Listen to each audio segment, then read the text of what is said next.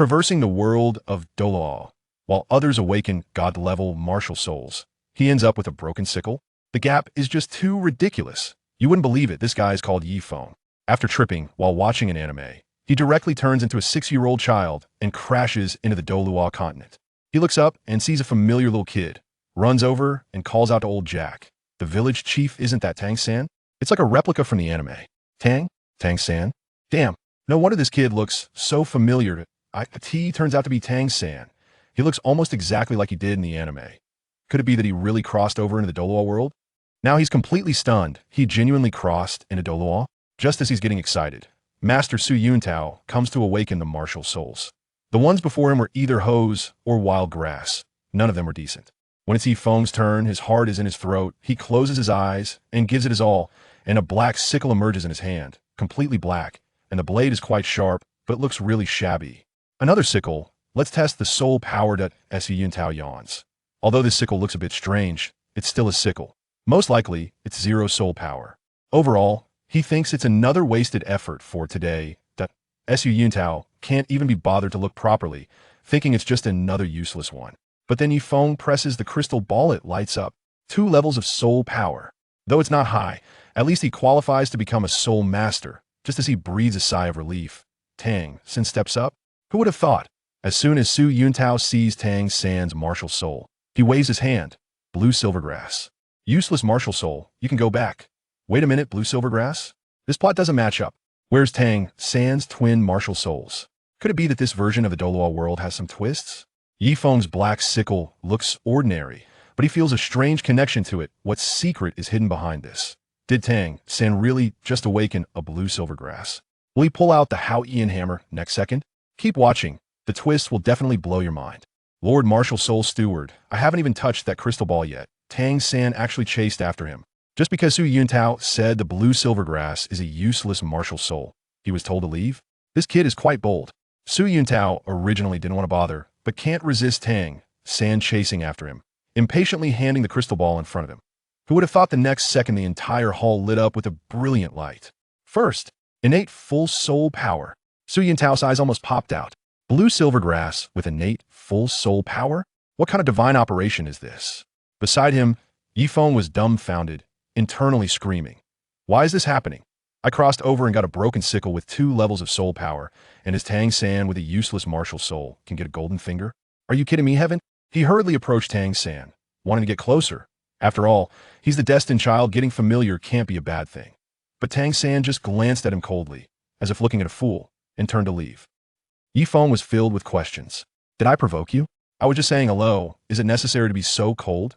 Outside, old Jack was waiting. When he heard Su Yuntao say there was innate full soul power, he got so excited his hands were shaking. But when he heard it was Blue Silvergrass, he looked like he had been doused with a bucket of ice water, feeling completely chilled. And another martial soul is a sickle, the lowest quality weapon martial soul, with 2 levels of soul power. Su Yuntao dropped this sentence and slipped away. Old Jack then realized that this orphan Feng actually has a soul power. He immediately decided to let him go to Nodding Academy with Tang San. But then Tang San suddenly said, if we're going to the city, I might need to discuss it with my father. Old Jack patted his chest and guaranteed, no problem if your father disagrees. He'll convince him. Becoming a soul master is being above others' head, be foolish to refuse. Just as they reached Tang San's house, they heard a loud crash from inside, followed by a drunken voice shouting, you want my son to be a soul master? Have you asked me, Tang Hao? Tang Hao actually disagrees? What exactly does he want to do? Feng follows him to the academy, and how will Tang San target him? The upcoming twist will definitely leave you stunned. What are you following me for? Tang San's gaze was too sharp. Feng was just following old Jack to his house. Is it necessary to be this aggressive? I don't need you to meddle in my family's affairs. That cold and icy sentence left Feng speechless. Great, the destined child doesn't even care about him. Feng could only turn around and head home in defeat. Back in his skylight grass hut, Feng felt more and more frustrated. Others cross over with systems and divine artifacts, and he's here breaking a bedboard and falling on the rocky ground, hurting so much he's gritting his teeth. The next morning, old Jack came to call him. Feng and Tang San didn't speak a word on the way. Upon arriving at Nodding Academy, they were even bullied by the gatekeeper. Seeing old Jack about to be bullied, Tang San's silver needle was almost crushed. This kid really dares to make a move. Fortunately, Master arrived just in time and said, "This is the first and last time," directly bringing them into the academy. On the way, Tang San chatted enthusiastically with the master, completely treating Yi Feng like air. "Heh, for such a small child, you're quite clever, but you've guessed wrong." The master shook his head while looking at Tang San, clearly very interested in this child. Just as Tang San was lost in thought, Yi Feng suddenly interjected, "I think the teacher should be a guest elder of the academy." As someone who has seen the plot, he had to make his presence known. Who would have thought the master didn't even glance at him, directly smiling at Tang San? "You little guy, understand the rules better than he does." The difference in treatment was too obvious. Yi Feng's face instantly stiffened. What was even more crushing was that Tang San's next words pierced his heart. A sickle martial soul, with 2 levels of soul power, is even qualified to enter the academy? Yi Feng exploded on the spot. What on earth did he do to provoke this deity? Will the master stand up and say something fair for him? In the next second, Yi Feng's sickle martial soul suddenly emitted a burst of black light. Even he was stunned. Is this broken sickle about to make a scene? "Teacher!" Tang San plopped down and directly acknowledged the master as his teacher. The master smiled, so wide his eyes squinted, announcing on the spot, "You are the 3rd person in the continent with twin martial souls." But Tang San secretly tightened his grip on the silver needle. He actually wanted to kill the master. Seeing the opportunity, Yi Feng quickly knelt down. "Master, please accept me as your disciple too." "Ha! Yi Feng, you really have commendable courage." The sarcasm in the master's laughter was practically impossible to hide. Yi Feng cursed in his heart.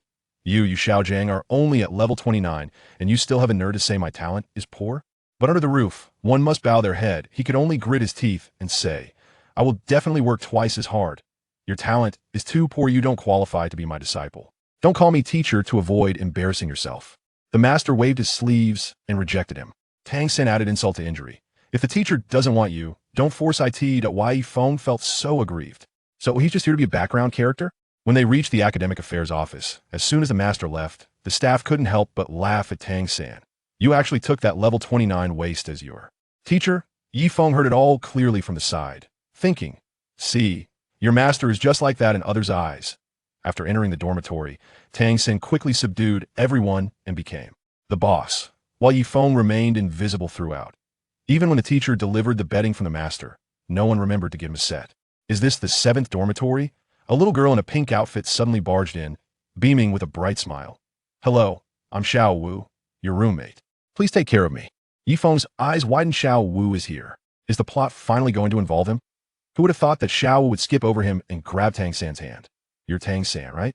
Can I sleep in the same bed as you?" Tang San's face turned red. Yi Feng was petrified on the spot. This plot isn't right.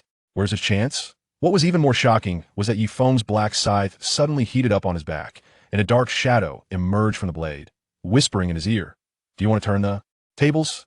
Cut off Tang San's blue silver grass for me." Why Yi Feng was so scared that he lost his mind. What the hell is this scythe? "Xiao Wu, how come there's a girl in the 7th dormitory?" As soon as Wang Sheng finished speaking, he was knocked to the ground by Xiao Wu with a loud bang. Xiao Wu put her hands on her hips. "That's what you get for looking down on girls."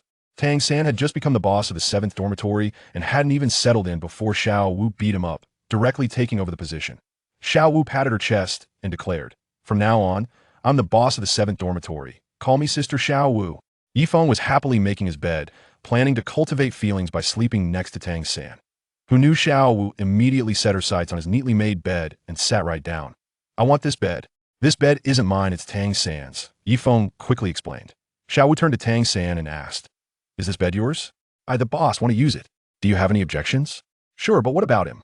Tang San weakly pointed at Yi Feng. "If you say it's fine, then it's fine. He'll deal with him," Xiao Wu said with a smug smile. Yi Feng was completely dumbfounded. Tang San actually agreed? After all his efforts, did he just end up making a wedding dress for someone else? "You'll deal with me?" Just as Yi Feng wanted to argue, Xiao Wu suddenly stood up and kicked his pillow to the ground. "Of course, you'll sleep on the floor." "Should I let the boss sleep on the floor?" Wang Sheng and the others watched, laughing, and no one dared to speak up for Yi Feng.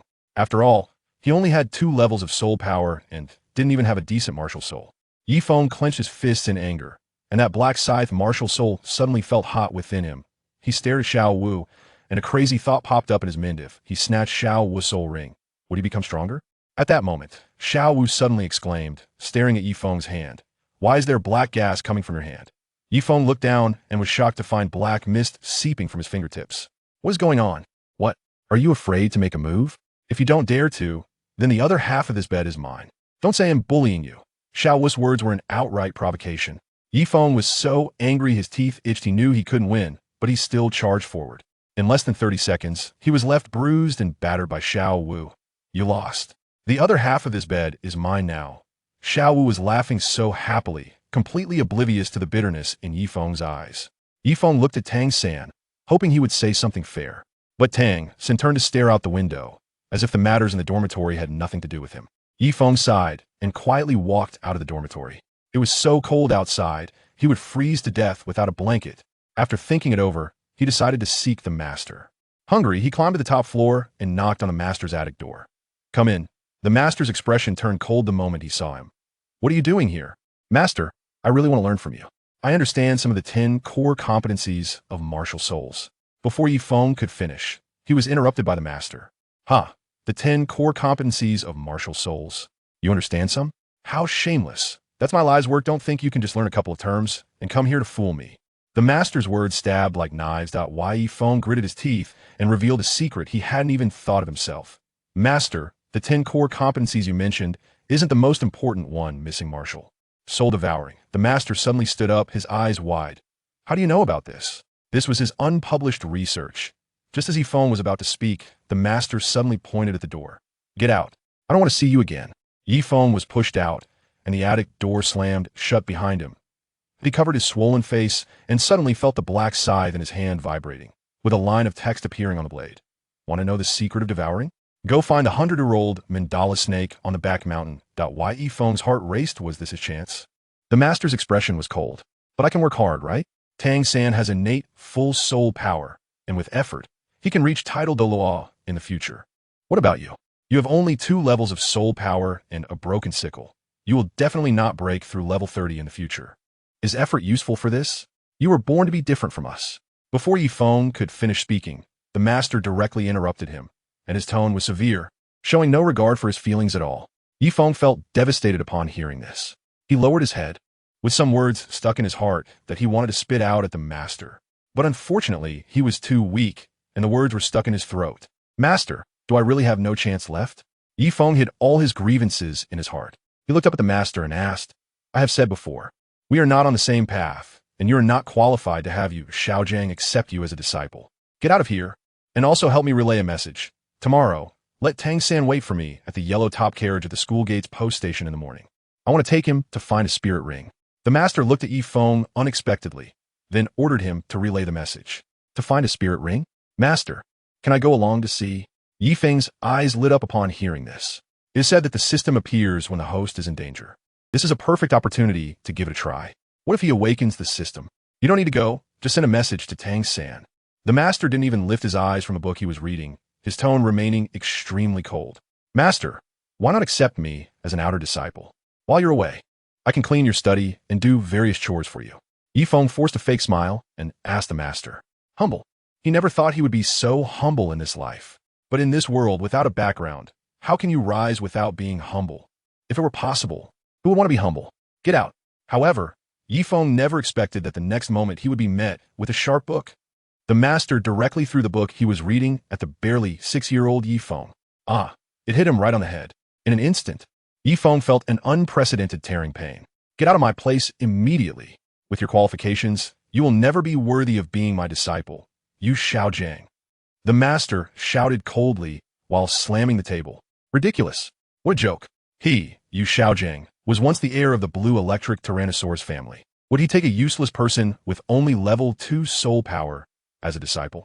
It would simply tarnish their noble lineage. Moreover, Tang San has innate full soul power and twin martial souls. What can Yifeng do? Be a handyman? He doesn't need a handyman. It was already a favor for him to allow the other party to enter this attic. Yet he repeatedly showed his ungratefulness. At this moment, Yifeng ran out of the attic in a panic. He was scared. As soon as he reached the bottom of the stairs, he touched his head, which had already swollen into a huge bump. This Yu Xiaogang was ruthless. If he had aimed at the center of his forehead or hit him again, he probably would have been done for today. Indeed, when you are strong enough, only then can you receive the goodwill of this world. Otherwise, all you get is malice. Just like Yu Xiaogang right now. You remember this, 30 years east of the river, 30 years west of the river, Don't bully the poor youth. Chapter 7. Departure. Soul Hunting Forest. Creek.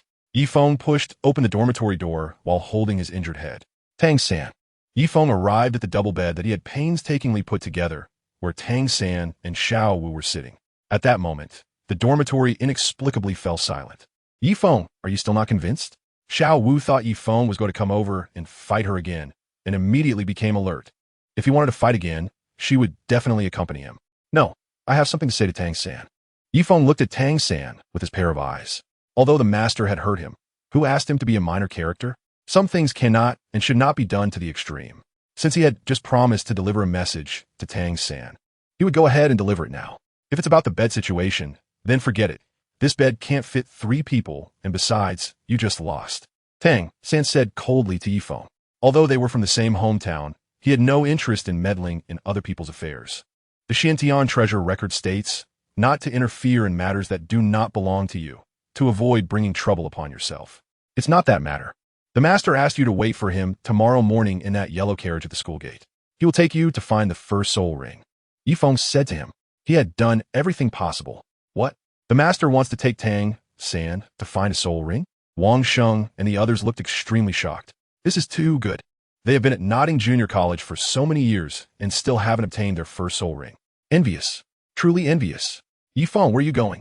After saying this, Yifeng turned and left. After all, there was no space for him in this dormitory. Staying here was just a joke. However, at this moment, Tang San inexplicably felt a sense of guilt. It turned out he was talking about this to himself. If he wasn't mistaken, the other party must have gone to find a teacher, most likely to apprentice again. Clearly, the bump on the other person's head confirmed that the teacher probably didn't accept him and even had him deliver a message. Normally, if he hadn't achieved his goal and had even been hurt, he shouldn't have conveyed that message, but he did. Just now, he had somewhat underestimated the other person's intentions, misunderstanding that he was concerned about the bed situation. But where is he going now? To the place I should go. Yifeng replied, and then left the dormitory. The campus at night was lively, but this liveliness had nothing to do with him. What he needed to focus on now was how to ensure he wouldn't freeze to death. If this traveler ended up freezing to death, just like this body, that would be quite a joke. There was no way he could go back to the dormitory. Going to the rooftop? That would be even colder. The station at the entrance? The yellow carriage? Suddenly, a flash of inspiration struck Yifeng. Right, why couldn't he hide in the carriage? He also wanted to go to the forest. If there was a system, he might even activate it. Thinking of this, Yifeng arrived at the station at the school gate, where there happened to be a yellow carriage. The sky had just darkened, and the person in charge was probably out to eat. With favorable timing and location, Yifeng directly crawled inside. The carriage was large and luxurious, with a seating area in the front and a small storage space in the back. It was also very warm. Moreover, Yifeng discovered there was food. He hadn't eaten dinner that night and was still hungry. This food was simply a lifesaver. Without a second thought, Yifeng started eating. After finishing, he felt full and took a nap. He didn't know how long had passed when he felt the carriage moving. It rocked back and forth. As a teacher, I'll give you a welcome gift. Thank you, teacher. Then I'll call it the night of the bright moon at the 24 bridges. The vehicle was in motion. Yifeng vaguely heard some conversations. Suddenly, there was a strange noise coming from the carriage. Who is it? Stop the carriage. In an instant, Xiaogang directly called for the carriage to stop. What happened to this teacher? The coachman in front looked confused and asked. It was completely baffling. What happened? Why stop the carriage for no reason? Are there other people in this carriage? The master asked. No, there are only you two in this carriage. And some supplies prepared for you in the storage box at the back as you instructed. Apart from that, there is nothing else. The coachman replied. I just heard something fall inside the carriage, said Xiaogang. That can't be. There is no sound. It's probably just that some items in the storage box fell when we went over the steep road. The coachman said. It really feels off in this carriage. There should be someone hiding in the back. At that moment, Tang San spoke up. After all, he is also a reborn person. This carriage has 2 sections. The front section is larger, like a normal carriage for people, while the back is a wooden wall. Behind that wooden wall is the storage box, which can only be opened from the back of the carriage. He had sensed something was not right. It seemed like there was someone or some animal inside. But he thought it was something prepared by the teacher, so he didn't say anything. Huh? Someone? That's impossible. The coachman looked incredulous, even feeling a bit confused. You should open it and see. Xiaogang said. Thus, at Xiaogang's insistence, the coachman reluctantly opened the back door of the storage. However, when he opened it, he was stunned by the sight before him. There was actually a child inside, and a lot of food had been opened and eaten by the other party. You, who are you? The coachman panicked. He had clearly locked the door. How could there still be a person inside? Yi Feng? The master and Tang San exchanged glances with a different expression, especially the master, whose expression was filled with coldness, even to the point of stifling anger. Yi Feng waved his hand a bit awkwardly. He didn't expect to have traveled so far after waking up, but he really ate a lot last night. It seemed like it was the first time he felt so full since coming here. How did you end up here? The master looked frosty, staring fixedly at Yi Feng.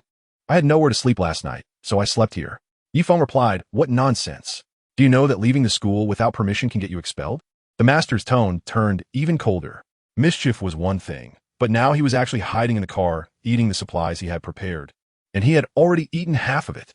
As for not having a place to sleep, would you Xiaogang believe that? Yesterday, he had given a double quilt and double pillows, precisely for Yi Feng and Tang San to share. How could it be possible that there was no place to sleep now? It was obvious that Yi Feng was doing this on purpose to go to the soul hunting forest with him. This was simply outrageous. When they returned to the school, he would definitely report this and get Yi Feng expelled. Chapter 8. One day, I will step on Yu's head. Master, I really didn't lie. I just had no place to sleep. That's why I ended up here. The master directly interrupted Yi Feng. He didn't want to hear anything, not a word. All right, I don't want to hear it. The coachman watched the whole scene from the side. So you know each other? At that moment, he asked with a different posture. He even felt a bit fortunate looking at the other person's expression. Why? Because if the two didn't know each other, and this person was a thief, then he would have to bear the entire loss of the goods in the carriage today. After all, these things were specifically requested by the master last night. Now it seemed unnecessary, since they were their own people. Stop at the town, near the soul hunting forest. We need to buy supplies. The master's tone was icy. He was really angry now. How could such an outstanding Tang San have such a compatriot? If it weren't for Tang San's face, he would really want to just throw this kid here and let him fend for himself. All right. The coachman was very excited to hear this. He had just thought that the supplies wouldn't need to be compensated, and now the other party confirmed that the supplies didn't need to be compensated. This naturally made him overjoyed. The carriage started moving again. Unlike before, Yi Feng's position was no longer in the rear cargo area, but with the master and Tang San in the passenger seat. However, compared to before, he now felt as if someone was choking him, making it hard to breathe. Why? It was well known that the master was not good at cultivation. But when it came to scolding, he could be said to be a shrew. For 2 whole hours on the road, he had scolded him nonstop. What could he do? He could only act like a grandson. Whatever the other party said was what it was. Even if he said he would get expelled when they returned to school, there was nothing he could do about it. After all, he had no control over such matters. He just let the words go in one ear and out the other. As for Tang San, he remained calm. It was as if Yi Feng and the master were not in the carriage, quietly watching the scenery outside. When they reached the town, under the master's guidance, Tang San and Yi Feng were taken to buy supplies together. Naturally, in the end, all these supplies were carried by Yi Feng. That's right, all of them. The master and Tang San were both empty-handed, as if they had come out for a shopping trip. Yi Feng was sweating profusely, but he gritted his teeth and persevered. Perhaps among the traversers, he was the most miserable one. How did he end up in such a situation? He hoped that this trip to the soul hunting forest would yield unexpected gains. It would be even better if he could awaken a system.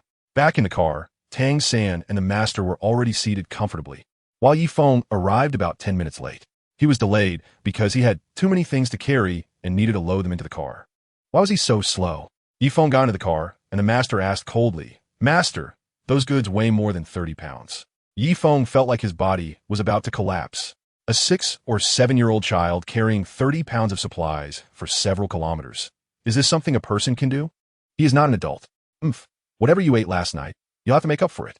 And when we get back to the academy, I won't let you leave so easily. You'll have to hand over the money you earned as a work-study student before I expel you. The master is not joking. He is speaking the truth.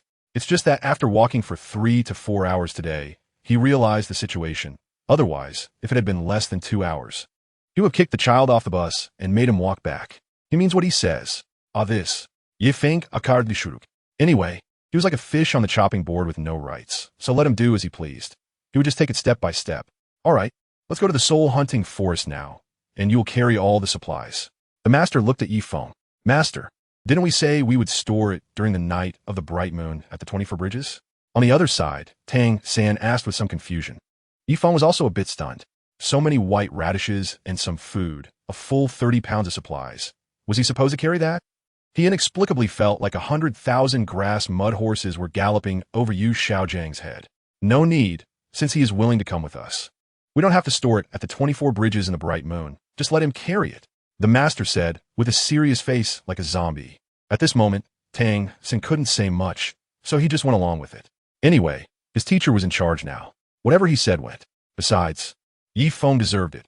If he hadn't snuck into the car and eaten those things, his teacher probably wouldn't have been so angry.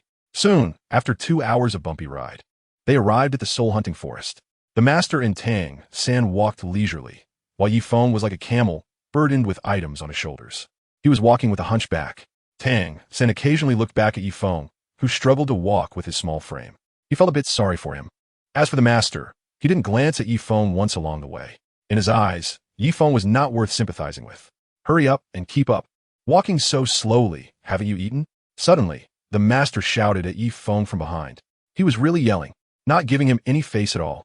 Master, how about we take a break? After another 30 minutes, Feng was slowing down more and more. Although the village kids had nothing to do with him, carrying so much and walking for 3 hours was indeed a bit much for him. To be honest, even Tang San felt a bit tired himself. I know you feel a bit sorry for him, but those who are pitiful must have their faults. Don't mind him, let him carry it. The master ignored him and continued walking ahead. Feng gritted his teeth and quickened his pace. At the same time, he cursed Yu's ancestors 18 generations over in his heart. If only the system could awaken right now, that would be great. Hey system, someone's about to die. Where are you? Feng gasped for breath, shouting with a nearly exhausted voice. However, no one answered. That's right, there was utter silence. Bang. Feng is really tired. He can't carry anymore. After walking for 3 consecutive hours, he has about 30 pounds on his back. His mental age is indeed very mature, and he has lived 2 lives. But he is now just a 6 or 7-year-old child. How could such a small body carry so much and walk such a long distance? If it weren't for the system, he wouldn't have been able to grit his teeth and hold on until now. He really wants to scold Xiaogang, stepping on the other person's head and shouting, "Nakli ma." Then with a hysterical scream, he would say, 30 years in the east, 30 years in the west. Back then, you looked down on me and bullied me. Now I make you unable to reach me, even make you suffer. Chapter 9. Who needs your trash protection at level 20-something? However, all of this is just a dream. It's impossible, because there is no system. He doesn't even know where the system is, and no matter how he calls, it doesn't respond to him. Feng, what are you doing? Feng had just stopped. Xiaogang, 100 meters away, immediately rushed over, his speed even faster than Su Bingtian. Moreover, the old man's face was as green as ancient bronze buried for 1,000 years. Master, I'm really exhausted. If this continues, I won't be able to take it anymore. Feng sat on the ground, his legs twitching uncontrollably. He was too tired. He had endured pain and fatigue that someone his age shouldn't have to bear. If it were a real 6 or 7-year-old child, they would probably just throw down their things and run away at this moment. Only he, Feng, with his 2 lifetimes of experience, had managed to tough it out. Teacher, I'm also tired. Why don't we really take a break? At this moment, Tang San spoke up. To be honest, he had completely looked down on Feng before and was even unwilling to interact with the kids from the village. But just now, the other party had carried 30 pounds of stuff and walked such a long way, spending a full 3 hours in the forest. Even he found it quite difficult. He really didn't know how this kid managed to hold on. No need. If you're tired, we could just go slower, but he can't stop. Since you came with me to seek protection from Xiaogang, you have to pay the corresponding price. Xiaogang said to Feng, showing no mercy. His gaze was as if he wanted to eat someone. Then, can I take a 2-minute break before he set off? Feng faced the question. He originally wanted to say, then I'm leaving? With a master like you, I wouldn't want to stay anyway. Who needs your garbage protection at level 20? But rationality told Feng that he couldn't say that, because if he did, it would be the end for him. Really leave? Where could he go? Right now. He was just a 6 or 7-year-old child. If he set out alone, even a wild wolf could eat him, not to mention encountering a spirit beast. Don't think he's exaggerating. That's just the reality. So he endured humiliation and bore the burden. He wanted to grit his teeth and hang on, hoping that the system would awaken. No, the troops' Haven team moved, but provision should go first. You move forward. Xiaogang commanded Feng. 1 minute. Master. Just 1 minute. Feng extended a finger with a pleading expression and said, 1 minute? All right, I'll give you 1 minute. The master directly kicked Feng, who was already too exhausted to dodge, and fell down. In an instant, those white radishes and various supplies scattered all over the ground. Yifeng never expected that the master would treat him this way. Huh, didn't you want a minute? I'm giving it to you now. If I turn around and see a single carrot or something drop on the ground, I'll make you pay double. And don't even think about resting. The master sneered. Just a wild child from a mountain village, and he wanted to play mind games with him. This time, Xiaogang would simply torture him mercilessly, making this kid understand what it means to defy him. Apprenticing? He thinks he can become my student like this? Doing chores?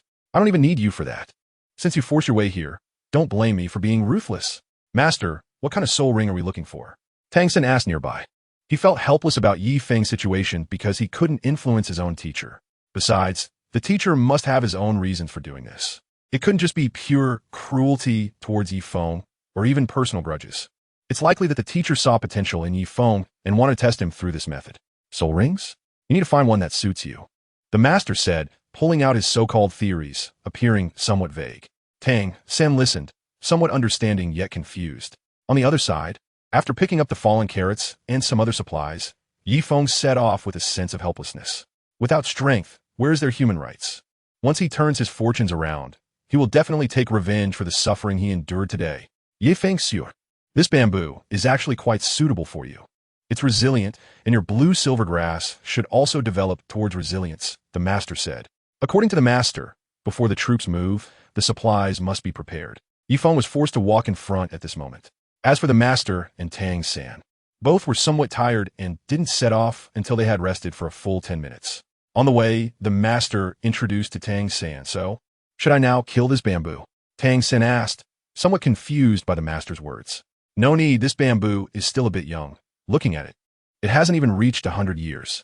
I hope your first soul ring is a 100-year soul ring. If we can't find a suitable one, then we can come back for this bamboo, the master replied. Oh, okay. Tang San nodded. After all, he didn't understand these things. He would follow whatever his teacher said. Let's go, the master called to Tang San. I wonder where Feng is gone. Let's hurry and catch up. Tang San nodded. Previously, Feng had lagged behind them. After resting, they couldn't find his shadow at all. Anyway, I gave him the map. If he goes the wrong way, I'll just scold him when I catch up. A 6- or 7-year-old who can't even read a map. What use is he? Xiaogang said lightly. He didn't know when it started, but scolding Feng seemed to have become a normal thing in his eyes. Up ahead, Feng's waist was already bent over, sweating profusely, and he even felt a bit dizzy. The evening forest was extremely muggy. On the road, he once again cursed Yu's ancestors for 18 generations. There was no other reason. This was his only way to vent. You want him to run in front of Xiaogang to curse? Rationality told him not to be so stubborn. That would lead to a terrible death. But treating Feng like a beast, if he had no place to vent, he would suffocate from holding it in. What was that sound? Suddenly, Feng heard a rustling sound, and a foul smell filled the air, somewhat fishy and stinky. The wind was blowing gently. Feng inexplicably sensed a feeling of unease, as if something was approaching him. Could it be the black mandala snake? Suddenly, Feng recalled a terrifying fact. After Tang San, the chosen one, arrived in the forest, a mandala snake would come to deliver a package. His luck couldn't possibly be that good, right? If his luck were really that good, why hadn't the system come knocking on his door yet? Feng mustered his courage and took a step forward. Suddenly, a black head emerged from the grass in the distance. Chapter 10. The cruel and malicious master has killed. Damn it, Mandrake Snake. The moment Feng saw that black head and the chilling gaze, he felt all the hairs on his body stand on end. Hiss, the black head, the cold eyes, and the bright red snake tongue. It was as if the opponent had locked onto its prey. Knock on Eli Monandai. Help! Feng turned his head and directly threw away those white radishes. What use are these white radishes when you've lost your life? Are you going to plant radishes on your grave in the future? Big and fat? Once the prey is locked in, the black mandrake snake will not let Feng escape so easily. It immediately twisted its body and chased after him. The speed was extremely fast. It was like an arrow shooting out. Feng almost used all his strength. His completely exhausted body seemed to burst forth with limitless potential, as if experiencing a moment of revival. If he were to run onto the sports field now, he would probably become the most dazzling star. But if he fell behind, he would likely become a meal for the mandala snake. He was still so young and didn't want to die. So, he shouted for help while running towards Tang San and the master. He definitely couldn't handle that mandala snake on his own, but the master and Tang San could. First, he needed to find them to save his life. Help! Tang San vaguely heard someone ahead shouting for help, and immediately his face turned alert. Help? What kind of help? The master was a bit confused. Teacher, it seems someone ahead is shouting for help, and that voice sounds like Feng's. Tang San answered honestly. Feng? This kid must be up to some mischief again. I don't even want to pay attention to him. Upon hearing Feng's name, the master's face instantly showed disgust. Feng was anxiously waiting ahead, waiting for the master and the others to come back to save him. Master, do you think he might have run into danger? Tang San said seriously, I can hear that voice is urgent, and it's coming towards us. You are still too young. The place I brought you to is the outskirts of the soul hunting forest, where even 100-year-old soul beasts are rare. I estimate he is just tired and wants to rest, but I haven't allowed him to rest. He is probably pretending now, the master said with a faint smile, his face showing unparalleled confidence. It was as if he had everything under control, strategizing everything perfectly. Oh, since the master has explained it this way, I want to delve deeper into it. After all, the master has his own thoughts, Tang San thought. So, just watch me in a while. Anyone who tries to play tricks with me, Xiaogang, I will expose them thoroughly. Xiaogang's confident smile grew even wider. Master, look quickly. Tang San pointed at Feng, who was rushing toward them from a distance. Acting so realistically, he is really getting better at deceiving people, the master sneered coldly. Then what should we do, master? Tang San asked. You don't need to worry about this. Just watch me expose him. The master stood in front of Tang San, his cold smile becoming even more pronounced. Master, help me. Finally, Feng saw the master and the others. He was instantly overwhelmed with excitement.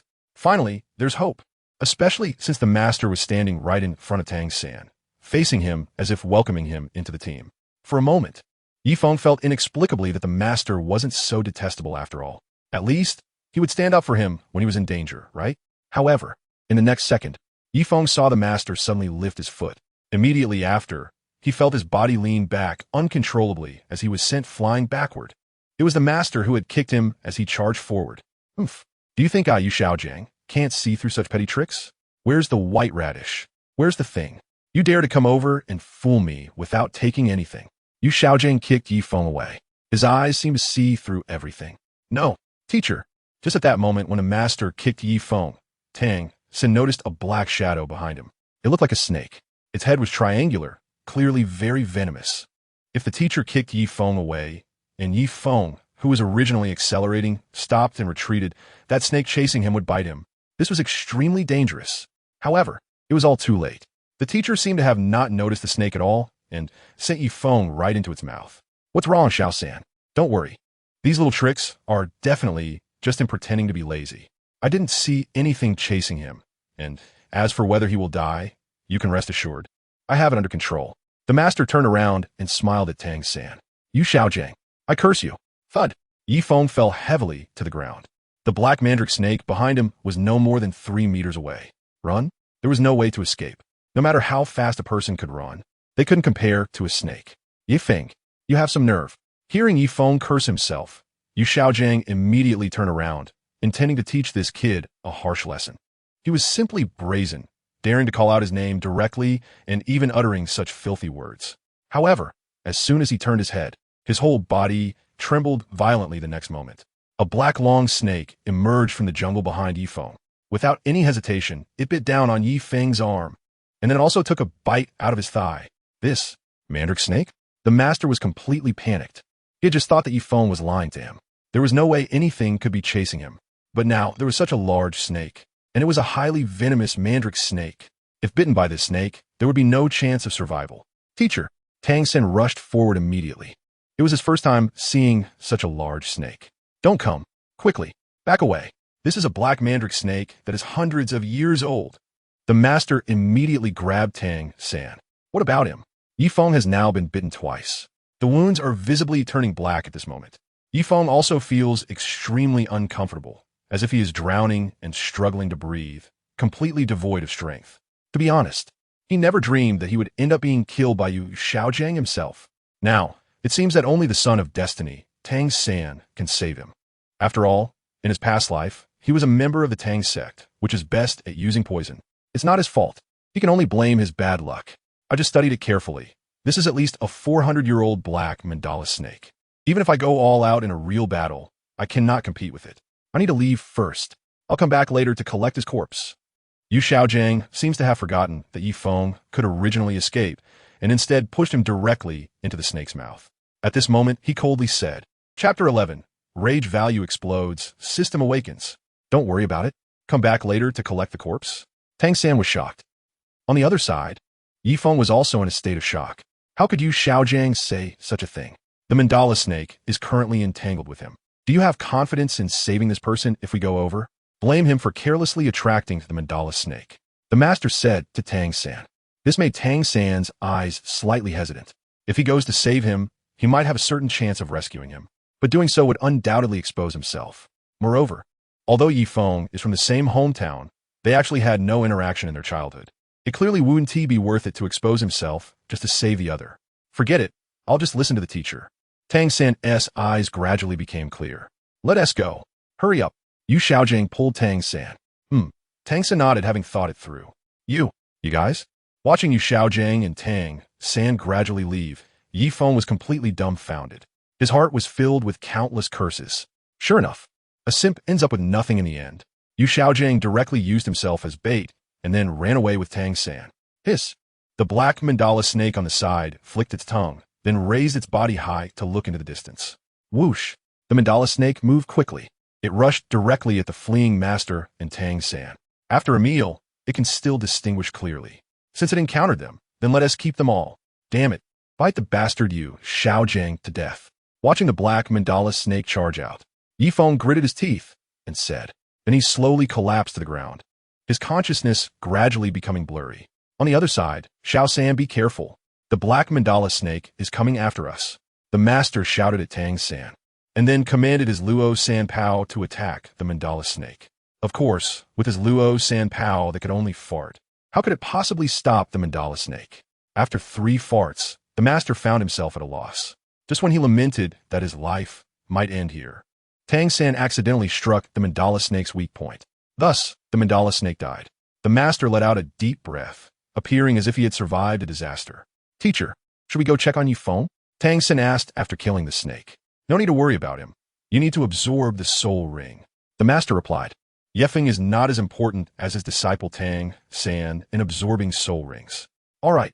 Tang San sat cross-legged and immediately began to absorb the soul ring according to the method taught by the master. During this time, the master had taken a glance at Feng and found that his hands and feet had turned completely black. He couldn't help but shake his head slightly and return to where Tang San was absorbing the soul ring.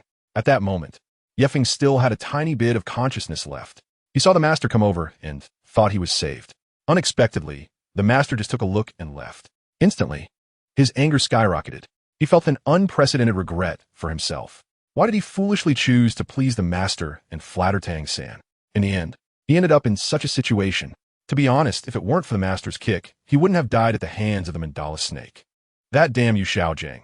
How could he act so self-righteous, as if everything was Feng's responsibility? A hypocritical bastard. In his next life, he must be smarter. This was the last thought of Feng while he still had some consciousness left. Ding! Congratulations to the host for reaching the critical value of anger, successfully activating the system. Just then, a mechanical voice echoed in Feng's mind. Huh? A system? Am I dreaming? Unable to move, with only a bit of consciousness left, Feng found it hard to believe. He awakened a system? No way. Does this mean he could survive? Ding! The host has activated the starter pack. Please claim it immediately. Soon, that mechanical voice appeared in his mind again. On the other side, Tang San had successfully integrated the soul ring. As expected of my disciple Yu Xiaogang, this first soul ring is well within the range he can bear. Yu Xiaogang looked at Tang San, who had woken up and successfully integrated his martial soul, and felt extremely excited. Tang San had successfully put his theory into practice. What he needed most now was a practitioner of his theories, and Tang San was the only one. Those who looked down on me, Yu Xiaogang back then, I will now use my direct disciple to prove the greatness of the martial soul theory to you. Yu Xiaogang roared inwardly. Just within the bearable range. If he had taken a little longer, he probably wouldn't have been able to handle it. Tang San nodded. After integrating the first soul ring, he felt a surge of power throughout his body. That is, my martial soul's 10 core competitive strengths are not just random claims. They are methodologies I proposed after many validations and could be said to be eternal truths. All right, let us return to school now. Hearing Tang San's words, the The master first praised himself a bit, and then prepared to set off back to school. Huh? Are we just going back like this? Tang San looked at the master in surprise. Previously, he mentioned collecting Yefeng's corpse, but now he seemed to have forgotten about it. Don't worry. The teacher has already buried Yefeng while you were cultivating. Now we can return safely. You should focus on your cultivation and not dwell on this matter. After all, it's possible to have casualties while searching for soul rings. I'll take care of the school matters. Xiaogang certainly knew what Tang San wanted to ask, which was about Yefeng. Unfortunately, he had just glanced at the place where he attacked the mandala snake, and that kid was completely blackened. The poison had reached his heart, and he was already a corpse. For a body that had already gone cold, there was no need to go collect it now. The previous mention of collecting the corpse was just casual talk. So the master made up some words to comfort Tang San, telling him not to get too caught up in this matter. Everything has been taken care of by him as the teacher. As for Yefeng's death, so be it. It had nothing to do with the two of them. Whether to take the corpse or not was not important. After all, a dead person is the same wherever they are. Leaving him here to become carrion is also a good thing. Dust to dust, earth to earth. Thus, Xiaogang and Tang San left the soul-hunting forest. The task of finding the soul ring had been completed. Tang San obtained a very good soul ring and also validated Xiaogang's theory of the 10 core competitive strengths of martial souls. As for Yefeng's follow-up, it could be reported to the school later to process his casualty records. His student status would be revoked entirely. Chapter 12, Super System, Incredible. As for the compensation of a few gold coins after death, let those 2 or 3 coins be given to his parents. If he has no parents, they can be used for Xiao San. After all, it makes sense to contribute money from the same village to help Xiao San cultivate. The 2 left, and the forest shifted from day to night. They didn't know how long it had been when a young man dressed in luxurious clothing appeared nearby, followed by 2 elderly men. They picked up Yefeng and then vanished from the spot. Where's this? On that day, Yefeng slowly opened his eyes. In front of him was a magnificent sight, resembling a royal palace. His first thought was whether he had crossed over again. After all, just before dying, he sensed that he seemed to have awakened his system. He didn't know what kind of world this was. Had he been reborn as a little prince? What a pity for that bastard Xiaogang. If he could return to his previous world, he would definitely trample Xiaogang hard. That murderer. And Tang San. Tang San was also an accomplice. The more he thought about it, the angrier Yefeng became. You're awake? At that moment, a very handsome young man dressed in splendid attire smiled as he approached Yefeng.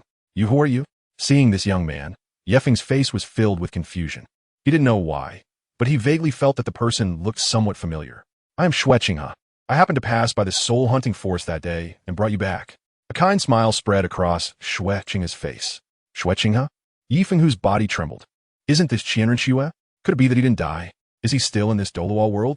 He tried hard to recall and vaguely remembered that the system mentioned something about granting an automatic repair once, and also giving some kind of martial soul gift package. However, he still felt very dizzy now. He would take a closer look later. Since he hadn't left this world, that was truly wonderful. Xiaogang and Tang San. 30 years in the east and 30 years in the west. You once looked down on me, but in the future, I will make you unable to reach me. Feng felt a surge of anger burning within him. At the same time, he was deeply grateful to Xianren, who was currently in the identity of Xiaogang. If it weren't for her bringing him back, he would have probably been eaten by wolves or tigers. Even if he truly had a system, it would be difficult to cope without arms and legs. Well, I am also the crown prince of the Heaven Do Empire, and now you are in my eastern palace. Xianren said, nodding. She certainly wouldn't bring back an ordinary person. This young man had actually been surrounded by purple chi that day. Moreover, he was able to endure the severe poison from the mandala snake for so long, and even managed to recover on his own in the end. Such a person was truly too mysterious. This piqued her intense curiosity. Therefore, that day, she helped to eliminate some nearby wolves and tigers and brought him back to the empire, planning to cultivate him well. She thanked the crown prince for saving his life. Feng expressed his gratitude to the prince, licking the master, licking Tang San, and in the end, I ended up licking myself to death. However, I must thank you, Xiaogang, for pushing me towards the snake's mouth and leaving me heartlessly, which made my anger peak and completely activated the system. At the same time, it also led me to meet Xianren. In this world, Xianren is truly a rich and beautiful woman. Moreover, she is the first person in 10,000 years on the continent to become a deity. Unfortunately, she is a tragic and pitiful woman. She lost her father when she was young and was viewed as a thorn in her mother's side. In the end, She absurdly fell in love with Tang San and died at his hands. If I hadn't awakened the system, perhaps I couldn't change any of this. But now that I have awakened the system, let these things disappear completely. I will rewrite the entire history of Douluo. Haha, no need to be polite. You should rest well first. I'll have them prepare some food for you later. You've been in a coma for 3 days and nights, so you must be a bit hungry, Qian Renshua said with a smile, her expression incredibly kind. And with that, Qian Renshua left. Yifeng was lying on the bed at this moment.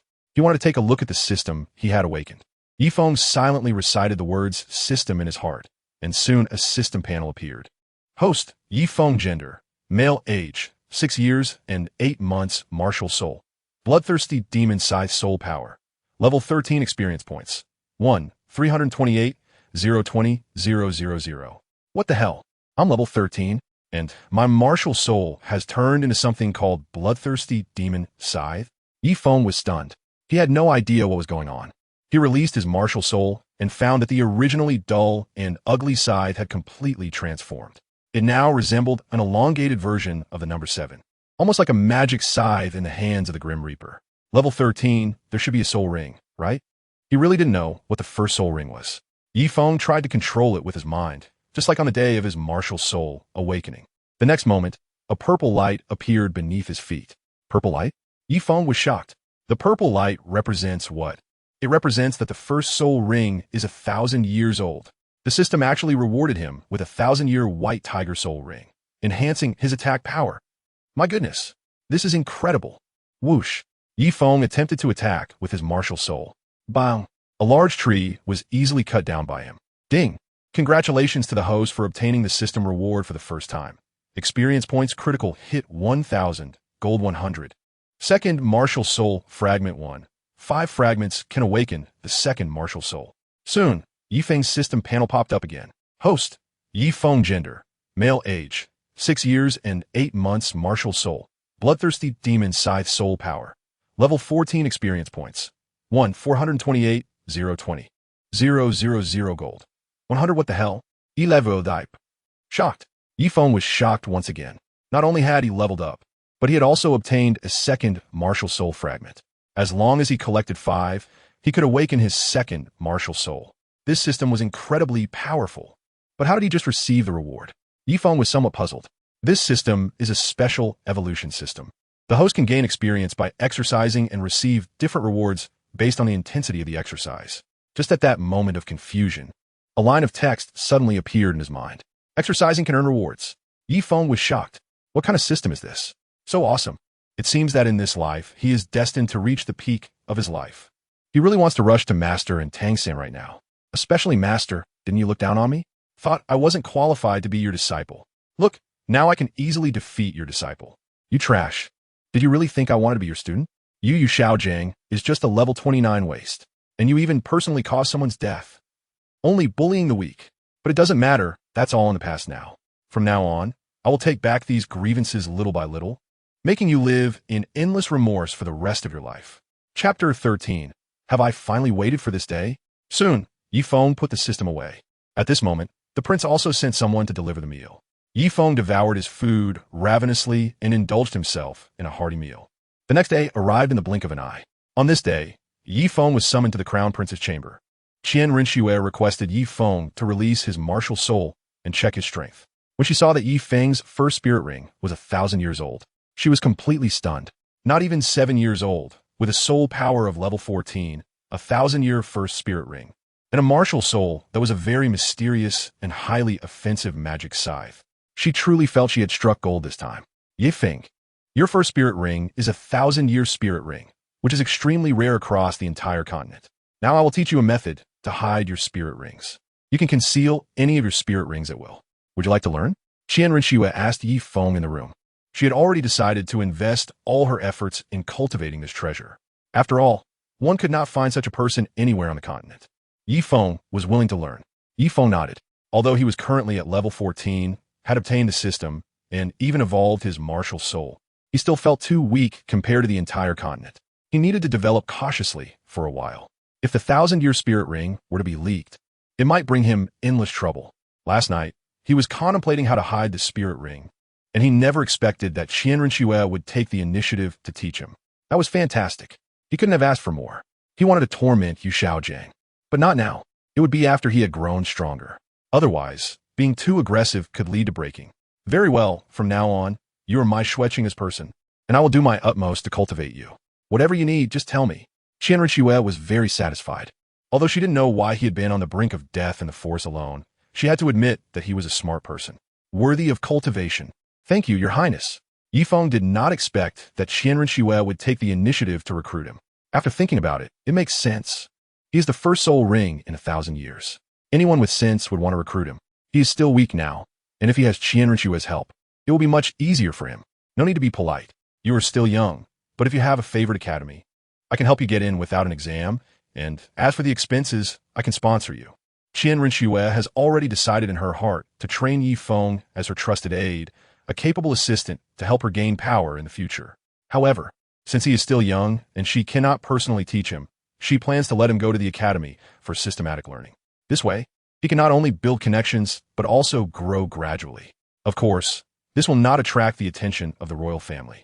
After all, she is not a true member of the royal family. This good seedling can be kept just for her. If Shui Yi discovers him, he will definitely try his best to recruit him. A favorite academy? Yifeng felt a bit confused upon hearing this. To be honest, he really didn't have a preferred academy. The Tiando Royal Academy's junior department, the junior department of the Five Elements Academy, and the junior department of the Tsanghui Advanced Academy were just a few of the well-known academies that Qianren had mentioned to him at that moment. Tsanghui? I'll go to Tsanghui Academy. Yifeng heard this name, and a flash of light instantly crossed his mind. He recalled the scene several years later, when the Tsanghui Academy in the outskirts of the Stardew Forest was pressed down and rubbed against the ground by a so-called monster academy. The reason was that Ma Hongjun provoked the girls of Tsanghui Academy, and then a so-called monster academy with skewed values said that soul masters who didn't dare to cause trouble weren't good soul masters. In the end, they even beat up the victim. Soul masters who don't dare to cause trouble aren't good soul masters? All right, this time I want to see if you can provoke me. Yifeng, cold-blooded and ruthless Tang San. I believe you will be very surprised when you see me. With this thought, Yifeng seemed to have established a goal. From today onwards, he must cultivate diligently, for the sake of merciless crushing. Tsanghui Academy? Good. Then I'll send you to Tsanghui Academy. Qianren was initially puzzled by this statement, but then nodded slightly. The Tang Sect Royal Academy has too many spies. Going to an advanced academy on the outskirts is not bad. However, the teaching in the junior department is still somewhat inadequate. If one wants to become her trusted confidant and together steer the entire continent in the future, then there must be challenges. In the end, Qianren directly sent Yifeng to the advanced department.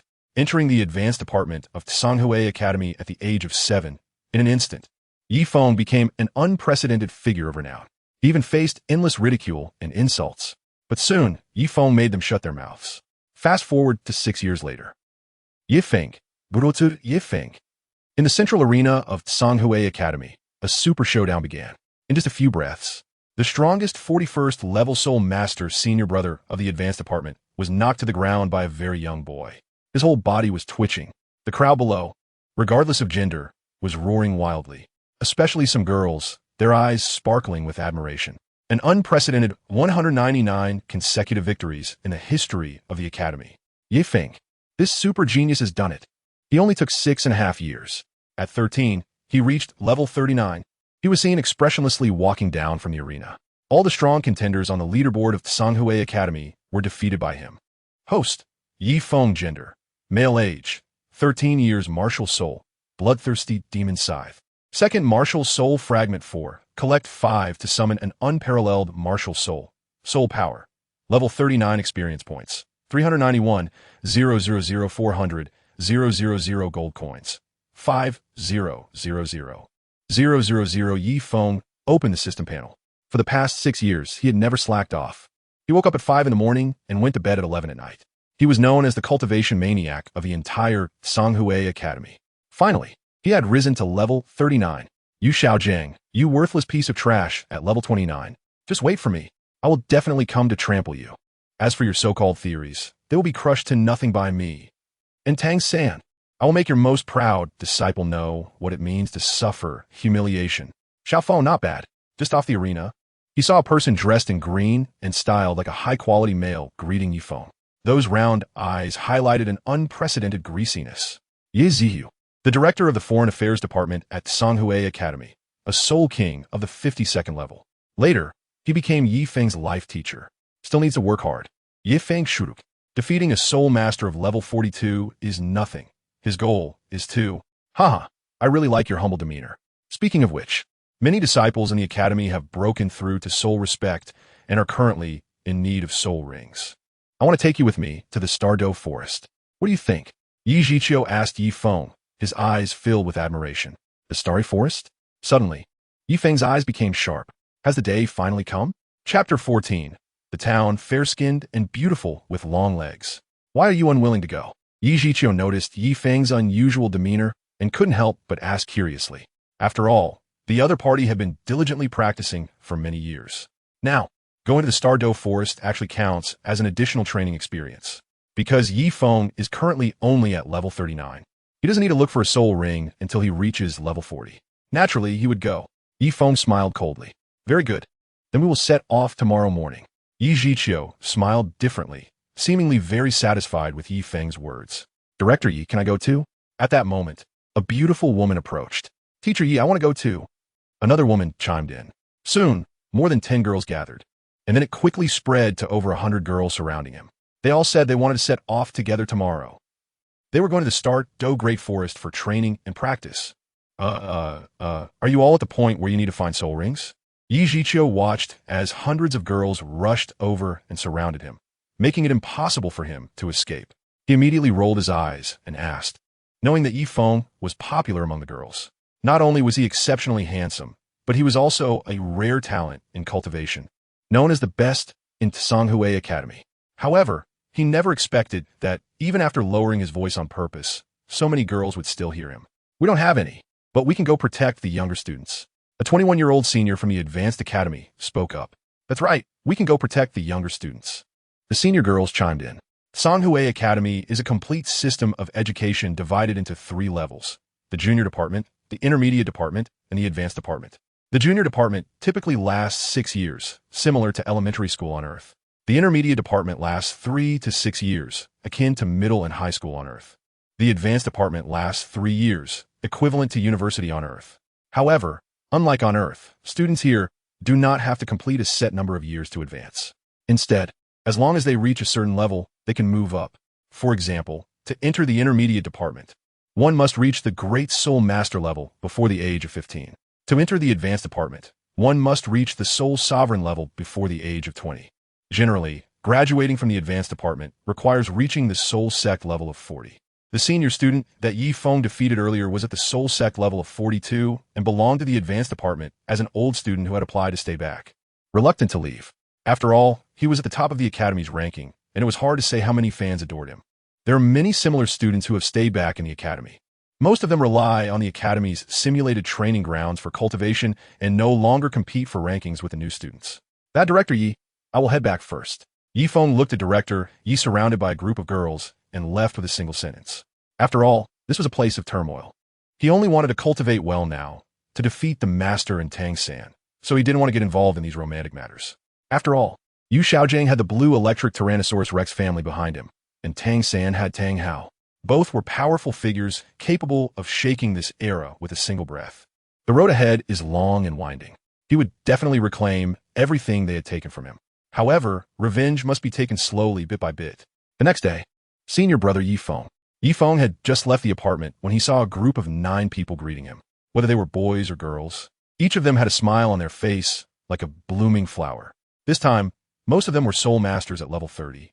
And having the academy's strongest senior brother, Yi Feng, accompany them was truly a great honor. Some girls even prepared sweet treats filled with affection. This opportunity for solitude must be well grasped, especially for some girls of the same age as Yi Feng. Their eyes were practically sparkling. Just imagine at the same age.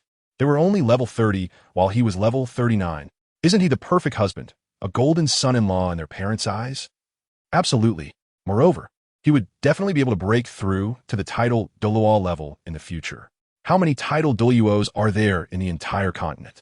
You could practically count them, not to mention his incredibly handsome appearance. Good morning. Yi Feng greeted them, although he was a student in the advanced class. Everyone was roughly the same age, with some even older than him. He didn't like to put on airs, so he directly greeted everyone. In an instant, everyone seemed to be energized. They had long heard that senior brother Yi Feng was different, unlike some who either acted arrogantly or were just after the junior sisters. Today, seeing him in person, he was indeed, as rumored, handsome, focused on cultivation. His gaze was incredibly pure and free of distractions. Xiaogang, I'll be in front. You wait at the back of the convoy. Yi Zhiqiu instructed Yi Feng. Okay. Yi Feng nodded. He had no objections to this arrangement. Thus, the convoy set off. Their destination was the Douluo forest. Normally, it would take a day's journey to reach it from their academy. However, they naturally couldn't be in such a hurry. Typically, they would first stop at a small town on the outskirts of the Douluo forest to rest for a night.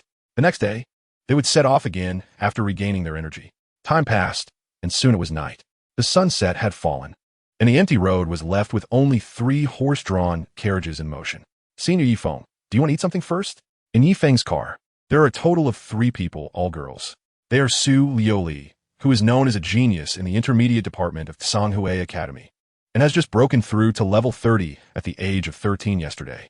There is also Luo Shuei from the intermediate department, who is 14 and at level 30. And in Xiaosu, also 14 and at level 30. 2 of them broke through last night. Originally, there were only 6 people, 3 boys and 3 girls. Now, it has turned into 9 people, 3 boys and 6 girls. With Yi Feng and Yi Zhiqiu, it becomes 5 boys and 6 girls. It must be said that Yi Feng has a huge influence. Since his rise, the entire Tsanhui Academy seems to have changed. Everyone is working hard on their cultivation. I'm not hungry for now. Let's eat together when we reach the town. Yi Feng smiled slightly at Su Liuli and said, Senior brother Yi Feng, I made all of these myself. Why don't you try a little? Su Liuli's big blue eyes sparkled with anticipation as she directly opened the bento. All right, I'll try a little, he thought. Looking into her eyes, he felt that if he refused, it would break her heart. So he took a small bite. However, he didn't expect this to be the beginning of a nightmare. Since he ate Su Liuli's bento, Luo Shuei and in Xiaosu both took out their bentos one after another. They kept eating until they were stuffed. Finally, when night fell, they stopped in front of a small restaurant. Xiaofeng, everyone is tired after a long day and hungry. How about we eat at this restaurant? Yi Ziyu Asket Yifeng. With the other party's talent surpassing his own, it was only a matter of time. Therefore, Yi Zhiqiu was very courteous to Yi Feng. I can do it all. Yi Feng shrugged his shoulders and even let out a burp. Just like that, they walked in. Big brother Dai. Hurry. Look, fair-skinned, beautiful and long-legged. However, as soon as they entered the small restaurant, they were met with a blatant gaze from a distance. Chapter 15. I'm also good at fighting. A chubby man in a fire-red outfit was currently drooling at the corners of his mouth, looking as if he couldn't wait to rush over. The uniform of Tsanhui Academy was quite clever, with most girls wearing knee-length skirts. This time, the 6 girls who came over were all extremely beautiful, especially Su Liuli, Luo Shuei, and in Xiaosu, who could even be said to be tempting enough to commit a crime. As soon as they entered, they became the center of attention in the entire restaurant, with a return rate of 200%. Ahem, fat guy. If you want to look, then look, but don't involve me. I'm only interested in my bamboo ching right now. A young man with yellow hair coughed a couple of times, seemingly saying that if you want to look, do it yourself. I have no interest. But soon, his gaze betrayed him, as his eyes were fixated on the 3 girls walking behind Yi Feng. They were simply breathtaking. If it weren't for the exquisite cat girl beside him, based on his previous character, he would have probably rushed out to ask for contact information. And it wouldn't have been impossible to meet in the VIP presidential suite of the Rose Hotel that night.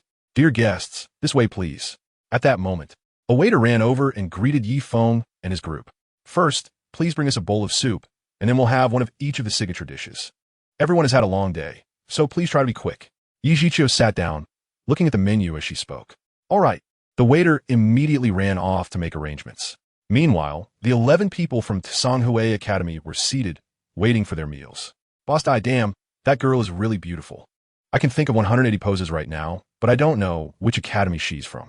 The fat guy, Ma Hongjun, said with a lewd expression as he looked at a young man with blonde hair beside him. You really have no experience. That's Tsanhui Advanced Academy, the blonde-haired man. Dai Mubai replied. Advanced Academy? Then it's hopeless. The fat guy had originally planned to go for some primitive marriage customs tonight, knock them out, and take them away. Plain and simple. But with an advanced academy, that's obviously not possible. Why not? Because we can't win. TCH, you're too cowardly. Although Tsanhui Academy is an advanced academy, It's just a bottom-tier An academy on the continent, Dai Mubai said, his lips curling in disdain. Oh, bottom-tier academy? I thought it was strong. A girl dressed in pink chimed in.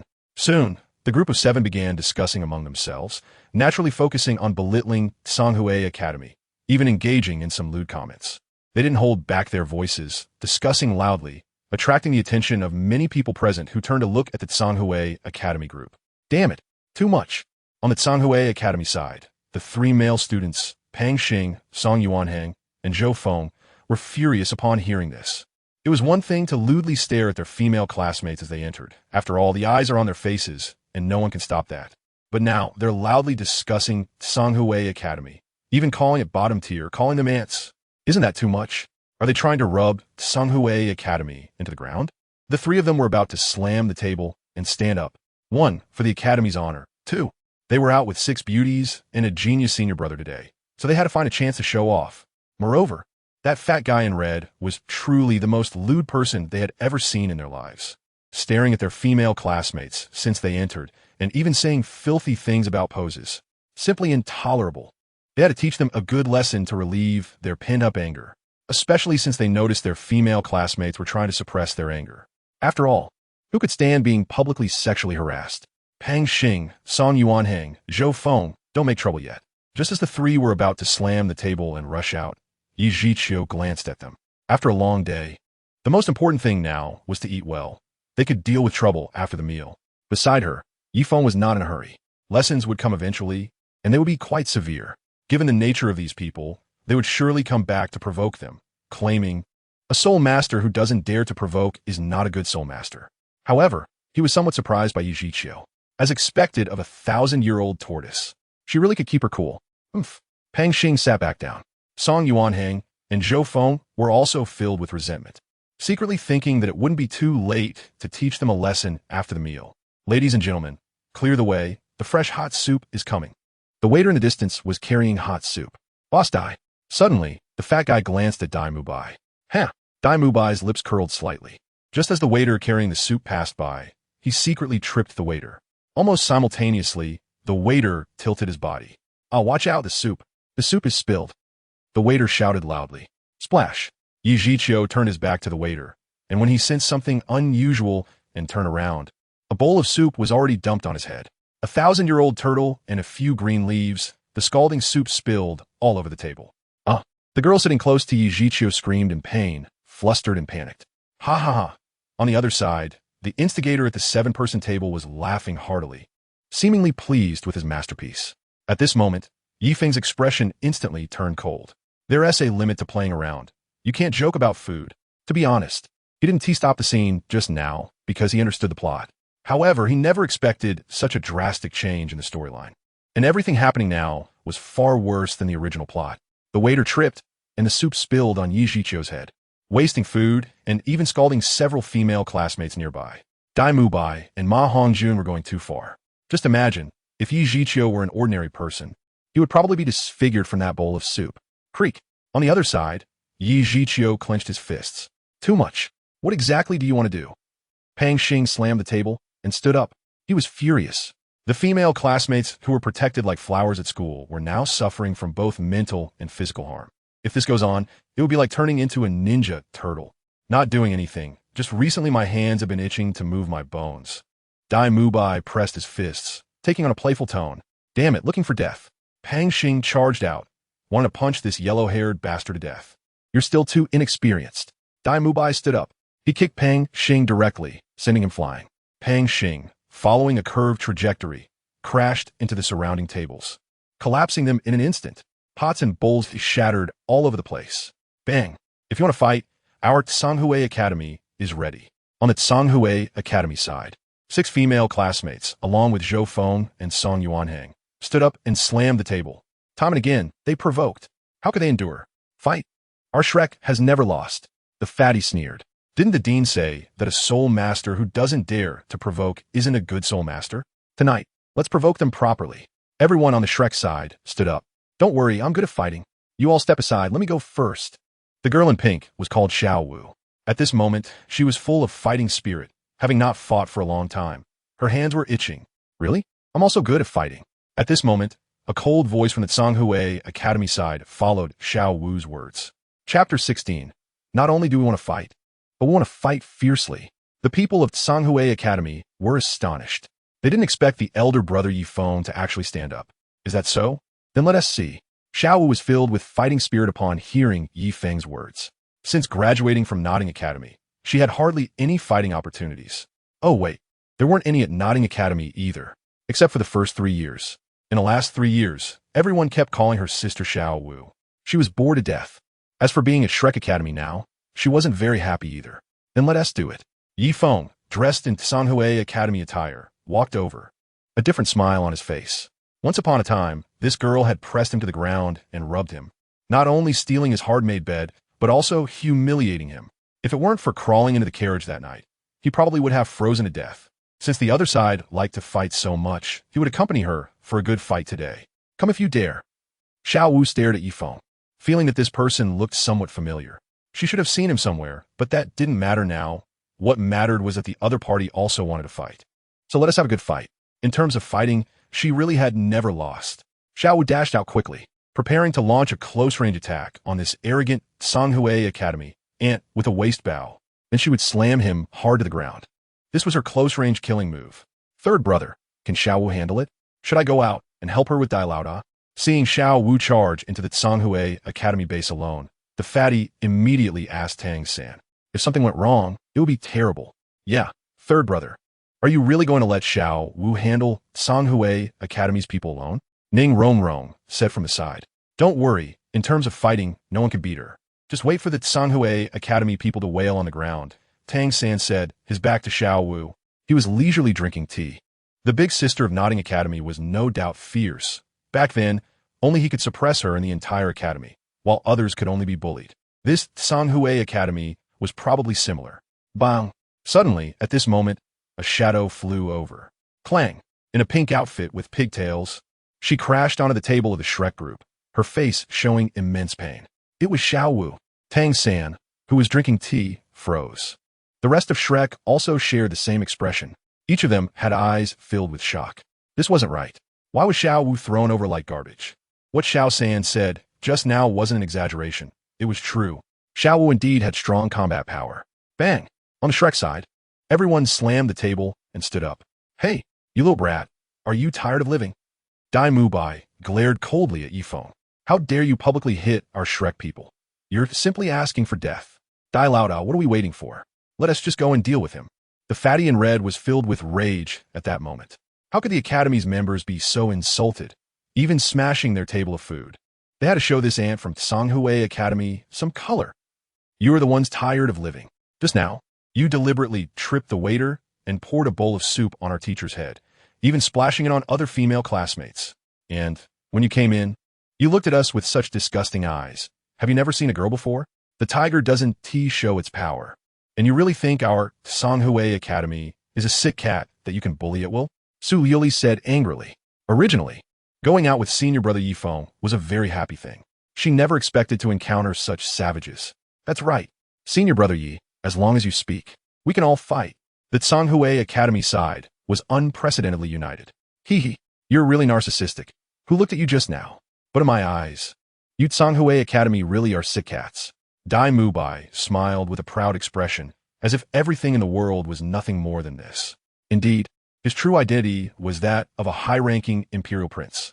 What was Tsanghui Academy? What were the students inside? You, on the side of Tsanghui Academy. Everyone seemed to have their hair set ablaze, burning fiercely. Only the old turtle Yi Zhiqiu remained silent, his face betraying no emotion. Perhaps he was enduring, or maybe it was a moment of calm before a volcanic eruption. Then I would like to experience what young Master Dai has to offer. Yi Feng smiled faintly and looked at Dai Mubai. Then let's do it. Dai Mubai clenched his fists. For some reason, just now, he felt an inexplicable chill deep in his heart. The source was this kid in front of him. He looked younger than himself, yet for some reason, his smile was filled with genuine disdain and confidence. It was as if he could trample on him at will. Soon the two sides clashed, undoubtedly within just a breath. Dai Mubai found himself at a disadvantage. I'll come. In an instant, Ma Hongjun launched a sneak attack from the side. Boom! The next second, both of them were kicked away. They lay neatly on the ground. Wow, senior brother is so amazing. On the side of Sanghui Academy, everyone, regardless of gender, had bright eyes. They admired Yi Feng to the extreme. Evil Eye White Tiger possessed Dai Mubai, who had just been knocked away, felt greatly insulted and immediately became furious, summoning his martial soul. Evil Fire Phoenix. Fusion. A flame slowly rose. The temperature in the entire restaurant instantly increased by several degrees. How dare they make the two brothers look so embarrassed? Today, they would let the other side know what consequences meant. Soul Master. Sir Soul Master, my little shop can't withstand this kind of chaos. The shopkeeper trembled, fearing that his small establishment would turn to ashes in the next second. What are you afraid of? Tonight, I'll cover all the losses. Dai Mubai said directly. With this little shop, can I not bear it? I, Dai Mubai, have plenty of money. Oh, you're going to cover all the losses tonight? Is that true? Yifeng looked at Dai Mubai, a playful smile on his lips. My words are not false. Everyone present can attest to that. What's wrong, kid? Are you too scared to fight me with your martial soul?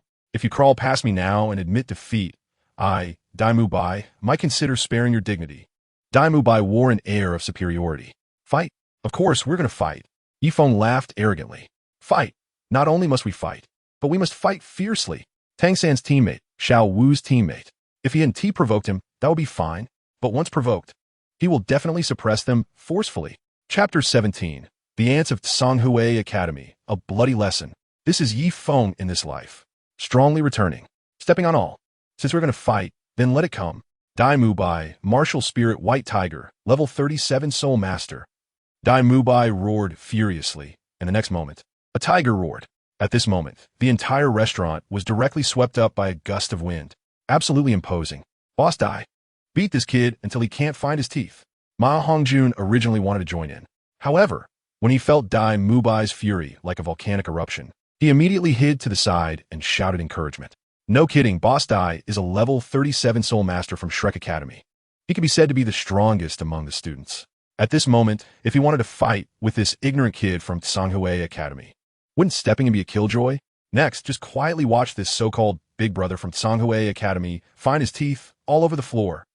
Just thinking about it feels refreshing. I'm here to look at the girls, and you're so talkative. Is it all yours? Huh? No, wait. What is going on? Suddenly, the fatty realized something was wrong. The people from Sanghui Academy had all gone out. Moreover, they looked extremely panicked. It was as if they were refugees fleeing. Could it be that the name of Boss Dai, the level 37 Soul Master, scared them all? It must be like that. Those cowards from Sanghui Academy. At this moment, the fatty flashed countless thoughts in his mind and finally looked down on Sanghui Academy. It's still a so-called advanced academy. Truly garbage.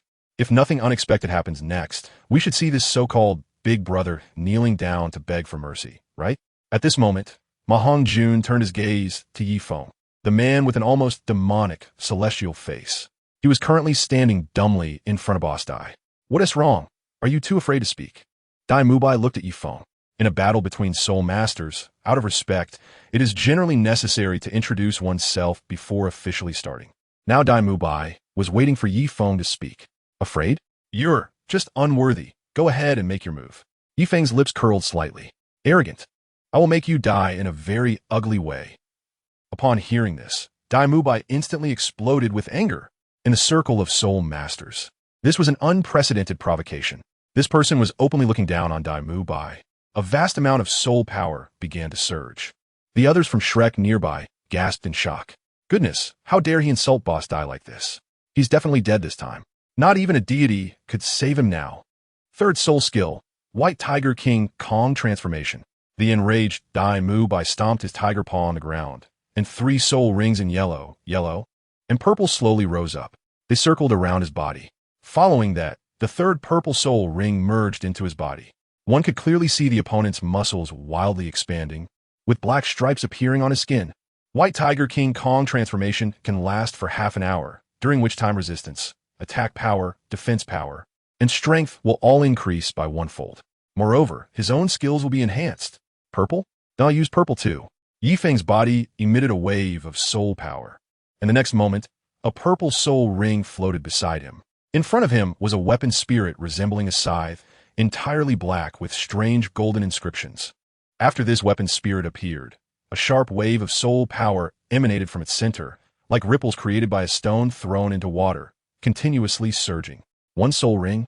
On the Shrek side, everyone looked puzzled. How could this person possibly have only one soul ring? This could be a secret technique to hide soul rings, only revealing one. On the other side, Ning Rongrong spoke up. After all, coming from the Noble Seven Treasure Glazed Tile School, she was familiar with some of these obscure techniques. So that's how it is. It seems this person is also a soul ancestor. The fatty seemed to understand something. Also a purple one? Ha! You have only this one purple, right? Eat my white tiger's fierce light wave. Dai Mubai snorted coldly, and then the next moment, he leaped into the air. A white light wave burst forth from his mouth. He used 90% of his strength for this move.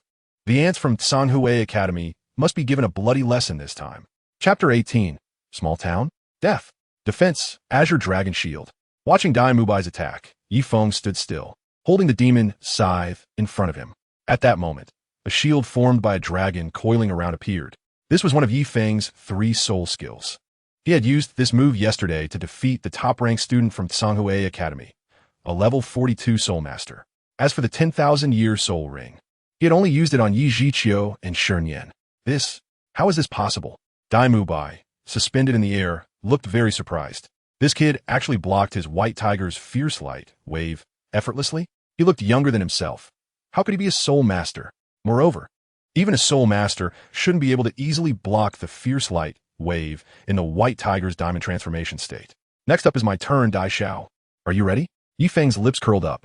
Since Dai Mubai was willing to bear all the losses, he might as well let loose and have a good fight today. Come on, Poof. Just as Dai Mubai opened his mouth to say come on, he suddenly felt as if something had collided with his chest. Immediately after, his whole body flew out of control like a cannonball. One wall, 2 walls, countless walls. Dai Mubai was propelled by that force, using his body to break through an entire row of houses in the town. Next to the restaurant was a bathhouse. Many soul masters, exhausted after a day, were happily humming tunes while scrubbing themselves in the bathhouse when suddenly something passed through the front, and then the entire bathroom wall disappeared.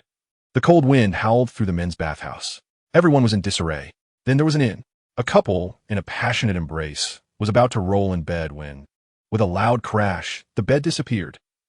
The two were a bit confused, as if they had been doused with cold water all of a sudden. There was also a family eating dinner, and the table was directly knocked over, sending dishes flying everywhere. This was a large-scale disaster scene. Who was it? In just half a breath, everyone rushed out. The strong men from the men's bathhouse, the guests from the inn, and the family whose dinner was ruined. All of them. Each one wore an expression filled with murderous intent. Azure Dragon destroying the world. However, in the next moment after they came out, a dragon's roar sounded, like a hurricane sweeping through. All the houses instantly turned to ashes. Hiss! The people who had just run out of the houses felt as if their skulls were about to explode. Damn it, how could he be this strong? Dai Mubai, at this moment, struggled to get up, blood streaming from the corner of his mouth. What? Suddenly, he felt a fierce wind rushing toward him. First soul skill. White Tiger Shield. He panicked. It was that dragon from before. Entirely black and exuding arrogance. Crack. His shield didn't even last a second before it was shattered. Dai Mubai was sent flying by the dragon's head, crashing into the houses of the entire town. He screamed in agony. Boom. Then came an unprecedentedly piercing explosion sound. The entire town turned into a disaster zone, in utter disarray. And at this moment, Dai Mubai's clothes had already turned to ashes. He lay on the ground, gasping for breath. Crazy. This person is simply insane. At the entrance of a small shop, the people from Sanhui Academy took a deep breath. Fortunately, they had come out early to take refuge. They knew too well about Master Yi Feng and his group. Provoking him in front of the other party was simply inviting disaster, especially when it came to saying that Dai Xiao would cover all the losses here. There was even less to say about that. Poor kid. Didn't he know how much he would have to compensate this time? Chapter 19. The Brazen and Shameless. Who else from Shrek do you have? Yi Feng did not even glance at Dai Mubai, who was lying on the ground convulsing. Instead, his gaze swept over the crowd from Shrek. Third brother. This person looks so familiar. On Shrek's side, Xiaowu was touching her already blossomed little butt. The restaurant had completely collapsed. She was carried out by Tang San. For some reason, under the faint moonlight, she found that the boy in front of her looked very familiar, as if she had seen him somewhere before. What? Has the old leader of the 7th dormitory, who used to take others' beds, already forgotten me? Seeing Xiaowu looking at him from a distance, Yi Feng raised a faint smile. He did not intend to hide those past events, but rather stated them openly and generously. You're the Feng. Suddenly, Xiao Wu's beautiful eyes flashed, as if she recalled something incredible. Remembered? Ye Feng similite playfully. But didn't the master say back then that you realized you weren't suited for cultivation and voluntarily dropped out to return home? How did you end up transferring to Songhui Academy? Besides, you should be a soul master by now, progressing so quickly. Xiao Wu looked at Yi Feng in disbelief. The guy who had disappeared after dropping out just 2 days into school was now stronger than her. How could this be possible? Ha ha ha, you Xiaogang. You're not only a scumbag and a murderer, but also a hypocrite. You actually said that I, Yi Feng, wasn't suited for cultivation and dropped out to return home. Upon hearing Xiao Wu say this, Yi Feng's expression suddenly turned cold. Indeed, it was the master who had personally pushed him into the snake's mouth back then. After arriving at the school, he calmly concocted a reason for him. Yi Feng, how could there be such a shameless person in this world? Scumbag? Murderer? Hypocrite? Xiao Wu was instantly filled with confusion. What was Yi Feng talking about? I think you should ask Tang San beside you. He can tell you how you Xiaogang personally killed someone and then acted like a hypocrite. Yi Feng's eyes were fixed intently on Tang San. Brother, what exactly happened back then? At this moment, Xiao Wu turned to Tang San, hoping to seek some answers from him. They must have experienced something significant back then. Otherwise, how could he have dropped out of school without even taking his belongings? Those few tattered clothes were even collected by the master himself. Suddenly, Xiao Wu noticed for the first time that Tang San's expression was quite strange, as if he had seen something bizarre. You can't say that about my teacher. That incident was not intentional, Tang San spoke up. Oh, not intentional? So it's perfectly fine for you Xiaogang to push me into the mouth of a snake and let me be bitten to death by a mandala snake. Just because it was not intentional?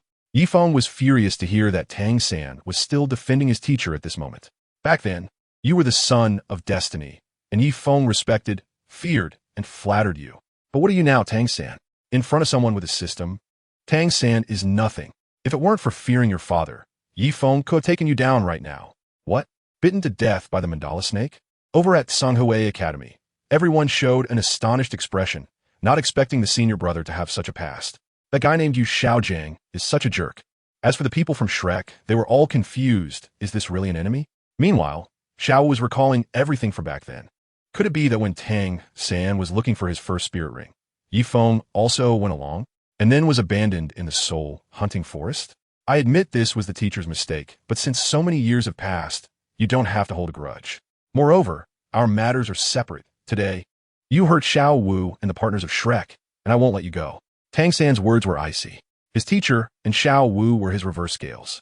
It was one thing for Yi Feng to insult his teacher, but today he dared to hurt his partners and Xiao Wu. Tang San vowed to protect Xiao Wu at all costs. Anyone who dared to harm her would have to step over his dead body. Today, Yi Feng must pay the price. Ah, this is so dazzling. Where is this Buddha light coming from? Yi Feng was both angry and amused upon hearing this. You're about to be killed, and you still can't let it go. Goodness, he had never heard such disgusting words in 2 lifetimes. Your mother was killed by the spirit hall. Why should you hold a grudge? Why do you want to take down the spirit hall afterward? Now, Yi Feng even doubted whether this Tang San was human. How could he say such madness? As for the later part about seeking justice for Xiao Wu, it was even more nauseating. What? Only your woman can hit others, but others can't hit your woman. Besides, this incident was instigated by Shrek Academy. If it weren't for Ma Hongjun openly staring at the girls from their school with a lewd expression, would their male classmates be unhappy? However, they were only dissatisfied, and before they could act, they were stopped by Yi Zhiqiu. But what did Shrek Academy do? Dai Mubai deliberately tricked Xiao Air, causing a pot of hot soup to spill on Yi Zhiqiu's head, splattering onto several female classmates. The male classmates were furious and stood up to protest. But Shrek just said that a spirit master who doesn't dare to provoke is not a good spirit master, and immediately wanted to start a fight. Especially Xiao Wu, who even said, I'm good at fighting. It was truly disgusting. How could you, Tang San, have the face to come out and say that things should be settled fairly? How could you have the face to say you want to seek justice for Shrek and Xiao Wu? Tang San, the level 29 control type spirit master. With the spirit blue silvergrass, you should be a spirit elder now. Do you dare to fight me one-on-one? A glow surged around Tang San. The next second, 2 yellow spirit rings circled around him. As long as he hadn't reached level 40, Tang San was absolutely confident he could defeat Yi Feng. Whether it was his hidden weapons, the techniques from his previous life, or his current spirit skills. If we're going to fight, let's have a good fight, Yi Feng. Spirit Wraith Demon Scythe. Level 39 Battle Spirit Master. Yi Feng's voice fell, and 2 purple soul rings circled around him. At this moment, a sudden gust of wind swept through the entire town. What 2,000-year soul rings? In an instant, everyone on Shrek's side was astonished. How was this possible? Ning Rongrong and Zhu Zhuqing both exclaimed in unison. It is known that generally only soul sages can absorb 1,000-year soul rings. To possess 2 purple 1,000-year soul rings, one must reach at least level 40 Soul Master. He is clearly only at level 39. How'd he do it? You. How can you have 2,000-year rings at level 39? The teacher clearly said that the limit for the first soul ring is over 400 years, and the limit for the second soul ring is over 700 years. Tang San was also bewildered at this moment. This completely contradicts the teacher's theory of the 10 core competitiveness of martial spirits. Chapter 20. The True Killing Technique. No way, no way. Could anyone really believe in Xiaogang's so-called theory of the 10 core competitiveness of martial spirits? Do you know how your teacher's theory came about back then? Yi Feng looked at Tang San and asked with a different expression, "How did you come here?" Tang San's gaze sharpened as he replied, "Your teacher was quite the scumbag back in the day. He used romantic relationships to deceive the Spirit Hall for information about soul masters, and then combined that information to create the current top 10 core competencies of martial souls. Does he have any real substance? At most, he could be considered someone who knows how to organize data, and even that is incomplete." Yi Feng sneered. Without the system before, he didn't dare to speak his mind. In this world, one had to be cautious to survive. Now that he had awakened the system and had Shui Air behind him, did he still need to be cautious? Besides, back in the day, the master was indeed a scumbag. He used his feelings with Bai Bai Dong to obtain information about soul masters from the Spirit Hall. He reached conclusions through very rough methods. For instance, he claimed the limit for the first spirit ring was 423 years and 764 years for the second spirit ring. This was because in the data he compiled, no one had a first spirit ring exceeding 420 years, so he pushed it back 3 years. Assuming the limit was 423 years. For the second spirit ring, he sorted through 100,000 pieces of data and found none exceeded 760 years. So he pushed it back 4 years, changing it to a limit of 764 years. This is how these theories came about. Maybe they were truths at the lower levels. But he forgot something very important. Back then, Bai Bai Dong was just a saintess of the Spirit Hall and had no access to top-tier Soul Master data. Even those hidden Soul Master records were not available to the Spirit Hall. It was extremely unrigorous. Nonsense. If you dare to slander the teacher again, don't blame me for not considering our village ties. I'll kill you right now. Tang San was furious. How dare he defame his teacher in front of so many people? Considering village ties? Ha ha. That is truly the funniest joke I've ever heard. If you had considered our village ties back then, you could have directly saved me. Why did you have to watch me die from poisoning with my last breath while letting you leave? Yi Feng similed. With the methods he had back then, Tang San could completely detoxify himself and save his own life. However, the other party did not do so. As for the reason, Yi Feng speculated it was to avoid exposing himself in front of the master. Nonsense, seeking death. First soul skill bind. The first soul ring lit up, and Tang San took the initiative to attack. How could he know that he had the ability to save him back then? For some reason, the current Tang San completely dared not look Yi Feng in the eye, because the other party's eyes seemed to see through all his secrets. What's wrong? Are you feeling nervous because of what I said? Yi Feng moved quickly, effortlessly dodging the blue-silver grass entanglement. Oh my! I never expected senior brother Yi Feng to have such a tragic backstory. Senior brother, take them down. On the side of Sanghui Academy, several girls were shouting encouragement wildly. Now I finally understand why senior brother Yi Feng trains so regularly every day, with such a deep-seated grudge to avenge. How can he sleep peacefully? Senior brother, take down Xiaogang and Tang San, those 2 masters and apprentices. Pang Xing, Zhou Feng, and the others were also shouting in fury. The emotions on the side of Sanghui Academy were high. Dodged? Huh, that was just a diversion. Ghost Shadow Mysterious Steps. Who is Tang San? He possesses the unparalleled skills of the Tang sect. Moreover, years of combat experience have taught him that entanglement is of no use against a man with 2,000-year spirit rings. How could he be foolish enough to use entanglement against Yi Feng? Ghost Shadow Mysterious Steps combined with hidden weapons. That is his true killing move. No matter how much you, Yi Feng, have grown over the years, I, Tang San, will always be your unshakable nightmare. Chapter 21. Ambushed by Tang San. Hit by the dragon beard needle. What? Suddenly, Tang San realized that Yi Feng had disappeared from the spot, and his ghost shadow mysterious steps had completely missed. You still think I'm the same as back then? Just then, a ghostly sound rang in Tang San's ears. It's Yi Feng. Tang San's pupils contracted. The opponent had somehow arrived beside him. He felt an inexplicable chill behind him. Boom! A shockwave. Tang San crashed heavily to the ground. Third brother. Ma Hongjuan's body shook. Xiao San. Xiao Wu immediately released her martial spirit. Soft-bone charm rabbit. 2 yellow spirit rings surrounded her. 7 treasures are famous. 7 treasures glazed pagoda. In the corner, a girl who seemed like the little sister next door released her martial spirit. Senior brother Yi Feng. We are here to help you. Everyone from Tsanghui Academy stood up. All martial spirits unleashed. What Shrek Academy? If they can't defeat our senior brother, they want to gang up on him? Come on. If it's a gang fight, who is afraid of whom? And this Tang San, who treated their senior brother so poorly back then, now dares to stand on some so-called moral high ground. This person deserves a good beating. I have my own way to deal with him. All of you step back. Tang San stared at the Shrek crowd. After all, they were 2 lifetimes of people. He had practiced the techniques from his previous life since childhood. Although he took a hit just now, it wasn't a big deal. You all step back. It's no longer the past.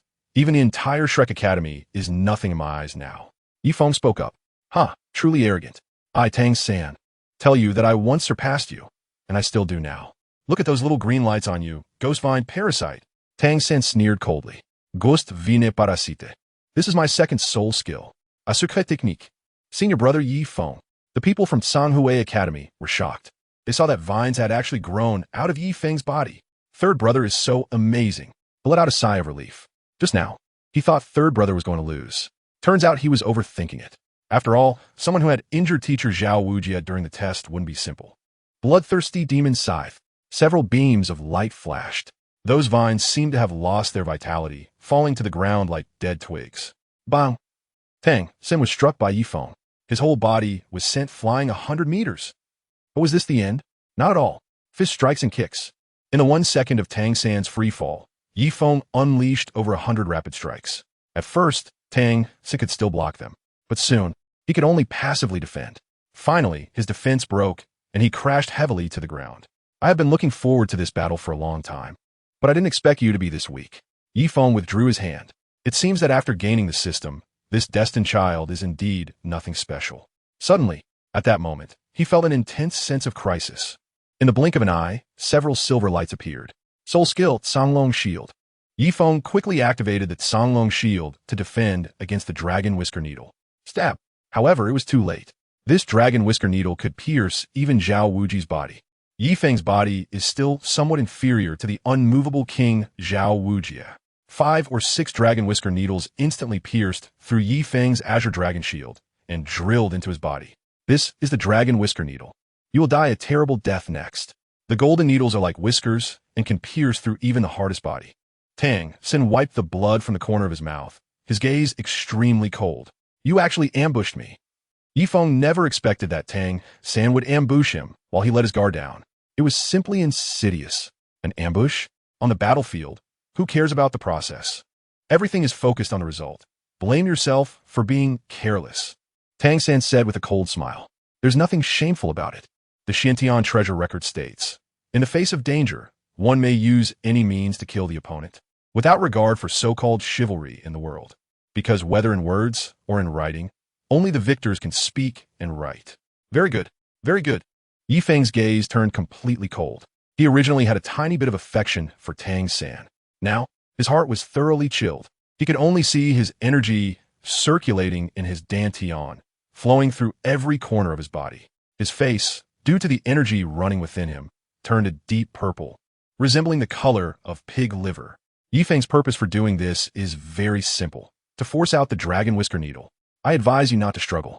This Dragon Whisker Needle is my unique hidden weapon, and with your soul power, you have no way to dispel it. If you apologize for everything you've just done, I might consider letting you go. Otherwise, I won't hesitate to let you die in pain. Tang San said. The Dragon Whisker Needle is a hidden weapon combined with his Xintian skill. Using soul power, even someone like Zhao Wujia, a soul sage, couldn't expel it from his body. Unless one uses a knife to cut flesh piece by piece, that might be possible. but that would certainly be worse than death. This little dragon whisker needle, how could it possibly trouble me? Yi Feng. As for apologizing to you, dream on. This whole matter was instigated by Shrek Academy. As for Xiao Wu getting hurt, if the other party hadn't insisted that everyone come up to fight, would she have been injured? And there's no need to mention the master. That's not slander. That's the truth. At that moment, a surge of soul power erupted from Yi Feng's body. Chaos decision. As the chaos decision operated, a force burst forth from his body. The dragon whisker needle that had just pierced into him immediately flew out at that moment. What? Tang San was dumbfounded. Defend.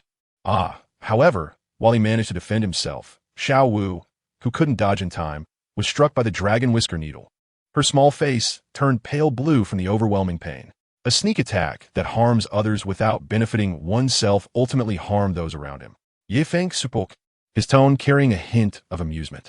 The dragon whisker needle is indeed a powerful hidden weapon. Unfortunately, he possesses the chaos creation technique rewarded by the system. Just as the dragon whisker needle entered his body, it felt as if he had been stung by a few little bees. Seeking death. Tang San used the Xintian skill to extract the dragon whisker needle from Xiao Wu's body. He seemed to darken completely, walking with a gust of wind, like a devil emerging from hell. And in his left hand, Yi Feng could clearly see a beam of black light. Is he planning to use the Haotian hammer? Yi Feng was not in the least bit flustered. Having just defeated Tang San, he hadn't even used his second soul skill, let alone the third. Moreover, he believed that it wouldn't be long before he, Yi Feng, would obtain a second martial soul. Ding! The system detected the abnormal anger of the Chosen One, and the host successfully activated the side quest. Just at that moment, a voice suddenly echoed in Yi Feng's mind. Huh? Yi Feng was confused. What was going on? Chapter 22. A Sleepless Night. Chapter 22. This system can still do dungeons? Option 1. Continue to hide his strength and be beaten by the Chosen One. Reward. 1 million gold coins and a random gift pack. Option 2. No longer hide his strength and beat the Chosen One. Reward. Random soul bone.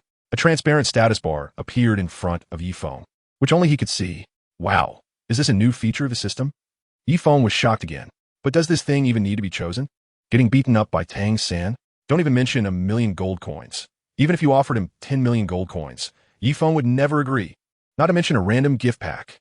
Who knows what it will randomly produce? For example, if it randomly gives him a cooking guide, wouldn't he be losing out big time? This is not something Yi Feng just came up with. This is a real event. Previously, he had randomly obtained various useless secret manuals.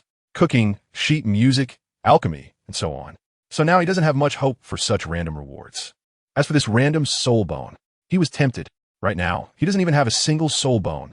This thing is simply the best enhancement. Ghost Shadow Mistrace. Tang San's speed increased.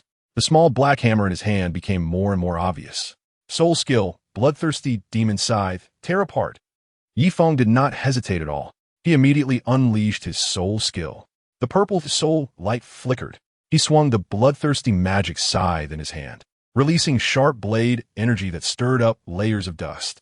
The ground was torn apart as if by a dragon. Xianyu hand, controlling the crane and capturing the dragon. Tang San executed his Xianyu hand. First, he blocked Yi Feng's magic scythe's blade. Then he used controlling the crane and capturing the dragon to disperse the force.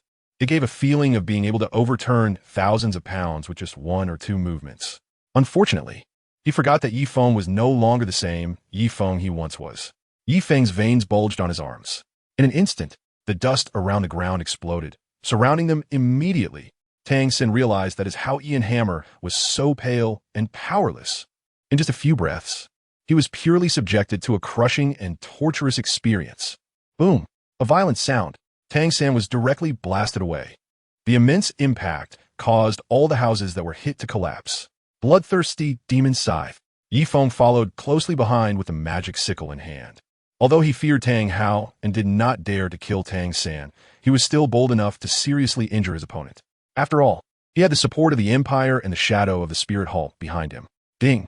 Congratulations to the host for completing the task. Rewarded with a 10,000-year golden winged Dapeng speed type left leg soul bone, which has been directly fused. Critical hit on Tang San. Yi Feng tasted the sweetness. The system actually rewarded him with a 10,000-year soul bone. He was almost taken aback. The other party even helped him fuse it directly onto his leg. He could clearly feel that his speed had increased several times. This was not under the effect of using a soul skill. Kid, that's enough. Suddenly, at that moment, a rough voice rang out. It was a somewhat burly man. He looked like a bear standing up. Ding! The host has encountered the level 76 Soul Saint Zhao Wujia. Choose one of the following options to execute for a reward. Option 1. Challenge him at a higher level and beat him up.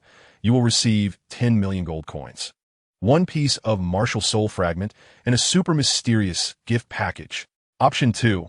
Admit defeat. You will receive 10 million gold coins and a body refining technique. Zhao Wujia just came out. Feng discovered that his system had unexpectedly displayed a prompt again. Could it be that the system has been upgraded? Or has it encountered mutation due to the Chosen One system?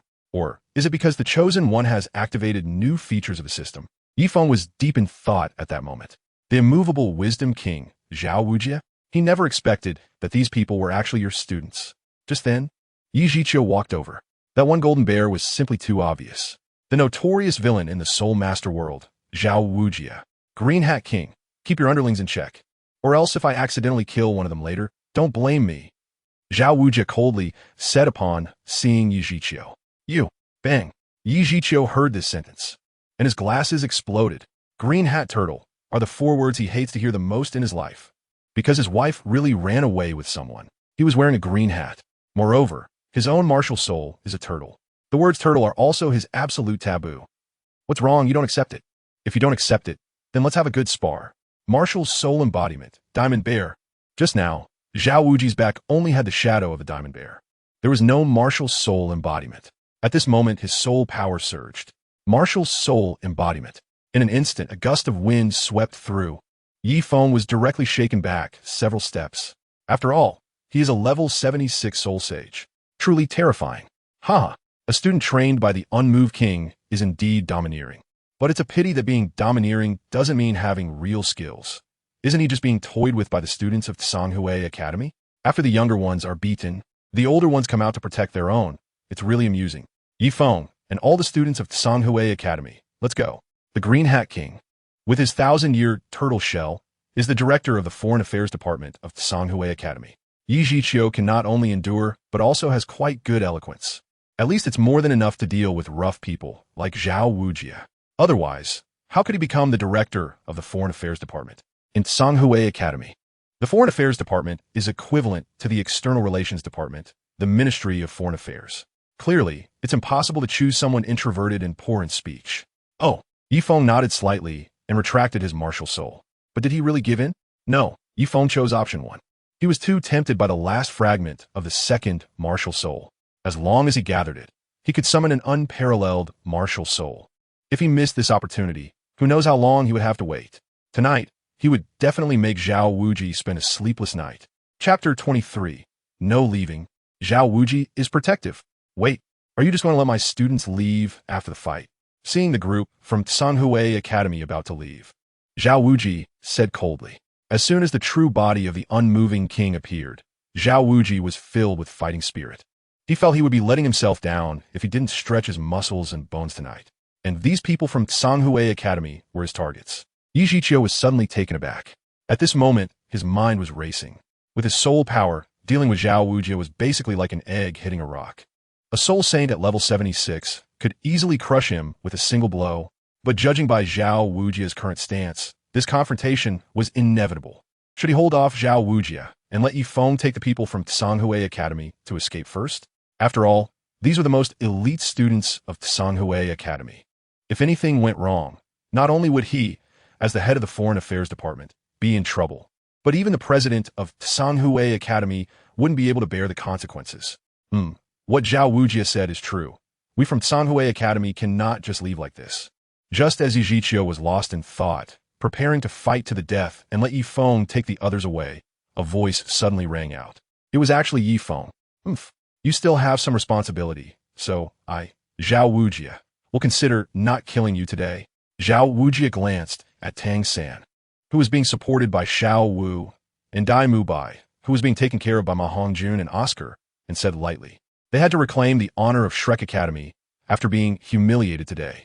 Otherwise, how would others view Shrek Academy? But these kids were really disappointing. He had been watching them all along, intending to let them practice in real combat against others. In the end, they ended up being the ones getting practiced on, and they looked so pathetic. They truly embarrassed themselves. Yi Feng you? Yi Zhiqiu stared at Yi Feng with confusion. What is this guy trying to do? The others from Sanhui Academy were also somewhat puzzled at this moment. Could it be that senior brother Yi Feng is going to go after this man who looks like a bear? The other party is a soul sage. Is senior brother Yi Feng sure? However, Yi Feng made a subtle gesture, signaling them not to panic and to act according to the situation. I remember that just now, Dai Xiao mentioned that he would take responsibility for all the losses here. Now that so many houses in this small town have been destroyed, our Sanhui Academy also has responsibility and accountability. Everyone, let's report the numbers to Dai Xiao. At this moment, Yi Feng spoke up. Zhao Wujia is definitely going to act. However, it's not very appropriate here. There are two reasons. First, there are too many people and too many eyes here. Fully displaying one's strength would inevitably attract attention. Second, even within Sanhui Academy, no one knows his full strength, and challenging Zhao Wujia requires him to exert his full power, which would undoubtedly expose himself. That would mean that the strength he has hidden for so many years would go to waste, leading to countless troubles later on. It could even affect Schwer. Although he really wants the reward, especially to summon the second martial soul, it's something he dreams of, but everything should be done slowly. There is no need to rush. At night, when no one is around, it's best to proceed cautiously. Huh? Zhao Wujia was a bit confused when he heard this. What kind of nonsense is this kid up to? On the other side, Yi Zhiqiu also looked bewildered. He even brought up compensation? What exactly does the other party want to do? Can all of us who suffered losses claim this Dai Xiao's compensation? That's right. My stall was just overturned. Can I get compensated? My clothes are torn. Just as the people from Sanhui Academy and Shrek Academy were baffled by Yi Feng's unconventional approach. Someone in the crowd shouted loudly. After all, they had businesses that were damaged, and some even had their homes destroyed. They didn't dare to speak during the earlier fight. Now that Sanhui Academy is saying they want to support them in claiming compensation. If they don't speak up now, it will be too late. Once the first person started, soon people began clamoring for compensation like a swarm of bees buzzing in their ears. One by one, they opened their mouths to inquire eagerly.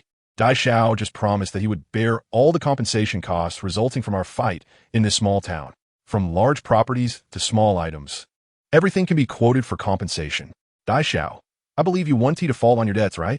Yi Feng first spoke to everyone. Then he looked at Dai Mubai. I naturally won't go back on my word, said Dai Mubai, who was being supported by Mahong Jun and Oscar somewhat unsteadily. For some reason, he felt that the people in this small town tonight were a bit off. It seemed like he hadn't interacted with so many people before, right? All right. Since Dai Xiao is so straightforward, everyone else, please state your numbers as well. Today, our Sanhui Academy will act as supervisors and will definitely not shortchange anyone on their compensation. I guarantee that everyone who takes note will get paid. Teacher Yi Zhiqiu, do you have pen and paper? Yi Feng, look it towards Yi Ziyu. Huh? Oh, yes. Yi Zhiqiu hurriedly took out the pen and ink. Pang Xing, you guys go move a table over. It needs to be big. Yi Feng instructed. Good. Pang Xing, Zhou Feng, and a few others were very quick. They directly moved 2 big tables and placed them in front of the Shrek Academy crowd. Yi Feng picked up his pen and spread out the long piece of paper. The Shrek team was very confused. Whether it was Tang San, Xiao Wu, Dai Mubai, Oscar, Mahong Jun, Ning Rongrong, or Zhu Zhuqing, they were all at a loss. Of course, the most confused of all was Zhao Wujia. He had already summoned his martial soul.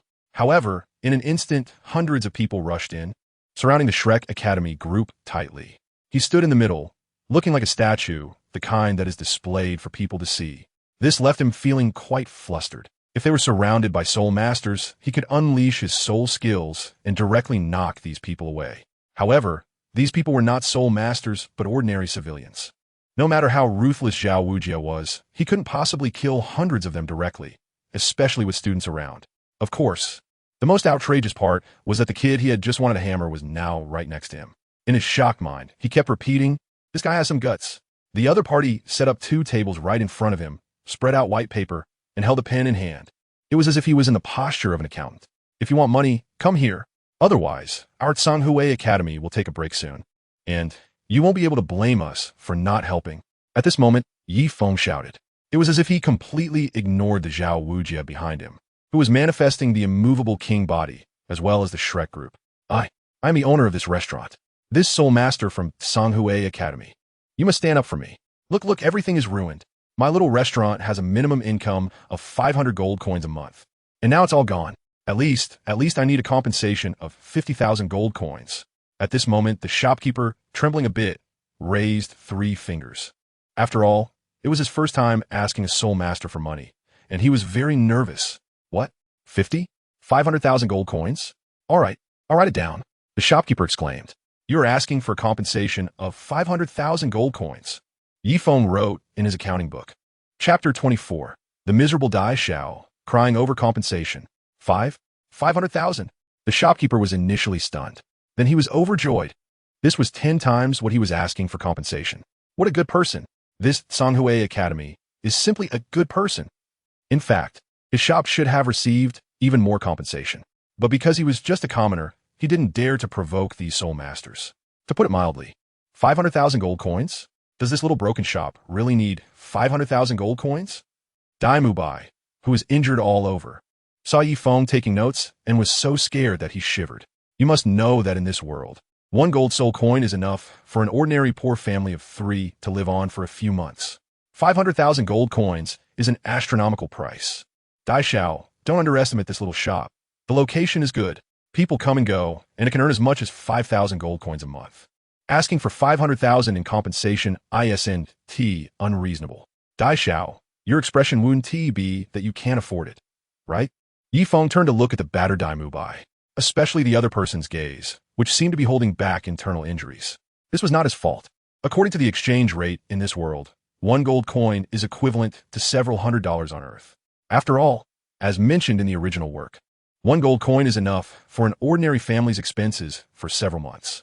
But the registration fee for Shrek Academy is 10 gold coins. Let's say the registration fee for Shrek Academy is $1,000. 1 gold coin would allow a poor person to live on vegetables and tree bark for months. 500,000 gold coins directly equate to Dai Mubai losing the equivalent of 50 million RMB on Earth. It's completely normal for him to jump up in shock. However, considering the location and business situation of the restaurant, it's certain that the total value of that restaurant is in the millions. It's just that because they are soul masters, the other party doesn't dare to speak up. Now, a 5-fold compensation to the other party is reasonable. Moreover, who is Dai Xiao? The prince of a star, Luo Empire. An entire empire belongs to his family. This amount of money is just a small drop in the bucket. They can afford it, but you? All right, since Dai Xiao can afford it, let's move on to the next one. Before Dai Mubai could say anything, Feng continued directly. I am the boss of the bathhouse. I run it in. 200,000, 500,000, a family of 7, 5 stories tall, then let's say 1 million. A blank sheet of paper had already been filled with dozens of names, ranging from over 100,000 to several thousand gold coins. Soon, Dai Mubai and the others found that everyone in the small town had come over. Hey, kid, are you out of your mind? Those 2 people had slightly torn clothes, and you're charging 1,000 gold coins?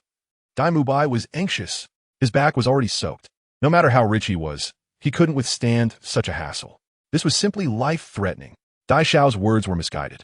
This couple staying at the inn next door was severely traumatized because you smashed their wall and took their bed, causing serious psychological damage, especially to the man, who might very well become impotent because of this incident. Thus, a compensation of 1,000 gold coins is reasonable, right? Feng was keeping accounts while saying, That's right. The young couple nodded enthusiastically. 1,000 gold coins. That's their entire salary for 10 years of work. Don't say he's impotent. Even if his house is on fire, it wouldn't matter. Dai Mubai was left with a head full of question marks after hearing this sentence. That soul master, I just set up a stall, and then it got overturned. I don't want much compensation, just 500 gold coins will do. At that moment, a young man squeezed to the front. All right, the stall was destroyed, so the account is 500 gold coins. Feng waved his hand and wrote down again. Isn't this the shop assistant? He's setting up a stall? Dai Mubai was astonished, his eyes nearly popping out. He had seen people cooking the books, but he had never seen it done like this. This is clearly the shop assistant. The assistant suddenly trembled slightly. He was actually discovered. It's over. Why is today such a bad luck day? Several people had recorded hundreds or thousands of dollars. He originally won a little too. After all, he had fallen today. His body still hurt a bit. It was reasonable to ask for some medical expenses, right? Dai Xiao, how do you know that the shop assistant won't come out to set up a stall? What if his main job is a shop assistant and his side business is the street stall economy? There's no way to verify that, right? So according to the saying that something from nothing exists, Isn't this 500 gold coins reasonable? Yifeng wrote something down. Dai Mubai directly spat out a mouthful of old blood. He was furious that he couldn't refute that statement. Also, why did he say such stupid things today? At this rate, he would really end up losing even his underwear. But with so many people here, what he said couldn't be invalid, right? Moreover, Zhu Qing was also here.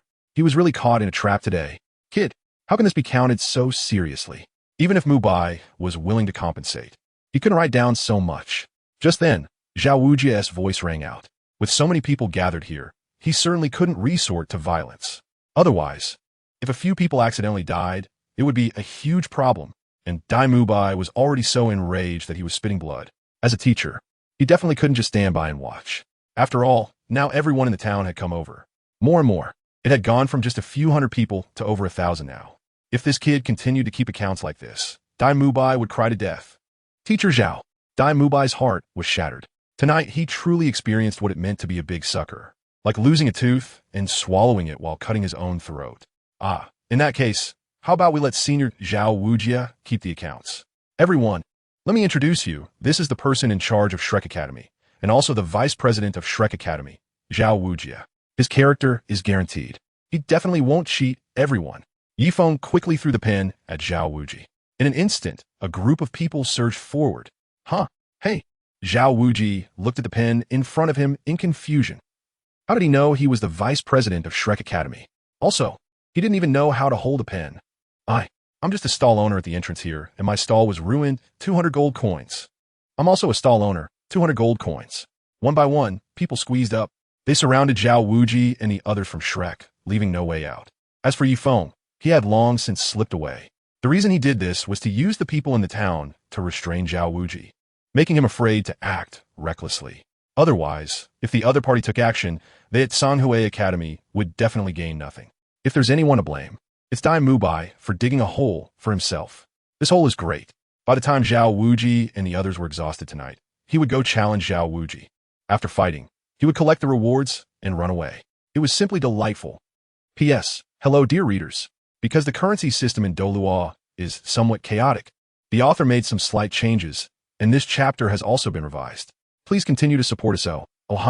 Chapter 25. Haochi and Douluo coming. 2 in 1 chapter. Good job. Xiao Feng. Yi Zhiqiu looked at Yifeng with a satisfied expression. He had just thought that he would at least have to fight his way out. But Yifeng had directly united the residents of the town and surrounded the Shrek Academy people. Even if the unmoved king was cruel, he would never kill so many people in front of his own students. It was as if he had trapped the opponents in a roundabout way. Director Yi, what are we waiting for? Let's hurry and find a place to stay at the end. Yifeng's battle had basically destroyed the entire front part of the town, but the back part was mostly unharmed, so there were still places to stay and they wouldn't have to sleep on the streets. Big brother, you are simply amazing. Senior Yi so impressive. In Sanghui Academy, everyone called Yifeng Big Brother, and those who had a good relationship with him called him Senior Yi. At this moment, the students who had come out looking for soul rings, regardless of gender, all had expressions of admiration. After all, there was a soul sage on the opposing side. If they had really decided to make a move, they would inevitably have been injured, considering their teacher was only at the Soul King level. The Soul King and Soul Sage were not even in the same league. Let's go to the inn to rest, and set off early tomorrow to avoid running into them. Yifeng said he knew Shrek's group too well. Now that they had suffered such a huge loss, they would definitely find a way to get back at it. Encountering them would be very troublesome. The people from Sanghui Academy nodded. Who want to run into those barbaric ruffians? They would be glad to avoid them. Thus, they arrived at a relatively hidden inn at the back of the small town. The group from Sanghui Academy checked in. Yifeng also arrived at his room. This time he came out in the identity of a teaching assistant at Sanghui Academy. Therefore, he had his own single room. He locked the door and then quietly entered the bathroom to take a bath. After all, he had been tired all day. It was time to relax, wasn't it? As for Zhao Wujia, there's no rush. He believed they were busy right now. Human greed is endless, and there would definitely be some people wanting to take advantage. 3 hours later, the bright moon hung high in the sky, but it was missing a large part, resembling the letter C. Damn it, is this for real? I have to pay 30 million gold coins? Finally, the last person left. There was a white paper that filled 2 tables, all written with names and amounts. After accounting, it turned out that Dai Mubai lost 30 million gold coins tonight. He just wanted to travel back to the evening. and then give himself a few hard slaps. Damn it. I'll let you pretend. I'll let you pretend. However, there is no regret medicine in this world. There were red handprints stamped all over the paper. In any case, this sum of money could not be escaped. After all, even the mayor of this small town was alarmed. They became the second batch of witnesses. This number is indeed a bit exaggerated. Zhao Wujia's head was a bit bald. No other reason, just scratching it. In just 3 short hours, he lost a lot of hair. The surrounding crowd was chattering. He was about to explode. Fortunately, later Tang San and the others joined to help him keep accounts. Otherwise, he would have really collapsed. At this moment, looking at these numbers, he frowned, his entire face showing a distressed expression. So much money. What are you going to do, Boss Dai? The plump man looked a bit haggard as he gazed at the pale-faced Dai Mubai. Heh, some people rely on their status to act recklessly. And now they've been taught a good lesson. Just then, a cold voice came from behind, seemingly laced with a hint of mockery. These money, Dai Mubai can afford to pay. Suddenly being called out like this, Dai Mubai's fists cracked.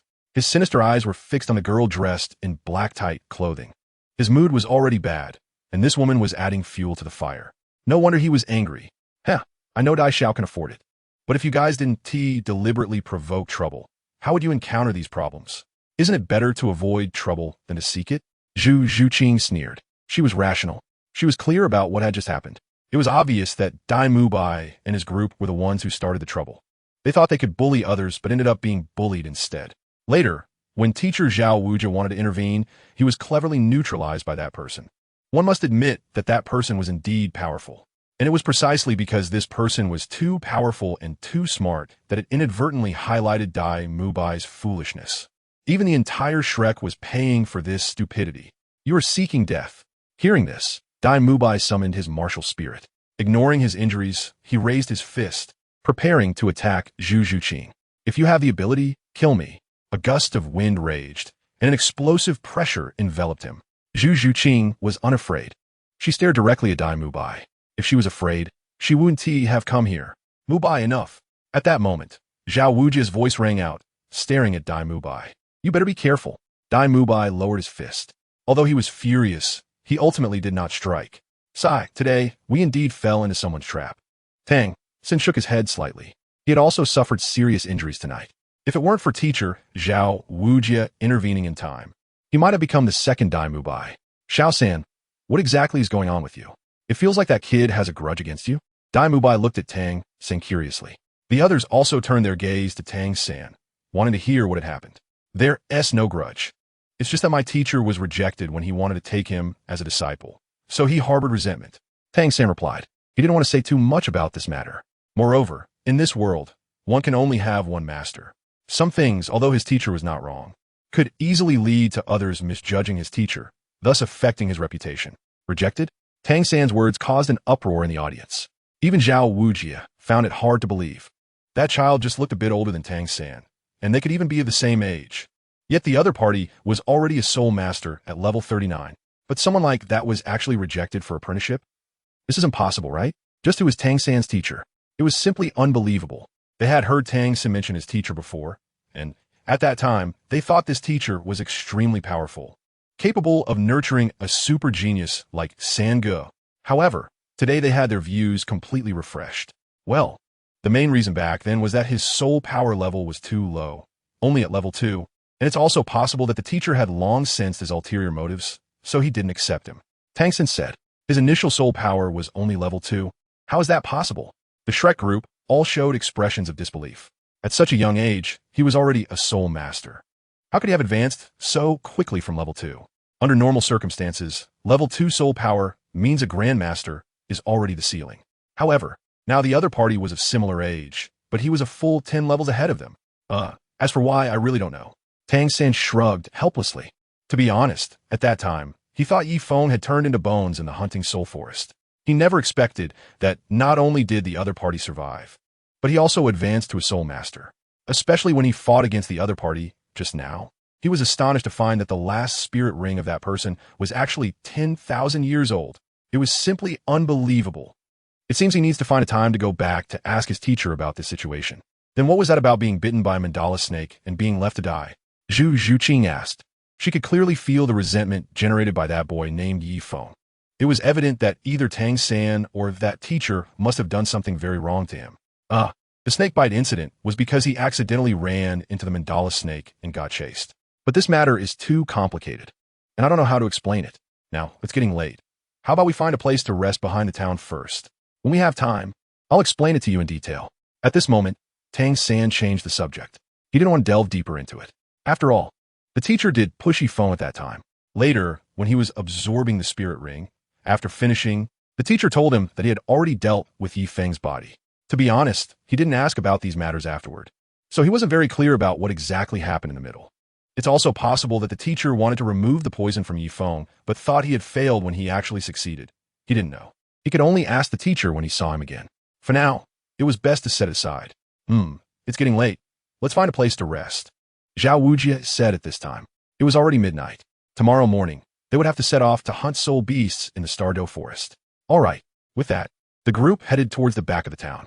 Brother, what exactly happened back then? On the way, Xiao Wu curiously asked Tang San.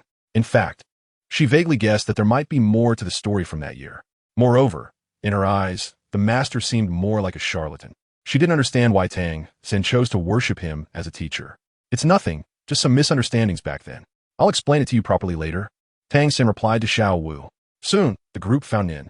However, since the inns in front of the town had been destroyed and it was already late, the Shrek group was forced to raise the price before they could find a place to sleep. The bright moon shone, and a gentle breeze blew. Sigh, what on earth happened today? Can't these little monsters give me a break? Zhao Wujie returned to his room and directly laid down on the bed. He was extremely tired today. Suddenly, at that moment, a sound came from outside. Who? Zhao Wujie jumped up, alertly looking around. Zhao Wujie. This time, it was a clearer voice. First soul skill, unmoved king, true body. Who's playing tricks? Get out here. Zhao Wujie was unusually irritable and directly unleashed his unmoved king true body. Unmoved king Zhao Wujie has a bad temper. If you want to fight, come at me. After that voice fell, everything returned to calm. Zhao Wujie saw a figure heading towards the distant forest. The speed was extremely fast. Wow. Looking at that figure in the distance, Zhao Wujie seemed to recall something. Suddenly, his whole body paused slightly. That's right. Just a few days ago, he had just been beaten. The same method, the same scene, and it seemed to be the same voice. It couldn't be that person. Could it? Today, Tang San was beaten. Last time, it was also Tang San who was beaten. Thinking of this, Zhao Wujie's back instantly became drenched. It's over. That person must have come to hold me accountable. Damn, just now he had arrogantly asked who it was. I'm done for, really done for. Zhao Wujie quickly retracted his martial spirit. He slapped the back of his head in regret. What a sin. He then jumped out of the window, heading to the nearby forest. He soon saw a figure in a black cloak. In an instant, he found it hard to breathe, as if someone was choking his neck. Feeling uncomfortable. Who else could be dressed like this? Tang San's father has come. The legendary Douluo, an existence that could shake the entire continent. Now, whether he still had a life was in question. Zhao Wujie had never done anything particularly bad in his life. How could he be so unlucky? Unmoved king Zhao Wujie. An incredibly heavy and deep voice sounded. Why yes, Junior is here. Chapter 26. The second martial spirit emerges, blowing up a mountain at the start. At this moment, Zhao Wujie was terrified. Wei Wei trembled as he replied. Do you know your crime? That deep voice sounded again. Huh, how your highness? Wujie knows his mistakes. Zhao Wujie answered. Sure enough, when the younger one was injured, the older one immediately came to the door. It was the same last time. How could Zhao Wujie be so unlucky to have brought out an ancestor? Put this on. The shadow stood in the tree, and, at the same time, a thick burlap sack was thrown down. Ha, how your highness, what is this? Zhao Wujie panicked. He was also confused. What does this whole burlap sack mean? Could it be? No way. The last time Hao Yi and your highness seemed so kind, it shouldn't be so inhumane. Given today's events, I think you should know what I'm going to do. The low voice said. This, okay. Zhao Wujie picked up the burlap sack on the ground with a grievance-filled face. Then he put it over his head. He hoped that Hao Yi and your highness would go easy on him. Zhao Wujie prayed in his heart. Boom. Bang, bang, bang. Inside, Zhao Wujie only felt a dizziness. And then his whole body crashed into a pile of rubble on a mountain. However, the onslaught did not stop. It continued. Ding. The host has a new message. Suddenly, the black-clothed person froze for a moment. He didn't expect to finish it so quickly, so he decided to give old Zhao a big gift. A black soul ring surged. Titan strength. A fist filled with violent soul power, accompanied by a piercing sound of air friction, smashed directly at Zhao Wujia. This was the third soul skill rewarded by the system. 10,000-year Titan. It was his only pure power-type soul skill. Today, he had only used 1/3 of his strength and almost took Tang San's life. It was also one of his current trump cards. The speed-type soul bone rewarded today, combined with this power-type diamond fist, gave him the chance to imitate Tang Hao. Thus, tonight, he easily completed the task assigned by the system. Otherwise, to deal with Zhao Wujia, even with the 10,000-year speed-type soul bone obtained today, it would be very difficult. If he angered Zhao Wujia, he might have to escape in a hurry. After all, Zhao Wujia was a soul sage at level 76, and he was only a soul master at level 39. The gap between the two was indeed quite large. However, some things are not solely determined by strength. Sometimes using one's brain can achieve unexpected results. Just like today. As a man who knew the plot, Feng knew that Zhao Wujia had been beaten by Tang Hao last time, and now the psychological shadow area was huge. So he imitated what Tang Hao did last time, and sure enough, Zhao Wujia took the bait. In the end, he completed the system task effortlessly. At this moment, Feng cheerfully returned to the inn. After all, what could be more satisfying than completing a task? What could be more exhilarating than about to summon a second martial spirit? Nothing. On the other side, Zhao Wujia was flying freely in the sack. Clang. He didn't know which mountaintop he crashed into. He rolled several times and then separated from the sack, rolling out. The person, with a bruised face, looked so battered that even Flinder wouldn't recognize him here. Damn, where is this? Did Prince Haoyan go too hard on me? Zhao Wujia wiped his bleeding nose, looking around in confusion. When has he, Zhao Wujia, ever suffered such humiliation in his life? As a result, this month, he had been wronged twice. This is terrible. It's simply terrible. What kind of little monsters has Flinder recruited this year? A little princess from the 7 Treasure Glazed Tile School and the biological son of Prince Haoyan. Mubai is better. At least his family wouldn't come looking for trouble. Zhao Wujia said, while covering his injured parts. In the blink of an eye, an hour had passed. Huh, why does this place feel so familiar? Zhao Wujia looked at a sack on the ground.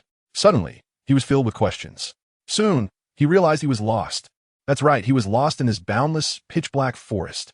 And this wave of getting lost almost cost him his life. Of course, that's a story for later. At this moment, Feng was quietly lying on the bed in the inn after taking a shower. Ding! The host has 2 unread messages. Feng opened the system and immediately saw 2 unread message prompts. The host completed the critical hit task for Zhao Wujia, rated SSS level, and received a reward of 10 million gold coins, 1 fragment of the unparalleled second martial soul, and a mysterious big gift pack. Today's exercise value settlement shows that the host earned 18,000 exercise points, which have been converted into upgrade experience. He clicked on the 2 unread messages. The first one was the reward for the system instance, while the second one was today's exercise value settlement. The system rewards him exercise points daily based on his actions. Previously, his daily exercise points were generally only in the dozens or hundreds, with the highest being around 1,000. He didn't expect that today it would directly rise to 18,000. Was it because he fought with the Child of Destiny in Zhao Wujia? Seeing this high exercise value, Feng was directly shocked.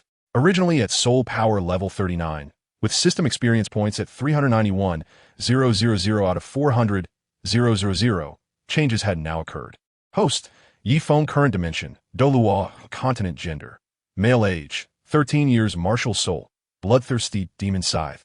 Second martial soul fragment X5 can summon unparalleled martial soul power, level 40 experience points, 9,000 out of 100,000 gold coins, 15 million to be used. Mysterious big gift pack. The system status bar now floated in front of Feng. Indeed, after leveling up, he only needed to offset the remaining 9,000 experience points. Moreover, it seemed that leveling up had become more difficult. Previously, levels 10 to 20 required 200,000 experience points, 20 to 30 required 300,000, and 30 to 40 required 400,000. Now, however, level 40 to 50 surprisingly required 1,000 experience points. It seemed to be much more troublesome. He needed 100,000 experience points to level up by 1. He wondered what this mysterious gift pack was. Could it be a spirit ring? Feng was lying on the bed at this moment, looking at the status bar that only he could see and murmuring, ding. Congratulations to the host for opening the mysterious gift pack. Third Martial Soul Fragment 1. God Level Pet Fragment 1. 1 Minute Stamina Potion 1. Feng opened the mysterious gift box with curiosity. He initially thought he would receive a soul ring.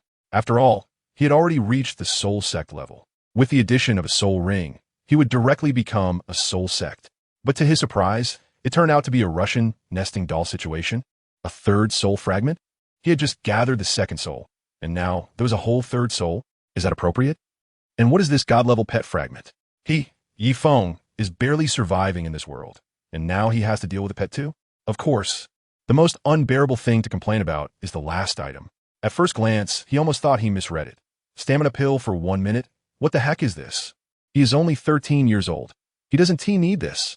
Besides, he doesn't even have a girlfriend. Is his system crazy? Huh? There's even a function introduction?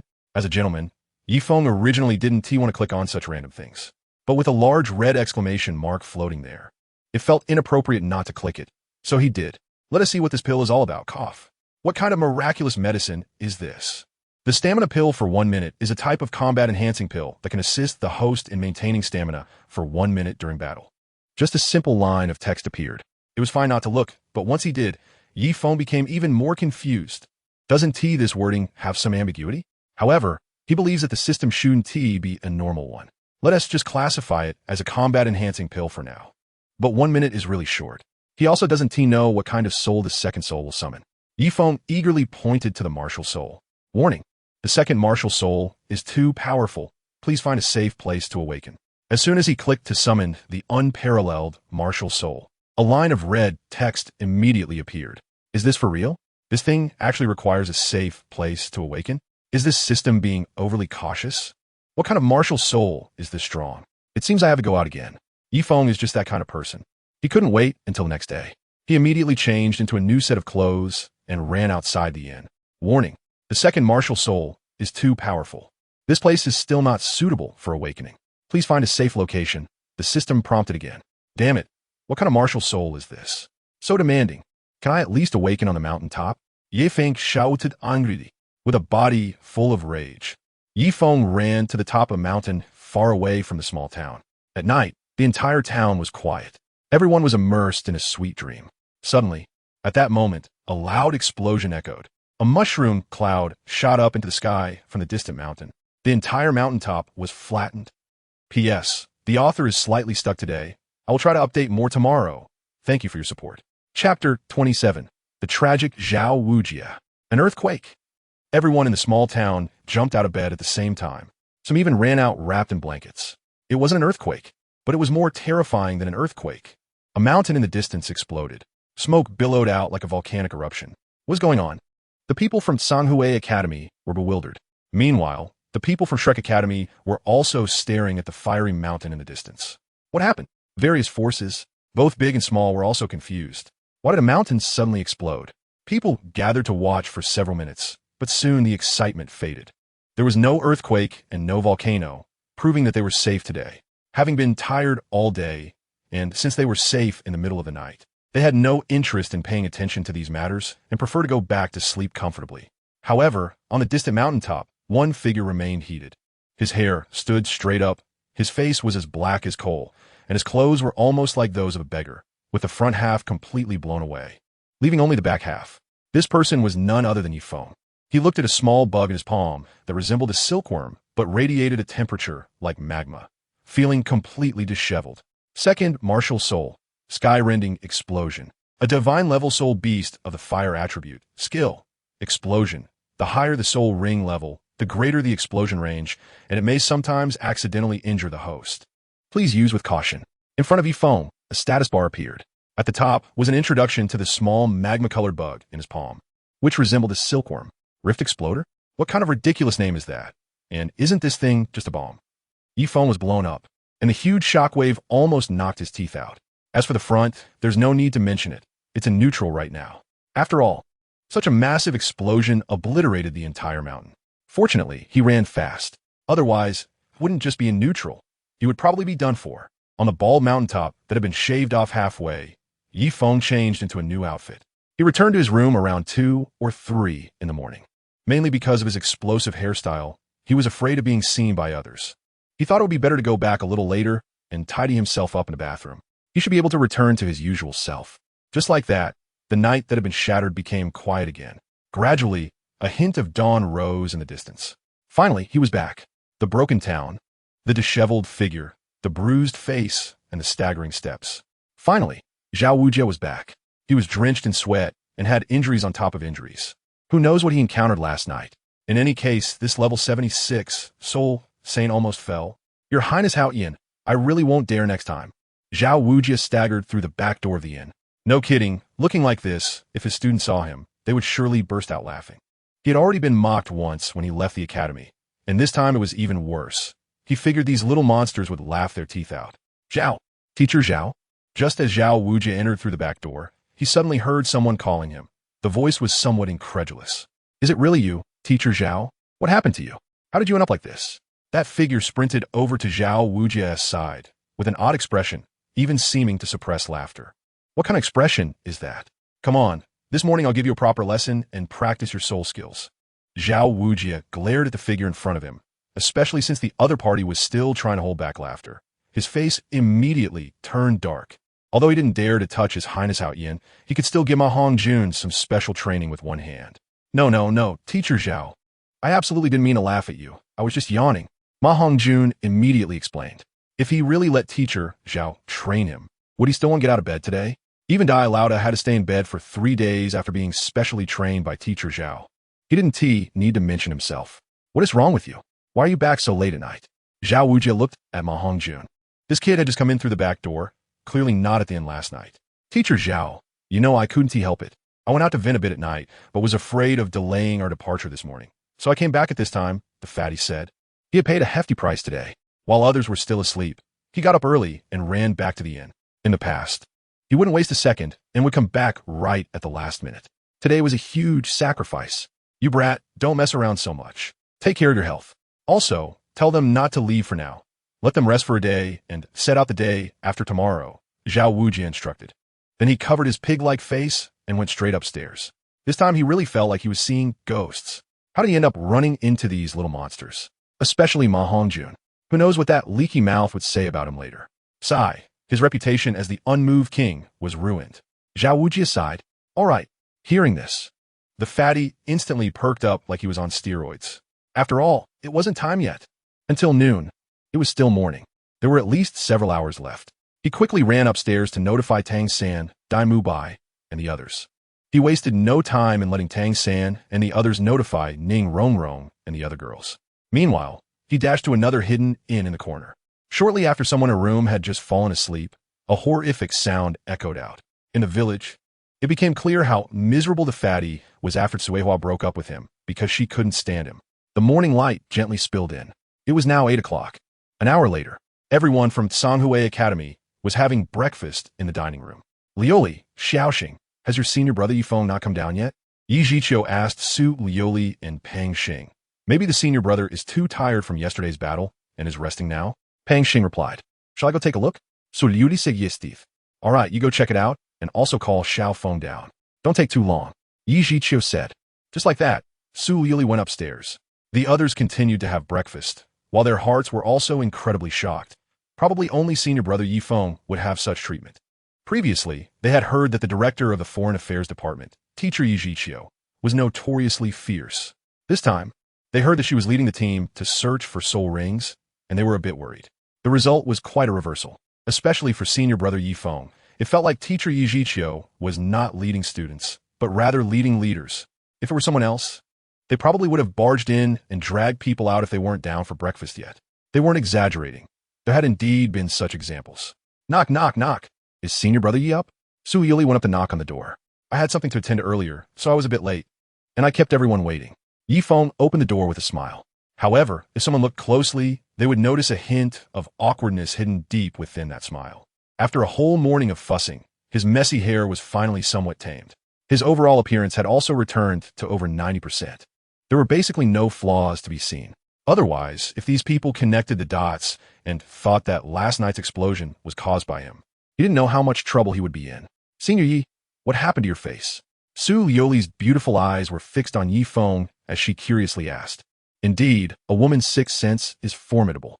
Yifeng not only had his hair affected last night, but his face also suffered. He was hit by the residual blast when his second martial soul emerged, but after a night of recovery, it has basically returned to normal. If one had to point out any difference, it would be a barely noticeable red mark that is hard to see. It's nothing. I just accidentally pressed on it while sleeping last night. Yifeng casually found an excuse to brush it off. Well, this place really isn't very comfortable for sleeping. Senior Yi, what do you want to eat? I can go get it for you. Su Yuli asked with a smile. Unlike other seniors, she felt inexplicably comfortable and at ease when she was with Yifeng. Actually, you don't need to do that. I'm going down now as well. Yifeng, replied. He has never liked to put on airs, nor does he enjoy looking down on others. Just like that, Yifeng and Su Yuli walked down to the restaurant together. Senior Yifeng, hello. Upon seeing Yifeng come down, everyone from Sanghui Academy greeted him in unison. No need to be so polite. Yifeng signaled everyone not to be so polite. Although he was indeed a senior brother, he was actually about the same age as everyone else. In fact, many people were older than him. Xiaogang, why did you wake up late today?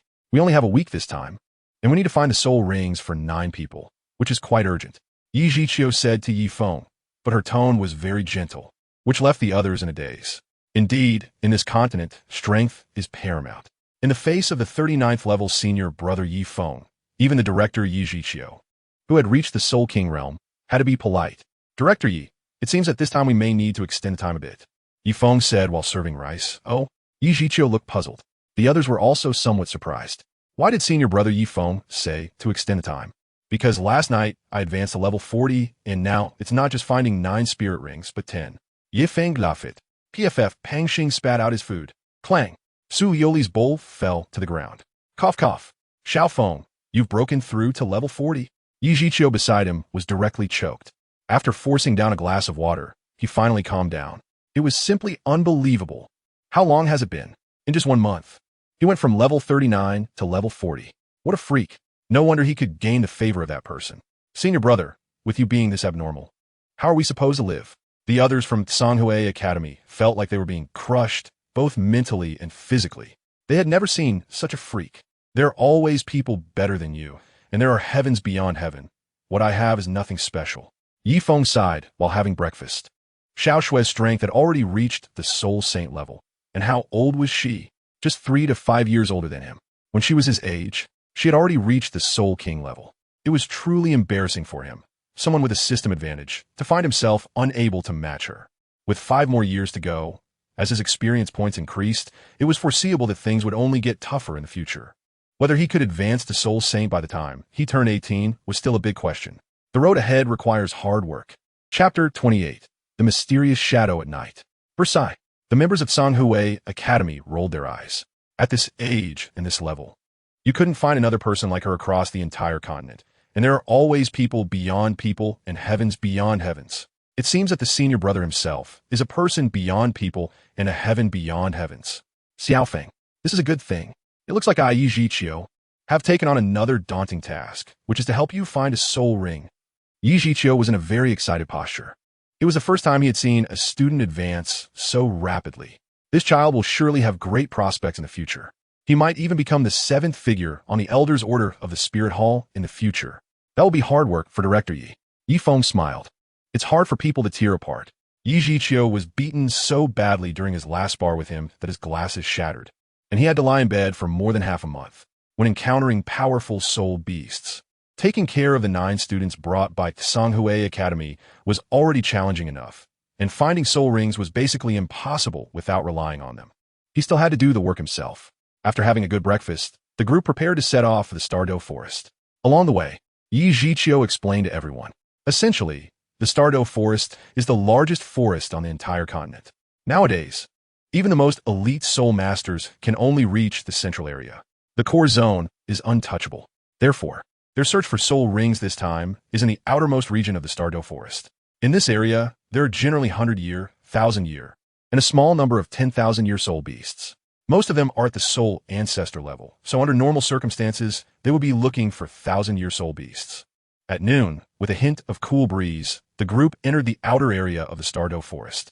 However, just half an hour later, they heard strange sounds echoing through the forest. Rustling. It inexplicably sent a chill down their spines. Could it be a snake? Everyone be careful. Yi Zhiqiu stopped in his tracks, signaling everyone to be cautious. Suddenly, a smooth black body rose in the distance. The black eyes were as cold as the scythe of death. It was the mandrake snake. Everyone retreat. Yi Feng shouted at everyone at this moment. He was very familiar with this thing. He encountered it 5 years ago. He almost died at its hands. If the opponent were to infiltrate their team, it would be as troublesome as it could get. Black mandala snake? It hasn't been seen for 1,000 years. Yi Zhiqiu's body shuddered. If it was a black mandala snake over 1,000 years old, then today would be a big problem. If it was 10,000 years, then no one would survive today. Purple, 10 meters long, just over 1,000 years old. Director Yi, please protect everyone from behind. Yi Feng still knew some techniques for identifying soul beasts. He could estimate the opponent's age based on the aura and length emanating from it. All right, be careful. Dealing with a mandala snake is a daunting task. Protecting the students from harm is also a daunting task. At this moment, Yi Zhiqiu quickly released his soul ring, summoning the Xian turtle.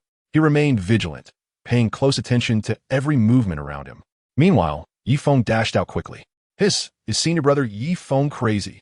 Behind him, the students of Tsanhui Academy were all in shock. They saw the senior brother charging towards the black mandala snake with a sharp curved knife, without even summoning his martial soul. It was simply terrifying. It's important to note that the mandala snake is a soul beast filled with potent toxins and will even actively hunt humans. Xiaogang.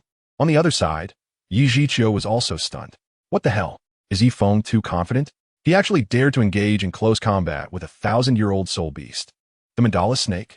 However, what they don't know is that Yi Feng had already established a grudge with the black mandala snake 5 or 6 years ago. Back then, he was chased by the mandala snake, entangled by it, and bitten by its sharp, poisonous fangs, ultimately feeling as if he was drowning in poison. This had left a huge psychological shadow on him. Seeing it again now feels like facing an enemy. It must be killed, of course. The most important reason Yi Feng dared to charge in with a blade like this is because of his poison immunity.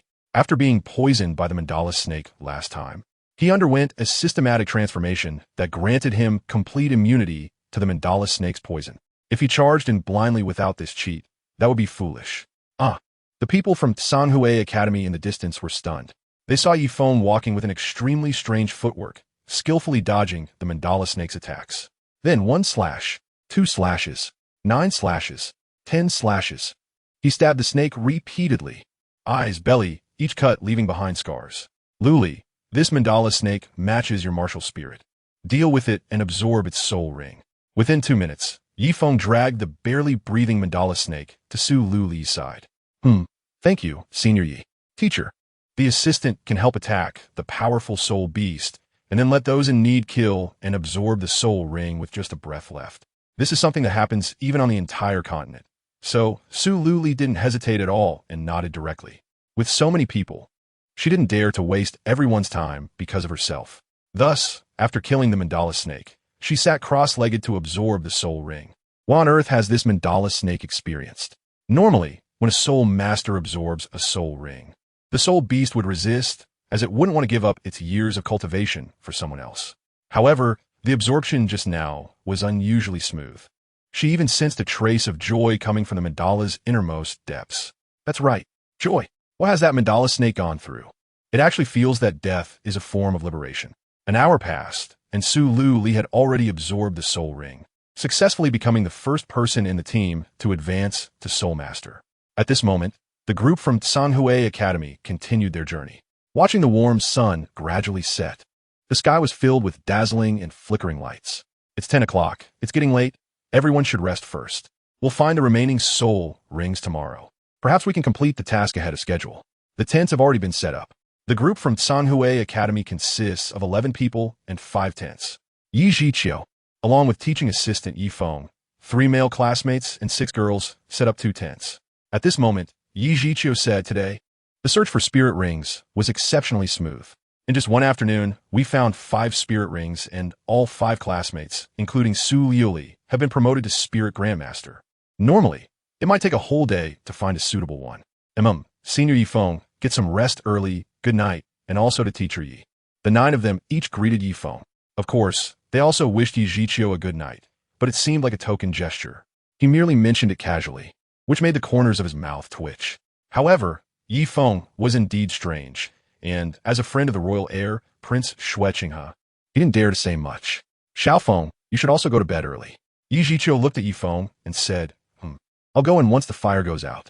A fire was burning in the middle of the camp to avoid disturbances from soul beasts. Young people should also take care of their health and rest early. I'll go to sleep now. With that, Yi Zhiqiu entered the tent. Around the area, there was some special powder from Tsanghui Academy scattered, which would allow everyone to immediately sense if any soul beast stepped in. So there was no need to keep watch. After a while, Yi Feng, who was studying the system, yawned. He was indeed tired. He got up, preparing to go into the tent to sleep. Yi Feng. Suddenly, a voice echoed in Yi Feng's mind. Who? Yi Feng became alert upon hearing the sound, his nerves tense. Come with me.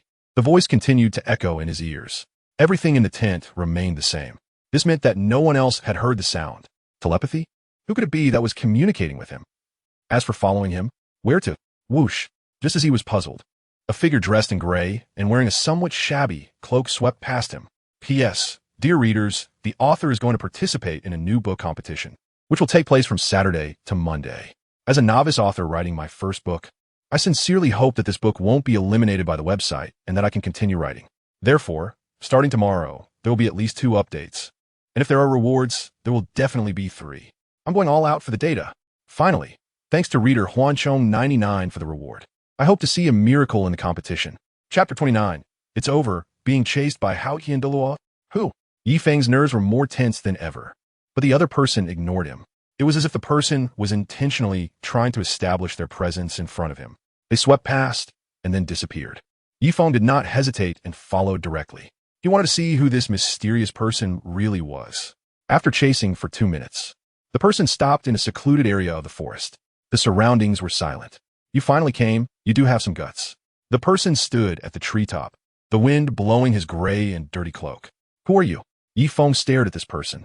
He didn't know why, but he sensed a feeling of weariness from the other person's words. Moreover, the outfit was so similar to that of the other. Could it be that after beating the younger one during the day, the older one came to seek revenge the very next night? Yi Feng's mind flashed with countless thoughts. Because he was initially rejected by Tang San from entering the house, he had never met the real Tang Hao. In his mind, there were only some images from previous anime and comics. Who I am is not important. What matters is that today, I want to find someone to practice my skills. The cloaked figure spoke.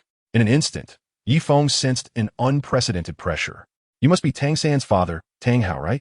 Yi Feng tentatively asked. Hee, how interesting. When did such a shallow place as Holy Soul Village hide a fledgling dragon? The man in the gray cloak turned around. His slightly disheveled attire and scruffy beard made him look like he hadn't groomed himself in a long time. However, even so, there was still an irresistible pressure emanating from him. It's really you. The dignified Haoqian Douluo actually intervening in the matters of the younger generation is truly eye-opening. Yi Feng felt a jolt in his heart upon seeing the man. He had guessed correctly, but this was not good news. Tang Hao was a titled Douluo and had once been able to confront the spirit hall, which possessed a 100,000-year soul ring. If the other party had murderous intent, then he would undoubtedly die today. However, he had already shown considerable restraint during the battle with Tang San yesterday. It could be considered a small scuffle between children, and surely the elder wouldn't personally seek revenge, right? The Tang family was really peculiar. If it came to that, he would try to bring Shuet heir into the picture. After all, the other party was still the crown prince of the Tiando Empire. He didn't want his lineage to be cut off like this. You actually know my identity? Oh, I forgot that you seem to have a good relationship with the crown prince of the Tiando Empire, Shueqinghe. Tang Hao smiled differently. In fact, he had been nearby when Yi Feng injured his son yesterday. As for Yi Feng pretending to be him to find Zhao Wujin at night, Tang Hao had been observing in the shadows. He thought to himself, how could such an ordinary kid from back then have completely transformed into a different person? He had even toyed with his soul sage. Where did he get such confidence? Moreover, how did he possess such strength? Could it be because of that Mandarin snake? Did his body mutate after being bitten by the snake, allowing him to cultivate so quickly? These matters left Tang Hao baffled, with doubts in his mind. He had spent a lot of time last night, and this morning investigating Yi Feng. He discovered that the other party had a close relationship with Shueqinghe of the Tiando Empire. The two refer to each other as friends. Moreover, after being bitten by the snake 5 years ago, he had soon entered Tsanghui Academy and quickly became the brightest star there. Given Tsanghui Academy's knowledge system and the status of the crown prince, it was normal for him to know Tang Hao. However, To boldly determine that he was the Hao Yian among so many Tang Haos in the world was a matter of both ability and charisma. It turned out that the surname Tang belonged to a prominent family on this continent. There were countless people with the surname Tang, and it was common to have the same name. Yesterday, if he wasn't mistaken, Tang San's second martial spirit was the Hao Yian hammer. And since you're also called Tang Hao, I think there can't be so many coincidences in this world. Yi Feng crafted a seemingly plausible reason. He couldn't directly say that he was a time traveler and knew the plot, so he knew that you were Tang Hao. If he actually said that, Tang Hao would probably think he was insane. It would be better to phrase it differently, which might be more acceptable. It might even yield unexpected results. As expected. Because of this, I had previously instructed the third party not to reveal his martial soul unnecessarily, but the child couldn't help himself. If he had half of your temperament, it wouldn't have come to this. At this moment, Tang Hao spoke up, as if he was sighing but also felt somewhat complicated. Being praised by the Hao Yian Douluo, Yi Feng was truly a bit taken aback. Yi Feng spoke up at this moment. He was somewhat confused. What exactly was Tang Hao planning to do here late at night? If he intended to kill him, it didn't seem like he had that intention. But if he was here to chat, that didn't seem quite right either. It was really strange. All right, let's get back to the point. Let's make a move. Suddenly, Tang Hao changed the subject. Make a move? Yi Feng heard this and was full of confusion. This really was a sudden change in atmosphere. Just a second ago, they were praising him, and now they were ready to fight.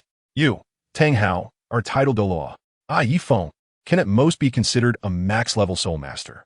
Isn't this bullying the weak with strength? Don't worry, we're just sparring. I want to use my soul power. Tang Hao's mouth curled up slightly. He could fight Zhao Wujia without using his martial soul. For Yi Feng, a 40th level fixed soul master, not using soul power was completely sufficient. Ding! Feeling the battle intent of the titled Douluo, the host has the following options. At that moment, a voice echoed in Yi Feng's mind. Option 1. Evade the battle. Reward 10,000 gold coins and a martial arts manual. Option 2. Accept the challenge. Reward 100,000 gold coins, a healing pill, and a piece of defensive armor. Soon, the two options appeared.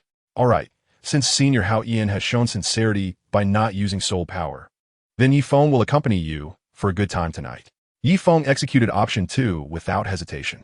What does it matter if he doesn't use soul power? He is Yi Feng after all, so his mood is quite good right now. If possible, he even wants to shout a big thank you for the 100,000 gold coins, a healing pill, and a piece of defensive armor sent by his buddy. The system has never been this generous before. Ever since he encountered Tang San last night, this new gameplay has been developed. After that, Zhao Wujing activated it once. Now Tang Hao has activated it again. It's simply a huge profit. As for option 1, although the rewards are good, are you sure he can give up on Tang Hao without any consequences? Since the other party came looking for him, a beating is definitely unavoidable. But without soul power, who knows who will beat whom? In fact, Yi Feng previously had a bad impression of Tang Hao because of Tang San, but now seeing the other party's open-mindedness and straightforwardness has restored some of his goodwill. Indeed, these two father and son are quite different. P.S. During the PK period of the new book, the author is competing with 20 other books. If you like this book, I hope everyone can vote to help the author advance smoothly. Thank you all. Chapter 30. Tang Hao, is he dead? Tang San is a typical refined egoist, while Tang Hao has a bit of Xiaofang's chivalry. After all, one is a reincarnator who committed suicide by jumping off a cliff after stealing his sex treasure, and the other is a native of Douluo who has walked step by step with talent and hard work since childhood. How could these two be the same? You have a lot of courage. As your senior, I'll let you have 3 moves first. At this moment, Yi Feng was already prepared for battle, standing firmly in a horse stance. Suddenly, Tang Hao spoke up. What, let me have 3 moves? Are you serious? Yi Feng was shocked. Tang Hao, who didn't use any soul power, actually wanted to let himself have 3 moves. Is this Hao Yian Douluo being a bit arrogant? I won't go back on my word. I'll stand right here and take your 3 moves, and only after that will I strike. Tang Hao said at that moment. In the eyes of this man who once stood at the pinnacle of the continent, a soul master was no different from an ordinary person, let alone a soul master. Even a soul king could be dealt with without using soul power. All right, then here I come. Yi Feng suddenly rushed to Tang Hao's side. Then, a small silkworm with a lava-colored palm appeared. He directly threw it towards Tang Hao. After returning last night, he finally figured out how to use his second martial soul. It was completely like a grenade. Throw it out and it explodes. Simple and brutal. What is this? Tang Hao looked at the small bug flashing with red light thrown by Yi Feng, instantly full of confusion. What could such a small bug do? Boom! However, the next second, Tang Hao felt a wave of intense heat. Then it was too late. An incredibly bright light flashed in front of him. Following that, a violent explosion wave accompanied by a piercing sound swept through the forest. Hiss! Yifeng took a sharp breath. He had already used his soul bone to escape. After all, he vividly remembered the incident last night when the sky exploding bomb had just awakened and had blown up a mountain peak. So at this moment, he specifically left himself some time to flee. But he still underestimated its power. Centered around Tang Hao, the sky exploding bomb directly created a huge pit with a radius of 10 meters. Yifeng slowly approached, feeling a bit uneasy. Wouldn't he, the once mighty Douluo, accidentally get himself killed? If that were the case, it would be quite a spectacle. Where are the people? Under the moonlight, Yifeng saw that the pit was over 10 meters deep. It was pitch black down below. Not to mention Tang Hao, even the bones were nowhere to be seen. The rift explosion was truly terrifying. No wonder the system warned him to be cautious while using it last night to avoid self-injury. At that time, he thought it was nonsense. Now he understood. What a kid. Just as Yifeng was about to find a bouquet of flowers to mourn for Tang Hao, two flying white eyes suddenly appeared below.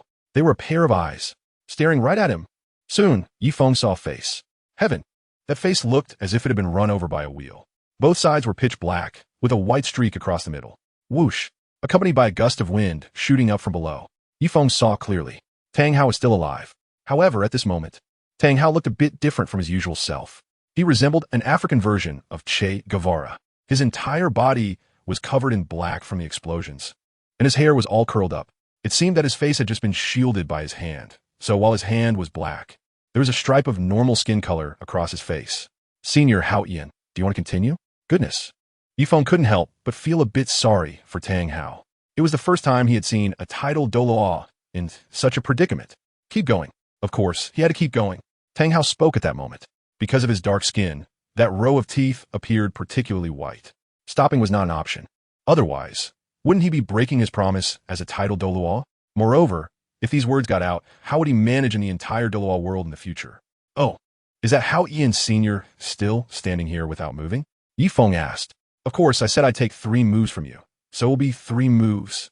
Tang Hao replied firmly, seemingly like a last stand. To be honest, Yifeng's soul skill just now completely stunned him. If he, Tang Hao, were not a titled Douluo, but a soul sage like Zhao Wujia, he would probably be in trouble now, right? All right, then, Elder Hao Hian, here I come, Yifeng said, and his speed started to pick up again.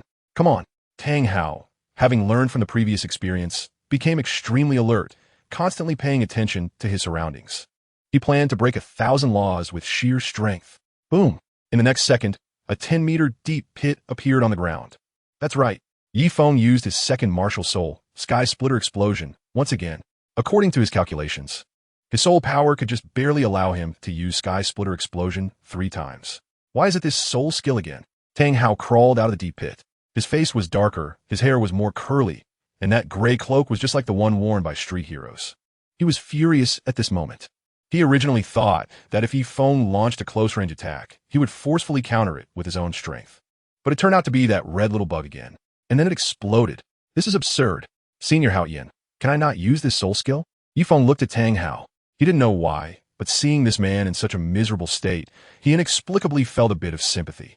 Indeed, one must swallow their pride, even if it means losing a tooth. Not to mention whether to use soul power. If the opponent hadn't promised to take 3 moves from him, he wouldn't have been in such a predicament. One could only say that the Hao Ian Douluo was courting death. Come on, there is still one last move. Tang Hao felt extremely frustrated. Who told him to say that just now? This time, he really had to swallow his words while feeling bitter. Yifeng quickly circled around Tang Hao. Then he suddenly threw the in his hand. Damn it, it's this move again. Tang Hao couldn't sit still when he saw that little bug. He didn't want to be blown up for the 3rd time. He directly lifted his foot, wanting to kick the little bug away before it reached him. Based on the experience from the previous 2 times, the bug would only heat up when it got close to him and then explode. As long as he was fast enough, he could kick it to the other side before it detonated. However, Tang Hao never expected that he was wrong again. He lifted his foot, and then his body stiffened, because he clearly sensed a wave of intense heat sweeping over. A hot wave gushed from his feet. Tang Hao felt like he was caught in a tornado, blown away by the explosion. Senior Hao Ian. The explosion dissipated, and everything settled. Yifeng hurriedly went to look for Tang Hao's body cough. I mean this person, Tang Hao. He saw Tang Hao hanging on a tree at that moment. One side of his pants had completely exploded. One of his shoes was utterly shattered. He struggled and fell from the tree, looking even more miserable than a homeless person who hadn't bathed for 10 years. His hair was no longer in waves, but looked like charred curls. Yifeng couldn't help but feel a wave of admiration. This is truly the model of the Douluo continent. Look, he said he wouldn't use soul power. And he really didn't. Even in that previous scene, if Tang Hao had used just a bit of soul power, it wouldn't have been as miserable as it is now. Finally, it's my turn. Tang Hao, who seemed to have suffered great grievances, forced himself to rise, giving off the impression of a suppressed slave turning over to become a landlord. Revenge. Take back the humiliation of today. At this moment, countless fighting techniques surged in his heart like a torrent, ready to pour out at the next instant. P.S. Here comes the second update, a new book PK. If I lose, I will be eliminated by the website. If you enjoy it, please cast a vote. If you like it, a tip would also be appreciated. The author thanks everyone here. Really, truly thank you very much. Chapter 31. Principles and Bottom Lines. 3 moves have passed, and I really didn't expect Senior Hao Ian to be so trustworthy. Yifeng said, this is not a compliment to Tang Hao, but rather Yifeng's genuine admiration. One of his shoes was blown off, exposing a large part of his thigh, like wearing a cheap Hao. The gray cloak had turned into a fishing net. This scene was simply breathtaking. Since Tang Hao naturally would not break his promise, I'm going to make my move now. Are you ready? At this moment, Tang Hao's voice was deep, and the anger in his heart had already reached its peak. He wanted to strike Yifeng hard, to avenge past humiliations. As a dignified, titled Douluo, he had never been so embarrassed, even when facing the spirit hall. If this were to be said, wouldn't it make others laugh their heads off? All right, let's do this. Yifeng said to Tang Hao. At the same time, he automatically opened the system. Host, Yifeng Dimension, Douluo, Continent Gender, Male Age, 13 years Martial Soul. First Martial Soul, Bloodthirsty Demon Scythe. Second Martial Soul, Sky-Splitting Explosion Soul Rings. First Soul Ring, Divine Beast White Tiger, 1,000 Years, Soul Skill, Tear the Sky. Second Soul Ring, 9,000-Year Ancient Beast, Azure Dragon, Soul Skill. Azure Dragon Annihilation can attack and defend. Defense is Azure Dragon Shield. Third Soul Ring, 10,000-Year Diamond Titan, Soul Skill, Titan Diamond Power Soul Bone. Left Leg, 10,000-Year Golden Wing Dapeng Soul Bone. Soul Skill, Swift Wind Movement Soul Power. Level 40 Experience, 0. 9W100W Gold Coins. 15,000. 000 Item Slot. Stalwart 1-minute Pill Other. Not expanded. Yifeng checked the system and his own physical condition. He had already used the Void Explosion more than 3 times today, and his soul power had been depleted to the limit, so he could no longer use it. Looking around, the only thing he could use now was the 1-minute Stamina Pill. Although the name of this pill didn't sound appealing, the items provided by the system shouldn't be bad. He decided to save it for his next life-saving situation. Using it on Tang Hao would be too much of a loss. Besides, this wasn't a life-or-death battle. So at this moment, Yifeng didn't plan to confront Tang Hao head-on, but rather to take a defensive approach. The left leg's eternal golden-winged rock soul bone was a speed-type soul bone. It not only consumed little soul power, but also allowed for very fast movement. He planned to use it to evade Tang Hao's attacks in a while. All right, here I come. Tang Hao moved his body. The next second, he launched an attack towards Yifeng's direction. His steps were steady and his speed incredibly fast, seemingly aiming to deliver an unprecedented blow to Yifeng. With a golden-winged rock soul bone, he charged forward like a gust of wind. Yifeng directly unleashed his soul bone skill. Compared to the Sky Splitter Explosion, the soul power required for this golden-winged rock soul bone was minimal. What? Stop right there. Where do you think you're going? Tang Hao never expected Yifeng to be so fast. He immediately chased after him, determined to land a punch on Yifeng. However, a person who wasn't using any soul power, even if he was a titled Douluo, couldn't catch up to Yifeng, who had a speed-oriented soul bone. So, Tang Hao couldn't catch up. Don't run. Tang Hao pursued from behind, looking furious and ready to spit blood. He had already attempted to strike countless times, yet he couldn't hit Yifeng at all. He was nearly infuriated to the point of exploding. Senior Hao Qian, you didn't just say I couldn't dodge, right? Not running? That's a joke. The one behind me is a titled Douluo, even though the opponent isn't using soul power. Their attack power is not something an ordinary person can withstand. If I can avoid getting hurt, I will. So Yifeng kept running. Tang Hao gritted his teeth. It was tough, but he could only swallow his frustration. He exerted himself and desperately chased after Yifeng. In the entire forest, two black shadows were darting about. Boom! A giant tree was smashed down. It was a close call. Yifeng barely dodged it. It was extremely thrilling. Bastard! Tang Hao's teeth were clenched tightly. His fists were bulging with veins. He must catch up to Yifeng and beat him up. Tang Hao increased his speed. Damn! Yifeng looked at Tang Hao, who was as crazy as a brown bear, and his heart raced with fear. He once again unleashed his soul bone ability. This time, he instantly sent Tang Hao flying over 100 meters away, back and forth like this. In the blink of an eye, over an hour had passed. No more fighting. I give up. Tang Hao stopped, trembling with frustration. How can I continue? The opponent's speed was completely above his. Once he used his soul abilities, he had no way to counter. It had been an hour, and he was exhausted, having not even touched a single hair of his opponent. He had never experienced such a bizarre battle in his life. This kid was simply like an eel, incredibly slippery. I admit defeat today. Tang Hao admit defeat. He shouldn't have said that he wouldn't use any soul power. Senior Hao Yin, shall we call a draw today? Yifeng stopped. After running all night, he was now drenched in sweat. To be honest, he didn't want to run anymore. But as soon as he thought about stopping, he would immediately be hit hard by Tang Hao. He gritted his teeth and continued running. A tie is a tie. At this moment, there was a surge of soul power emanating from Tang Hao. Yifeng clearly felt that the opponent's originally overloaded body was rapidly recovering at this moment. So this is what a titled Douluo is like. It's simply terrifying. Even without being a healing-type soul master, they can use soul power to restore their own bodies. Then I'll be going back. Goodbye, Senior Hao Yin. Yifeng said, and was about to head back. After all, they had already sparred, and he had unexpectedly won. It was time to return and settle the spoils. Wait. At that moment, Tang Hao called out to Yifeng. Huh? What's up? Does Senior Hao Yin have something to say? After tonight's battle, Yifeng's impression of Tang Hao had improved significantly, so he addressed him as senior. After all, he was indeed his senior. Xiaogang, in the past. Xiaosan may have done many things that wronged you.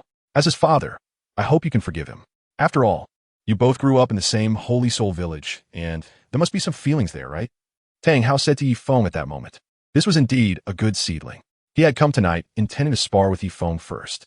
After defeating him, he planned to facilitate a relationship between him and Tang San, because as a father, he knew that Yifeng and Tang San had some minor conflicts. Yifeng was bound to achieve great things in the future. If he could become friends with Xiao San, it would pave a much broader path for Xiao San's future. However, he unexpectedly lost tonight. As for a tie, that was just a nice way of saying it. As a titled Douluo, being reduced to this state was already a complete defeat. So, hearing this, Yifeng turned around and looked at Tang Hao calmly. P.S. Dear readers, during the new book PK period, data is really important. I sincerely ask for everyone's support. TT Chapter 32. The old longevity star hangs himself out of desire for life. So, as your elder, I hope you can turn your conflicts into harmony and take care of each other like real brothers from now on. What do you think? Tang Hao said to Yifeng at this moment. This was also the purpose of his visit today. I have my own thoughts on these matters. Yifeng said, this is his principle and bottom line. The person in front of him is Tang Hao. If it were someone else, he would have already lost his temper. Get lost, you bastard from the same village. Back then, when he saw someone in trouble in the village, he didn't help. Now that he sees himself with prospects, he comes back to find him. Yifeng won't accept it. But children inevitably make mistakes. Since they are from the same village, why make things so tense, right? As a father, I apologize to you on behalf of the third party. How about we try to be friends and brothers from now on? Tang Hao said to Yifeng kindly at this moment. He sincerely hopes that Yifeng can let go of past grievances with the third party and reconcile. This way, the third party will have a capable assistant in the future rather than a strong enemy. Because from all aspects now, Feng is superior to his son. Senior Hao Yin, this is the last time I will address you like this. I hope you 1T challenge my bottom line and principles. If it weren't for my good fortune back then, could I still be standing here talking to you today? Yifeng stared at Tang Hao. This was his bottom line. Even as a titled Douluo, he still could not cross it. So, what do you want to do about this matter? Tang Hao was in a difficult position. He didn't expect that this kid, Yifeng, would be so difficult to deal with. But made sense. Back then, he almost lost his life in the soul-hunting forest. It's normal to have resentment. If you were to blame someone, it would be the deep-seated inferiority complex of you Xiaogang that was causing trouble. Make him kneel in front of me and apologize. Yifeng said without hesitation. Fortunately, there were no other people here. If there were others who knew Tang Hao, they would definitely think Yifeng was crazy for asking the son of the Hao Yin Douluo to kneel and apologize in front of him. You must be tired of living. Tang Hao did not expect Yi Feng to say such arrogant words, especially in front of him. All right, if there's nothing else, I'll take my leave. Yi Feng finished speaking and walked towards the camp. He absolutely could not compromise on this matter. So no matter who was in front of him, he still stood his ground. Sigh, I hope you can think it over carefully. After all, you are all partners from the same village, and partners should support each other, right? Tang Hao sighed from behind. At this moment, Yi Feng had already walked far away. Xiaogang, what happened? Just returned to the camp. Yi Feng noticed that everyone was awake, and there was a large fire burning. Eldest senior brother, where have you been? Everyone asked. Why are you all awake? Aren't you supposed to be sleeping in the middle of the night? Yi Feng looked at everyone with a puzzled expression. Just now, several explosions went off, and we were all startled awake, only to find that you, senior brother Yi Feng, were missing. At this moment, Pang Xing said. The others also nodded in agreement. Yeah. What was that about the explosions just now? And where did you go? Yi Zhiqiu asked. Oh, I just heard that sound too, so I want to take a look. Yi Feng found a seemingly appropriate reason to speak up, so everyone chatted for a while. As night deepened, everyone returned to their tents and soon fell asleep. After receiving his reward, Yi Feng also took a rest. Before long, it was the next day. Everyone discovered several soul beasts early in the morning. After a fierce battle, they obtained 2 soul rings. By the afternoon, everyone except Yi Feng had surprisingly found all their soul rings. It was truly remarkable. Even Yi Zhiqiu, who had led the team on so many outings, felt astonished for the first time. The phoenix tail, chicken crown snake. As dusk approached, the group was walking through the forest. Suddenly, a snake darted out. It flew past them like a carp leaping over the dragon gate. Xiaogang, what do you think of this phoenix tail, chicken crown snake? I think it will make a good soul ring. Yi Zhiqiu asked at that moment. Now, only Yi Feng had not found a soul ring. The phoenix tail chicken crown snake was extremely fast. If it could be used as a soul ring, it would surely provide a significant speed boost, making it a good choice. Pang Xing next to him commented, well, its age is still too young. Yi Feng shook his head slightly. The phoenix tail chicken crown snake would indeed be a good third spirit ring for them. However, for himself, it seemed somewhat of a regression. After all, his second spirit ring was many times stronger than this phoenix tail chicken crown snake. Moreover, with the golden winged Dapeng spirit bone, the speed boost was minimal for him. All right, everyone knew that for someone of Yi Feng's level, finding spirit rings was the most difficult. Just then, 2 figures rushed out. Huh, have you seen a phoenix tail chicken crown snake? It was an old lady and a little girl. The old lady had a completely cold demeanor, and her words were filled with frost. Snake Granny? Yi Feng murmured softly. Oh, there are actually people who recognize me, old lady. Kid, where did that phoenix-tailed coxcomb snake go? Zhao Tianxiang looked at Yi Feng. An inexplicable pressure emanated from him. Zhao Tianxiang was a soul emperor, while the strongest in this team was only Yi Zhiqiu, a soul king. Therefore, Zhao Tianxiang didn't take them seriously at all. So that phoenix-tailed coxcomb snake belongs to you. It really shouldn't have been let go. Yi Feng's lips curled up slightly. The high and mighty posture of Zhao Tianxiang made him feel inexplicably uncomfortable. Kid, what did you say? Hearing this, Zhao Tianxiang's expression instantly turned cold. On the other side, Yi Zhiqiu's heart was racing. Damn, the luck is too good. He actually ran into one of the Dragon Lord and Snake Lady, the Snake Lady. It is said that the Dragon Lord was his soul fighter years ago, while the Snake Lady was already a soul emperor in that era. Who knows what level they are now? Offending them is definitely not a good omen. I said, I don't know where the snake you're looking for is. It might have been taken by someone else, and I have no idea. Yi Feng shrugged his shoulders. Although the old woman's tone annoyed him, he had 9 junior brothers and sisters with him, so he had to consider the other party. Who knows if that pervert Long Gong was nearby? I will remember this debt, Tianxiang. Still, let's go. The snake woman glared at Yi Feng fiercely. If it weren't for her concern about the Fengwei Jigwanch, she would have made this kid give her an explanation. The snake woman left. Xiaogang, when you're out, try not to show off too much, or it could lead to trouble. Yi Zhiqiu looked at Yi Feng with a meaningful expression and said, P.S. It's the new book recommendation period. Please support me. Chapter 33. The Shameless Oddity. Teacher Yi. Mainly that old lady's words were just too provocative. Before Yi Feng could speak, Su Liuli beside him chimed in. Yeah, that person was clearly asking for directions, but it felt like we owed her money, which made us uncomfortable for no reason, Pang Xing added, unable to hold back his complaints. They couldn't endure it like Yi Zhiqiu did. If someone dumped a bowl of soup on their heads, they would have exploded. Sigh, you are still young and don't understand some things. Seeing that almost everyone from Tsanghui Academy was supporting Yi Feng, Yi Zhiqiu shook his head slightly. He knew that if he continued talking, it might turn into his own fault. He decided to end the topic. Senior Yi, if we really can't find a suitable soul ring, should we go further inside to look? Luo Shui said to Yi Feng. She knew Yi Feng was looking for a 10,000-year soul beast, and at this moment, there were almost no 10,000-year soul beasts in this outermost area. If they went further inside, the chances would be a bit greater. It is indeed difficult to find a 10,000-year soul beast in the outer area, but moving forward might bring some danger. So I want to ask if anyone doesn't want to continue going further inside. If so, you can go back first. Just then, Yi Zhiqiu spoke up first. Yi Feng saw this and didn't say anything. After all, what the other party said was reasonable. Looking for a 10,000-year soul beast was indeed somewhat dangerous. He couldn't possibly take everyone along for the adventure, right? If something unexpected happened, it would be difficult to take care of everyone. I won't leave. I want to follow senior brother Yi. Su Yoli was the first to express her stance. Then came Luo Shui. One by one, everyone stood up. Not a single person chose to leave. After all, this time the soul rings were almost all thanks to senior brother Yi Feng. Now that it was the other party looking for soul rings, how could they shrink back? They were all soul kings. Although the 10,000-year soul beast was terrifying, they could contribute in any way they could. In fact, if everyone wanted to go back, they could, since the soul rings they needed for promotion had already been found. Yi Feng spoke up. Senior Yi Feng, we won't go back. You helped us find soul rings before, and now we should help you. As for being of great help, we might not be able to do that, but we can still assist with some small matters. Someone in the crowd said. One by one, they looked determined. Yi Zhiqiu did not expect that everyone would be so united. They all chose to stay. Since that's the case, let's go together, Director Yi. We'll go one in front and one behind. Yi Feng looked at Yi Zhiqiu. Fine. Yi Zhiqiu shrugged helplessly. Since everyone was unwilling to leave, he couldn't just force them to go. As long as they didn't encounter a very powerful 10,000-year soul beast, the chances of survival were still quite high, according to Soul Master.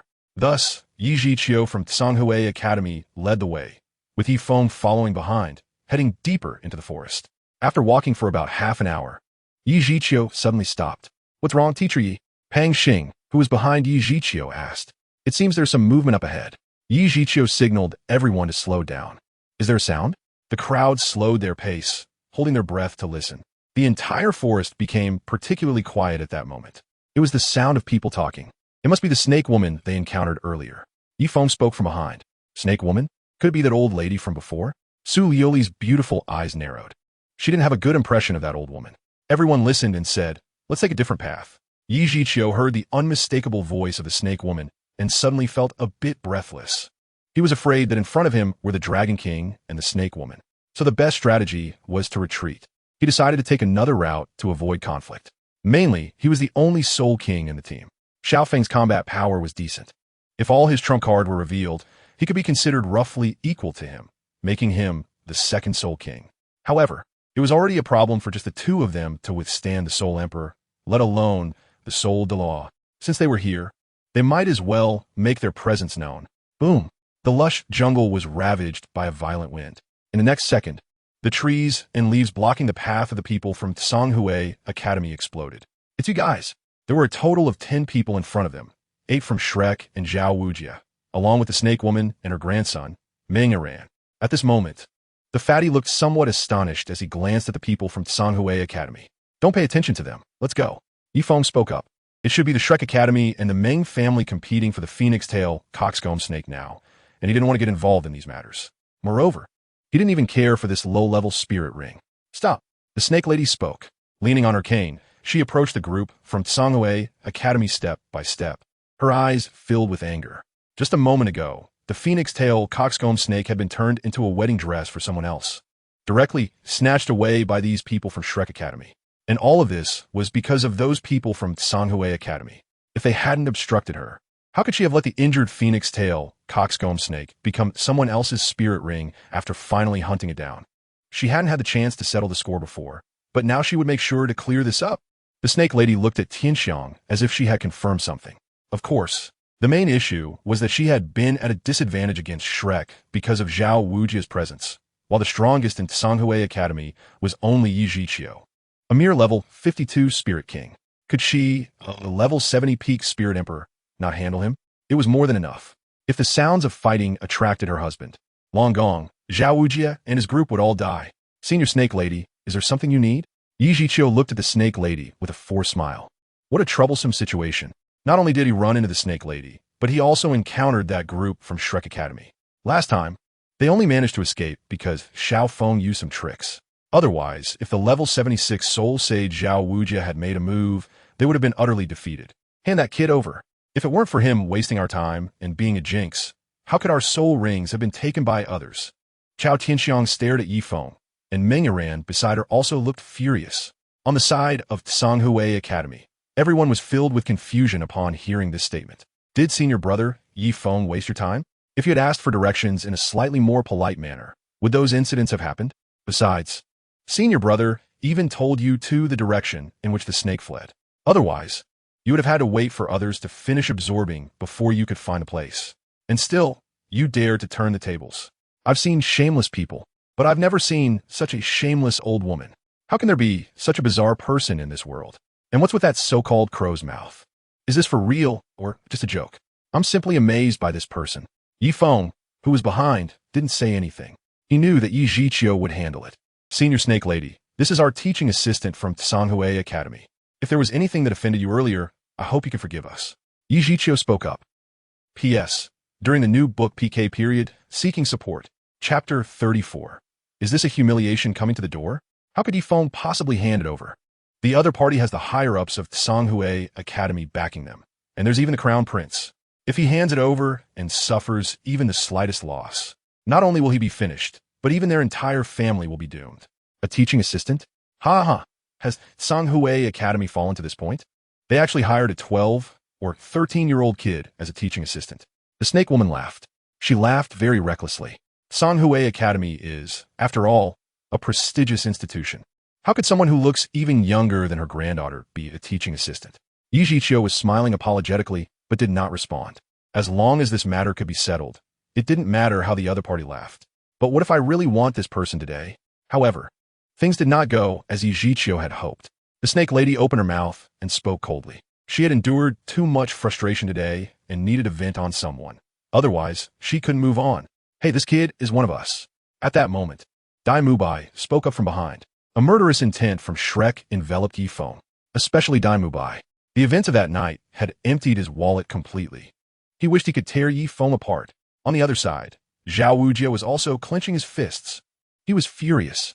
He had been beaten that night, all because of this kid. He had injured Tang San, and as a result, the Douluo came for revenge and sent him flying who knows how far. He got lost and found his way back the next day. If it weren't for that explosion, he probably would have taken even longer. He had planned to seek revenge after resting that day. But the bunch from Tsanghui Academy had all moved away. Today, it was truly a case of finding something after searching everywhere, and unexpectedly running into them in the Stardow Forest. Thinking of this, Zhao Wujia's fists tightened even more. However, if he knew that the one who had beaten him up that night was Feng, Zhao Wujia would probably not just have tight fists, but would explode with rage. Huh? Chao Tianxiang looked at Dai Mubai, her eyes filled with confusion and a hint of coldness. Senior Snake Lady, we have some grievances with this kid. He can't be handed over to you. We need to deal with him. At that moment, Zhao Wujia spoke up. The members of Tsanghui Academy. Each one looked bewildered, their heads filled with question marks. Brother Feng, what's this? Su Liuli looked at Feng. They were actually arguing over this matter? Feng shrugged, looking completely helpless. What the hell? Have you even asked for the consent of the person involved? Did Feng say he wanted to be dealt with by either side? The immovable king. There should be a sequence of precedents in everything, right? You can't really think that Chao Tianxiang is a soft persimmon that can be squeezed at will. Chao Tianxiang's tone grew colder. It was one thing to have her granddaughter's soul ring snatched away just now, but now they actually wanted to take her person. Absolutely outrageous. But this kid has a deep blood feud with us. I hope Senior Snake Lady can be accommodating. Zhao Wujing didn't expect Senior Snake Lady to be so firm in her attitude. He immediately said, you just said that everything follows the order of precedence. I already swallowed the loss of having the soul beast snatched away, but now that it's Chao Tianxiang's turn, you, Zhao Wujing, want to break the rules. Chao Tianxiang stared at Zhao Wujing, her words sharp and her voice filled with a sharp edge. If this person, Zhao Wujing, dared to snatch, she would definitely go find her husband to settle the score. Fine, everything has its order, as long as Senior Snake Lady leaves them a breath. Seeing Chao Tianxiang's attitude so resolute, Zhao Wujing reluctantly took a step back. As long as they leave a breath for their Shrek, That is his bottom line. Don't worry. A breath will still be left for the immovable king. The corner of Chao Tianxiang's mouth slightly lifted, revealing a murderous intent. Meanwhile, Yifeng was really at a loss. Is there something wrong? Am I being forced to become the pitiful child for Snake Lady to take revenge on Zhao Wujing? Kid, I heard you're an assistant teacher at Songhui Academy. I want to see what level this assistant teacher is at. How about this? You compete with my granddaughter. Snake Lady looked towards Yifeng. Just now, her granddaughter lost to that guy named Tang San. Her confidence was greatly diminished, and now she was just looking for someone to trample on. And this assistant teacher from Songhui Academy was just right. The other party looked younger than her granddaughter. At most just over level 20, probably barely 30. Defeating him would probably restore her confidence. After all, he was an assistant teacher. Sure enough, upon hearing about the battle, Meng Yiran raised her eyebrows. Having just been defeated due to a mistake, she was now full of anger. She wanted to find someone to vent her frustrations. She actually chose that person? The chubby guy looked completely dazed. Is this old lady crazy? This madwoman destroyed almost the entire town yesterday. Watching the show, Daimu Bai, who originally wanted to speak and take Yifeng away for them to beat up, now gently lifted the corners of his mouth. Even Tang San couldn't defeat this madwoman yesterday. Snake Lady actually wanted her granddaughter Meng Yiran to challenge that freak, simply waiting to see a joke. She probably wants to help her granddaughter build confidence. After all, the other party just said that her granddaughter is a once-in-a-century genius of the family. But this genius was defeated by Tang San. Confidence shattered. It's a pity that this old lady chose the wrong opponent. Not interested. Yifeng spoke up. This is like asking you to spar with a kindergarten kid. As an adult, would you do something so boring? Obviously, you're not interested because the opponent is too weak. The Snake Lady is somewhat acceptable, but Meng Yiran is really a no-go. What's wrong? You look down on my granddaughter. Upon hearing this, Chao Tianxiang's expression turned cold immediately. Her martial soul manifested behind her. Meng Yiran's beautiful eyes were also fixed on Yifeng. His disdainful demeanor made her very disgusted. Anger slowly rose in her heart. This person was even more detestable than that brat just now. Senior Snake Lady, how about letting Xiaogang have a match with your granddaughter? And we can just let this matter go. At this moment, Yi Zhiqiu saw the Snake Lady getting angry and hurriedly came out to mediate, asking. After all, he was the director of the External Affairs Department. He had experienced such matters before. Grandma, let me teach him a lesson. Let me vent for you, Meng Yiran said, clenching her fists.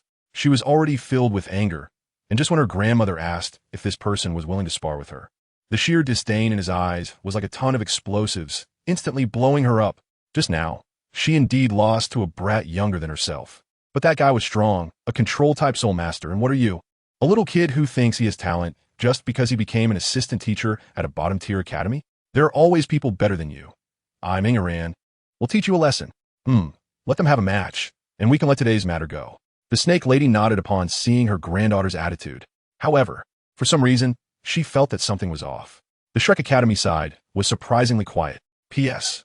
I made some modifications and added a lot of words. Everyone can take another look, and for the last time, the new book is in PK, Seeking Support. Chapter 35, Poor Meng Yiran.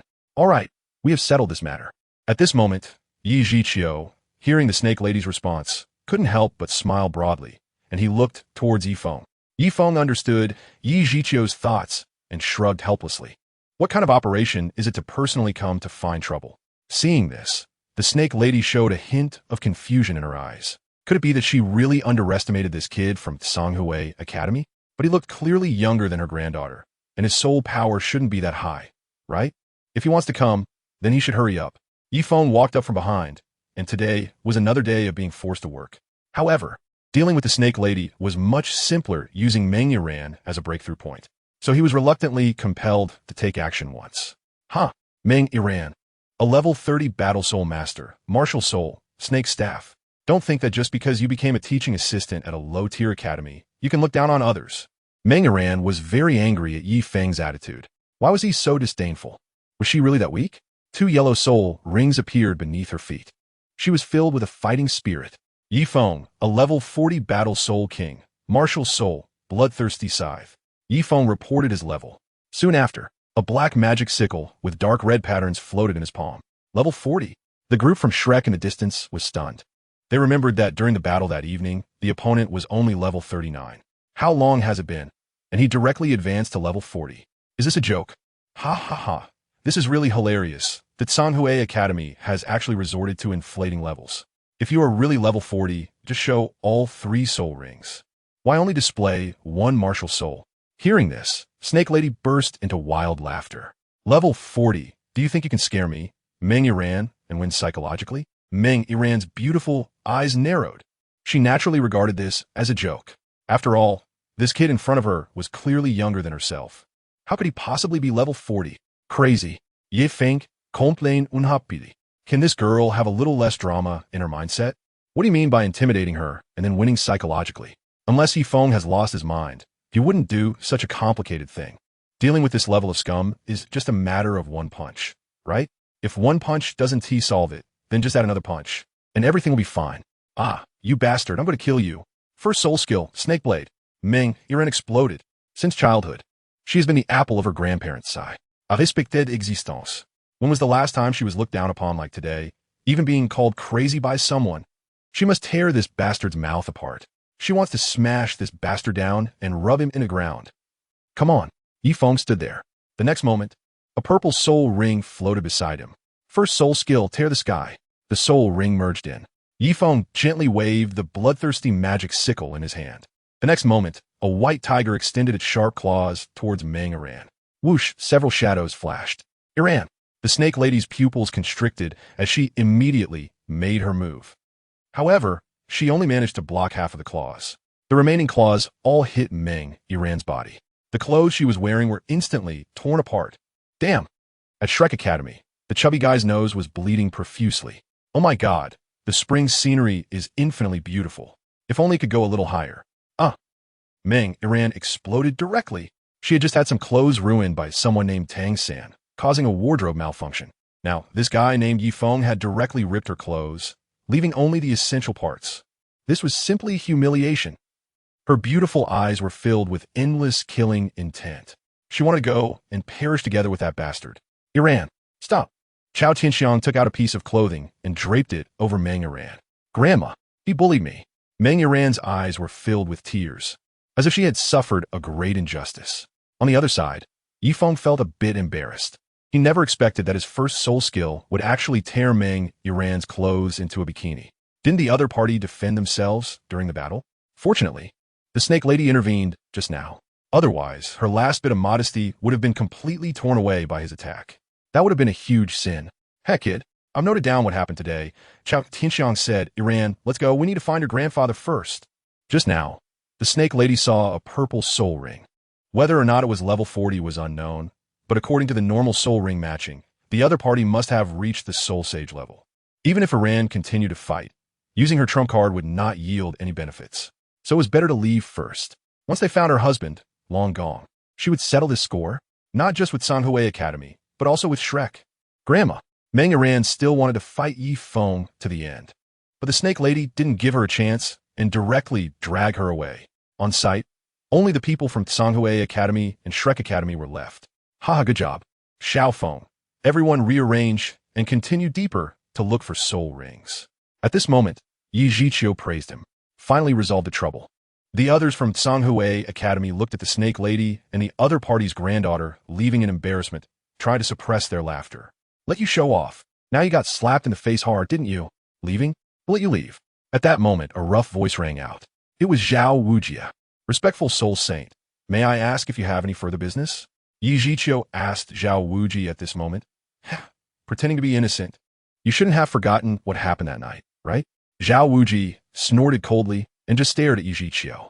Lord Soul Sage, that night those juniors were just sparring and fooling around. It's all in the past now. And as teachers, it wouldn't be appropriate for us to intervene, right? Yi Zhiqiu wanted to steer the situation toward the sparring match between the students of the two academies. This way, Zhao Wuji would have no reason to take action. Otherwise, once Zhao Wuji made a move, it would be even more troublesome than the earlier encounter with the Snake Woman. Just now, with the Snake Woman, there was still a chance for everyone to fight back, but if Zhao Wuji harbored killing intent, then the chances of survival today would be extremely slim. A sparring match between students? Didn't you just say he's a teaching assistant from your academy? Since your Tsanhui Academy's teachers bully students, what's wrong with me? Zhao Wuji. Seeking a confrontation? Zhao Wuji said, looking at Yi Zhiqiu. Yi Zhiqiu never expected that the talisman he had just saved Yi Feng with in front of the Snake Lady would now become Shrek Academy's trump card. What should he do now? Could it be that Yi Feng really has to fight Zhao Wuji? Let alone Yi Feng alone, even if Yi Zhiqiu joined in. They might not be able to defeat Zhao Wuji, who is a soul sage. Chapter 36. Who has the bigger background? After all, this person is notorious in the Soul Master world. He can use any means necessary. Hand over the person, and I, Zhao Wuji, can promise not to make things difficult for the others from Songhui Academy. Zhao Wuji spoke. Yes, leave that brat to me. Dai Mubai clenched his fists. That bastard made him suffer losses worth an entire town. The figures recorded above are all exaggerated. He knew that the kid must have done it on purpose that night. He fell into his trap. Whenever he thought of this, Dai Mubai wished he could drink Yi Feng's blood and eat his flesh. If you take away senior brother Yi Feng, you'll have to step over our corpses. Su Liuli, Pang Xing, and the other 9 people heard these words and immediately released their martial souls. 9 soul ancestors, all with the best soul rings matched. This was the most elite genius of Songhui Academy, all gathered here today. Soul Sage, I cannot give you the person, but if you have other conditions, our Songhui Academy is willing to discuss them. Yi Zhiqiu certainly couldn't hand over Yi Feng. Otherwise, if anything went wrong, not to mention his disciples behind him, the Academy's president and others would be able to hammer him to death, and it was inevitable that the Crown Prince would come to trouble him. Negotiate? What if I don't want to? Zhao Wuji said coldly. That day, they made such a big fool of themselves at Shrek Academy. And the other party still had the nerve to talk about negotiation? Can this be negotiated? Absolutely impossible. Dream on. He must give this kid a profound lesson. Otherwise, wouldn't he be taking a beating for nothing? Lord Soul Sage, may we speak privately for a moment? Yi Zhiqiu really had no choice but to plan to confront Zhao Wuji about Yi Feng's background. He believed that this would make the other party slightly more restrained. Meanwhile, Yi Feng was figuring out the best way to stall Zhao Wuji and allow everyone to leave. He could use the Void Explosion 3 times. Although the Void Explosion had a strong explosive power, it was still not enough to defeat Zhao Wuji. The best match was to use the Void Explosion to blast him first, and then take advantage of the chaos to use the speed-type left leg soul bone of the Golden Wing Great Peng to unleash the Sky Tier, and then use the Titan Strength to send him flying. Without Zhao Wuji, Tang San and the others would be ineffective. As long as they could quickly retreat within a few dozen seconds, the danger would be eliminated. But this process had to be fast to catch the opponent off guard. Otherwise, once the other party reacted, it would not be so easy to leave. Finally, the best plan was set. Now it just needed the right timing. As soon as the other party made a move, he would launch a series of attacks. Stop playing these tricks with me. Just let it all out here. Zhao Wuji said directly, his tone very cold. Soul Sage, little Feng is a bit different. He was sent to our Songhui Academy by the Empire. It's not suitable for you to spar with him. Yi Zhiqiu said somewhat implicitly. After all, some words cannot be said too clearly. But he believed that Zhao Wuji should be able to understand. I don't care about your damn empire. It has nothing to do with me. Today, either you let me take him away, or let him spar with me. How could Zhao Wuji not understand what Yi Zhiqiu meant? It was just that Yi Feng had the background of the empire. So he was reminding Zhao Wuji to be cautious. But I ask, who in Shrek Academy doesn't have a background? Especially Tang San. His father is Tang Hao, a man who once shocked the continent. One of the representatives on the Elder Order of the Spirit Hall. Is your Yi Feng's background stronger than his? Unless your background is the Spirit Hall, that would be a different story. What does the background of the imperial nobility count for? Yi Zhiqiu was shocked. How could Zhao Wuji be so stubborn? He had made himself so clear, yet the other party still didn't understand? No harm in saying more. Kid, are you coming with me, or are we going to spar? Zhao Wuji directly released his Diamond Bear martial soul. 7 soul rings were flashing. Since Zhao Wuji has a martial soul, Xian Gui, Xiaogang, you take everyone and leave. I'll hold them off for you first. Yi Feng was about to speak when Yi Zhiqiu directly summoned his martial soul. He was determined to fight with all his might. Today, he absolutely could not let Yi Feng get into trouble. Otherwise, he would not be able to bear the consequences.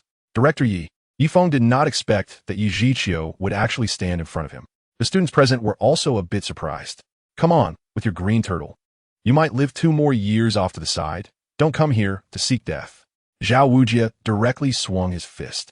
First soul skill, Xian Gui Fuji. Watching the immovable king Zhao Wuji's fist coming at him, Yi Zhiqiu hurriedly unleashed his soul skill. Crack. However, His soul skill was simply child's play in front of Zhao Wujia. With just one punch, Yi Zhiqiu was sent flying, blood flowing from the corner of his mouth. Underrated. It's your turn next. Zhao Wujia easily finished off Yi Zhiqiu and now turned his gaze toward Yi Feng. The Shrek crowd behind them watched this scene and felt secretly pleased. Indeed, teacher Zhao Wujia is different. Huh. Then today, I'll come to experience the immovable King Zhao Wujia. Yi Feng's eyes were cold as he directly released his soul power. Huh, what's going on? Have you all noticed that the ground seems to be shaking? Ning Rongrong from Shrek said, somewhat puzzled. Yeah, it seems like an earthquake. What's happening? The clear tremors left everyone in disbelief. Chapter 37. Escaping in front of the Titan. Moreover, they could distinctly feel that something was approaching. Is it just my illusion? Everyone prepared for battle. Zhao Wujia, who was ready to fight alongside Yi Feng, was the first to sense that something was off. Yes, the intense sense of crisis prompted everyone to quickly summon their martial souls. The earthquake at this moment was no less than a magnitude 6. People were already starting to sway. Not good. Director Yi, you take everyone and run away quickly. On the other side, Yi Feng seemed to remember something. This tremor could only be caused by that entity. How could he have forgotten this? Although the other party was here to find Xiao Wu, who knows if it might attack others. All right, everyone show your martial souls and escape at the fastest speed. The earthquake just now was at a magnitude 6, and now it's estimated to be at 8. Yi Zhiqiu, even if he was slow to react, knew something was wrong. Otherwise, Zhao Wujia wouldn't have let Yi Feng go and instead let everyone from Shrek Academy unleash their martial souls. At that moment, a furious roar echoed. The surrounding trees flew wildly, and everyone's gaze was stunned. What is this? Zhao Wujia was dumbfounded. Everyone from Shrek was in shock. Many of the people from Xiaogang Academy, who had retreated less than 100 meters, felt their legs weaken. Titan, the Forest King Titan, an existence that dominates the spirit beast world, possessing intelligence comparable to that of humans. But how could such an abnormal spirit beast appear here? This is not normal. Everyone, quickly retreat. Zhao Wujia let out a roar. He had never expected to see such a scene today. This was just the outer area of the forest. Even 10,000-year spirit beasts are extremely rare. How could the 100,000-year forest king, Titan Great Ape appear here? Damn it. Roar. Just as everyone was about to move, they saw the Titan Great Ape slam its fist down onto the ground. The immense impact force sent the surrounding trees flying into the air. They shattered into pieces. Everyone knew that the Titan Great Ape was warning them. Anyone who dared to move would end up like the countless shattered trees. Xiaogang, what should we do? Yiziu lukit towards Yifeng. This scene was truly unexpected. He told everyone to retract their soul power. Yifeng said to Yi Zhiqiu. He noticed that the Titan Giant Ape's attention was focused on Shrek Academy. Next, Zhao Wujia should be talking to the Titan, so this might be a good opportunity to quietly retreat, as there might still be a chance to escape unscathed. Retrieve the martial soul? Yi Zhiqiu was a bit surprised to hear this. Well, you lead the way ahead, and I'll follow behind. Yi Feng looked at Yi Zhiqiu. Xiaogang, you go ahead, and I'll cover you. After all, this is the Titan Giant Ape. If something happens to you, I won't be able to handle it. Director Yi, I know this Titan Giant Ape better than you. There's no time. Hurry up. Yi Feng said with a serious tone. Whether it was Yi Zhiqiu or the group of students from Xiaogang Academy, they were still too weak. Once the Titan Giant Ape launched an attack, those left behind would have no chance of survival at all. However, he possessed a speed-type soul bone from the Golden Wing Dapeng, and he was confident that he could escape with all his strength. It was most suitable for him to hold the rear. All right, then you follow us closely. Yi Zhiqiu knew that it was a life-and-death crisis moment. Hesitation could very likely lead to irreparable consequences. After all, these were all elites from Xiaogang Academy, backed by significant influence. Under Yi Zhiqiu's command, the members of Xiaogang Academy quietly withdrew while releasing their soul power. Meanwhile, Yi Feng deliberately released his soul power to distract the Titan Great Ape. Honorable King of the Forest, we mean no offense. If this is your territory, we will withdraw immediately. Over at Shrek Academy, Zhao Wujia had already begun a dialogue with the Titan Great Ape. It was at this moment that he noticed the Titan Great Ape's gaze falling on him. Yi Feng slowly stepped back. If he didn't leave now, he wouldn't be able to escape when the Titan went berserk later. After all, this Titan Giant Ape had no flaws in terms of strength, speed, attack, or defense. And it could even use skills similar to soul techniques. Even if 100 of them came, it would be of no use. If he could slip away, he needed to do it quickly. As for what happened at Shrek Academy, it was none of his business. Right now, he just needed to take care of himself and Sanghui Academy. After all, Yi Feng was not a saint. Roar. The Titan let out another angry roar. Its powerful volume deafening. It seemed to say, "What are you humans worth? You think you can escape unharmed in front of me? Not good. We've been discovered. Everyone quickly use your soul power to escape." Yi Feng noticed that the Titan giant ape was looking in the direction of their Sanghui Academy. He knew that quietly escaping in front of a soul beast of this level was the utmost offense. But would you choose to sit and wait for death or struggle desperately? Anyone would choose the latter, right? After all, there is hope for life. If they just stood here, what if the other party got angry and it affected them? Mubai, you take everyone and retreat quickly. Zhao Wujia shouted hysterically again. These damned Sanghui Academy bastards. They actually retracted their soul power and sneaked away ahead of time. All right, Dai Mubai responded. Watching the people from Sanghui Academy slip away, the Shrek Academy members scattered, and the Titan giant ape was completely enraged. It raised its fist, extremely furious. Seventh soul skill, martial soul avatar. Zhao Wujia showed no hesitation at all. He directly released his martial soul avatar. Because now, apart from the martial soul avatar, there was no soul skill that could counter it. He had to buy enough time for these little monsters. Old Zhao finally made a move. Then, thank you very much. Yi Feng felt a surge of joy upon seeing this scene.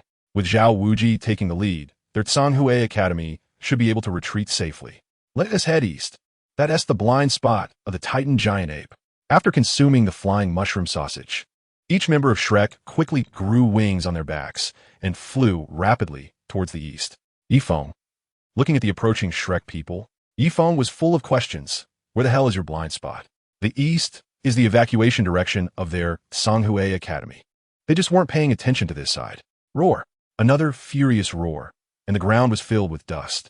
A punch was aimed directly at the fleeing members of Sanghui Academy and Shrek Academy. An incredibly violent force, accompanied by gravitational suppression, sent everyone flying instantly.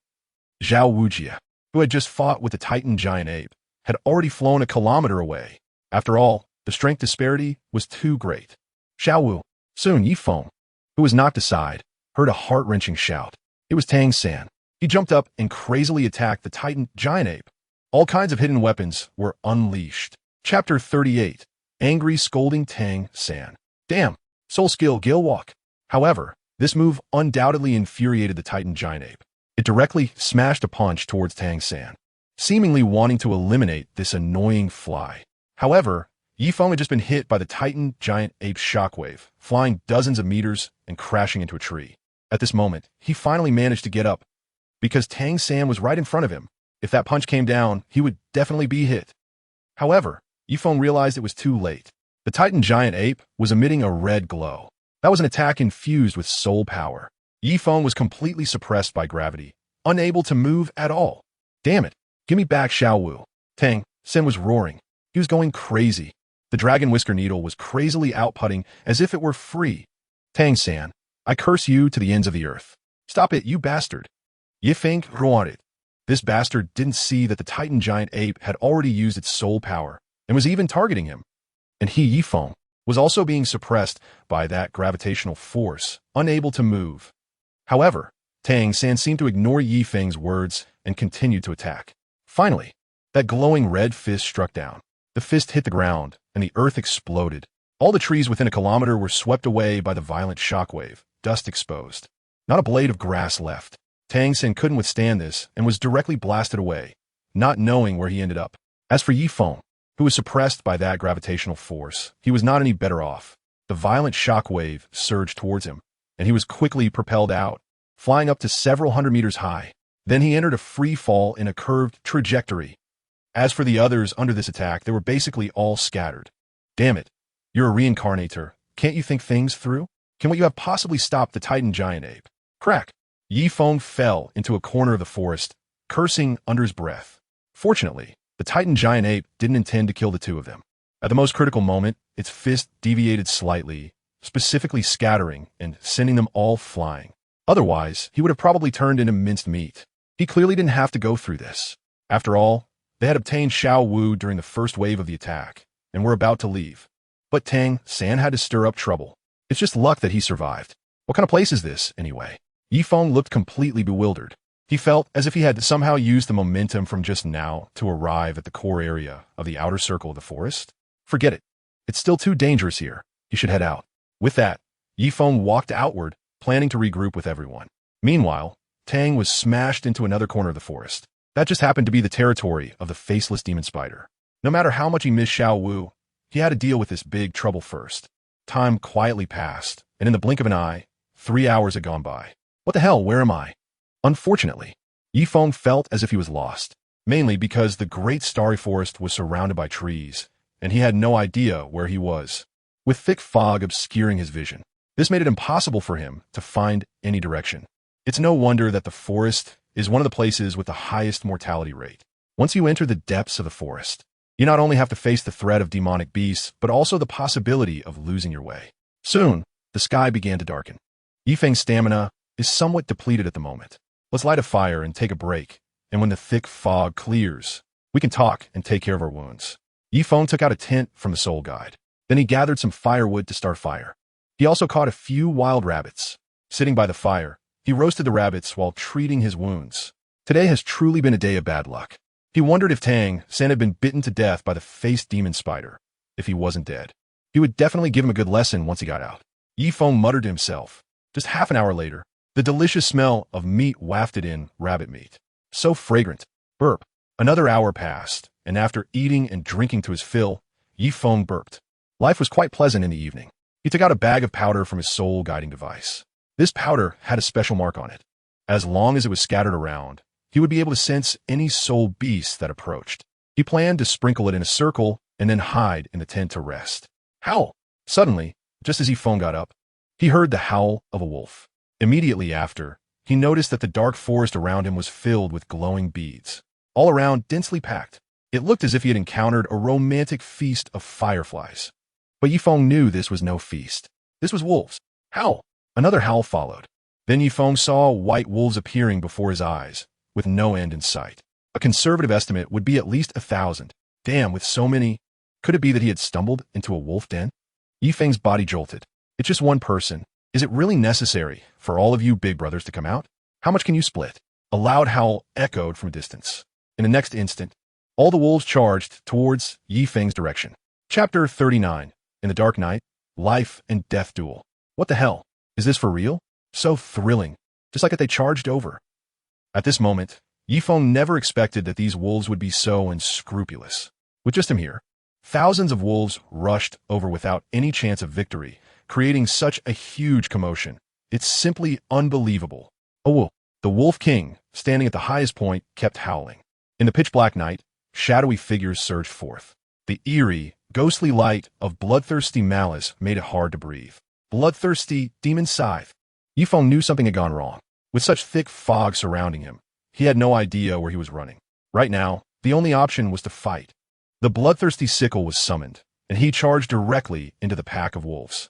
They were greedy and ferocious, baring their teeth. Whoosh! Scorching blood splattered everywhere. In just a minute, Yifeng's outfit from the Tsanghui Academy was completely stained red. Oh, finally, Yifeng spotted a figure in the distance. It had black fur all over and was as large as a tiger. That was the Wolf King. Big brother, why are you staring at me like that? If you hadn't come to provoke me, could I have killed your subordinates? Yifeng noticed that the Wolf King was staring at him fiercely. Its sharp teeth and claw-like paws seemed as menacing as those of an elder wolf, and the stone it was standing on was cracking under its grip, as if it were enraged to the extreme. On the other side, Yifeng was feeling frustrated. He was just here enjoying roasted rabbit meat. After finishing, he wanted to sleep. He even made a fire to signal some beast, saying, "There's someone here, don't come over if there's nothing going on." But instead of keeping their distance, thousands of wolves came over together. Now, as he resisted, he was baring his teeth in resentment, as if he owed the Wolf King millions of gold coins. Was it wrong for him to want to survive? Wasn't he just a tiny human? Did they really need so many wolves to deal with him? It was truly incomprehensible. First soul skill, tear the sky, as more and more wolves appeared. And the age of the wolves escalated from decades and centuries to hundreds, and even some 1,000-year-old wolves mixed in. Yifeng had no choice but to use his first soul skill. After channeling the power of his first soul skill, Yifeng's bloodthirsty scythe went from slaying one wolf to now taking down 4 or 5. even against thousand-year wolves. He could face them head-on and slay them with a single strike. Among the wolf pack, he now resembled a true god of death. The scythe, shaped like the number 7, was harvesting. The ground was covered in flowing crimson. Oh, the moon was full. Yifeng heard an incredibly loud sound again. The next second, he was surrounded by a dense swarm of shining eyeballs. It felt like they were endless, unkillable. What the hell is this? Brother, what are you doing? What do you gain by surrounding me with so many wolves? Suddenly, so many wolves appeared, leaving Yifeng completely stunned. What do they want? I'm not even fat. Whoosh. Several dark shadows flashed by. They were incredibly fast. Black fur, left leg, spirit bone, moving like the wind. At first, Yifeng thought it was the Wolf King coming. His body trembled for a moment, and he quickly activated the spirit bone to speed up. However, it wasn't. It was several black-furred wolves similar to the Wolf King. If he guessed correctly, they should be the leaders of the wolf clan. This is ridiculous. Why use so many wolves to deal with him? Clang! A wolf charged forward. Azure Dragon Shield. Yifeng quickly merged the second spirit ring. The bloodthirsty demon scythe blocked in front, forming a shield of condensed spirit power. How? One wolf's attack failed. Then another black wolf attacked Yifeng from behind.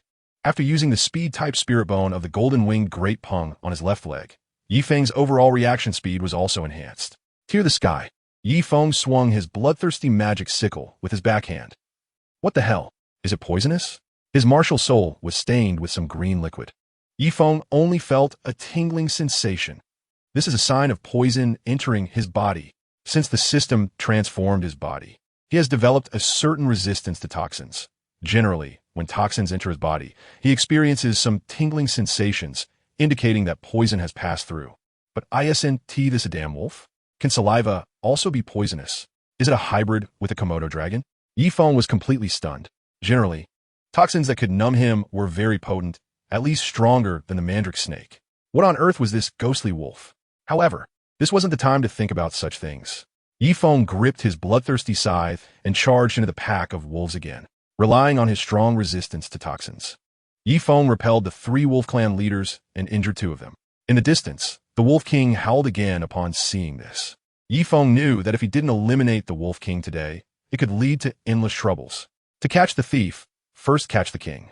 He must carve out a bloody path tonight. Second soul skill, Sanglong Mishi. The bloodthirsty magic sickle he held tightly emitted a strong purple light, and its Sanglong spiraled above. Whoosh! Yifeng swung the magic sickle. In the next moment, the blade seemed to transform into a giant dragon. 100 meters ahead, all the wolves instantly exploded into pieces. Blood mist filled the air. The stench was so overwhelming it was hard to breathe. Still 100 meters. Soon, he had moved several hundred meters and saw the seemingly lofty Wolf King. At this moment, Yifeng had made up his mind to take down the opponent. Otherwise, this battle would be endless. No matter how much strength he had, he absolutely could not withstand the wheel battle of so many wolves. Even now, he was already feeling somewhat exhausted. How? The gigantic Black Wolf King, as big as a tiger, was staring intently at Yifeng. Those green eyes radiated an unprecedented killing intent. Come on. Second soul skill, Sanglong Extinction. Soul bone skill, Swift Wind. Yifeng continuously unleashed 2 skills. First, he exploded the surrounding wolves. Then he used his soul bone skill to rapidly increase his speed and reach the Wolf King's side. The distance between them was only about 10 meters. At this moment, the Wolf King saw this human approaching and was completely enraged. Its long, sharp claws extended, and the stone it had just stepped on, resembling a rockery, directly shattered. It pounced fiercely towards Yifeng. Sky-splitting explosion. Suddenly, it spotted a small magma-colored insect appearing. The next second, a wave of heat swept over. It was the sound of an explosion. The ground was blasted out into a giant 10-meter pit. Not a single blade of grass grew within 100 meters. Meanwhile, in the instant before the showdown, Yifeng maximized the speed of his soul bone. He hid behind a large tree. Is he dead? As the shockwave from the explosion dissipated, the power of such an explosion had left even the 3 black wolves gasping for breath. So this Wolf King should be about the same, right? After all, not everyone is Tang Hao. Yifeng tightly gripped the bloodthirsty scythe and moved towards the deep pit. However, who could have imagined that beneath the pit, a wolf covered in bloodstains was already poised to strike? The moment the prey approached, it leaped up, taking advantage of the thick smoke. It opened its mouth full of sharp teeth and lunged at Yi Feng's head, who had just reached the edge of the pit. It was like biting into a cherry.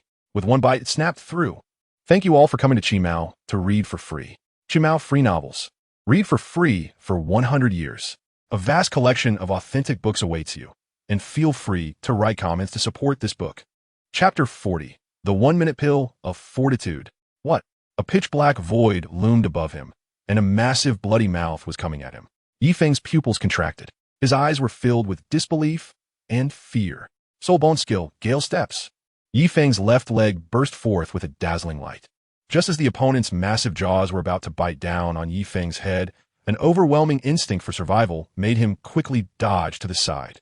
However, while he managed to avoid the bite to his head, his body was directly slashed by the sharp claws, leaving several deep wounds that could be seen down to the bone. How? The Wolf King stared fiercely at Yi Feng, as if waiting for its prey to gradually succumb to death. Damn it! Yi Feng's entire back was numb. It's poisonous. Just now the claws contain toxins, at least 10 times that of a mandala snake. Otherwise, it wouldn't be possible for him to be paralyzed like this, as if he had been given anesthetics. How? The bright moon. In the forest, the Wolf King howled long and loud. It was as if celebrating a victory, because normally, even a human soul saint level powerhouse would succumb to the poison and die within 10 minutes. This human is almost there too. Scream. I will make you pay the price. The bloodthirsty magic scythe was gripped in hand. Yi Feng's back was marked with deep, bone-visible gashes that were bleeding profusely. His clothes were completely soaked. At this moment, he was truly enraged. An unprecedented killing intent burst forth from his eyes.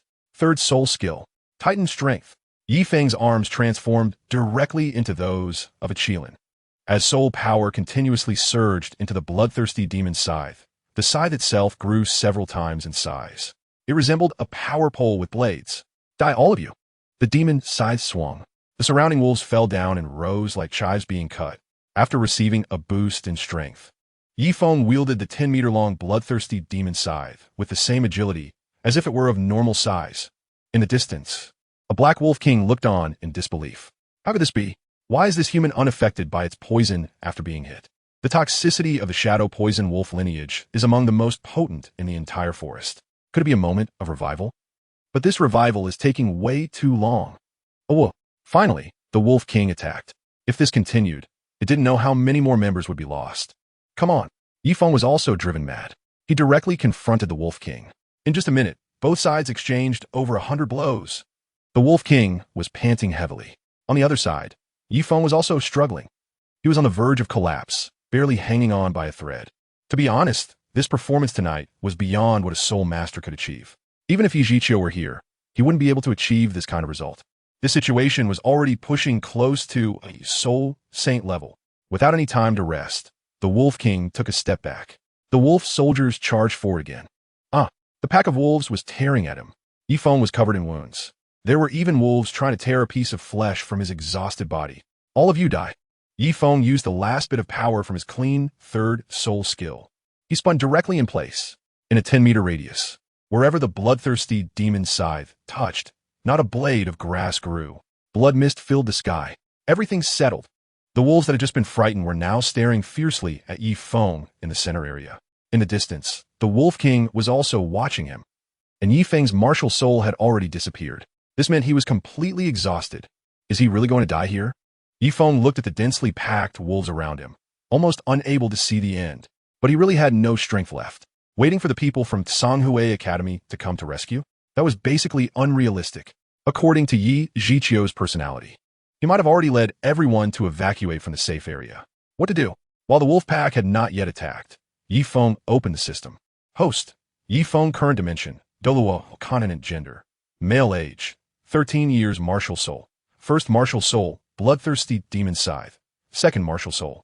Void explosion combat attributes, unleash soul rings. First soul ring, divine beast white tiger. 1,000 years, soul skill. Tear the sky, second soul ring. 9,000-year ancient beast azure dragon, soul skill.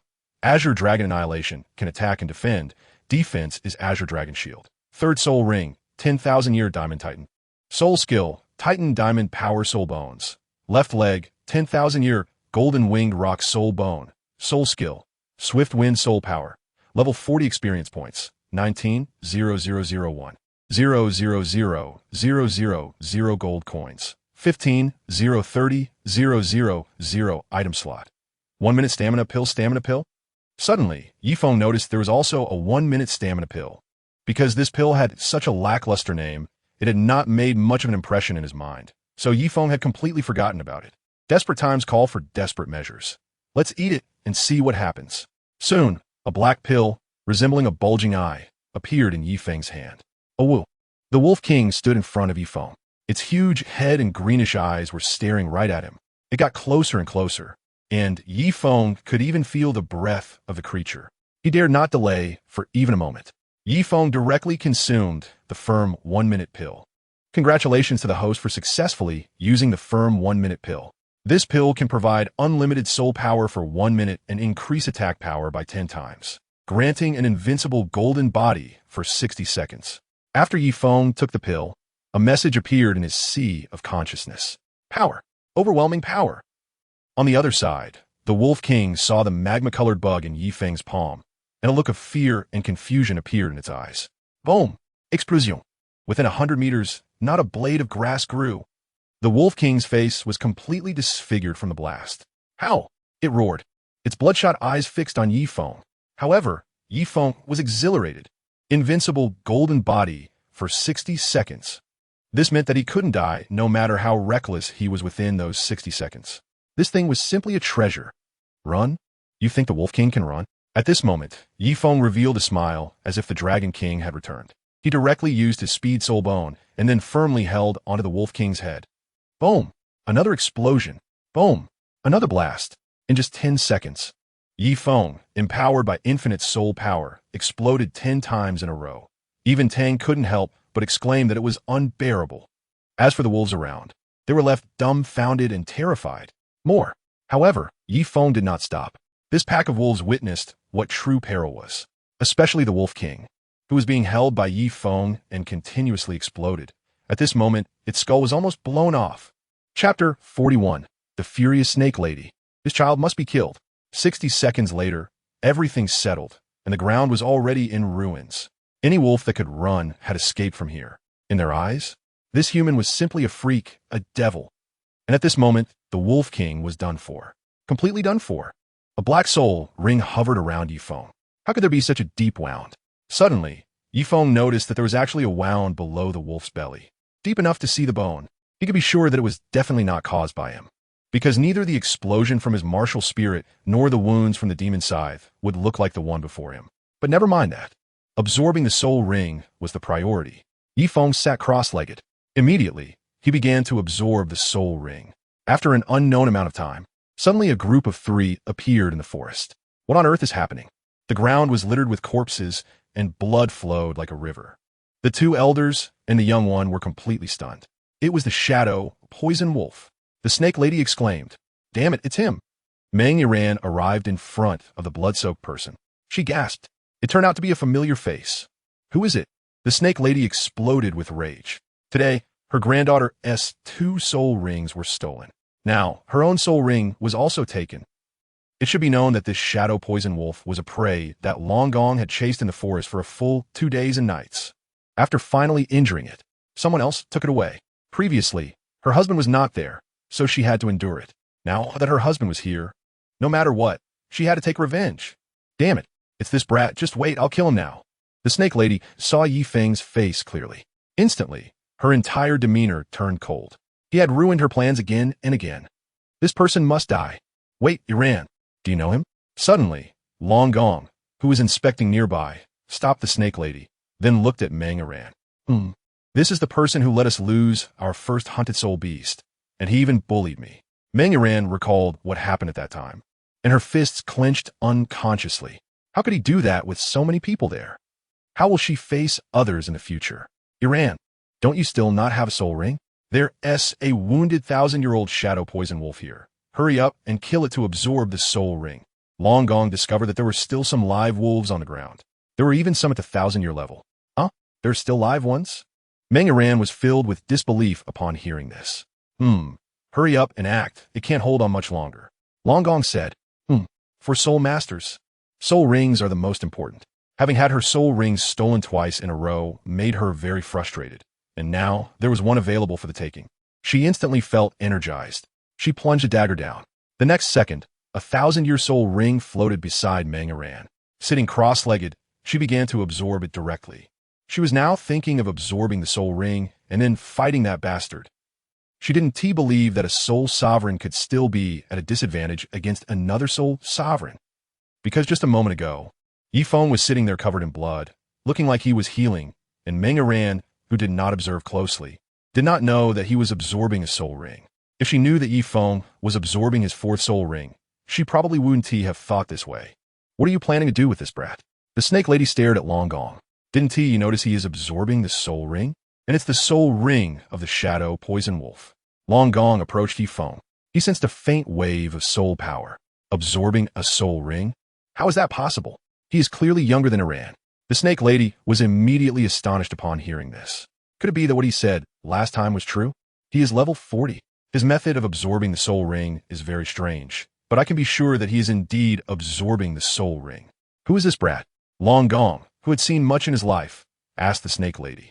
I only know that this brat is an assistant teacher at Songhui Academy. The snake lady said coldly. She had no good impression of this brat. An assistant teacher at Songhui Academy? Indeed, a rare genius. Xiaogang's gaze deepened. To survive amidst so many wolves' attacks, even an average soul emperor would find it difficult. At first, he thought someone was helping this kid, but there was only one type of soul power aura present at the scene. This means that only this brat is here. It's truly shocking. Moreover, this shadow poison wolf king is a 30,000-year soul beast. He actually dared to absorb it, and it seems he is even merging with it. Incredible. Oomph. You're not thinking of leaving this brat who let your granddaughter be exposed to others, are you? Yiran wouldn't agree. The snake lady sensed Xiaogang's intention and snorted coldly. This isn't a big problem. Since Yiran has been wronged, let him compensate. Xiaogang's eyes showed a hint of appreciation. Oomph. Old man, let me tell you, you are playing with fire. I say just kill him and be done with it. The snake lady approached Feng, her cane already charged with soul power. Chapter 42. It's over. He has been backfired by soul beast resentment. First update. I have my own ideas in doing things, so you don't need to worry about this for now. Xiaogang said meaningfully. He had set his sights on this brat. As for Yiran, such a little girl is not difficult to handle. Then do as you wish. The snake lady coldly snorted, very dissatisfied. According to her thoughts, it should be to take advantage of his illness to take his life. Leaving him like this might cause trouble for them in the future. Time passed, and soon it was the next morning. Yiran woke up. The morning sun shone down, and she saw the soul light on her body gradually retracting into her being. Grandma, I successfully advanced to level 31. Meng Yiran was very happy. She never expected that after 2 days of hard work chasing soul beasts, she would ultimately pick up such a big bargain. The shadow poison wolf soul beast is indeed highly compatible with your martial soul. I wonder how your third soul skill is. Xiaogang stroked his beard and smiled as he asked. My third soul skill is snake shadow. Not only did I obtain the poison of the shadow poison wolf, but I also gained its speed. If I encounter that Tang San again now, I will definitely beat him to the ground, and that bastard Feng, I can also give him a good beating. Main tuning, Feng, Meng Yidan's feast Suden hardened. She looked ready to grind her teeth in anger. Yes, let's give him a good beating. Xiaogang laughed heartily in agreement. The snake lady next to them rolled her eyes, not knowing what this old man was up to. Grandpa, the Feng hasn't left, right? I'm going to settle the score with him now. At that time, Xiaogang and the snake lady kept Feng on the other side to absorb his soul ring to prevent him from affecting Meng Yiran. He hasn't left. Xiaogang said with a very doting demeanor.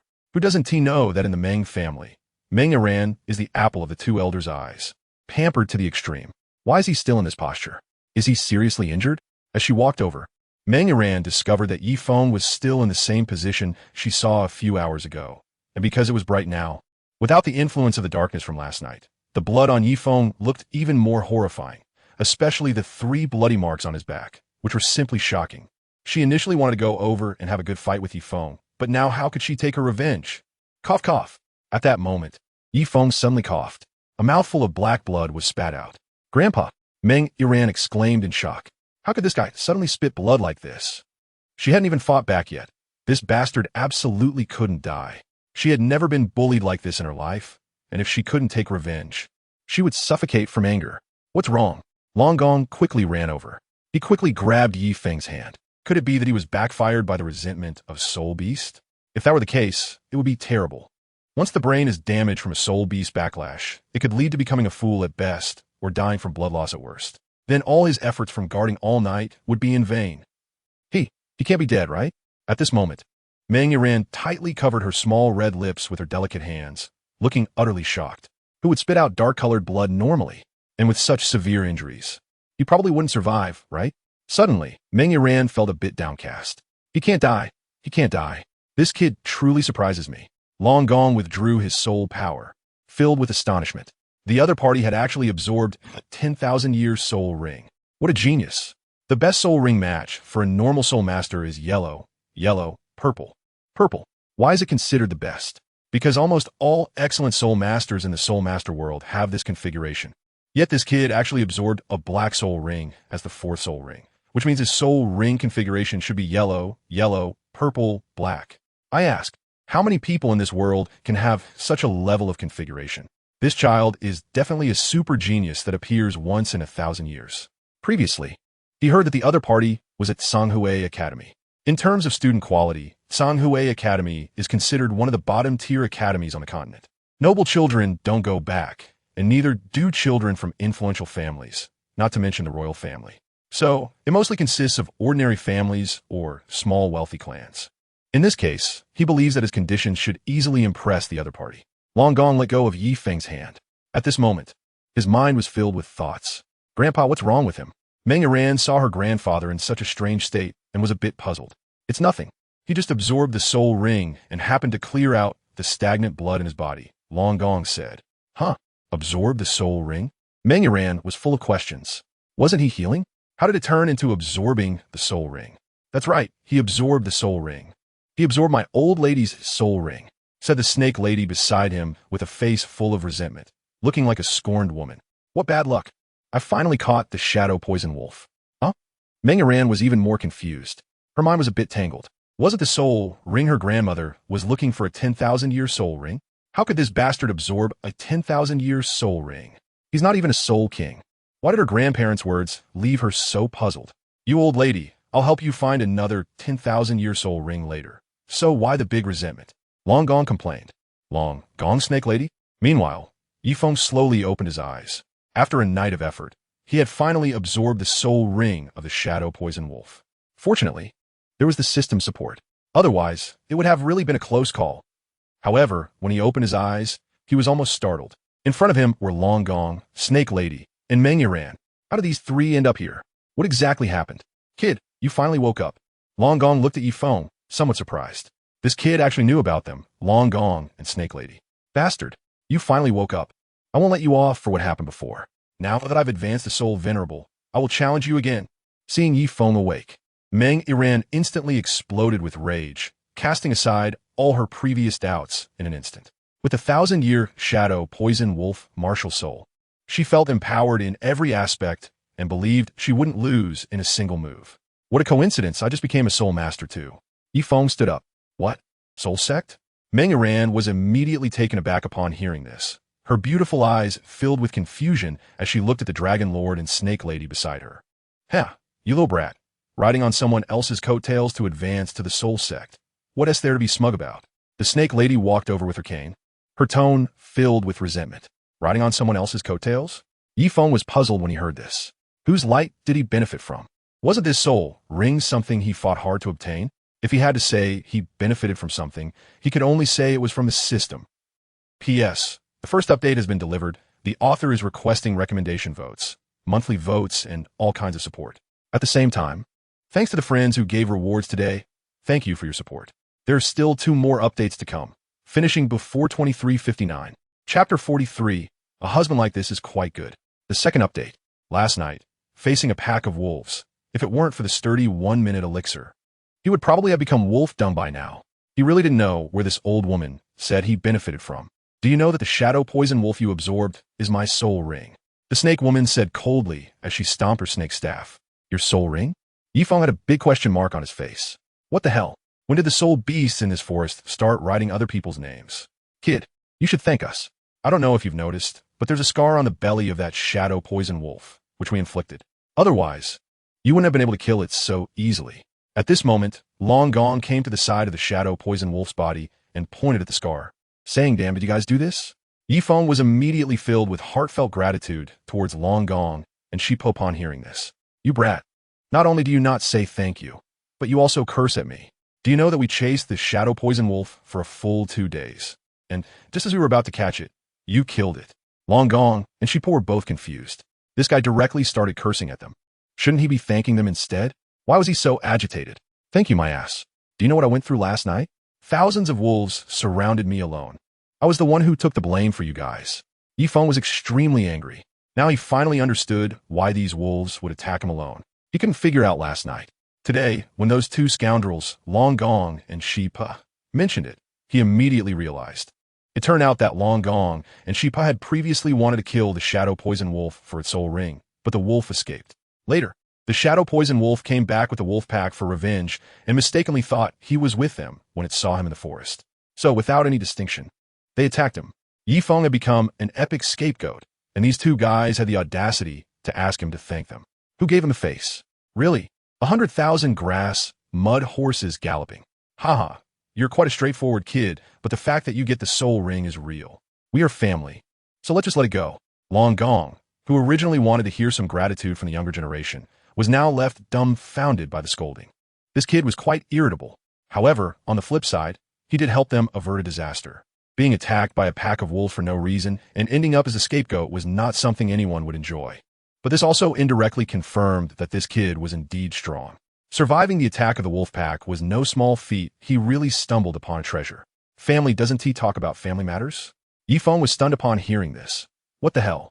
Grandpa, what are you talking about? Meng, Iran, who was beside him, was also dumbfounded. She almost thought she was hearing things. Only the snake granny seemed to understand. It turned out this old man had been hinting for so long just to bring this kid back to the Meng family. No wonder he was reluctant to kill him. Setting aside grudges, the other party was indeed a rare genius. Haha, Iran, didn't you say you wanted to take revenge and teach him a lesson? When you become a family, you can teach him however you want. Long Gong said with a hearty laugh. Grandma, look at what Grandpa is saying. He's talking nonsense. Meng Iran clung to Snake Granny's hand. In her eyes, Grandpa must have gone mad. This bastard had just bullied her and even let some perverted men see her body. He not only didn't help her take revenge, but also talked about becoming a family. Wasn't that madness? Your grandpa's decision is not something I can interfere with. Snake Granny said irritably. Wait, what are you all talking about? Yi Feng was filled with question marks. Who is he? Where is he? What is happening here? Kid, my granddaughter is also quite a beauty. I think you two are a perfect match, so as an elder, I allow you to be together. Long Gong looked at Yi Feng with a smile. Grandpa, who wants to be with him? He bullied me in front of so many people and made my body be seen by others. You should help me take revenge and teach him a lesson. Meng Iran stomped her foot, acting like she was going crazy. Iran, don't be foolish. How can normal interactions between men and women be called bullying? And nowadays, isn't it also popular to have cooler interactions? I think this is just a signal that Xiao Feng wants to have a deeper communication with you. Long Gong glared at Meng Iran and then began to pull out a bunch of absurd arguments from who knows where. Snake Granny couldn't bear to watch. To get a grandson-in-law, her husband had lost all sense of shame to this extent. It was simply unimaginable. Yi Feng beside them was so confused, he almost looked like a question mark, which I saw them as a perfect match. And what the hell is this signal for deeper communication? He just wanted to ask, what kind of wolfish words are these? Grandma, you quickly tell Grandpa, how can you let your granddaughter be bullied and then sell her to a bastard like this? Meng Iran collapsed, immediately seeking help from Snake Granny. Iran, when a man is of marrying age and a woman is of marrying age, you are now 16 and it's time to find a husband. This kid, although he has many flaws, is still a decent talent. I believe you will definitely be happy together in the future. Snake Granny spoke up. Grandma, you? Seeing that both her grandparents agreed to marry her off to this kid, Meng Iran was completely stunned. You girl, Grandpa and Grandma won't misjudge people. Just as your grandpa said, you two are indeed a good match. As for feelings, aren't they built over time? Snake Granny advised with a sincere expression. But Grandma, he's younger than me. Younger? Where's he younger? He is as tall as you. And the soul ring on you is also from the soul beast he injured. Aren't you satisfied with that? Before Snake Granny could speak, Long Gong chimed in again. Grandpa, Meng Yiran suddenly felt a mix of emotions. How would she end up being sold out just to find a soul ring? Setting aside previous matters, this person really does have strength. He actually managed to kill so many wolves by himself.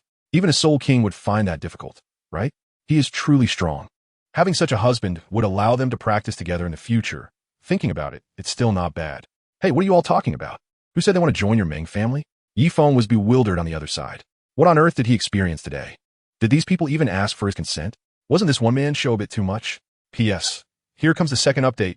Please support, request recommendation votes, and monthly tickets. And there's a third update. Chapter 44, Uncle Ju. Third update. Kid, don't take advantage and act innocent. My granddaughter is such a beauty. Does she not match you? Long Gong's tone instantly turned cold upon hearing this. It's not a matter of matching or not. I simply have no such thoughts. Yi Feng said to him, Meng Yiran is indeed quite beautiful, but damn, he's only 13 years old. Isn't it too early to be talking about this? Why don't you have this thought, kid? I've been through this too. Facing such a beautiful girl, I know what you're thinking. There's nothing to be ashamed of. Whatever you want to do. Old man here gives you permission, Long Gong said to Yi Feng with a different demeanor. He even raised his eyebrows at him in the end. Ah, this? Yi Feng was stunned. This old guy was truly unscrupulous in his efforts to deceive him into the Meng family. His granddaughter said to sell, and he sold her without a moment's hesitation. But he wasn't interested in such things at all right now. Grandpa, what are you talking about? Meng Yiran's face turned red immediately upon hearing her grandfather say such shameful words. Ha ha, it's no big deal, Meng Shu shamelessly laughed. In fact, in this continent, it's common for people to marry at a young age. Swift like the wind, the best strategy is to retreat. Run. Taking advantage of Long Gong's hearty laughter, Yi Feng knew that if he didn't run now, he would really be at a loss for words later. Kid, what are you doing? Long Gong was bewildered. The snake lady was also confused. This kid wasn't following the usual pattern. He just ran off without saying a word. Thank you, Senior Long Gong, for helping to protect me last night, but unfortunately, I'm not interested in matters of marriage and children right now. So please let Meng Yiran look for someone else. Yi Feng left a message. Kid, stop right there. Long Gong is going to chase you. He really didn't expect that this man could resist the temptation of a beautiful woman. He had already said so much. As long as he wanted, he could do anything. But the other party just ran away. What is going on? Old man, I advise you to stop stirring things up. Their heart is not with Iran at all. At that moment, the snake lady spoke up. Sigh, if I had known, I would have been more cautious. Who would have thought he would just run off without a word? So many wolves have died here. Long Gong wanted to chase. But the other side had already run far away, and he remembered that Iran and his wife were still here. If another ancient shadow poison wolf led the wolf pack over, it would be troublesome. At this moment, he could only sigh repeatedly, filled with regret. Last night was truly a wasted effort. Grandpa, I guess they look down on me, and who arranges a marriage so directly? Meng Yiran glared at her grandpa in annoyance. Just now, Grandpa almost said he wanted to hold his great-grandson. Anyone would be scared away like this. At this moment, Meng Yiran looked in the direction Yi Feng had just left, feeling a bit excited and a bit disappointed. In short, it was very complicated. On the other side, Yi Feng was running wildly for 100 miles. Damn, that was really scary. I almost had my handsome body invaded by someone. Luckily, I ran fast. Now, he needed to find a way out. After confirming his safety, Yi Feng began to look for the exit. You kid have a pretty good luck. You actually haven't died like this. I'm coming to take you back. Suddenly, at that moment, Yi Feng heard a sound coming from behind. Who? Yi Feng turned his gaze towards the source of the sound, and suddenly became alert. Who else could be so kind as to look for you in this starry forest and take you out? A charming figure stepped out, heavily made up with fiery red lips. It turned out to be Uncle Ju. I thought it was someone else. Yi Feng saw the visitor and immediately felt relieved. The person in front of him was none other than Yuguan, the title Douluo of the Spirit Hall, known as the Chrysanthemum Douluo. He looked even more effeminate than the character in the anime. He was completely like a cross-dresser and even liked bright red lips. Let's go. I'll take you back to the Spirit Hall to help you heal, said Chrysanthemum Guan, glancing at Yi Feng and then waving his hand, signaling him to come closer. 2 years ago, Qianren Xue had secretly admitted her identity to Yi Feng and specifically arranged for him to have interactions with the Spirit Hall. Therefore, some elders of the Spirit Hall also recognized Yi Feng. Moreover, his astonishing talent greatly impressed them, and they treated him as an important part of the future of the Spirit Hall. Thank you, Uncle Ju, but that's really not necessary. I'm not dead yet. I just need to rest and heal. Yi Feng opened his mouth and said, With the system helping him, his self-healing ability is now several times stronger than before. He just looks a bit miserable at the moment. In reality, he is already in the process of recovery. It's just a matter of time before he fully recovers. Of course, the most crucial thing is that Uncle Ju's embrace feels a bit frightening. He can't shake the feeling that something might happen. He feels so weak. What if? He doesn't even dare to think about it. Since that's the case, I won't care about you anymore. Douluo looked at Feng. If it weren't for receiving the secret order from young Master Qianrenxue, he wouldn't have come all the way to the Stardo Forest. And now, not only did he come, but he also has to go back empty-handed. What kind of situation is this for him? Please let Uncle Ju know that I'm safe. I estimate that it will take me a while to return. Feng said, since we are here, we should definitely take a walk in Soto City. I'll go back and kick the Shrek restaurant. I believe when Xiaogang sees me, his expression will be quite interesting. Suit yourself, but I have to tell you something. The Empire is interested in having you go to the Heaven Do Royal Academy. At this moment, Douluo spoke to him. Go to the Heaven Do Royal Academy? Why? Feng was a bit confused upon hearing this. I don't know the specific intention, but when you go back, the young master will tell you. I'm just mentioning it here as a reminder. The chrysanthemum Douluo said at this moment. All right. Feng shrugged. All right, I've said what I needed to say, and I'll convey your words. After saying this, Uncle Ju disappeared completely, always coming and going without a trace. At this moment, Feng found a river to take a bath. In the blink of an eye, 3 days had passed. On this day, a handsome young man was walking in the streets of Soto City. The Soto Great Soul Arena? It looks quite lively. Feng walked and soon arrived near the Soul Arena in Soto City. Previously, he had only seen it, but now standing here in person, he felt an inexplicable sense of shock. He thought he could find some time to go in and have some fun tonight. Feng thought to himself, kicking a restaurant here isn't bad. By the way, I can also take the opportunity to bully the Shrek participants. Chapter 45, The Return of Xiaogang. First update. At this moment, Feng was calculating in his heart. After all, coming to the Douluo continent, how can it be called a visit without checking in at the Soto Great Soul Arena? However, there's no rush for that right now. First, let us check in at the Rose Hotel. What if I run into the charming and wealthy Dai, Xiao, and manage to give him a few hits? They should have returned by now anyway. After all, I've been stuck in the Stardo Forest for so many days due to the attack of the Shadow Poison Wolf. Those who had nothing to do should have slipped away by now. With that thought, Feng headed towards the Rose Hotel. It was a romantic white building, quite eye-catching. At this moment, in the northern part of Soto City, a carriage slowly approached. As it entered the city gate, the curtains of the carriage window were slowly drawn open. It was a man in black clothing with stubble on his face, looking to be in his 40s or 50s. He seemed somewhat nostalgic about the scenery in the city, as if he had been here many times before. The carriage continued to move slowly, eventually reaching the outskirts of the city.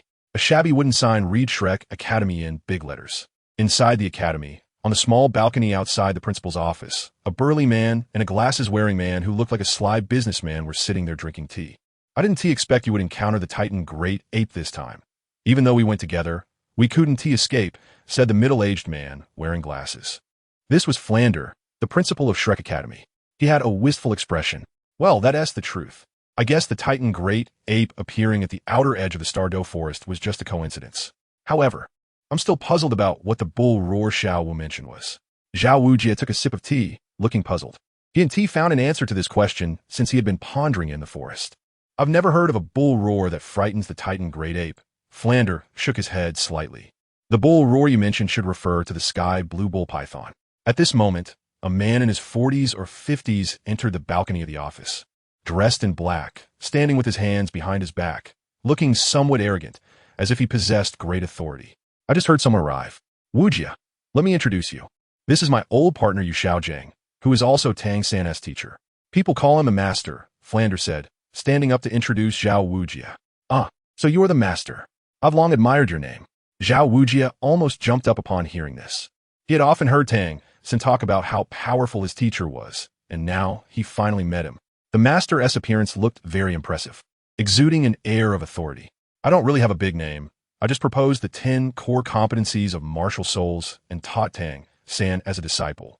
I wonder if Xiao San has returned safely this time? The master asked Zhao Wujia. However, at this moment, he felt quite pleased, having received the admiration of a soul king. He hadn't expected the master to be so impressive yet so humble. Everyone had returned safely. Zhao Wujia quickly replied. This really can't be called impressive. My purpose in coming here this time is to cultivate everyone here to be like Xiao San, at least making them the strongest among their peers. The master took a sip of the tea poured by Zhao Wujia. Ever since he took Tang San as a disciple, he felt he could talk for 3 hours about teaching experience without feeling tired. Wujia, this old partner of mine, was personally invited from Notting Academy.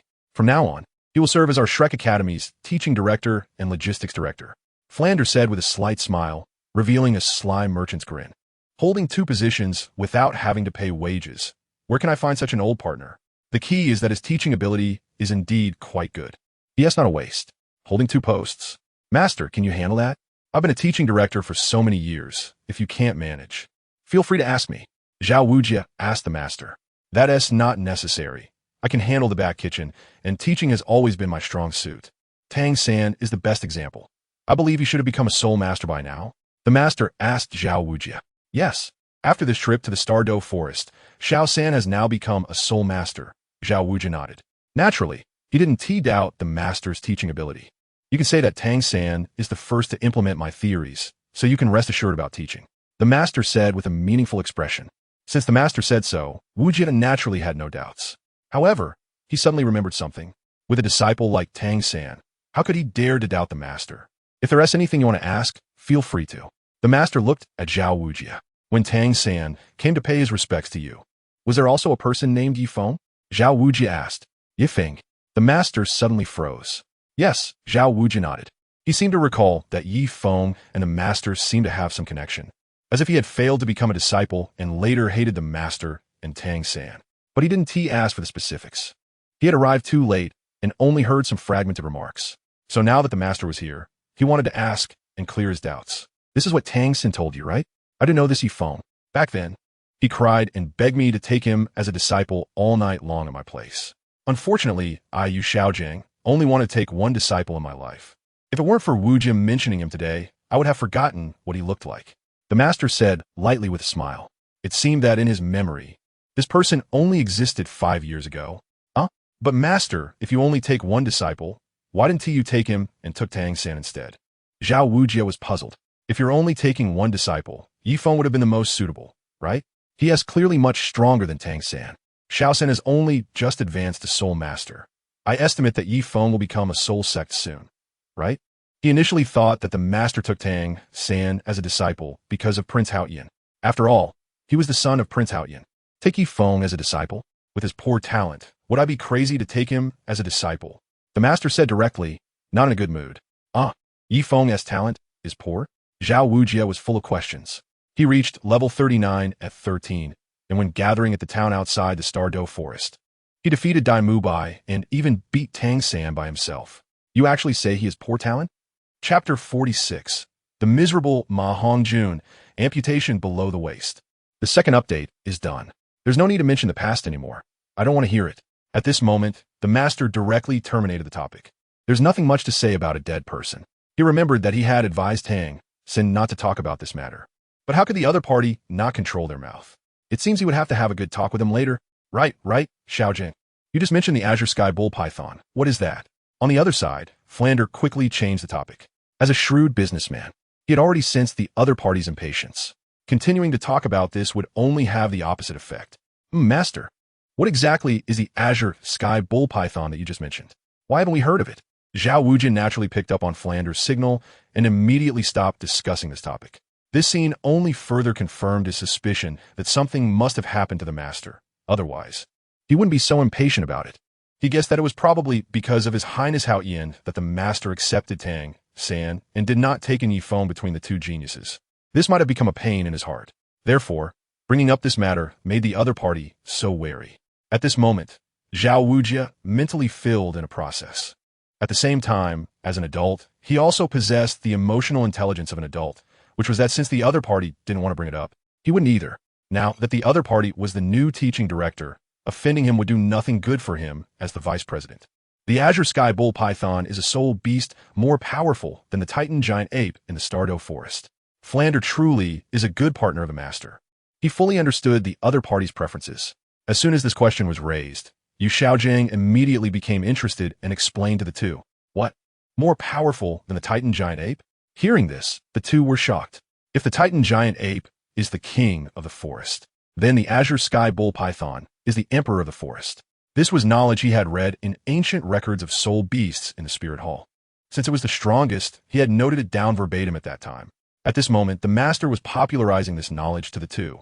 He knew that soul masters in this world basically focused on training and practical combat, and their knowledge was almost zero. Xiaogang and Flander, both soul saints, were indeed taken aback, as if they had gained some miraculous knowledge. Suddenly, at this moment, a scream came from afar. What happened? Xiaogang was instantly dumbfounded upon hearing that scream. Why would such a tragic scream come from the academy? Not good, it's Tang San. Flander, take me down quickly. At this moment, the master's pupils constricted as he said to Flander. Okay. Flander unleashed his martial soul. On the other side, Xiaogang jumped directly down from the building. However, the scene before them made both Xiaogang and Flander take a deep breath. Tang San's back had actually grown spider legs. It looked just like a humanoid spider. Terrifying. Principal, it's bad.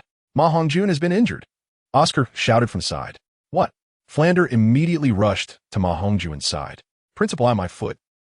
I just got scratched, and Ma Hongjun was still a bit dazed. Don't worry, it's not a big problem. Just a bit of injury. You can recover after amputating below the waist. Flander sealed the spread of the poison. Then he smiled slightly. What? Amputation below the waist?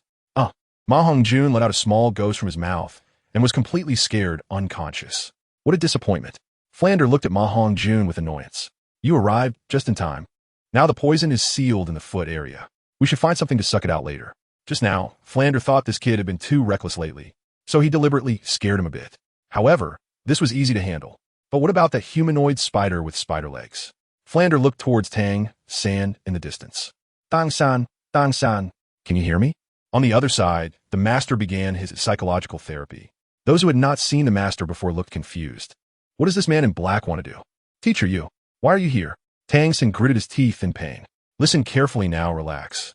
Take a deep breath, and then try to contract a bit. In front of everyone, the master gave a tutorial. The crowd had even more question marks on their faces. This is so ridiculous. Can relaxing, taking a deep breath, and then contracting work? As a result, something unbelievable happened. The spider legs on Tang San's back actually disappeared. Teacher, I'm fine now. Tang San retracted the spider legs and said excitedly. You just injured a classmate. Go and suck out the poison in his body. It will be fine. I will guide you on how to suck it out. In a small room, Tang San released the spider legs and then absorbed the poison. After doing all this, the master glanced at Tang San. Soon after, the two went outside. Teacher, why did you come here? Just so happens I have something I want to tell you. In a forest behind the campus, Tang San spoke up. He had originally thought about finding a time to ask his teacher what had happened back then. Why is Feng still alive now? Everything about this is so strange. Oh, what a coincidence. I also have something I want to tell you. The master stopped and looked very serious as he gazed at Tang San. The teacher also has something to say to me? What is it? Upon hearing this, Tang San was curious yet slightly puzzled. It's about Feng. The master looked at Tang San and said.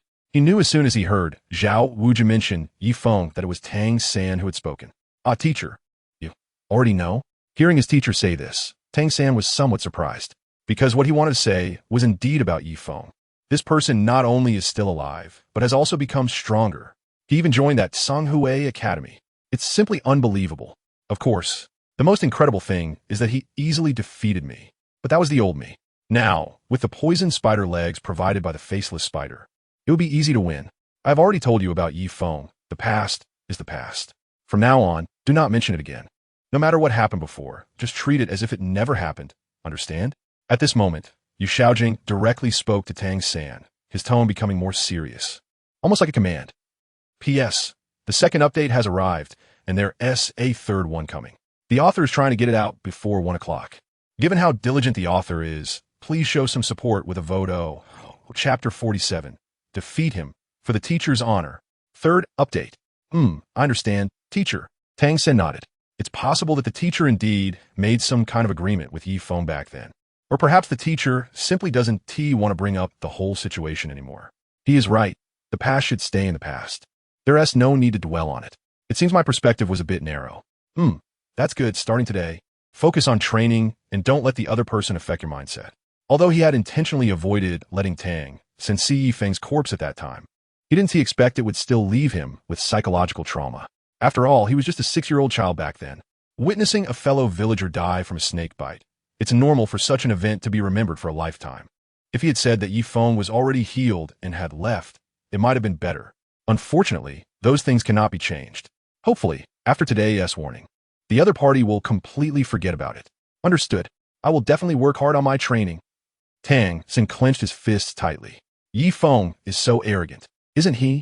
When the time comes, he will defeat the opponent. Then he will press him to the ground and rub his face in it, fiercely avenging the teacher. At this moment, Tang San silently vowed in his heart.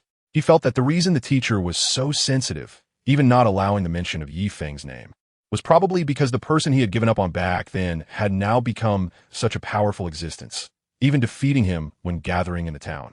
So the teacher must have been hit hard, but that was in the past. He believed that the next time they met, he would definitely be able to knock the opponent down. Let him experience what it feels like to have his face rubbed in the ground. All right, let's go rest for now. In a couple of days, I will personally take you to class. At this moment, the master said to them, "MHM." Tang San nodded. Soon, night fell. Soto City truly lives up to its name as the city that never sleeps. The night is even more lively than the day, especially at the Soto City Soul Arena. It was simply bustling with activity. Feng, while kidding, since he didn't TC the wealthy Dai Xiao at the Rose Hotel, he naturally had to come to the Soto City Soul Arena to check in. Confirm registration for the name Bloodthirsty Demon. A payment of 10 gold coins is required. Feng submitted the information and saw the waitress asking at that moment. Feng nodded and handed over 10 gold coins. This is your Iron Dual Soul badge. If you are arranged to compete later, there will be a prompt on it. A young lady handed the badge to Feng. Feng took the Iron Soul badge. To be honest, it felt quite heavy.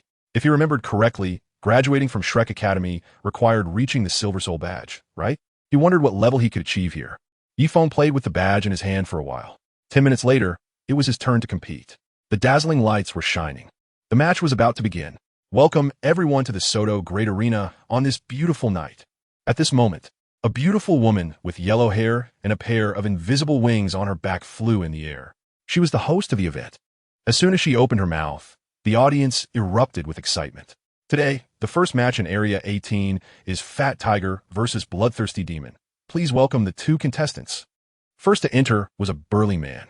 Following him was a man wearing a bright red mask. That man was, of course, Feng. He did not want to reveal his true identity. Moreover, he did not want to use his 4th spirit ring. So he signed up for the Soul Master level competition while hiding his strength. Having known Shui Air for so many years, he had the technique to hide his spirit rings, and he still had the technique to hide his spirit power. So this was not a problem. As for why he wanted to do this, it was simply to have some fun, to see how long it would take him to reach the Silver Spirit badge while similarly hiding at the Soul Master level. He also wanted to test his usual cultivation techniques here. Fight! Fight! As the host's voice fell, the audience around the arena erupted like they had been injected with adrenaline. They all shouted at the top of their lungs. However, in the next breath, the entire venue fell silent. Everyone seemed like lifelike sculptures. What did they see? The one called Bloodthirsty Demon defeated his opponent with just 1 strike. Fat Tiger fell directly to the ground. With a loud bang, the Soul Master Arena is really garbage. This is too weak. Feng said irritably. It was an unimaginably simple feat thus, that night, a super newcomer appeared in the arena. After finishing the regular matches, the opponent actually went to compete in the challenge matches, the life and death matches, winning 10 matches in the Soul Master Arena, then winning 5 matches by challenging the Soul Sect Arena, a total of 15 consecutive wins tonight, at 11 o'clock at night. Sai, these Soul Masters are too weak. I'll continue to fight in the life and death matches and the level up matches tomorrow. Feng has already walked out of the Great Soul Arena and is now walking alone on the street, heading towards the Rose Hotel. Oh no. Suddenly, a woman's scream came from a distant alley. P.S. It's a few minutes late, but here's the 3rd update. Please support Chapter 48. Young people play so extravagantly? First update. This. Feng was taken aback by the sound. Are young people nowadays so open, playing so flamboyantly on the street like this? Feng walked through the dark and deep alley, shrugging helplessly. It really seemed like he could run into anything. His innocent little heart. Help! He didn't know if anyone inside felt someone passing by, but suddenly shouted at the top of his lungs. Smack! My little beauty, do you think you can escape? No one dares to save you even if you scream your throat raw. The creepy man was a tall and skinny figure. He wore a black leather hat and a leather jacket, with a twisted, wrinkled face and 2 rabbit teeth, truly embodying what it meant to be ugly to the depths of the soul. He slapped the girl across the face with one hand, a creepy smile creeping across his lips. "No, please, I'm only 12. Uncle, I beg you, let me go." The girl's delicate face was filled with tears of pity in her beautiful eyes. "Let you go? What am I supposed to do tonight, then?" The creepy man's smile grew even more sinister. His luck tonight was just too good. He had actually caught such a pretty little beauty. It seemed like it would be another enjoyable night. "Uncle, I beg you, I have a sick mother at home. Please let me go, I'll kneel for you." The creepy man approached, his disgusting hands roaming. The girl was terrified, desperately pleading. She knew there was a pervert in town recently, but her sick mother needed medicine, so she took the risk to go out and buy it, only to unexpectedly run into this evil man, cornered in such a small alley. It was said that 9 out of 10 people captured by such evildoers never returned. He would first violate the young girl and then kill her. What would happen to her sick mother if she died? Kneel? I do prefer that action. The man was unmoved.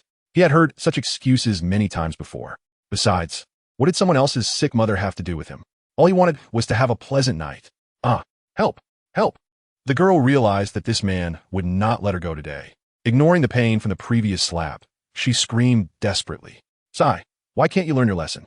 I told you, no one dares to save you even if you scream your throat raw." The man touched his forehead, showing a very helpless expression. "Hey, you're not happy?" Suddenly, a figure walked into the alley. He was wearing a red top and loose black pants. "Kid, do you know me?" The creepy man, ugly to the depths of his soul, looked at Feng with some confusion. Bang! In the next second, Feng raised his fist and directly punched the man against the wall. With the system enhancement combined with his own cultivation system's rewarded techniques, the diamond art and chaos decision, his physical strength was now over 20 times that of an average soul master, and his speed reached an unprecedented level. If he didn't use soul power now, it would be easy for him to take down a great soul master. And this sudden attack was enough to dislocate even the jaw of someone like the creepy man. "Come with me, I'll take you back," Feng said to the little girl. "She's only 12 years old. How can a man in his 40s or 50s be so ruthless? Doesn't he have children? Oh, he must be childless." Feng had originally intended to walk away, as he disliked meddling in others' affairs the most. However, when he heard this girl say she was only 12 and had a sick mother at home, begging this man to spare her, he couldn't believe that this guy was still spewing filthy words. In the end, he couldn't hold back anymore. He didn't care if you did evil in your daily life, but he couldn't stand you doing harm to such a poor child. The girl was initially taken aback, then nodded. What happened tonight had scared her. "Damn it, you little brat. How dare you hit Uncle Douluo?" Suddenly, a strong wind swept in. Feng's actions completely infuriated Douluo. When he goes crazy, he doesn't care about gender. "I want to capture this kid and then torture him severely. Let him know what price he has to pay for provoking me." He is coming," the girl shouted in great panic. This person had already left her with psychological trauma. "Don't worry, leave it to me." Feng pushed the girl beside and behind him. He hadn't had enough fun fighting in the Soto Great Spirit Arena tonight, and he didn't expect to have such an opportunity when he returned home. Since that's the case, let's have a good match with this Douluo. Boom! The 2 fists intertwined. Douluo took a few steps back. "You are actually a soul master?" Douluo sensed the fluctuation of soul power from Feng and was immediately surprised. "What's wrong? Are you scared?" Feng looked displeased and asked, "Afraid? In my eyes, there's no such word as fear." Upon hearing this, Douluo's demeanor instantly turned cold. "I hope you can still be this confident in a while." Feng's palm surged with a black martial soul. It was a scythe resembling an elongated 7. "Wow, kid, you sure have a big mouth." Douluo laughed upon hearing this. He was known as the notorious villain of this city. Even the city lord's mansion had no way to deal with him. Yet, this little brat dared to speak such arrogance. He estimated that the other party was at most a great soul master. First soul skill, tear the sky. The purple soul ring merged in. Purple? Soul sovereign? Douluo was somewhat surprised. Swish. The next moment, he felt as if something had passed through his body. Splash. It was blood. Douluo realized that the kid had already arrived behind him. He felt like a fish that had been struck with a flour knife. Blood sprayed out instantly. As for his clothes, they had been neatly turned into a diamond grid. What did you do?" Douluo felt unprecedented pain in his body. "Nothing, just open a few cuts all over you." Feng retracted his soul power. The next moment, a wailing sound like that of a slaughtered pig echoed. It was incredibly tragic. It turned out that all the flesh on his body had been torn apart by Feng. He looked like a fish scale piece by piece. As long as the opponent moved, blood would seep out. As for that 1 or 2 inches, it was gone. Such a person was not worthy of sympathy. Directly incapacitating him was more convenient. Thud. Balloon knelt on the ground. Heart-wrenching. Let's go, I'll take you back. Feng said to the little girl, Autumn. Suddenly, a firework exploded in the sky. Thank you, handsome brother. But how did this firework go off? The girl suddenly looked a bit confused. P.S. The author has been postponed, and the explosive updates have been a bit lonely. The last PK wasn't arranged, and the editor informed me this afternoon that the PK will be held tomorrow. Since that's the case, the author will keep updating 3 chapters this week. I hope everyone can support the author and help the author clear the PK. Thank you all. Your recommendation votes and monthly votes are the key for the author to advance in the PK. I humbly ask. Today continues with 3 updates. Chapter 49. How can anyone understand the pain of being in a world so miserable? Second update. It seems you'll have to wait a bit longer. Feng said. He saw that this thing was launched for Bu Li's hand. In other words, the other party was calling for help. If he remembered correctly, he indeed had 2 friends. One fat and one dwarf. It seemed they were named Old Goose and Tianya. Kid, if you have the ability, don't run away. Bu Li had completely turned into a bloodied person. The pain piercing through his bones made his whole body twitch uncontrollably. But he wanted revenge. Revenge. In the distance, one tall and one short. Isn't Bu Li supposed to bring us some fun tonight? What's going on? We can't find him anywhere. You don't think he went off to enjoy himself alone, do you? The short man said, his eyes filled with confusion. Who knows? He has been hogging everything for a while now. The slightly chubby man shrugged. Hey, Old Goose, look. Suddenly, a firework shot up in the center of Suatu City. Then it exploded with a bang in the sky. Not good. It's Bu Li's distress signal. Let us hurry over. After seeing this signal, Old Goose's pupils constricted. He immediately ran in a direction far away. This was their distress signal, only used in life-threatening situations. In the alley. It seems you really don't know when to stop. Then let me give you a lesson you won't forget for a lifetime. Feng originally intended to leave. However, the other party unexpectedly called someone over. Since that was the case, while the other party hadn't arrived yet, he decided to further shape Bu Li. What do you want to do? Bu Li looked at Feng, who was approaching. Immediately, he appeared very flustered as he looked at him. What do you want to do? I'm here to help you stretch your muscles. Feng's smile became even more playful. Following that, a series of painful screams echoed through the alley. Ribs were broken in half, limbs were shattered, palms were crushed, and the buck teeth were smashed down one by one. Bu Li first fainted. He quickly woke up again due to the excruciating pain. Back and forth like this. It wasn't until 10 minutes later that 2 panting voices could be heard in the alley. Old Goose, I'm here. One of them gasped. I smell gunpowder. The man referred to as Old Goose nodded. You guys. Bu Li, who had been tortured for 10 minutes, was now on the brink of collapse. If you come any later, we could have had a feast. How could these 2 guys be so unreliable? Bu Li, what's wrong with you? Although there was no light in the alley, the moonlight still allowed them to see clearly. They saw that the 2, one fat and one short, were in a state of shock. They had never seen Bu Li like this before. Are you his companions? Feng looked at the 2 and asked, Who the hell are you? Do you know that we are notorious thugs in Soto City? If you dare to hurt our brother, you will pay the price. The fat man said, his tone filled with a chilling malice. Oh no, you quickly come and take a look at Bu Li. At this moment, a short man was helping Bu Li up. As he observed closely, he was completely stunned. What happened? The burly man, curious after hearing this, walked over. Bu Li, what happened to you? You little brat. You really went too far. Bu Li's entire body was covered in injuries. His limbs had multiple compound fractures. Half of his ribs were broken, and several of his teeth had been knocked out. Of course, the most critical issue was that he had lost a few inches. This isn't my fault. Who would have thought you guys would take 10 minutes to arrive? Ye Feng Shuruk. He originally intended to break the opponent's bones. Unexpectedly, it took 10 minutes for reinforcements to arrive. Out of boredom, he crushed his palm, shattered his limbs, and knocked out all of the opponent's teeth. This makes sense, right? After all, he was bored. Bastard, I'm going to fight you. I will avenge my brother. Tianya directly released his spirit rings. White, yellow, yellow, purple, purple. Level 53 Spirit King. I will also avenge my brother Bu Li. Today, even if you are the king of heaven, I will make you pay the price. Old Goose also released his spirit rings. White, yellow, yellow, purple, black. Level 52 Spirit King. Rings flashed on the ground. Since there are 2 Spirit Kings, I will also go all out. Feng's lips curled into a smile. It seemed that ever since he obtained the 4th spirit ring, he had never gone all out, right? Today, he would practice a bit on these 2. Going all out? Even if both of you came at me with everything you've got today, it would be useless. We will make you experience the pain of losing an inch or two. Tianya said fiercely. That's right. I want to avenge my brother. I want to cover your whole body with wounds, making you wish you were dead. The fat man roared as well. Then come on. Purple, purple, black, black. 4 spirit rings swirled around Yifeng. Thud. In the next second, the two who had just been so arrogant felt their legs go weak. Emma Master, we were blind and unknowingly offended you. Please let us off this time.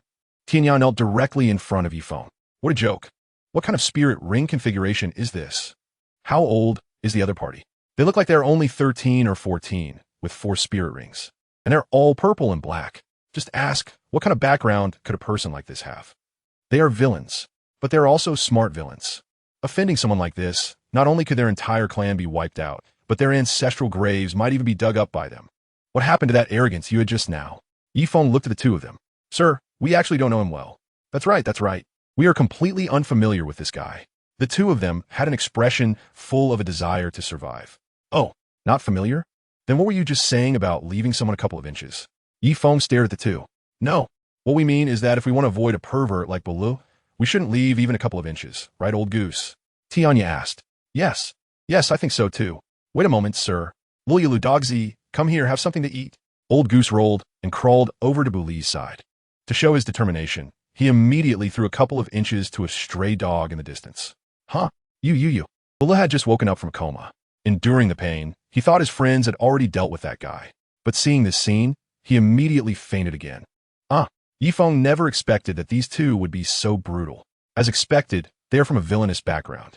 Sir, do you think we can leave now? P.S. The second update has been delivered, and the author will strive to update again around 1 o'clock. Please support with votes. Praying Chapter 50. That damned gaze met. Third update. At this moment, I could only see the two of them with pleading expressions. I have heard that you are all involved in these matters. Do you think I will let you off so easily? Yifeng coldly stared at the two. Sir, it's a misunderstanding. We just arrived in Soto City a few days ago because of Buli's invitation. Otherwise, it wouldn't have taken us 10 minutes to get here. The truth is, we're not familiar with this place. Lao, Yi, and Tianya spoke simultaneously. They were called over by Douluo for enjoyment. Who would have thought that they would encounter such things just days after arriving? Do you really think I'm a child? Just now. You even claimed to be notorious villains in Soto City. Yifeng's soul light became even brighter. Sir, that's not what Li said. The two of us can swear on our martial souls that we just arrived here 2 days ago. Upon hearing this, the two immediately looked aggrieved. Oh, Yifeng stared at the two. We swear by our martial souls. Lao, Yi, and Tianya, seeing Yifeng, still had a look of disbelief on their faces, and immediately swore by their martial souls to express their determination. Hurry up and get lost. I don't want to see you again from now on. After the two finished their oath, Yifeng said coldly, I have to say, these two really have a strong desire to survive. However, for people like Douluo, to be honest, keeping them around is of no use. According to the official statistics from Soto City, nearly 100 girls have gone missing in just 3 months. Among them are not a few girls aged 13 or 14. And among those who went missing, half of them have not returned. So Yifeng acted so ruthlessly just now. After all, the greatest revenge on a person is not to let them die, but to make them live in pain. Thank you, sir. We'll leave right now. The two scrambled away. Wait, bring him with you. I want to see him in the square tomorrow morning with a confession hanging around his neck. Can you do that? Yifeng pointed at below. Sure. The two of them nodded frantically. Don't ask them why they were so scared. Normal people don't have a 1,000-year spirit ring as their first. Moreover, the opponent clearly displayed 4 spirit rings. This proves that the opponent knows the spirit ring concealment technique, which is something only top noble families possess. From this, they could deduce the opponent's identity. Additionally, from the spirit rings, it can be inferred that the opponent has at least 1 to 2 more spirit rings. If they encountered such a monstrous competitor, it was likely they would become the second Douluo. So, being honest and admitting defeat was the only way to survive. Don't be afraid, little girl, they're all gone. Yifeng walked into the little girl hiding aside, covering her eyes. He personally sent her back home, at the entrance of the Rose Hotel at night. Damn it, fatty, what do you think I'm after? Dai Mubai looked very indignant. Yeah, boss Dai. Why are you paying attention to her expression? Aren't those twins attractive? The fatty chimed in from aside. Sigh, I'm at least a reformed rake. For her, I haven't been to the Rose Hotel for over a month, and even cut off contact with those people from before. In the end, she called me a dirty man. Where am I dirty? Dai Mubai was holding a drink. He had originally planned to take a break today and go find Zhu Zhuqing, but ended up being scolded harshly by her. She didn't give him any face at all. She even called him dirty. He asked himself where he was dirty. Unable to hold back, he went to drink with the fatty. That's right. A man should be a bit wild. It's a sign of capability and charm, right?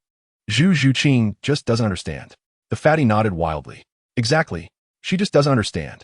I'm capable and charming. Look at those ordinary men. Who can do this? Dai Mubai said louder with a bit of drunkenness. In the past month or two, he had made great concessions to pursue her. In the end, he was met with coldness. Nothing was gained, and he was scolded instead. Tonight, he finally exploded. Boss Dai, if you ask me, the twins are definitely better. No matter how beautiful Zhu Zhuqing is, she's just one person. With the twins, you can have them on both sides. It's simply too enjoyable. How about we contact those twin sisters tonight to relieve our boredom? At this moment, the fatty suggested. There's soup to drink with Boss Dai. Usually, when the twins are mentioned, he would generally be provided with a decent beauty and a free room. However, such a wonderful life hadn't appeared for a month or two. He missed it. 2 twins? No, I don't want them. Dai Mubai shook his head. No? The fatty was a bit confused. Could it be that Boss Dai has really turned over a new leaf? I want to find 10 twins. She said I'm dirty, so I'll show her what dirty really is. Dai Mubai shouted. Oh wow, what the heck? 10. The fatty's hands were shaking. Awesome. Indeed, it's Boss Dai. That's right, let's go. I'll find a manager to arrange it right now. Dai Mubai had been cheated out of a lot of money recently, and today he was scolded again. He had long wanted to vent his frustrations. Boss, what about me? Looking at Dai Mubai walking towards the Rose Hotel, the fatty was hinting wildly from his side. Don't worry, we're brothers. I'll arrange 3 for you. Dai Mubai held up 3 fingers. Wow, Boss Dai, you are my Ma Hongjuan's reincarnated parents. Tonight's going to be profitable. Boss Dai's taste is sharp. He considers ordinary beauties as top-tier girls he usually can't afford. Suddenly 3. Damn, that's too happy. Clang. Dai Mubai spilled a bag of gold coins at the front desk. The male attendant at the front desk panicked instantly and hurriedly contacted the manager. The manager, who had just laid down, rushed over as soon as he heard that Dai Xiao was here. Half an hour later, 3 beautiful girls and 5 pairs of top-notch twins appeared in the entire hall. Wow, the fatty's heart soared. He directly flew up to the room upstairs. He never dreamed that Boss Dai would actually want 10 twins. Could this be the power of money? He really wanted to have it. Dai Xiao, the 5 pairs of twins you wanted have been found. They have all served you before and are familiar with your lifestyle. Tonight's room is the top presidential love suite. The bed is big enough, and it's all wool carpet. I hope you have a great time. The manager at this moment looked very much like Dai Mubai's personal butler, introducing everything. Good evening, Dai Xiao. All the girls greeted in unison. Dai Mubai usually doesn't have any special preferences. He only loves twins. Previously in Soto City, he even had the reputation of being a double killer of Dai Xiao. At the entrance, after sending the little girl home, Feng had just entered the Rose Hotel. It was already quite late, and he just wanted to go back to his room to rest. Suddenly, this voice calling Dai Xiao attracted Feng, who was about to go upstairs. Then, that damn gaze met. P.S. The 3rd update is here. During the PK period, I asked for recommendation votes, monthly votes, and tips, all kinds of requests. Chapter 51, Bar Girls, Intense Battle. Dai Mubai, Maongjun. Feng's eyes widened in surprise. Wow, are these 2 having such a great time? 13 girls, 5 pairs of twins. The scene is just like a selection of concubines. Indeed, his ordinary background limited his perspective. Fatty, isn't that kid from Tsanghui Academy? Suddenly, Dai Mubai also noticed Feng. His eyes narrowed, and he was filled with killing intent. Last time in the Stardow Forest, they had agreed to teach the other a lesson, but then the Titan Great Ape appeared and scattered everyone. He never expected to run into his nemesis here at the Rose Hotel. Tsanghui Academy? Boss Dai, are you mistaken? Fatty's current thoughts are all on the 3 girls. He doesn't care about some kid from Tsanghui Academy, not even if he's the enemy who killed his father. Living in the moment, dealing with the present. Oh, it's you. Dai Xiao, what's up? Are you planning to take on 10 girls tonight? Feng walked over, smiling at Dai Mubai. Young master, are you also looking to have a great time tonight? Our Rose Hotel has everything arranged. Seeing Feng at this moment, a manager thought that the other party also had needs and immediately stepped forward to engage him. Knowing young Master Dai, the tip will definitely not be small. Forget it. I'm not as generous as young Master Dai. I usually support the twin sisters. Feng wore a sarcastic expression. Damn it, it's really you, this little brat. Upon hearing the voice, the fat guy finally shifted his gaze from the beautiful woman to Yifeng. The moment he saw Yifeng, he stiffened, his fist instantly tightening. Oh, I thought it was someone else. Isn't this just a lowly scoundrel who can't control his lower half? Yifeng turned his gaze to Ma Hongjun. When it comes to harming others, Yifeng has truly never lost to anyone. You, what did you say? In an instant, the fat man exploded. Damn it, brothel. These are the words he least wants to hear. Forget it, seeing how unconvinced you all look, just come over together. Yifeng waved his hand, as if calling a dog. You, Dai Mubai trembled with anger. On the other side, the chubby guy also looked like he wanted to rush over and tear Yifeng's mouth apart. Dai Xiao, don't be angry. Let's go back to the room and relax. It's not worth getting upset over someone like this. The hotel manager immediately realized that this was a personal grudge. He quickly signaled to the 10 pairs of twins. Instantly, one of the more perceptive ones clung to Dai Mubai, acting cute and saying, yes, Dai Xiao. If you get too angry, what will we do with these delicate sisters? One by one, they clung to Dai Mubai, holding hands, kissing his face, hugging him, acting cute and playful, almost completely surrounding him. Oh, I almost forgot about this. Dai Xiao still has to enjoy himself tonight. How can we ruin his mood and leave the ladies lonely, right? No worries. I'm in room 333. Just come find me tomorrow morning. I'm always available. And don't forget that little chicken from the brothel. Yifeng said to Dai Mubai, then glanced at Ma Hongjun. To be honest, Yifeng felt that Zhu Zhuqing was not worth it. How could someone like Dai Mubai, who lived a promiscuous lifestyle without any self-respect, be a match for her? Especially tonight, he actually planned to have 10 encounters, and they were all pairs of twins. He was truly astounded. And then there was Ma Hongjun, that fat guy, an old client. Damn it, I can't stand it. Get away from me. White tiger possession. Dai Mubai was already feeling angry tonight, and this bastard kept provoking him. So he directly unleashed his martial soul. In an instant, he transformed with a white tiger. Martial soul, evil fire phoenix.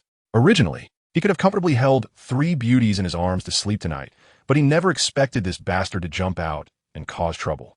And he even insulted him as a brothel chicken. Anyone would find that intolerable. In a moment, a phoenix appeared behind the fat guy. The girls were startled when they saw both of them unleash their martial souls. Dai Xiao, such a beautiful night shouldn't be ruined. The manager hurriedly advised. Get away from me. Dai Mubai pushed the manager aside. No matter if the king of heaven came tonight, he was going to beat this kid to relieve his anger. Wait, I want to ask something. Yifeng made a gesture to pause. What's wrong? Are you scared? Ma Hongjun stared at Yifeng. Dai Mubai also had a posture filled with coldness. Scared? I just want to ask, is it Dai Xiao or is it all on me? Yifeng looked at Dai Mubai, a playful smile curling at the corners of his mouth. The fat man glanced at Dai Mubai. After all, he was out of money. Compensation. I have plenty of money, Dai Mubai said boldly. I just love making friends with someone like young Master Dai. Yifeng moved. Shadows intertwined in the hall. The battle was extremely intense. First soul skill, White Tiger Shield. Block. Second soul skill, White Tiger Radiant Wave. Die for me. Third soul skill, White Tiger Diamond Transformation. In an instant, the floor of the hall flew up. Yifeng and Dai Mubai are in hand-to-hand combat. Both sides are exchanging blows. Second soul skill, Fiery Phoenix. First soul skill, Phoenix Fireline. Boss Dai, get out of the way. Let me burn him to death. The fat man leaps into the air, spewing flames from his mouth. Seeking death. Second soul skill, Songlong Annihilation. Yifeng held the bloodthirsty demon scythe and waved it towards the direction of the fat man. The next second, the blade transformed into a celestial dragon, charging directly towards the fat man. The fat man was struck in the chest, breaking through the roof and crashing down from a height of over 100 meters. Fat man, Dai Mubai esse pupils constricted. Dai Xiao, take care of yourself first. A left hook followed by another hook landed directly on Dai Mubai's face. Then Yifeng started attacking like he was playing a combo with Yagami Kyo. The first soul ring lit up. The bloodthirsty demon scythe unleashed a tear of heaven. Next was the second soul skill, Celestial Dragon Annihilation. The blade transformed into a celestial dragon and sent Dai Mubai flying. But was that the end? No, it wasn't. As Dai Mubai landed, he saw a small red bug, fiery like flames. Boom! A violent explosion occurred, and the entire front hall of the Rose Hotel was blown away. Only a guest room remained in disarray behind it. As for Dai Mubai and the fat man, their faces were swollen, their bodies covered in soot from the explosion, and their eyes were dazed, with smoke billowing from their mouths. They looked completely bewildered, as if asking, who am I? Where am I? What has happened? So boring. Time to sleep. After finishing the fight, Yi Feng returned to his room. After all, Dai Xiao was in charge. The next morning, Shrek Academy dormitory. Dai Lauda, fat man. What happened to you? Seeing the two of them returning with canes, their clothes tattered and looking worse than beggars at the village entrance, Tang San, who had woken up early, was stunned. You two didn't go out and get beaten up for not paying for that, did you? Oscar was also awakened, looking utterly incredulous. Normally, only the fat man would get into such trouble, but why was Dai Lauda involved too? P.S. Author requests votes. Chapter 52, Revenge. Second update. Sai, don't mention it. My brother is in trouble. At this moment, Dai Mubai covered his face, looking extremely haggard. In trouble. In trouble. On the other side, the fat man was beaten into a pig's head, talking with a strange lisp. Upon closer inspection, he had even lost a few teeth. So tragic. Dai Lauda, fat man. What exactly happened? You can't keep it to yourselves. Speak up, and we'll face it together. Tang San asked with a puzzled expression. What could have happened to make Dai Lauda and the fat man look like this? It was at Yi Feng. The fat man replied fiercely. Originally, he had 3 beauties lined up for the night, but Yi Feng ruined his plans. So infuriating. Yi Feng, the one from Songhua Academy? Oscar was already panicking. On the other side, Tang San also looked deep in thought. It was supposed to be a rare break. And Dai Lauda, and I went out to reconnect with a few ladies, but who would have thought we would suddenly run into Yi Feng? And then he beat us up. The fat man said, tears and snot streaming down his face. So tragic. What? That happened too? Could it be that this Yi Feng really thinks there's no one in Shrek? Upon hearing this, Oscar looked furious. Is he still at the Rose Hotel? Tang San asked Dai Mubai and the fat man, his tone growing colder. He couldn't bear to see his companions in such a state. This grudge must be avenged. Besides, he had lost to this scoundrel before, when he didn't have an external spirit bone, and now that he had one, he had long wanted to settle the score. I remember he said he was staying in room 333 last night. The fat man replied, then what are we waiting for? Singa, let us go. Let us avenge Dai Lauda and the fat man. Oscar said excitedly, when the time comes, Tang San will attack while he supports. And they will definitely defeat that guy named Yi Feng. Let us go. While it's still early, let us intercept him. Tang San nodded in agreement with Oscar's plan. Wait, we want to go too, Dai Mubai said, despite his swollen face. Even though he looked terrible, since Xiao San and the others were going to avenge them, how could he and the fat man just sit here and wait? As long as it's about beating Yi Feng, they can still fight. This inappropriate? You two look like this, it's better to rest first. Tang San said at that moment. I and Sangu can go. You two wait in the dormitory for us to return victorious. Oscar spoke up. Enough with the nonsense. We must follow to settle this score. Xiao Ao, recover the sausages. Dai Mubai directly threw away the cane he was using to support himself. That's right. Revenge. Sausages. The fat man also perked up. He looked spirited. All right, let us unite as 4 and go intercept that ignorant kid from Songhua Academy.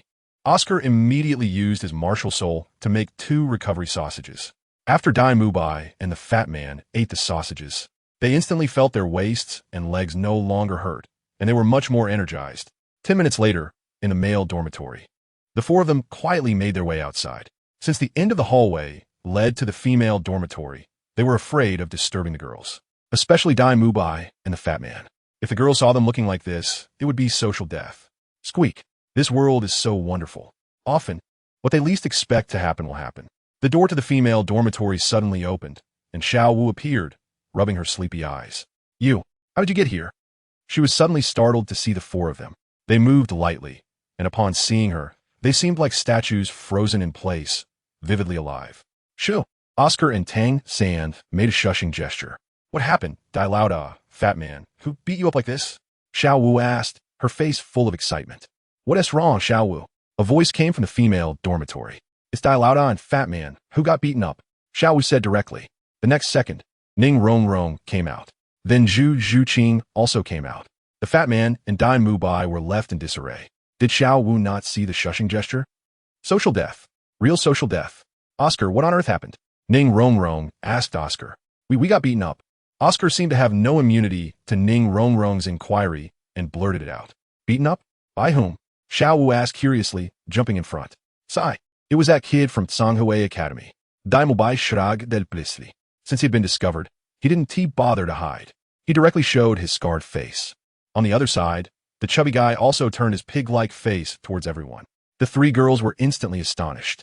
So you guys plan to take revenge so early? Zhu Zhuqing asked. Oscar nodded. Xiao San, you're taking revenge without calling us? Do you not consider me, Xiao Wu, and Zhuqing as part of your team? Upon hearing this, Xiao Wu immediately questioned Tang San. Well, I was just worried it would affect your rest. Tang San shrugged helplessly. He really was a cute little guy who could adapt to situations. Fighting can happen anytime. Last time that Feng hurt me.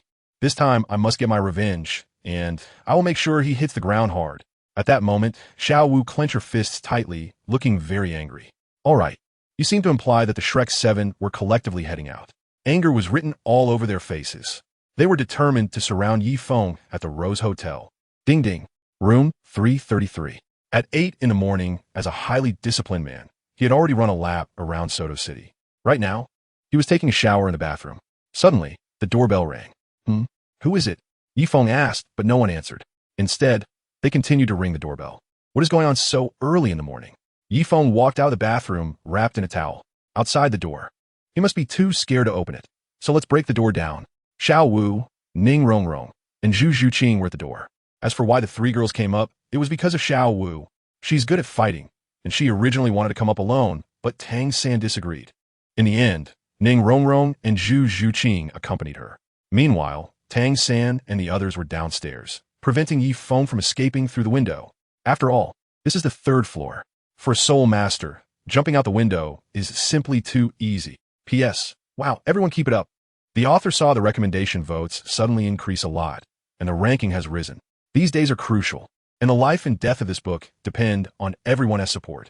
The author is going to write now, and there'll be a third update, definitely before 1 o'clock. Chapter 53. Who is settling scores with whom? Third update. Therefore, the battlefield below is particularly important compared to the one above. I estimate that when Feng hears this knocking, he will immediately suspect that enemies have come to find him. Let's kick the door. Ning Rongrong nodded. Zhu Zhuqing also expressed no objections. You guys step back. Xiao Wu took 2 steps back, preparing for a sprint. After all, she is not a power-type soul master. A sprint would make it easier to resolve the situation. Creak. Suddenly, at that moment, Feng opened the door. Xiao Wu, who was charging forward, couldn't stop in time and crashed into Feng. What the heck? Feng was completely confused. He only saw a figure rushing over and instinctively sidestepped. Coincidentally, Xiao Wu's body bumped right into Feng's towel. The next scene was simply too beautiful. Ning Rongrong and Zhu Zhuqing screamed in fright, as if the earth was shaking. At the bottom of the Syrian-style Rose Hotel, do you hear that sound? Dai Mubai stood up. That's the sound of a girl screaming. Not good, Xiao Wu. Tang San's pupils constricted. In an instant, he thought could it be that guy attacking Xiao Wu. How dare he? Xiao Wu is his reverse scale. If he dares to lay a hand on Xiao Wu, Tang San will definitely personally deal with this person. At this moment, Tang San used Ghost Shadow Perplexing Track and quickly ran upstairs. Dai Mubai, Ma Hongjun, and Oscar also rushed upstairs. However, the scene was very harmonious. Rongrong, where's Xiao Wu? Tang San rushed over and asked. She fell down. Ning Rongrong replied. Fell down? Tang San's face was full of question marks. This has nothing to do with me. She just rushed down by herself. The door is slightly tilted, and it leads to the window. Xiao Wu, Tang San immediately rushed down from the window. What exactly happened just now? Oscar looked at Ning Rongrong. Dai Mubai also looked deeply at the two of them. For some reason, they both felt something was off with these two. No, it's nothing. It's just that Xiao Wu fell down just now, and we were a bit scared. Ning Rongrong sighed. Zhu Zhuqing nodded slightly. Such a thing can't be spoken out loud. Really? Oscar felt something was off for some reason. Not just him. Fatty and Dai Mubai felt the same. What? You still don't believe me? Ning Rongrong stared at Oscar. I believe. Oscar didn't dare to say anything. He immediately said he believed. Hey, Feng, right? Why are you bullying Boss Dai and Fatty? Do you really think our Shrek has no one? The clever Oscar changed the subject, directly focusing on Feng. No matter what happened, as long as the person is fine, that's good. Besides, today we came to settle accounts with Feng. We can't forget this important matter. Oh, the one who got beaten up last night brought people today, and he's a food system soul master. Feng had already changed his clothes and was smiling as he looked towards the fat guy. Puffed. Brothel chicken. Ning Rongrong, who was beside him, couldn't help but chuckle at this. She understood what brothel meant, and combined with her understanding of the fat guy over this period, this brothel chicken was simply the most fitting title for him. What did you say? The fat guy exploded at that moment. Last night, apart from Douluo, there was no one else around, so the brothel chicken comment didn't hurt him much. But today, with female classmates present, the other party dared to say such a thing. It was like rubbing his dignity into the ground, especially seeing Ning Rong chuckle and Zhu Zhuqing trying to hold back laughter made him even more furious. He had never been humiliated like this before. Wasn't it true? And Dai Xiao had a wild time last night too. Yifeng suddenly turned his gaze towards Dai Mubai. Kid, what did you say? I warn you not to speak carelessly. Dai Mubai sensed a hint of danger. He immediately pointed at Yifeng and shouted, "Oh my god, Zhu Zhuqing is here. If they find out about what happened last night, I'm really done for." He was now regretting bringing Zhu Zhuqing and the other girls over. It was simply a mistake. What's wrong? The famous double kill Dai is flustered. Yifeng looked at Dai Mubai, the corners of his mouth slightly raised. Kid, I advise you to shut up. Dai Mubai stared fiercely at Yifeng.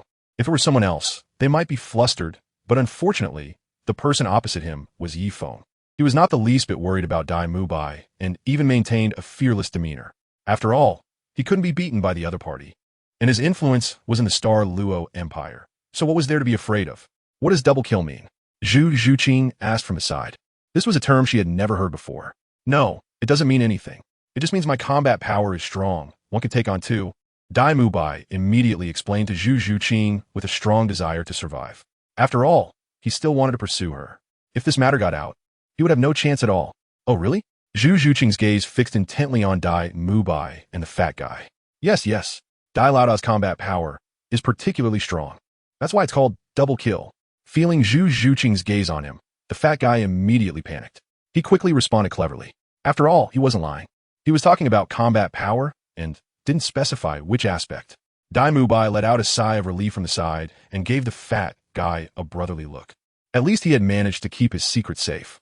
Wasn't this supposed to be about getting revenge and settling accounts with Yifeng? Now, who was settling accounts with whom? It was quite shocking. Indeed, Dai Mubai's combat power was strong. He had even planned for a pentakill last night. Oh no, it was a decakill. It was so impressive that even men envied it. Yifeng's mouth slightly curled up. Heh, playing with him, you're still too inexperienced. Today, without exerting the slightest effort, he can render you completely powerless. As soon as these words were spoken, Dai Mubai was completely frozen. He wished he could find a crack in the ground to hide in. He really shouldn't have come today. Even if he did come, he shouldn't have brought Zhu Zhuqing. Oh, Zhu Zhuqing's tone instantly turned cold. Zhuqing, it's not what you think. It's that kind of combat power. That kind. He didn't explain clearly. Dai Mubai was now thoroughly flustered, answering in a flurry. Yes, it's the kind of thing with twins. Yifeng shrugged and said, filthy to the extreme. Zhu Zhuqing could no longer hold back and glared fiercely at Dai Mubai. Ah, kid, I'm going to kill you. P.S. The third update is here. Today when I opened the back end, I saw that many friends have given rewards. Thank you to fans like Fan Sha, Yu Yuan, Haize, Nyang Siyu, Waiting for My Hair to Reach My Waist, Jiang In, and AI Chiao Goro for your support. The author also thanks everyone who cast recommendation votes and monthly votes today. Thank you all. Your crucial votes are what keeps the author motivated to write. A new day. Let's continue to seek votes.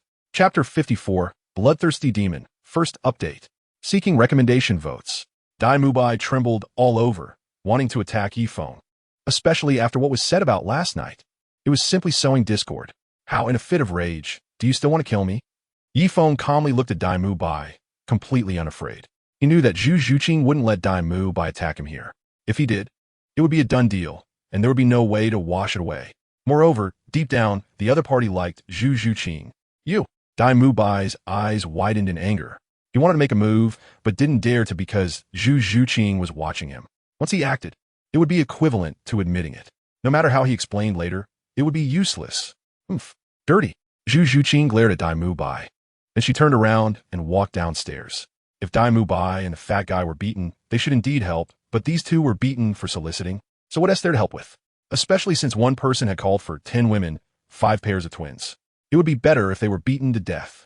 Yifeng, you bastard. At that moment, Xiao Wu rushed in with a towel. Just as she burst through the door, a towel was thrown over her head. Immediately, she charged down from the 3rd floor. Yifeng, what do you mean by this? Tang San quickly followed, his eyes filled with killing intent. Why was a towel thrown over Xiao Wu's head? Why was she pushed down from the third floor? Why? Huh? Suddenly, Tang San and Xiao Wu felt that the atmosphere above was not right. Zhu Zhuqing turned and walked away. Dai Laoda, Zhuqing's sister. Ning Rongrong followed behind. Dai Laoda, hurry up and chase. I'll testify for you. The fat guy looked at the dazed Ai Mubai and said, last night he talked about how Zhu Zhuqing was, but it was only because he got free girls. In fact, he thought someone like Zhu Zhuqing was quite a match for Dai Laoda. Dai Mubai was somewhat stunned. He wanted to go, but couldn't bring himself to. What are you still dazed for? With me as a witness, just say this kid is making things up. If it doesn't work, we can add in Sangu and Xiao Ao. She will definitely believe us. The fat guy urged. Then let's go. Dai Mubai made up his mind and directly chased after them. So, at the scene besides Feng, there were only 3 people left: Oscar, Tang San, and Xiao Wu. Oscar, what happened? Tang San and Xiao Wu both looked confused. Why did they just leave like that? This situation is complicated. Let us hurry and help Dai Laoda, Oscar said with a bitter smile. Oh, what about him? Oscar grabbed Tang San's hand and ran downstairs. Dai Laoda's future happiness is more important. We can settle accounts with him later, Oscar said excitedly. Xiao Wu. Tang San called out to Xiao Wu. What? Do you want to fight me? Yifeng looked towards Xiao Wu at this moment. Wait, I'm coming. Xiao Wu immediately ran down. For some reason, she felt an inexplicable sense of threat from this man. Staying here would definitely not be acceptable to him. Even if she could win, it would come at a great cost. It's better to wait for everyone to come together. At this moment, Xiao Wu thought to herself. Thus, Yifeng watched as this group of people went downstairs.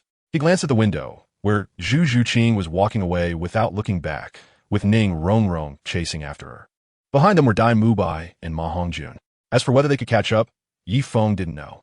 After all, they had already left his line of sight. Besides, what did other people's matters have to do with him? At Shrek Academy, Xiaogang, if you play like this, the Academy's funds won't hold up. Flender looked gloomily at the budget for the Academy's expenses for the next month written by Yu Xiaogang. Goodness. The other party's expenses for a month would wipe out an entire year's tuition for their academy. Flender had never seen anything so outrageous. Since you called me here, I naturally have my plans.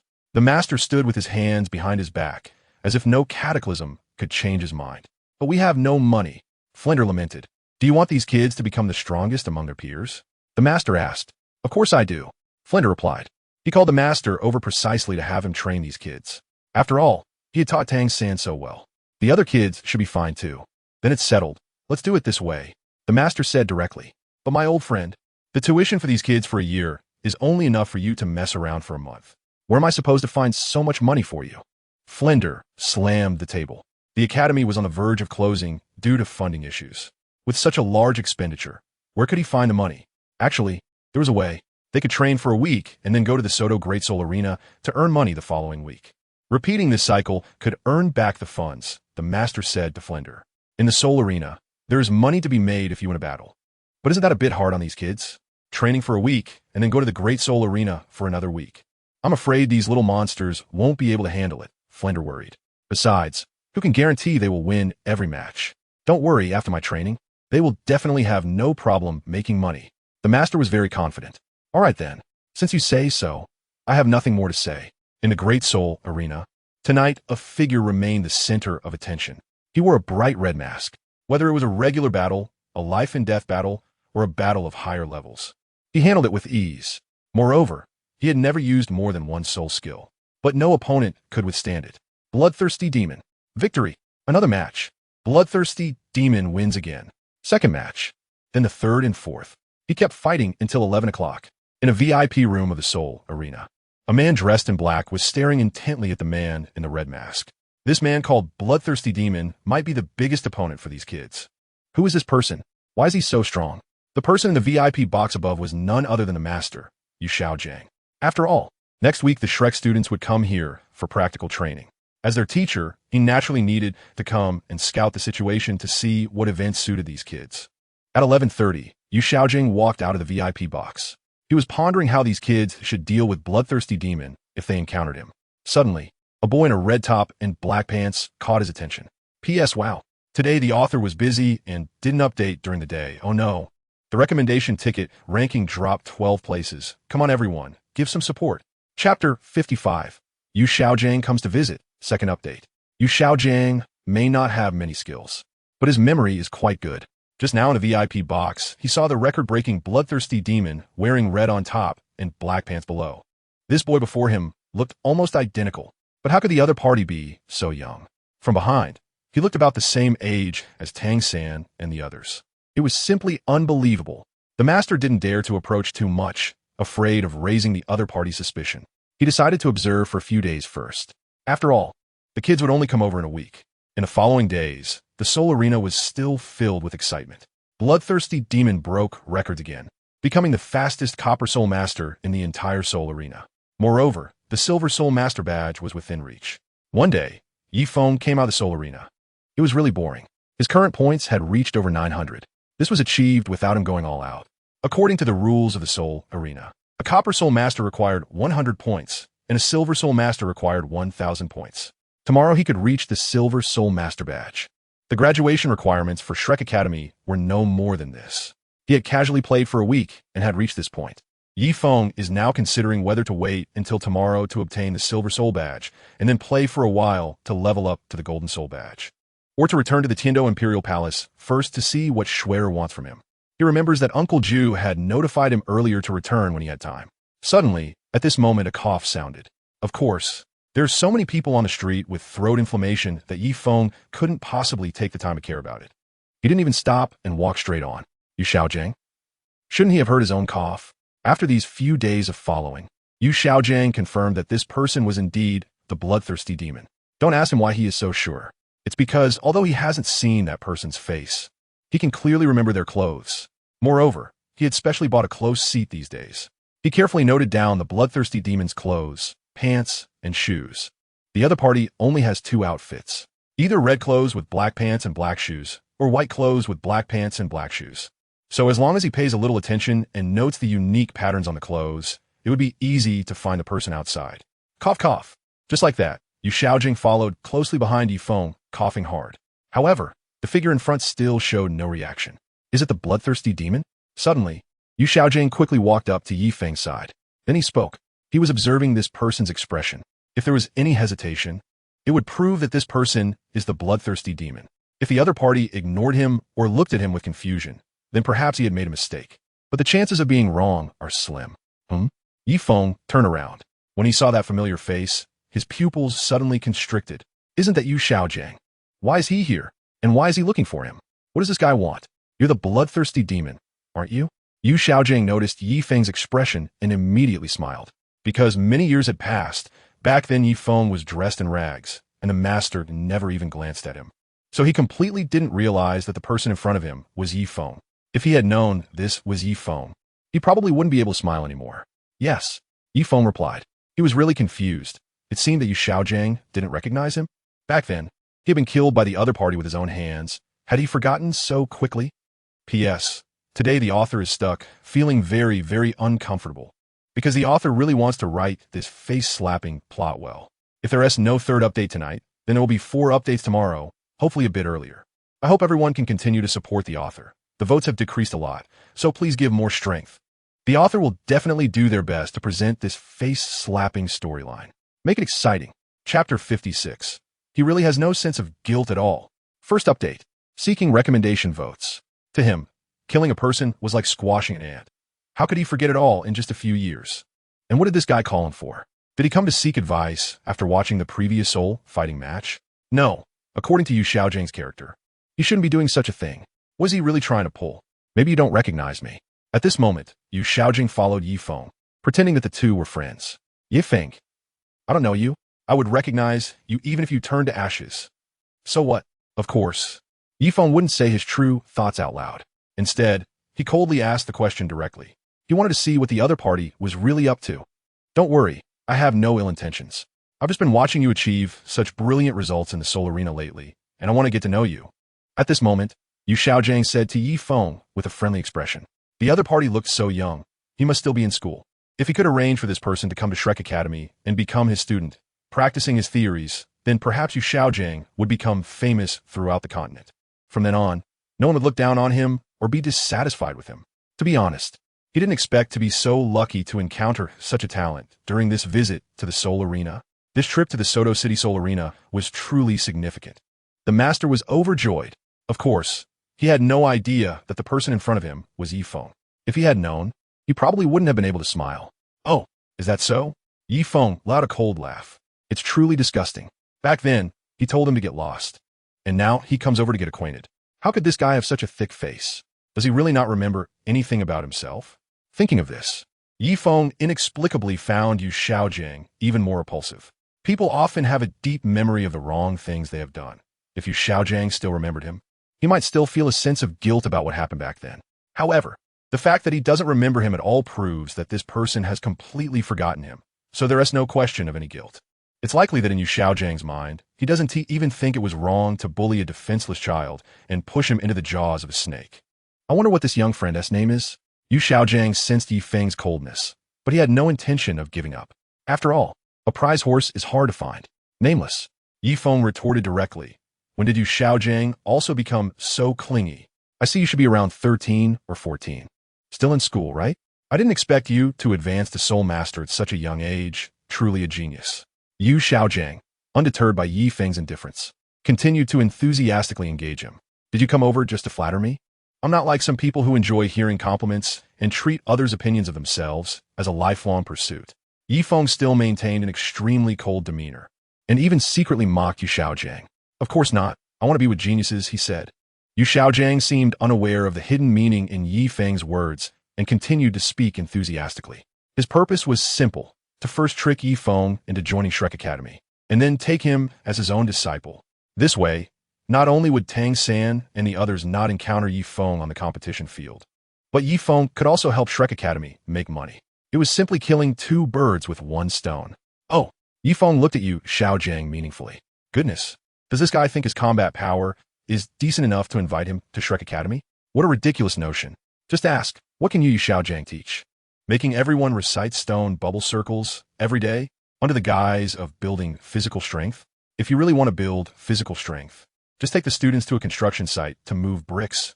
Not only can you earn money, but it also serves to build physical strength. At Sanghui Academy, generally, great soul masters to soul respect level train their combat skills and soul techniques based on personal circumstances. For example, control-type soul masters enhance their control abilities.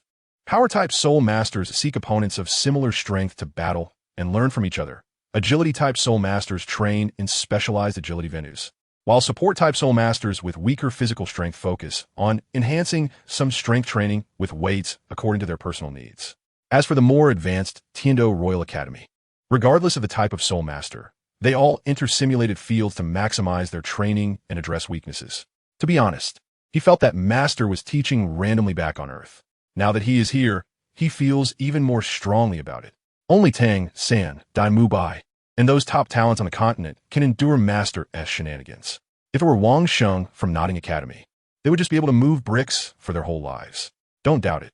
There's a school on the outskirts called Shrek, where the kids are all geniuses, mostly soul masters above level 28, and some have even broken through to soul respect. The strongest one reached level 33 at 13, and another reached level 38 at 15. I guess you're probably around level 35, right? Master asked Yi Feng at this moment, as he had only seen Yi Feng display one soul ring, and the others seemed to be hidden. He guessed that the other party came from a prestigious family like the Blue Lightning Tyrant Dragon Clan or some other notable family with good talent and strong skills, allowing them to shine in this small city of the kingdom. Yes, you are really smart. You guessed it, Yi Feng said with a smile that seemed not quite a smile. How refreshing. The one who once killed his enemy is now inviting him to the academy where he teaches. Haha, not only do I know you are level 35, but I also suspect your identity is not simple. You must come from some prominent family on this continent, right? Previously, he guessed the level to be between 33 and 37, and Xiaogang did not expect that the median he casually picked would actually hit the mark. Instantly, he became extremely confident.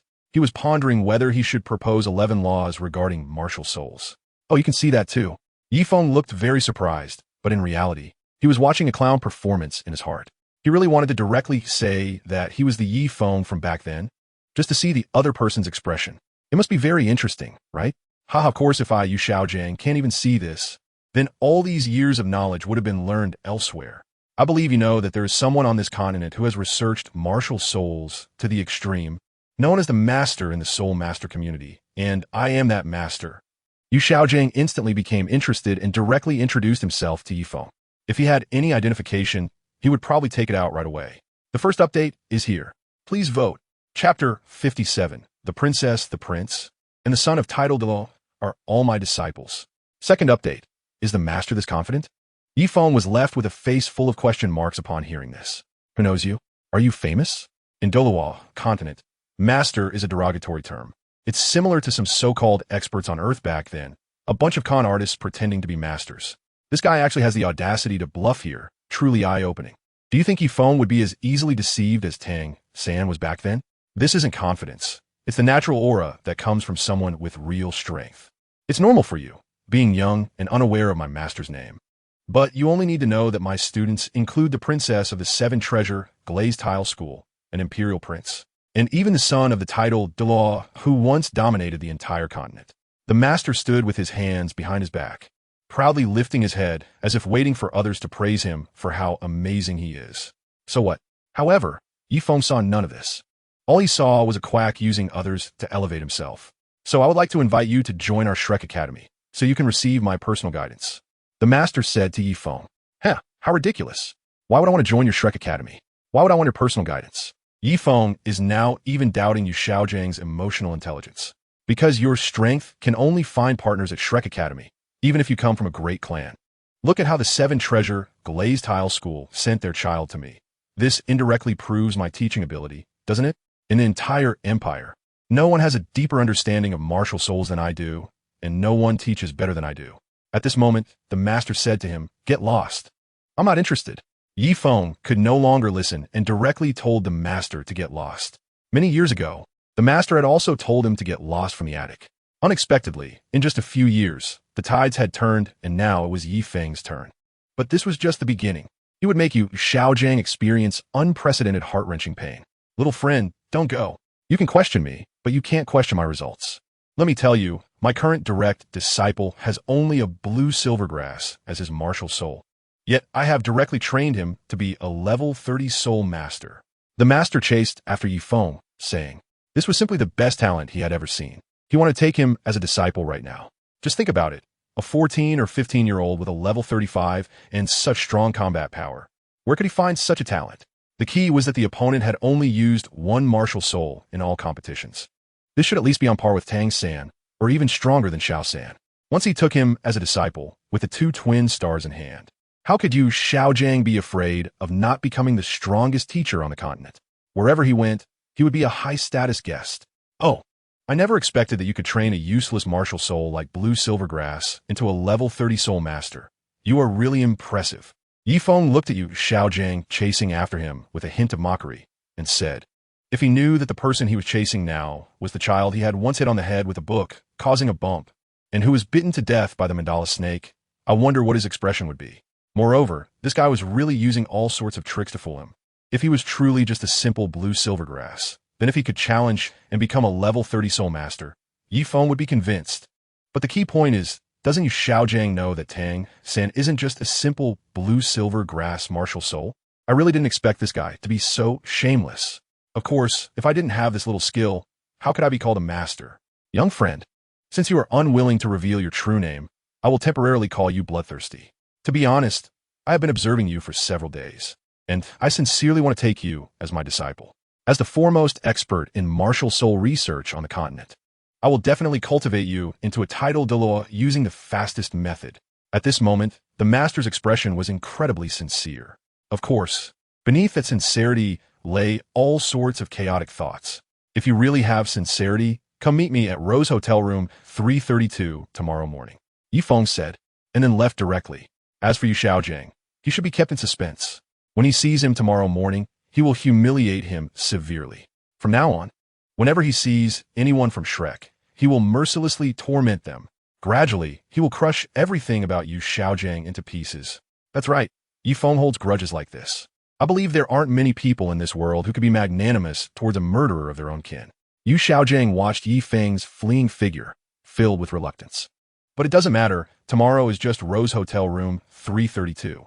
Because recently Xiao Wu broke the glass, and Yi Feng moved to room 332. He originally thought that the people from Shrek would come looking for him, but it was surprisingly quiet. However, Feng didn't know that during this time, Tang San and the others had been required by the master to run laps, carrying stones every day, or do various physical exercises. They were exhausted and naturally had no time to find Feng. Xiaogang, why did you come back now? In the Shrek Academy, Flinder and Zhao Wujing were eating supper on the balcony of the dean's office. After all, they left the work during the day to the master. They were now much freer. Sigh. The master entered the balcony and sighed deeply. What's wrong? Is it that the people from the fighting arena are too abnormal? Is making money this way not feasible? Flinder noticed that ever since Xiaogang stepped through that door, he seemed very off. It was as if he had received some heavy blow. That's not it. In the fighting arena, I believe these kids can handle it with ease. But today I encountered a variable. Xiaogang said, somewhat melancholic. Variable. Flinder and Zhao Wujing were both stunned upon hearing this. What do you mean? That's right. I went for a week and saw that person for a week. He is a level 35 soul elder and the fastest to obtain the bronze soul badge in the entire fighting arena. He is probably getting the silver soul badge tomorrow. The master was now filled with thoughts of that bloodthirsty demon, as if he were lovesick. What?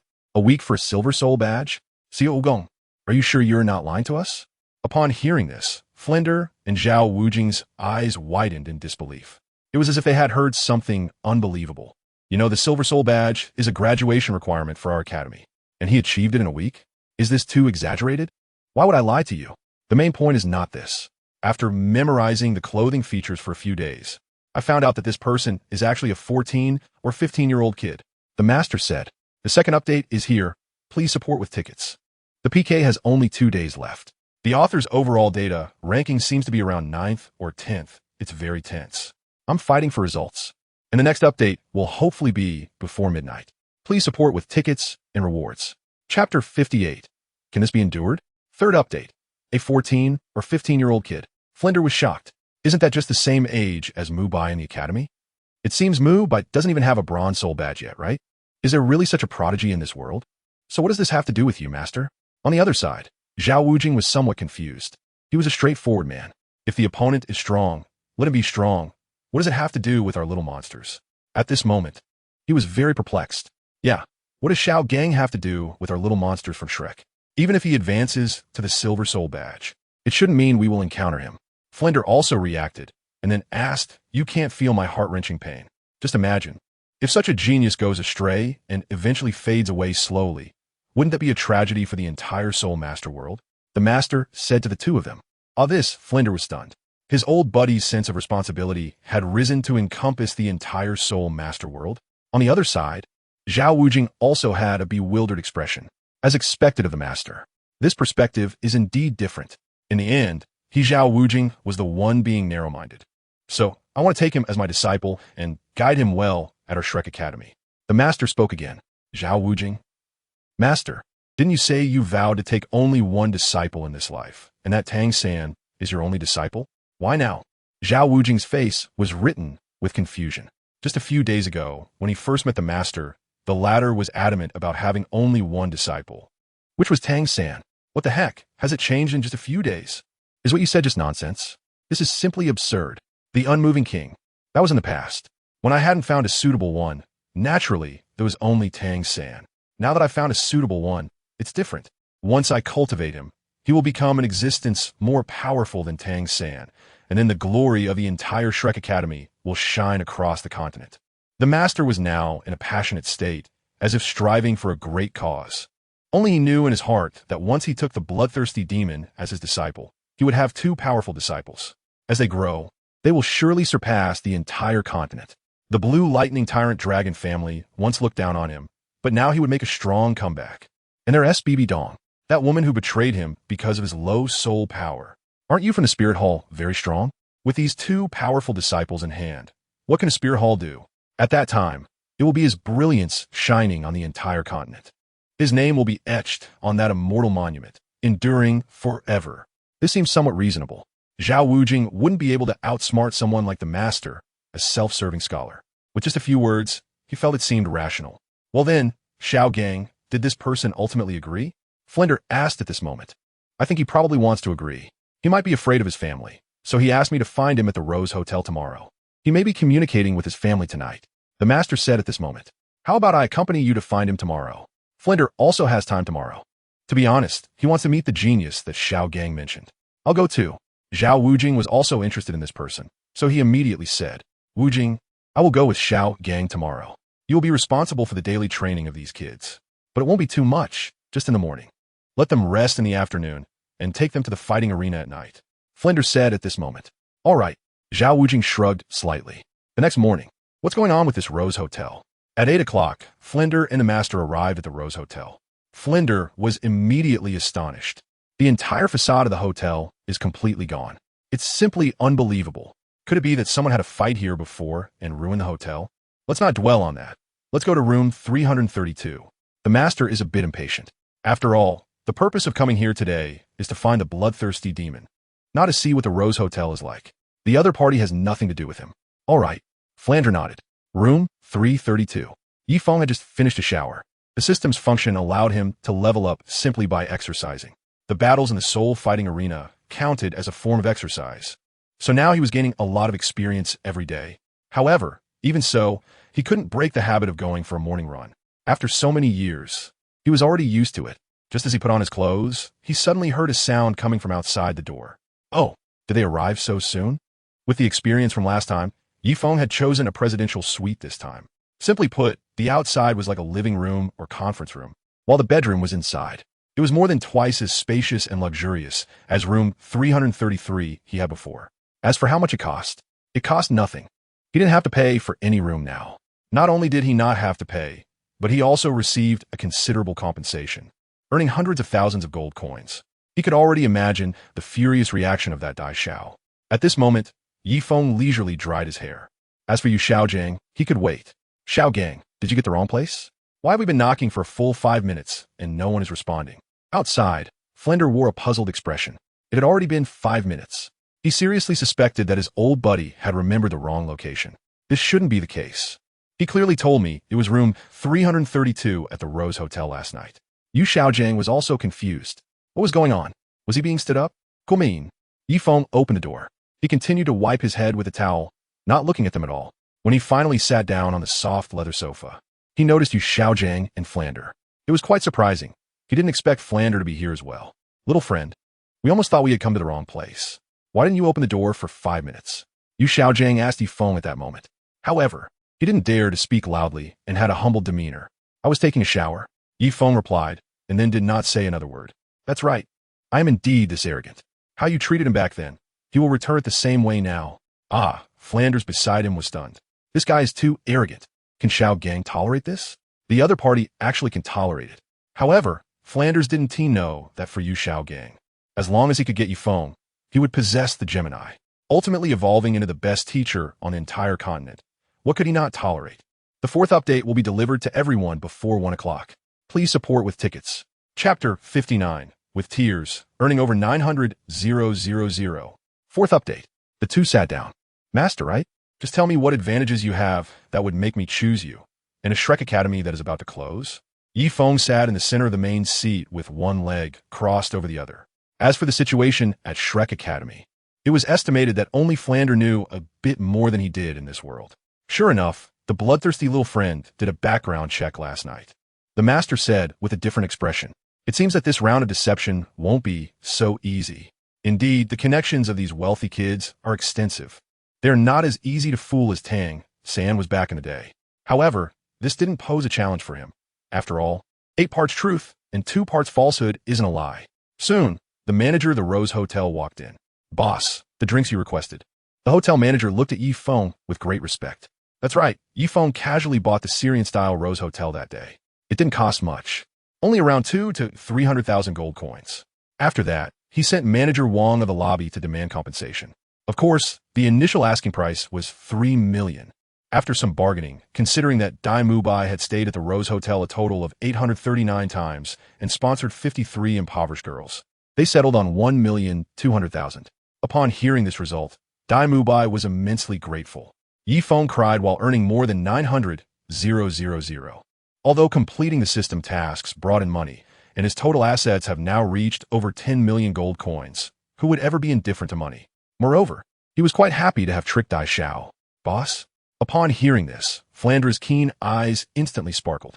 This person should not be a native of Soto City. So this guy came here to compete in the Soul Arena for a week and conveniently bought a hotel? This is a wealthy man. The academy is currently short on funds. If they bring this wealthy man into the academy, then what would they have to worry about regarding money? However, he remained calm. After all, it was time for Xiaogang to shine. He only checked Shrek, looking at the humble Xiaogang, who seemed like a grandson. Feng replied lightly. At this moment, Manager Wang finished delivering the drinks and quietly closed the door, leaving. In fact, what I want to say is that when you choose Shrek, you're not just choosing Shrek, but the people of Shrek. The master truly knows how to persuade. At this moment, the conversation shifted as he said, "Oh, choosing people? What is so special about Shrek Academy that you want to talk about?" Feng smiled at the master. From the very beginning, he had taken control of the entire situation. "Let me introduce you," the master said. "This is Flander, the dean of Shrek Academy, a rank 78, soul saint, with the martial soul of a four-eyed cat eagle, and also the strongest presence in Shrek Academy." The master looked at Flander and then turned to Feng to introduce him.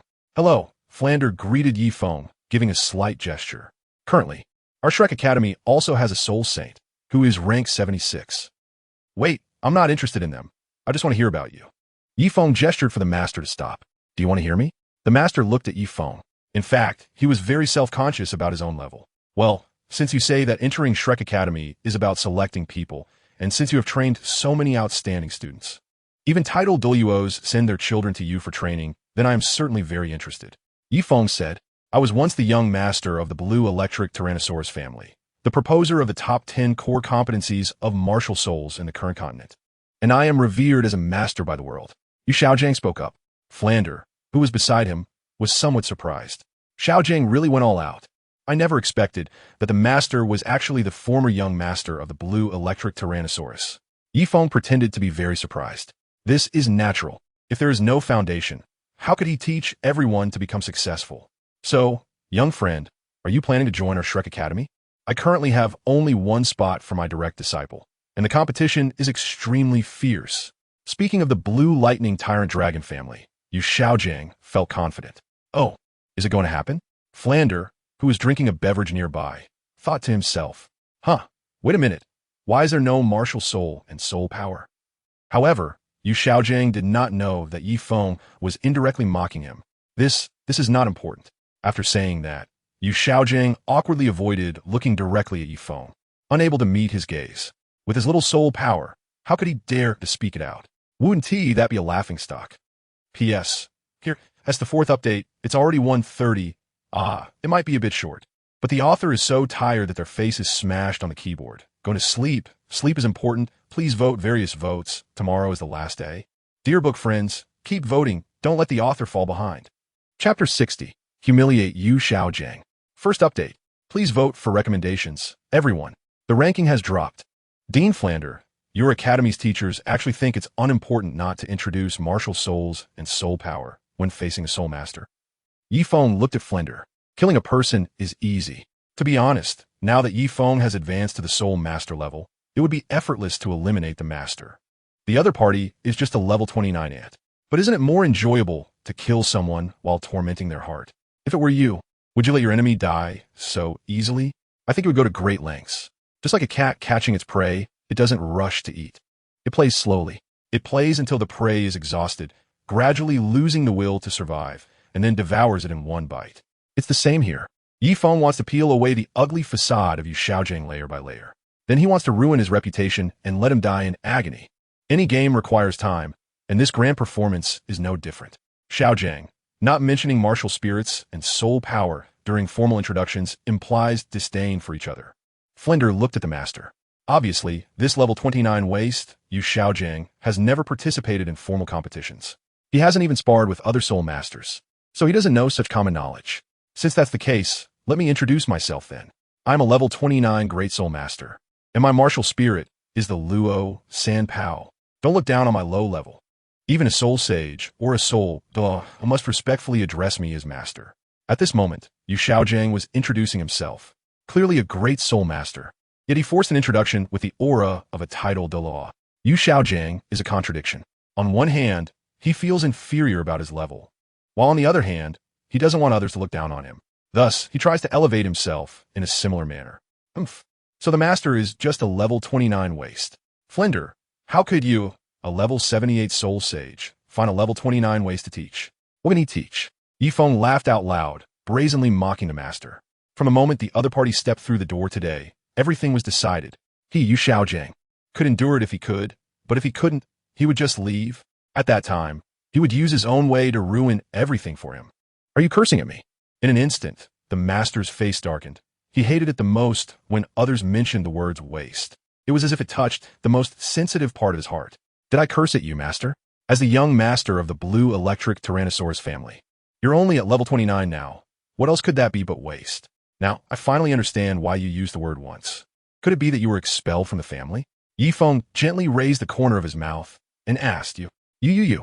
Upon hearing this, the master's face turned red all the way down to his neck. He almost jumped up. Flander beside him felt very awkward.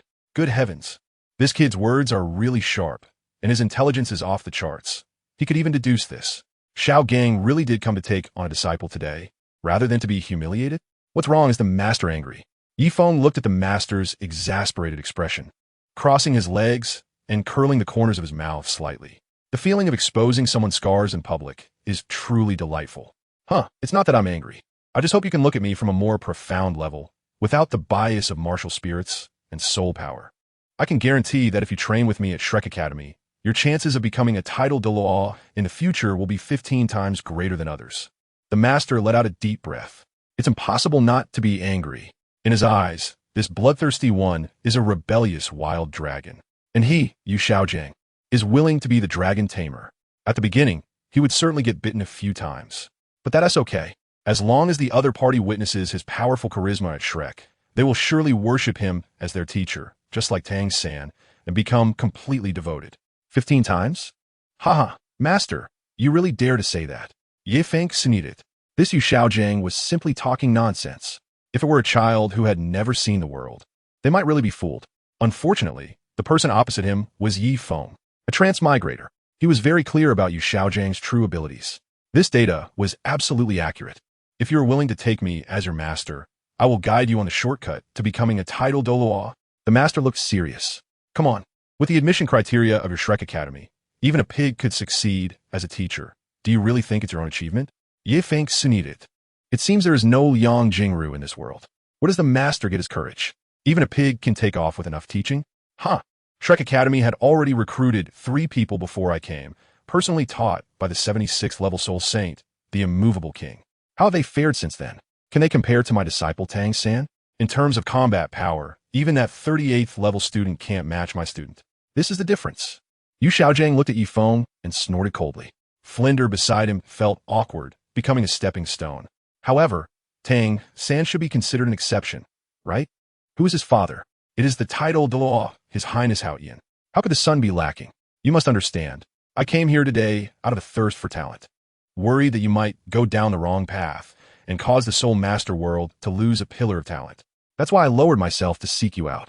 As for the achievements you've made in the battle arena, they may seem impressive, but this is just a small city under a kingdom. My students can achieve the same, or even completely crush you. Xiaogang stood up, looking out the window with an air of authority, standing with his hands behind his back.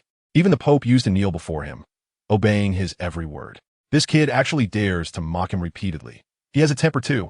Moreover, in his eyes, after Tang San's training, he might not necessarily be worse than this person. A talent taught by a useless teacher has actually developed a sense of superiority. How interesting. Yifeng said. Xiaogang stared at Yifeng, his eyes almost popping out. Dean Fland, aren't you afraid that your students will be taught badly by him? Yifeng looked towards Flender. Whether or not to teach bad habits is a matter for our Shrek Academy. Xiaogang, let's leave. Flender stood up. It was obvious that this person was not as interested in joining Shrek as Xiaogang had said. Rather than letting Xiaogang be humiliated here, it would be better to return to the academy comfortably. Since you're so arrogant, do you dare to make a bet with me? Xiaogang was really furious, pointing at Yifeng. Oh, what do you want to bet on? Yifeng looked at the hysterical Xiaogang, the corners of his mouth slightly raised. I bet there are always people beyond the sky and talents beyond the people. Tomorrow, my students will go to the Fighting Soul Arena for a week of training. If even one of them scores higher than you, then you will become my disciple. He didn't know about Dai Mubai, but he had confidence in Master Tang San. The first update is here. Everyone please vote vigorously. The author has dropped in rankings. Oh. Also, thanks to readers like Xiaogang, Huancheng99, Feng, Can You, and other cute readers for their rewards, and to many other book friends for their votes. Today is the last day for the 3-update PK. If I can rise one more rank, the author will be stable. I humbly request it. Chapter 61. The Bet. Flander looked confused. Second update. What if you lose in this bet about there being people beyond the sky and talents beyond the people? Feng looked at the master. I lost. So I admit I am useless and can't teach you. The master said, flicking his sleeves. He would never lose. There are 2 good talents in Shrek Academy. One is Dai Bai and the other is Tang San. Coincidentally, both of them are soul respect. I believe dealing with this person shouldn't be a problem. What kind of condition is this? You are already useless. Do you still need to admit it? Ye Feng shuruk. He didn't look down on the master. He had always looked down on him. What do you want then? The master suppressed his anger. This wild dragon, he Xiaogang vowed to tame. At that time, he would make the other party completely submit to his personal charm and extensive knowledge. The bets must be relatively equal if I lose. You want me to be your disciple? Then if I win, you also have to offer something of equal value. Then the bet is valid. If they're ISNT, why should I gamble with you? Feng said faintly to Yu Xiaogang. Do I have to become your disciple if I lose? Yu Xiaogang snorted coldly. Let's forget about that. I can't take on a useless disciple who's 50 years old and still at the 29th level. Feng shrugged his shoulders. So what do you want? Right now, I'm just the director of the Shrek teaching department, and I have nothing but a title. Yu Xiaogang has nothing on him right now. Even the most valuable soul guide has been given to Tang San. Shrek? Ye Feng murmured softly. What? Are you interested in Shrek? How about this? If you win, I'll give you my position as the director of teaching. He saw Yu Xiaogang saying this. To fulfill this bet, he was also going all out. No. I'm not interested in that teaching director position. How about we bet directly on Shrek? If I win, you'll give Shrek to me. Feng suddenly wanted to take a big risk. You really dare to gamble? Yu Xiaogang, will accompany you. The master had just been provoked by Feng. At this moment, he directly agreed. Then let's sign. Feng immediately wrote a receipt. Flinder? Xiaogang, isn't Shrek Academy mine? Flinder was completely bewildered on the side. How did their bet involve a Shrek Academy? It's like 2 neighbors betting on your house. And as the homeowner, you must be confused. Flinder, didn't you say last night that you were going to make me the vice president? You also said that Shrek Academy would be split in half with me. The master pulled Flinder aside. It's half, but there's still half that's mine, right? Flinder said with a confused expression. Although Zhao Wujia is the vice president, whether the academy is split with him doesn't really matter, as long as he can have enough to eat. Moreover, what he said last night was to encourage Xiaogang to participate more actively in the academy's teaching. It wasn't to use the academy as a bet the next day. Flinder, have you forgotten? Back in the day, our Golden Iron Triangle Brotherhood was about what S yours is mine and what S mine is yours. And if we bring this person into Shrek Academy, won't we have no worries about money in the future? The master was trying to convince Flinder. He was 100% confident he could defeat this bloodthirsty demon. But I still don't want to bet the academy. After all, this is my hard work. Flinder shook his head. Brotherhood is real. What S yours is mine. What S mine is yours. Let's just forget about it. For the sake of taking on this disciple, Flinder felt like his old buddy had become a bit obsessed. Flinder, do you still not trust me? I'm doing this to help Shrek Academy reach new heights. Think about it. What does Shrek Academy have now? Just a pile of debts. Your rent has been overdue for a month. As long as we win, the academy will gain someone like Dai Bai. Isn't that wonderful? Yu Xiaogang continued with a silver tongue. The main issue is that the bet is Shrek Academy. If Flinder is unwilling, the bet cannot proceed. This is his only chance. He absolutely cannot miss it. Furthermore, once this disciple is taken in, Shrek Academy will surely flourish even more. He felt somewhat regretful now. How could Flinder's vision be so short-sighted? Such matters need to be considered, looking ahead and behind. All right, but I'm only willing to give up your part. That is my bottom line. Flinder said to Yu Xiaogang. This is his bottom line. At least he would still retain some initiative. He wouldn't be unable to explain to the brothers who have been with him. Flinder, you are confused. The master had a look of disappointment. Go ask him. Just half. If he can sign, let him sign. If we lose, I can't let the brothers who have followed me become homeless. Flinder was resolute. Giving up half is already the maximum he could offer for Xiaogang's sake. He still has a group of brothers following him. If they lose, and this person wants to drive them away, how would he explain it to everyone? And what about those little monsters in the school? As the principal, he must consider multiple aspects. He cannot just act impulsively and do something so exaggerated. Confused. Extremely confused. Flinder, after so many years of brotherhood, Yu Xiaogang. Can guarantee with my life that we will not lose. Besides, what does your Shrek Academy have? Just a few debts. A pile of dilapidated wooden houses. Upon hearing this, the master looked extremely excited as he spoke to Flender.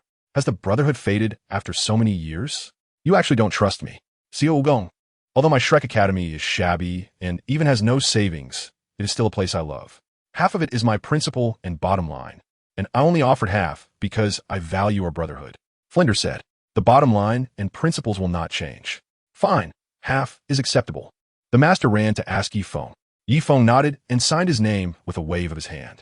Outside the Rose Hotel, the master held the document, overjoyed. Meanwhile, Flender was feeling gloomy. He increasingly thought that tonight's events were somewhat absurd. If it weren't for his old partner foolishly grinning with the document, he would almost suspect that the other party was colluding with someone else to set up a trap to deceive his Shrek Academy.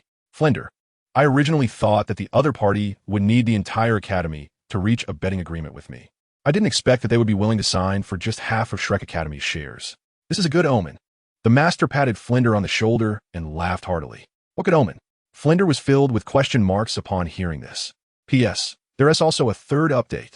The author will try to update around 12 o'clock. And there is still a gap of more than 10 votes from the front runner. Everyone, let's push for it. Surpass them. Maybe your crucial vote is the key for the author to advance. Readers from other websites, come and support the author on QQ Reading. Chapter 62, The Master's Divine Reasoning. Third update. Betting half an academy with someone else? Is this a good omen? What on earth is going on in my old partner's head? Shit, it seems you still don't understand. The master carefully tucked the document into his clothing, a mysterious smile on his lips. I don't understand.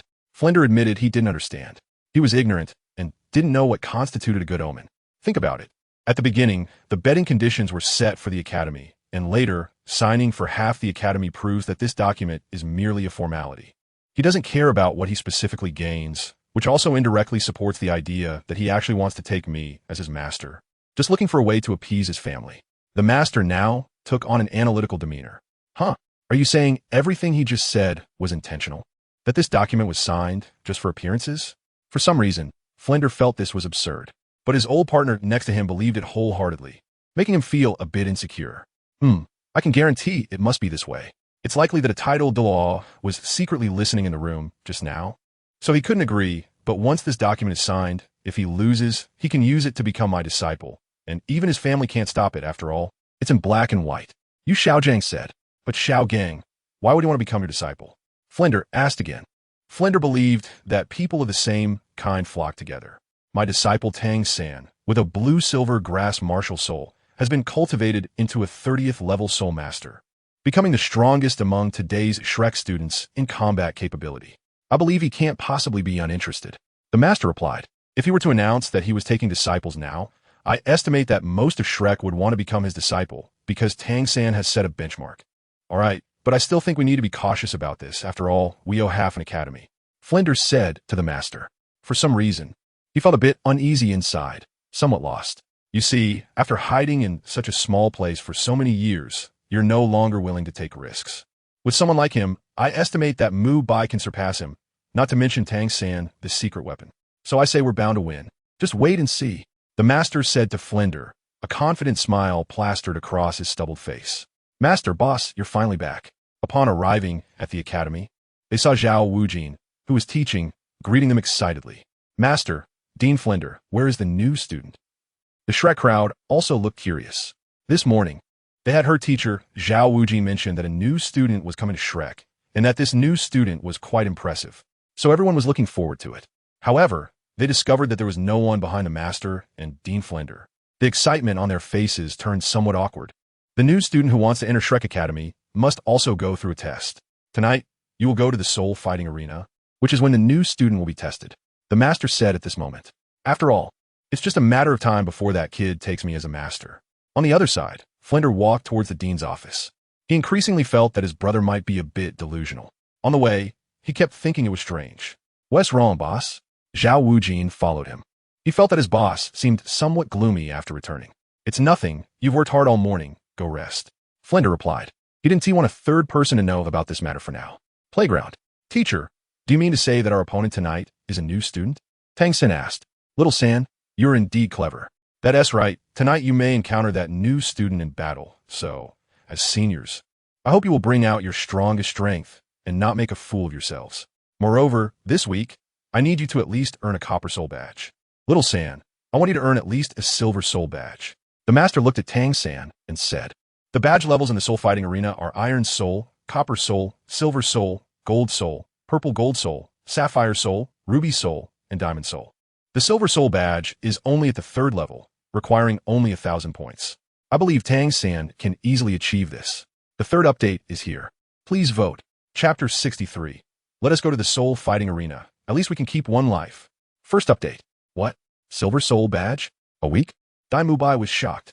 The chubby guy beside him was even more incredulous. Of course, the others also had a look of astonishment. After all, last time Dean Flender took them to try fighting in the soul fighting arena, the two of them combined didn't exceed 20 points. According to the rules of the soul fighting arena, a victory in a battle will earn 1 point, while a loss will deduct 1 point.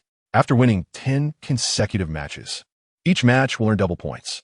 This means that for the first 10 consecutive wins, each match will earn 10 points. When it reaches the 11th match, it changes to 1.22 points. In the 12th match, it becomes 224 points, and when winning 13 consecutive matches, it becomes 326 points. The Silver Soul Badge requires a minimum of 1,000 points.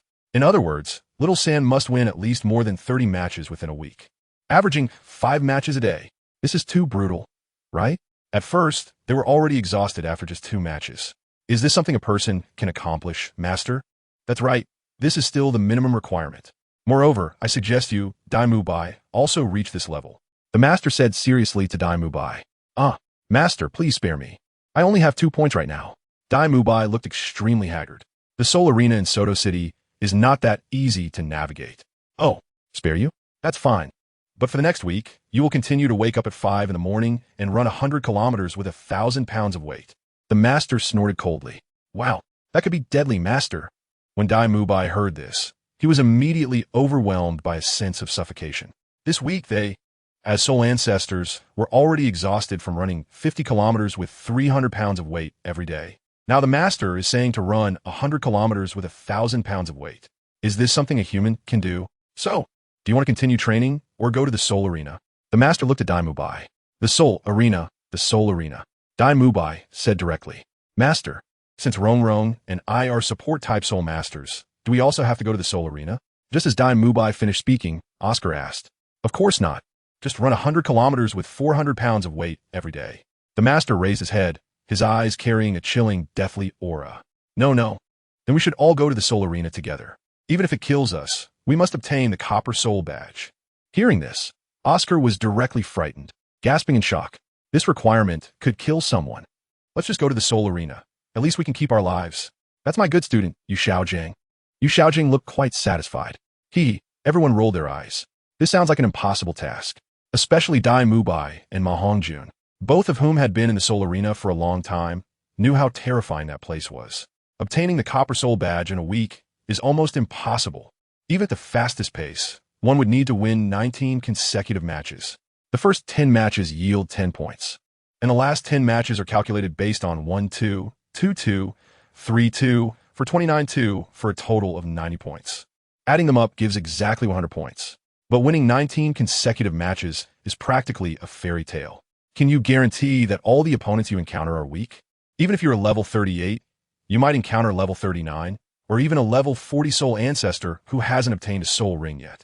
When you meet those people, just ask yourself, how will you win? It is basically impossible, especially for Tang San, who is only level 33. The chances of encountering level 38 or 39 opponents have greatly increased. In this situation, achieving 10 consecutive wins is extremely difficult, let alone more than 30 consecutive wins. Very well, I have another requirement for you, which is that in tonight's Soul Arena match, I require you to not reveal your true identity, real name, or age. Do you understand? The Master looked at everyone. Understood. Everyone nodded in response. Also, all of you can use any means, and I especially instruct you, Tang San, that when necessary, you can also use your hidden weapons, but you must not expose your external spirit bones. Understood? After saying this, Yu Xiaojing's gaze fell on Tang San. He was deliberately giving Tang San a free pass. The casualties in the Soul Arena had nothing to do with him. He only wanted to see points that could surpass that bloodthirsty demon. As for the external spirit bones, that was his bottom line. Because once this thing is exposed, it will bring a lot of trouble. So for now, he wouldn't let the opponent reveal it. He believed that his direct disciple could still surpass his opponents without this external spirit bone. Achieving 34, 35, or even 40 consecutive wins would completely widen the gap with that mad dragon. Good. The voices of everyone resonated again. All right, go back and rest. Gather at 6 in the afternoon. The master waved his hand. Everyone dispersed. Teacher, are you doing this for that new student? Tang San did not leave. At this moment, he scratched his head, feeling a bit puzzled. No. The teacher is to revive the glory of Shrek and engrave the name Shrek deep into the bones of every soul master and citizen in Soto City. The master said at this moment. Oh, Tang San did not expect that his teacher would have such a grand vision. He suddenly felt that the other person seemed much more imposing. In the end, he had been too shallow. He thought the teacher was making them fight so hard for the sake of the new student. However, you senior should also set an example for the newcomers. So the teacher hopes that this time you won't just aim for the Silver Soul badge, but strive for a higher goal. In fact, the teacher has some expectations for you. Xiaogang stood with his hands behind his back, speaking in a meaningful tone. Then how many points do you think I should aim for? Tang San asked. I think at least 1,500 points or more. That is my minimum expectation for you. If you can get 2,000 points, that would be even better. The master said, 2,000? And I can only give a shot. Tang San slightly lowered his head, a determined look emerging in his eyes. Previously, 1,000 points required 32 matches, which meant 4 to 5 matches a day. With his abilities, that was still manageable. As long as he tried his best, 1,500 points should be fine. But to reach 2,000 points, he would need to win 46 matches in a row. That would be quite difficult. It seems the teacher is trying to give himself a chance to break through. Then let us give it a shot. It's not impossible. Good. That's my disciple Xiaogang. Go back and rest. See you tonight. The master was very satisfied. After all, he was his own direct disciple. See you tonight, teacher. Soon Tang San left. At this moment, on the other side, at the Rose Hotel, sitting in the reception room, Feng opened the system. Today is still the third update. Author Kuan continues to ask for votes. Everyone, please maintain this until next Monday and see if we can advance. Please don't let Author Kuan drop in rankings. It hurts my heart to see the rankings drop. TT. Chapter 64, Mysterious Guest. Second update. Yesterday's exercise value settlement. 32,000. Gold coins. 14,000. No other rewards. The system automatically converted it to experience points for the host. 32,000. Total experience has been added. Please check. Host. Feng Dimension. Douluo. Continent Gender. Male age. 13 years. Martial Soul. First Martial Soul. Bloodthirsty Scythe. Second Martial Soul. Sky-splitting explosion combat power attributes. Unleash Soul Rings. First Soul Ring. Divine Beast White Tiger. 1,000 years. Soul Skill. Tear the Sky. Second Soul Ring. 9,000 year. Ancient Beast Azure Dragon. Soul Skill. Azure Dragon Annihilation. Can attack or defend. Defense is Azure Dragon Shield. Third Soul Ring. 10,000 year. Diamond Titan. Soul Skill. Titan S Diamond Power. Fourth Soul Ring. 30,000 year. Shadow Poison Wolf. Soul Skill. 3 seconds of Deadly Poison Soul Bones. Left leg. 10,000 year. Golden Winged Great Pung Soul Bone. Soul Skill. Swift Wind Soul Power. Level 45 experience points. 509,000 gold coins. 16,930,000 inventory. None I actually leveled up? This is quite an unexpected surprise. Feng was surprised to see that he had actually risen from level 44 to level 45. It must be said that his athletic value had increased somewhat unexpectedly in the Soul Arena, where he could earn more than 30,000 experience almost every day, with a maximum of 50,000. Tonight, the students of Shrek Academy would take the stage. He wondered how much exercise they would get this week and whether it would reach 70,000 or 80,000. Feng looked at the 7 masks on the bed. Red, gold, blue, yellow, black, white, and purple, and a slight smile appeared at the corner of his mouth. Since he was going to win, he might as well win decisively. The Soul Arena. Battles start every night at 6 o'clock, but at this moment, there is still attendance at the front desk. However, they can only handle the registration of Soul Masters and provide some rules and introductions. ¿Brotirsti de mon número 2? Confirm registration? A beautiful attendant asked. Yifeng nodded and quickly paid 10 gold coins. Next, bloodthirsty demon number 3 registered. Bloodthirsty demon número 4 registered. Bloodthirsty demon número 5 registered. Bloodthirsty demon número 6 registered. Bloodthirsty demon número 7 registered. Yifeng registered 7 accounts in one go. Don't ask why. Just know that the probability of encountering those from Shrek Academy has greatly increased. Yifeng is determined to smash their heads one by one. Within a week, all his secondary accounts reached at least the Silver Soul badge level. What can his master compare to him? Shrek, he is determined to take them down. Yenner, are you sure there's fun to be had in this place? It's just a small city under a kingdom. It's more comfortable to go back to sleep. Just then, a group of 7 people walked in. Leading them was a boy dressed in black, exuding a cold demeanor.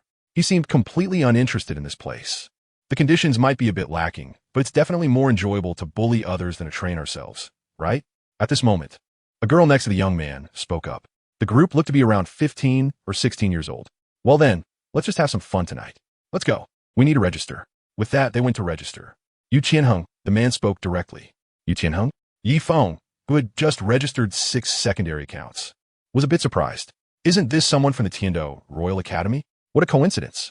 He just happens to need a team battle. This could work out perfectly. Originally, he wanted to invite some people from Sanghui Academy to team up with him. However, they should all be at school now, so teaming up was basically impossible. After all, Sanghui Academy is quite far from here. Moreover, although these people are around 16 or 17, they are still younger students from his Sanghui Academy and need to consolidate after obtaining their soul rings. Calling them over is obviously a bit unrealistic, but the Tiando Royal Academy in front of him is like a timely help. However, Yifeng isn't in a hurry. After all, there's still plenty of time. Everything can be done slowly. First, he'll smash the heads of Shrek Academy one by one, then team up to smash them together. Just thinking about it is thrilling. Yifeng returned to the Rose Hotel. He had the chaotic decision and diamond technique to cultivate. One of these 2 methods is internal, and the other is external. Both are advanced techniques rewarded by the system. Anyway, Tang San's Xiaogang and the likes of controlling cranes and capturing dragons are considered lower-level techniques in the eyes of his system. They are of a lowly type. Yifeng is now confident that if he and Tang San don't use their martial souls, he can beat Tang San to the point where even his father wouldn't recognize him. Feng, you're back. The fight in room 332 just started. Suddenly, a figure appeared in his sight with a crisp and pleasant voice. Xuea, how'd you come here? Yifeng was a bit surprised when he saw this person. Isn't this Shue'er? The two had a very good relationship. In private, Qianren Shui always used a female voice. Of course, in public, she was still Prince Shui Qinghe. As for why she was willing to reveal her identity in front of Yifeng and trust him, she herself didn't know. It was an intuition deep within her heart that this person would not betray her. Moreover, she inexplicably felt a sense of warmth when she was with him.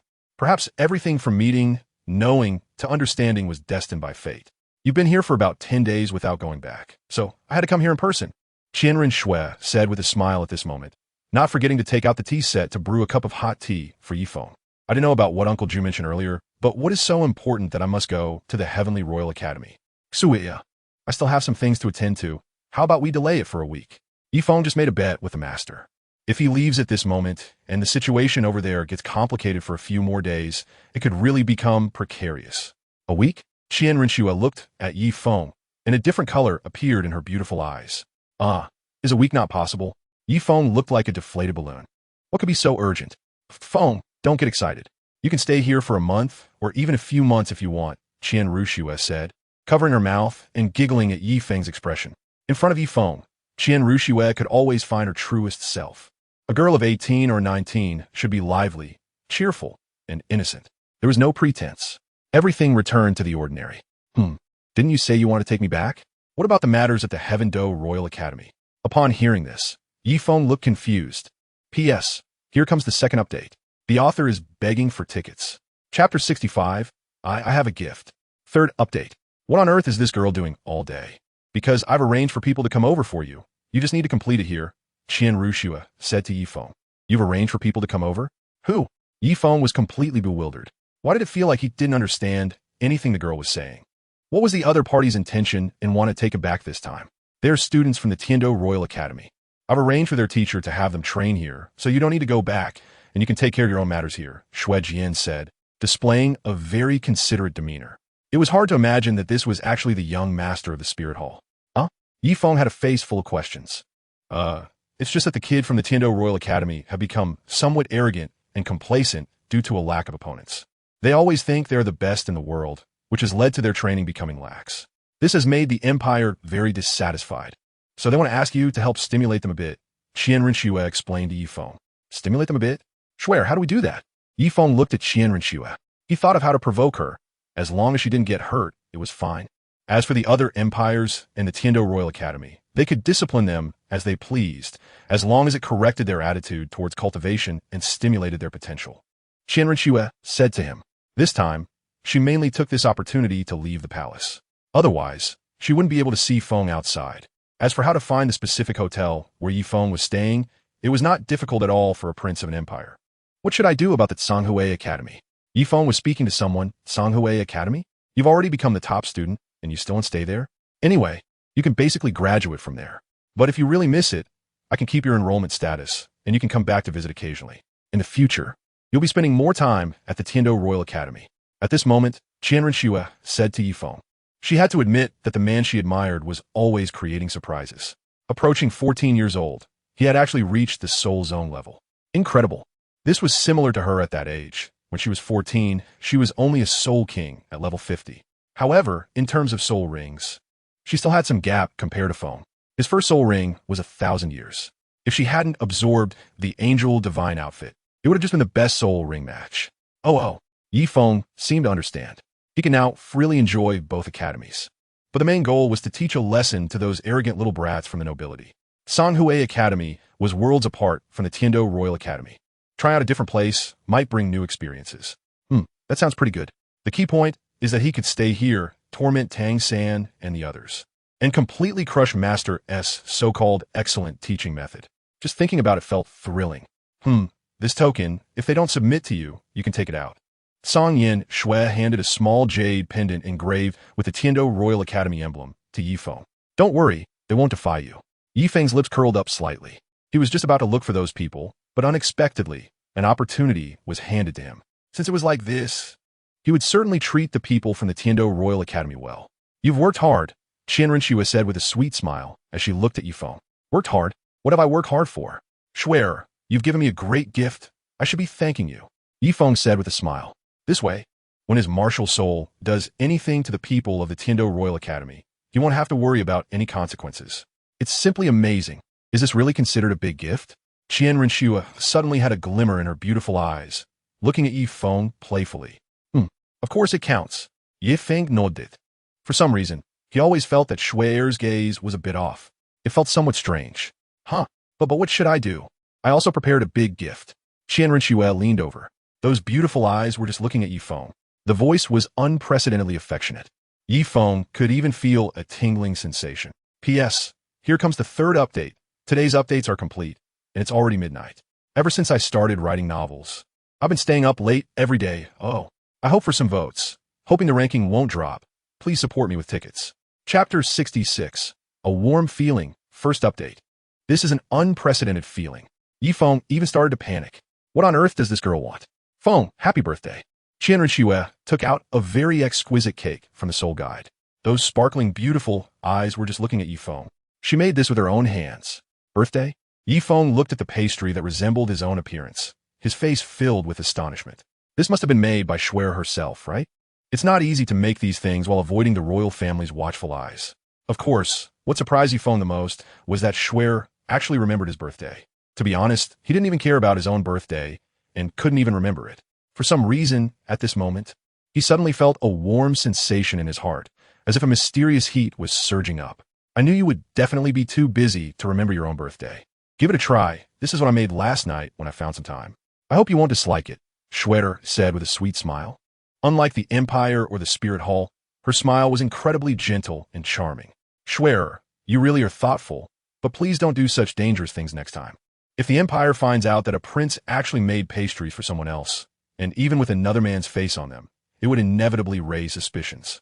Yi Feng didn't want to expose Shui because of this matter. With his current abilities, he couldn't protect her. If this issue were to be exposed, it would be a case of losing big for a small gain. Don't worry, I did this when I came out, and the Empire definitely won't find out. Shui gently pursed her lips, looking a bit playful. She thought about how she had been busy with various matters during her previous birthday. This time, she had a rare opportunity and personally made a pastry to give to Feng. To be honest, she didn't really like the feeling of being in a high position because there were always people watching her. She couldn't do the things she wanted to do. So, in this room, the two of them enjoyed the pastry together. I have to say, Shui's skills were quite impressive. After finishing the pastry, they chatted for a while, and before they knew it, time flew by, and it was already past 5 in the afternoon. Feng, I should head back now. Since the Empire had given Shui limited time to be out, she needed to hurry back in the evening. In fact, she really wished she could stay here for a day. Unfortunately, time did not allow it. As the crown princess, she was no longer her own master. Okay, I'll see you off. Yi Feng sent Qian Rinxue to the hotel entrance. Meanwhile, at Shrek Academy, gather. A unique assembly horn sounded at 5:30. The Shrek group quickly gathered on the playground from various corners of the school. Everyone, in the past week, you have laid some foundation for your physical fitness, but it is still far from enough to become an excellent soul master. So starting today, I will conduct a second phase of teaching to assess the results of your training last week. Generally, before any major event at school, there is a rally, followed by speeches from leaders. Although Shrek Academy only has 7 students, this segment still exists. The one speaking at this moment is the master. He spoke for about 10 minutes, followed by some important reminders, and then it was Flander's turn. Flander was very understanding of the students and only spoke a few words before the group set off. At the soul fighting arena, 8 people entered a large VIP room, the 7 from Shrek, the master, and Flander. After all, today was the first time this group of little monsters would all be in action after concentrated training. As the Academy's head, he had to come over to cheer them on, right?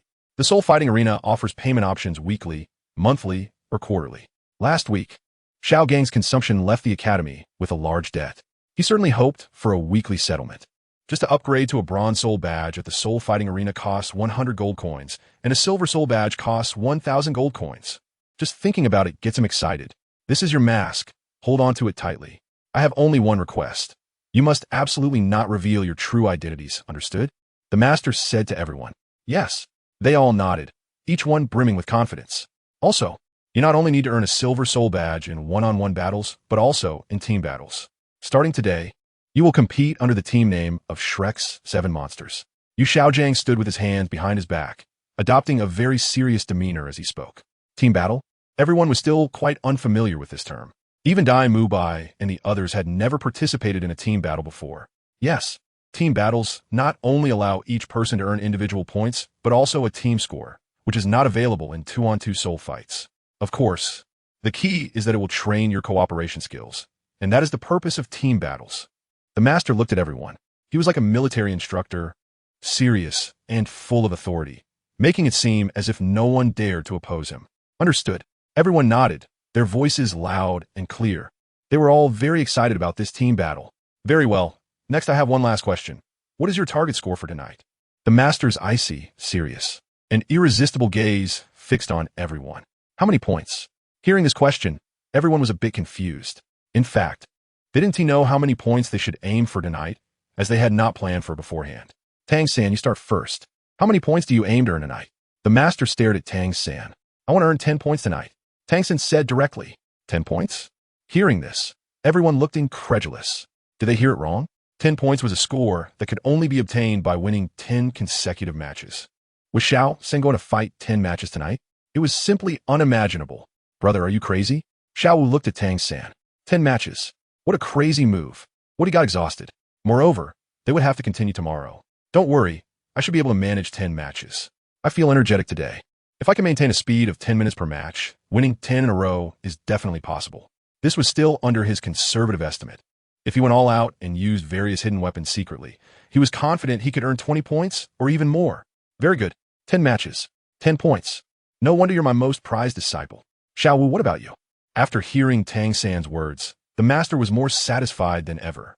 Then the next second, his gaze fell on Xiao Wu. I'll aim for 5 points. Xiao Wu answered the master. The last time Flander took them, she was exhausted. Winning 5 matches in one night was already her limit. In fact, she planned to fight 2 or 3 matches tonight. According to the calculations, to achieve the soul badge, one needed to win 19 matches in a week.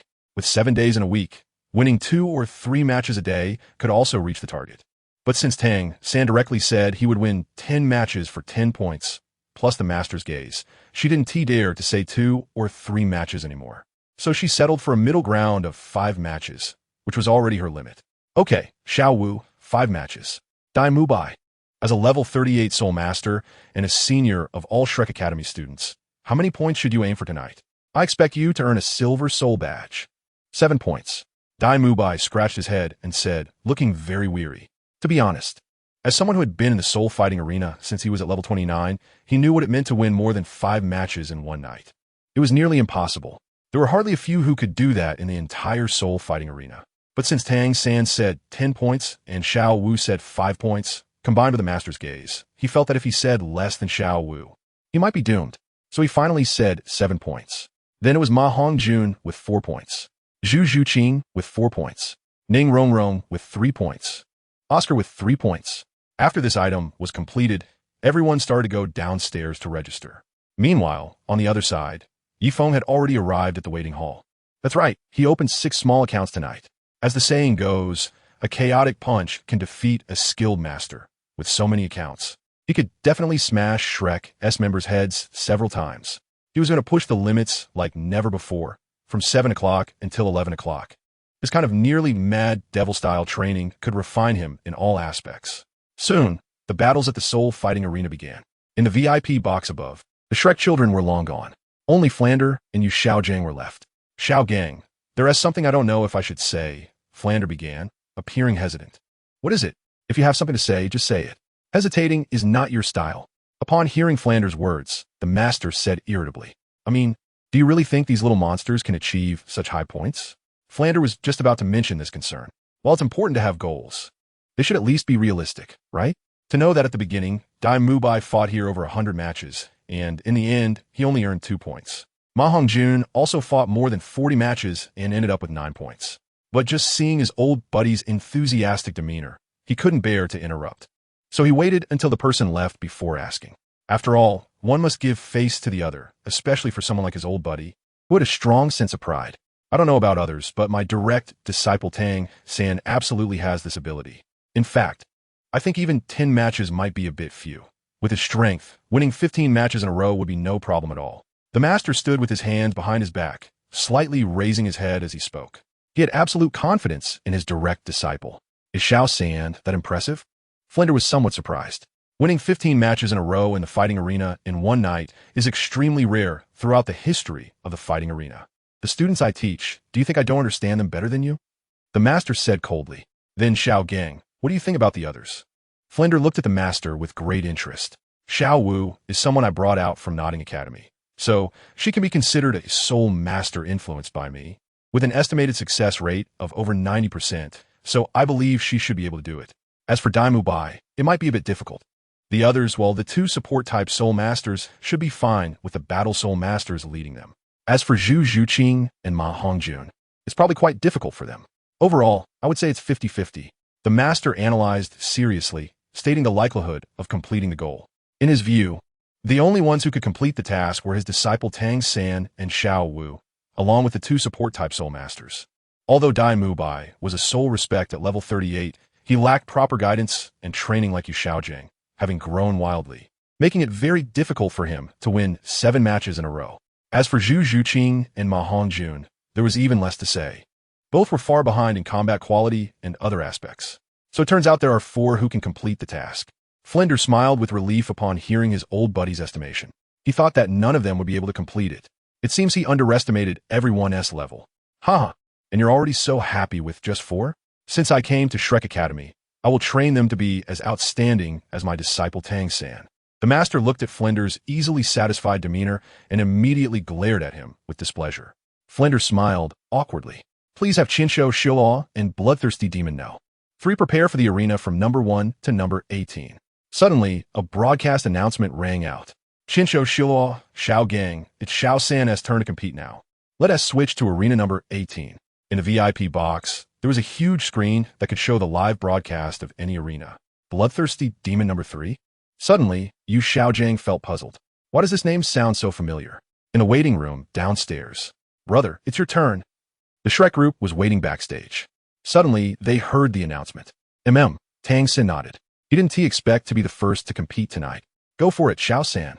Dai Mubai said to Tang San. Everyone, let's do our best. Tang San put on his mask and then headed towards the arena number 18. Meanwhile, in another waiting area, Qinsho Shilua, is luck really this good? Yifeng smiled grotesquely upon hearing this name. It was Tang San's name. He never expected to actually encounter him, and it seemed to be in the first match. Shouldn't he give his fellow townsmen a profound lesson in the first match? At this moment, Yifeng put on his mask and walked down the dedicated passageway toward the arena. He was in the VIP waiting area, in a single room. Don't ask why, just know it's because he has money. Ladies and gentlemen, welcome to the Seoul Arena of Soto City, where the intense competition is about to begin. At this moment, a beautiful host with wings on her back flew in the air above the arena. The second update is here. Today, the author is really too sleepy to write more, so I'll go to sleep first. Tomorrow, I'll have time to update earlier and continue with 3 updates mainly because I got up too early today. I was up at 6 o'clock and I'm really sleepy now. Chapter 68. Ghostly Shadows? Like a turtle crawling. First update. The audience erupted in applause. This is tonight's beautiful host, Yu, the most beautiful female host in the entire Seoul Arena. Next, let's invite the main characters of tonight's Ring 18, Qinsho Shilua and Bloodthirsty Demon number 3 to the stage. The voice of the beautiful host Yu was very pleasant to hear. At this moment, Tang San walked onto the stage expressionlessly from the left entrance of the arena. He was somewhat looking forward to tonight's opponent. He really didn't know who would be the first stepping stone for him to obtain the Silver Soul badge. Xiaogang. Xiao San is on stage. In a distant VIP box, Flender spoke. It shouldn't be possible. Definitely not. This is a blue mask. Beside him, the master muttered. What's wrong? Xiaogang. Suddenly, Flender noticed that the master was ignoring him. He was lost in thought, murmuring about impossibilities and blue masks, which left him quite confused. He almost thought his old buddy had lost his mind. It's nothing. I was just considering how long it would take Xiao San to defeat his opponent. The master said at this moment. So that is how it is, Xiaogang. You still haven't change a bit. Flender said. Indeed, his old buddy's perspective was broad. He watched his student take the stage, while the other side was already thinking about how to win and how long it would take. This is the difference in mindset. Handing the kids over to him made him, as the dean, feel much more at ease. Below, the audience was ecstatic, cheering continuously. Bloodthirsty Demon numero 3? Could it be that he's a fan of that person? I think this is possible. Some audience members in the stands heard this name and saw the person who came out, immediately adopting an excited posture. If he is a fanatical fan, he should have some of the original strength. Last week, a person called Bloodthirsty Demon swept through the entire Soul Arena. He created a myth of almost achieving the Silver Soul badge in a week. Bloodthirsty Demon number 3? On the other side, Tang San felt it was strange to hear this name. Why is he called Bloodthirsty Demon number 3? Is this some kind of organization? But no matter what, he must quickly defeat this guy with a blue mask. The personal matches in the Soul Arena end at 11 o'clock, and it is already 7 o'clock. At this time, he must fight at least 9 matches. This first match is also when he is most energetic, and he can't consume more than 5 minutes. Below, let us introduce the 2 contestants. Qinsho Shilua, a level 33 control system soul master, with a martial soul blue silvergrass. The beautiful host flew in the air, introducing in an excited tone. Blue silvergrass? After hearing this, the audience below was filled with question marks. This blue silvergrass can also be a soul master, and he is a soul sovereign? Has the world changed? In the eyes of these audience members, blue silvergrass is a thoroughly useless martial soul. It is impossible to cultivate. If someone awakens a blue silvergrass, they would be laughed to death. The second contestant is Bloodthirsty Demon number 3, a level 33 strong attack soul sovereign, with a martial soul being a scythe. The beautiful host continued to introduce Feng, ignoring the uproar from the audience below. Feng, wearing a blue mask, waved to the audience. His scythe martial soul was naturally thought up on the spot. Not only that, even his current level 33 soul power was fake. He used the soul power hiding method taught by Shui. Over the years, Shui had never been discovered in the Tiando Imperial Palace, and this small soul arena was even easier to conceal. With just a little trick, it could be done. To make this alternate identity more realistic, he set each one to have a different martial soul and soul power level. For example, he is now Bloodthirsty Demon number 3, Blue Mask, level 33, number 4, Yellow Mask, level 34, and so on. This alternate identity cannot be too obvious. Asai? This This wouldn't be from the same family as Bloodthirsty Demon, would it? The audience went wild. A sigh? On the other side, Tang San was also taken aback for a moment.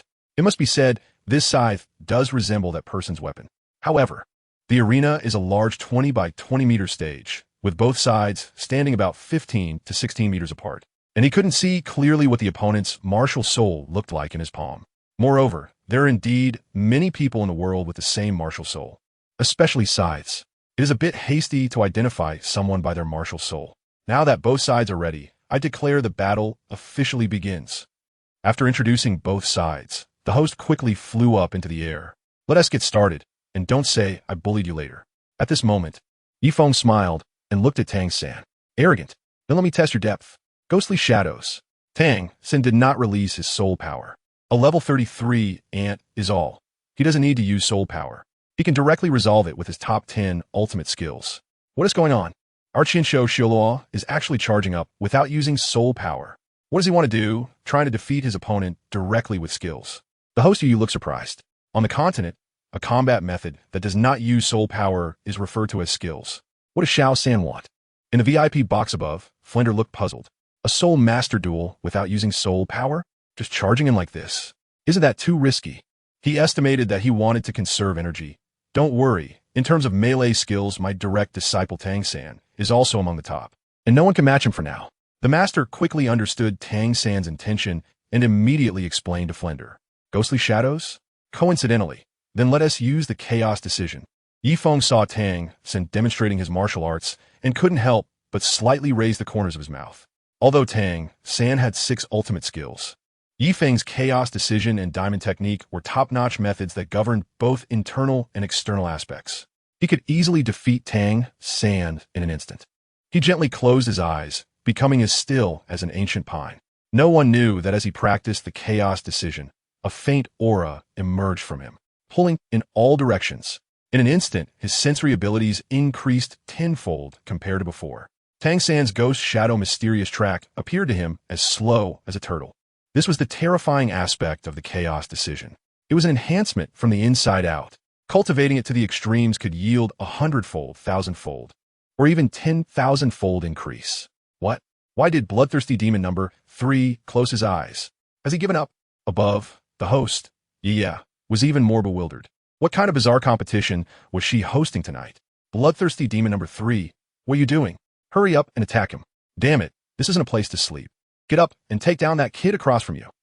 Damn, it's over. I bet on the sleep god to win tonight. What a losing deal. Brothers, it's a losing deal. To all the readers, the author continues to ask for tickets today. The next update will be before 11:30, and tomorrow we'll have recommendations.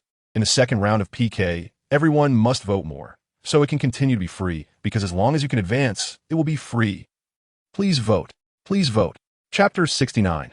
The Master's Confidence, Tang San Scream. Second update. Seeing this bizarre scene, a part of the audience directly exploded. The Soul Fighting Arena was a paradise for gamblers. Hearing the words Bloodthirsty Demon, many people placed their bets immediately. But now this bastard has his eyes closed. Isn't that a guaranteed loss? Regret. Incredibly regrettable. The gamblers on site began to curse. End it. Control the crane and capture the dragon. Tang San performed the ghost shadow mysterious track, circling twice, finally finding a flaw. At this moment, he prepared to execute control the crane and capture the dragon, directly throwing his opponent off the stage. Hooked, Feng suddenly opened his eyes. What? Suddenly, Tang San felt himself locked onto by a chilling presence. His instinct told him to quickly withdraw. With the first level of the diamond art, his hands were strengthened. Feng's hand instantly emanated a surge of energy, followed by a visible expansion and tension, as solid as a rock. He punched Tang San in the abdomen, who was performing the crane catching dragon technique, and then struck directly at his armpit with a finger. The armpit, one of the most vulnerable areas of the human body. The whole body felt a stinging pain to the point of numbness. Tang San couldn't help but let out a scream. The 20-meter arena was directly sent flying to the edge by Feng's force. His whole body convulsed as if he were having a seizure. What the hell? What did I just see? The gamblers who had just been cursing were dumbfounded. Damn it. Bloodthirsty Demon number 3 is amazing. Bloodthirsty Demon number 3. We misunderstood you. You're the best. Seeing the blue-clothed, thousand-handed Azura being knocked back over 10 meters. In an instant, The gamblers who had just been spewing filthy words were frantically shouting, wishing they could express all the praises they had in their minds. There's no helping it. In the fighting spirit arena, gamblers always change their faces faster than they turn pages. Xiao San. Up above, Flinder's pupils constricted. He never expected Xiao San to actually fall for it. Where did all the things I usually teach go? I said not to be careless during battle and never underestimate the opponent. You should use your martial spirit from the start. Look at this now. He's been put at a disadvantage. That was a deliberate weakness exposed. How could he not see it? All that could be seen was Master's furious expression.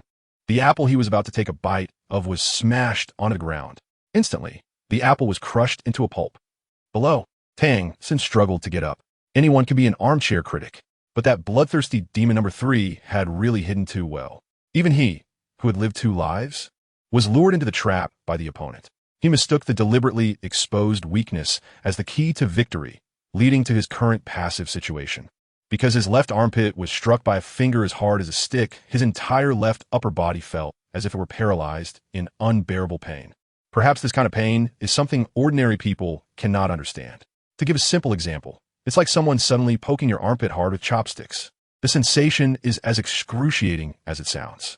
Xiaogang, do you think Xiao San will be okay? In the private room, Flinder asked with a worried expression, because he saw Xiao San's entire left arm swinging, as if it were disabled. The most crucial thing was that his legs were uncontrollably shaking. That blow probably really hurt him. It's nothing. I know my disciple well. He'll recover in a bit, but that bloodthirsty demon number 3 is really despicable. Actually injuring someone in such a place. Master's expression was cold, but having provoked Xiao San, that kid is definitely going to suffer next. According to the opponent's character, he would probably be severely tortured. Master understood his disciple quite well. Tang San would definitely seek revenge. That's good. I was worried that Xiao San would have a bad start in the first match. Flinder felt relieved upon hearing this. If he lost in the first match, that would be too embarrassing. Below, he's standing up? Is his hand hurt? Feng was smiling as he looked towards Tang San. Playing with him in terms of martial arts? He's still too young. At least in this low-level plane, his martial arts can easily crush any technique. I'll make you regret it. For soul skill bind, Tang San directly unleashed his soul skill. In an instant, strands of blue-silver grass emerged from below the arena. Was this blue-silver grass? The audience was left in disbelief. They had never seen this kind of blue-silver grass before. Can bloodthirsty demon know? 3 still hold on? Please don't lose. The spectators were all on edge. Little San has the upper hand. In a VIP box above, Flan was looking pleased. Just a moment ago, he was worried. Now it seems he was unnecessarily concerned. Of course, just look at whose disciple he is, under my guidance. Little San's adaptability is extraordinary, and it's not easy for his opponent to take him down. Master proudly lifted his head, appearing somewhat arrogant. That's why I'm willing to entrust this group of little monsters from Shrek Academy to you, my old friend, to teach. Flan said with a smile, looking very cheerful. Handing this group of little monsters to me is the only right thing you've done in your life. The master's tone was somewhat cold. Xiaogang, what do you mean it's the only correct thing I've done in my life? Were my previous actions incorrect? Flan was a bit confused upon hearing this. Correct? Just take this morning's agreement as an example. You stubbornly left half of it. If that kid didn't genuinely want to apprentice under me and didn't care whether Shrek Academy was whole or half, that matter would have fallen through. The master said irritably. Thinking of the bet from this morning made him feel inexplicably angry. How many years of friendship do we have? Yet Flan actually didn't trust him. He insisted on leaving half of Shrek Academy behind. It sounded as if putting all of Shrek Academy on the line meant that the bloodthirsty demon could take it away. With me around, he would ultimately suffer a loss. Oh, so it was about this.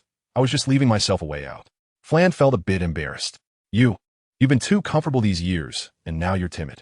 There's a saying, if you don't enter the tiger's den, how can you catch the tiger cub? If you're not willing to put down this bit of capital, how can you recruit such a talented person? The master said with annoyance, taking on a teaching tone. My old friend, this matter was my oversight, but I also have to consider everyone, right? Flan said with a wry smile. After all, he was the principal, bearing too much responsibility. He had to leave a way out for himself, didn't he? All right, I don't want to argue with you about this. Just focus on watching the match. At this speed, Little San should be able to take down his opponent in a minute or two. The second update is here, and there's a third one coming, probably before 1 o'clock. It's going to be another late night. Given how diligent the author is, everyone should vote a bit more. For From Tuesday to Friday, PK, top 10 of 5. We can't lose everyone. Chapter 70. The strongest control type, Soul Master. The battle Soul Master breaks through all laws with strength. The third update. The Master didn't want to continue bickering with Fland. He immediately changed the subject, confidently looking down. Once the blue silvergrass binds, it will inevitably be accompanied by ghost vine parasitism. This means the entire venue has become Tang San's territory. This is the power of control type Soul Masters. According to his research, in the entire Soul Master world, control type Soul Masters of the same level can completely crush battle Soul Masters of the same level. Even surpassing 7 or 8 levels is not a problem. For example, a 33rd level control type Soul Venerable can still contend with a 40th level peak battle Soul Venerable. Regret? Just these few strands of grass. Feng charged directly and quickly towards Tang San. What? Tang San's pupils constricted. All of his blue silvergrass was shattered. The person in front of him was like an arrow piercing through the clouds, flying over. Unstoppable, moving like a gale. Diamond Fist. Feng activated his soul bone skill, Gale Walk. He then unleashed his martial skill, Diamond Fist. At that moment, he was like a steel bar falling straight down from a 50-story building. How could a few blades of grass possibly stop him? Ghost Vine. Parasite. Tang San panicked and hurriedly unleashed his own Ghost Vine. However, the parasitic Ghost Vine was like a steel bar dropping straight down from the 50-story building. Imagine trying to stop it with a fishing net from the 10th floor. Do you think that's possible? Absolutely not. It wouldn't matter if it was a plastic or iron net. The acceleration from 50 stories is just too great. Seeing that his Ghost Vine parasitism was completely ineffective, Tang San's face was filled with disbelief. However, he was someone who had lived 2 lives, and his responsibility was not something ordinary people could compare to. Third soul skill, Web Binding. I advise you not to come any closer. My blue silvergrass is poisonous. The third purple soul ring appeared, thick and full of toxins. Boom. A punch. Feng directly broke through Tang San's defense. Then he heavily knocked Tang San off the stage. The reason control-type Soul Masters can become the strongest existence at the same level is that no Battle Soul Master can break their control methods. But Battle Soul Masters can break through all techniques with sheer strength. Control-type Soul Masters are nothing at all. Just like Tang San now, he relies on blue silvergrass for control. Once it is broken, he will be in a panic. As for the poison behind, does that even work on him? Normally, the Shadow Poison Wolf treats the Face Demon Spider like a little insect, and if the opponent was delicious, it would have eaten it long ago. It's the foul smell from the Face Demon Spider that made the Shadow Poison Wolf abandon such a bizarre creature. Now I announce that Bloodthirsty Demon number 3 wins. Points +1. The beautiful host came down to raise Feng's hand. The people present finally reacted from their stunned state. They never expected that Bloodthirsty Demon No. 3 was this powerful. They thought the opponent was done for, but then there was a huge turnaround. Bloodthirsty Demon number 3. Incredible. Voice-breaking. Incredible. Hysterical. The audience stood up and cheered, with the loudest shouts coming from the gamblers. Because they won money, so naturally they were thrilled. How is this possible? Upstairs, the master felt a pain in his face. It felt as if he had been slapped several times. Honestly, it's simply unbelievable. How could Xiao Sin lose? This is just not realistic. Could this Bloodthirsty Demon number 3 be the Bloodthirsty Demon himself? But that also doesn't make sense. He spent some money to buy tonight's contestant list, which is more than 200 Soul Masters, and the Bloodthirsty Demon is among them. Besides, there are also number 2, 4, 5, 6, and 7. Thus, it can be inferred that this number 3 cannot be the Bloodthirsty Demon himself. He probably is a family member or a crazy fan of the Bloodthirsty Demon, so they used the same name but added a number. In the end, the master concluded that Xiao San was careless. On the other hand, Tang San did not go up to the stage. Instead, he walked away from the stage with his tail between his legs. In fact, he lost on purpose to some extent. After all, the night was still long. And exhausting so much energy in the first match wouldn't he do? Losing his first match is just losing. He could start again in a new match. It's not like he would encounter this Bloodthirsty Demon number 3 again, right? P.S. My heavens, the difficult third update is here. The author is exhausted. So tired. Oh, dear readers, please give the author a vote. Today is on the recommendation list. The author wants to get into the top 3 so that I can steadily advance. Otherwise, it would be troublesome. Those with monthly tickets, please give a monthly ticket. Those with recommendation tickets, please give a recommendation ticket. And those who can reward, please give a reward. 100 book coins is not too little, and then the author will strive for 4 updates tomorrow. Sincere. Effort. Fighting. Chapter 71. Crazy Night, Deafening. First update. Happy Mid-Autumn Festival. Seeking votes. As long as he doesn't encounter this freak, he can definitely achieve the small goal of winning 10 consecutive matches. With that, he left the venue. The next match is in 30 minutes, so he needs to rest well. The Soto Great Soul Arena has a more humane feature. That is, contestants can choose their fighting time. There are options for no interval. 5-minute intervals, 15-minute intervals, 30-minute intervals, 60-minute intervals, and 120-minute intervals. The so-called no interval means that once you come down from one stage, you can immediately go to another stage to fight without any break. A 5-minute interval means you just came down from one stage, rest for 5 minutes, and then go up to another stage to fight. The same goes for 15 minutes. Come down from the stage, wait 15 minutes, and then go up. 30 minutes means resting 30 minutes before going up. However, generally, no one chooses no interval or anything less than 30 minutes. Most people will choose an hour or 2 hours of interval, and some even choose 3 hours. Feng exited the arena and returned to his exclusive personal VIP lounge, directly sitting on the soft leather sofa. Feng was not a miser. After all, he had just scammed over 900,000 gold coins from Dai Xiao not long ago. He deserved to enjoy himself, right? Besides, tonight he had to control 7 accounts, and it wouldn't be good to operate in a public lounge. Bloodthirsty demon, be ready. The battle will take place on the 11th arena. At that moment, a sweet broadcast voice echoed. Oh, so soon? Feng chose a 5-minute match with 7 numbers. To avoid collisions, he always registered after the previous match ended. Unexpectedly, just 2 minutes in, the broadcast began. At that moment, Feng had changed into a new outfit and put on a red mask. With 5 minutes per match, there would be 12 matches in an hour, and by 11 o'clock, it would only take 5 hours, totaling 60 matches. With 7 numbers, on average, that is less than 9 matches each. He still felt it was a bit few. Next time, he would try for several matches without any breaks. He was still thinking that he wanted to do at least 70 matches in one night. After a brief pause, Feng, wearing the red mask, stepped onto the stage. The bloodthirsty demon appeared, and in an instant, the entire soul-fighting arena erupted with unprecedented cheers. Upstairs, Xiao San, tell me what is going on. Tang San had just entered the VIP viewing room when Master stood up with a dark expression. He had thought his disciple would win with ease, but ended up losing the match unexpectedly. This was simply unforgivable. Xiaogang, Xiao San was also careless. He can win the next match, so you don't need to blame him too much. Seeing his old buddy slam the table, Flender awkwardly advised from the side. After all, who is perfect? It's just that he had high expectations for Xiao San. Yeah, Master Sengo might not have encountered such a bizarre opponent before. Ma Hongjun also spoke up. At this moment, Ma Hongjun, Zhu Zhuqing, and Dai Mubai had returned to the room.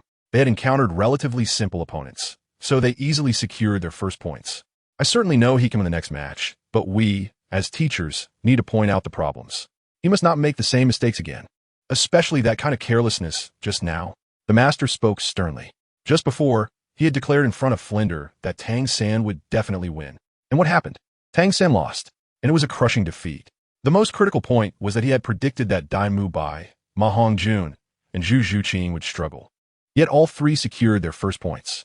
This was not just a slap in his face. It was a furious beating. Teacher, I was indeed a bit careless just now. Tang San said, looking apologetic. Losing is losing. There's nothing to explain, as this is reality. As long as you know that carelessness led to your loss. That's enough. How many times have I told you that there are always stronger people out there? Even if you are exceptional now, you must be wary of falling into a trap. Many strong individuals have ultimately fallen because of arrogance and carelessness. Do you understand? The master was quite clear about his disciple's nature.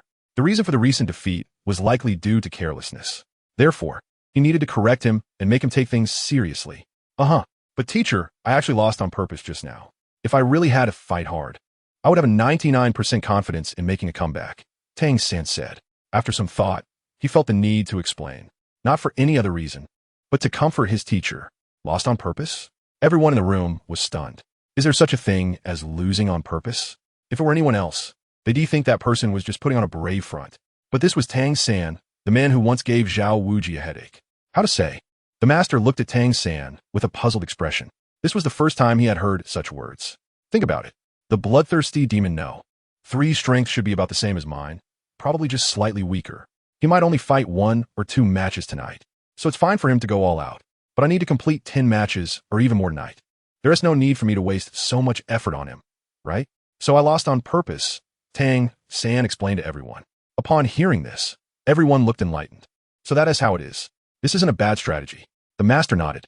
This child sometimes really can come up with unexpected ideas. Winning this match, but being unable to fight in the subsequent matches isn't worth it. It's better to cut this match short and then win consecutively. Please have the two contestants from match 11 enter the arena. Zone 1, the soft-boned, charming rabbit. Zone 2, the bloodthirsty demon. The broadcast rang out. The bloodthirsty demon? How is this possible? Xiaogang's pupils constricted upon hearing the broadcast. It was as if he had heard some unbelievable news. What's wrong, teacher? Seeing his teacher's complexion darken, Tang San looked puzzled. What organization is this bloodthirsty demon? To be honest, the bloodthirsty demon No. 3 he just faced was one of the strongest opponents he had encountered so far in this match. Xiao, we might be in trouble this time. This bloodthirsty demon is not simple. Xiaogang deeply exhaled, his brow furrowed. In the arena of match 11, even outside the venue, the audience could be heard cheering wildly. Bloodthirsty demon! Bloodthirsty demon! They all shouted excitedly, especially those who had placed bets. They seemed happier than when getting married. This gambler's fortune, the undefeated myth of the soul fighting arena, was making another appearance tonight. A crazy night. Gamblers could feast again. The soul fighting arena was deafening. P.S. Dear book friends, the first update is here. The author will be in a PK from Tuesday to Friday. If I lose, the website will abandon me. So please come support the author on QQ Reading and help me level up. My rankings are currently lagging behind, so I'm asking for recommendation votes. Monthly tickets. Tips. Today is the Mid-Autumn Festival for updates. For updates, I'm going all out. Chapter 72. Do what you must do with all your might. Second update, what's wrong? Xiao Wu looked at the seemingly crazy audience around her, feeling a bit confused. Who is this person in front of her? Is he really that strong? What a narrow road for enemies. Feng, exiting from Zone 2, slightly raised the corner of his mouth. He never expected to run into Xiao Wu. Well then, let us have some fun with this rabbit. Good evening, everyone. I'm your host for tonight, Yu. A beauty resembling an angel flew in the air. She was in charge of hosting 3 arenas tonight. 18, 11, and 15. Yu. Some single guys below shouted. Wherever Yu was, it was always filled with hormones. There's no helping it. She's just too beautiful. She's almost become a trademark of the soul fighting arena.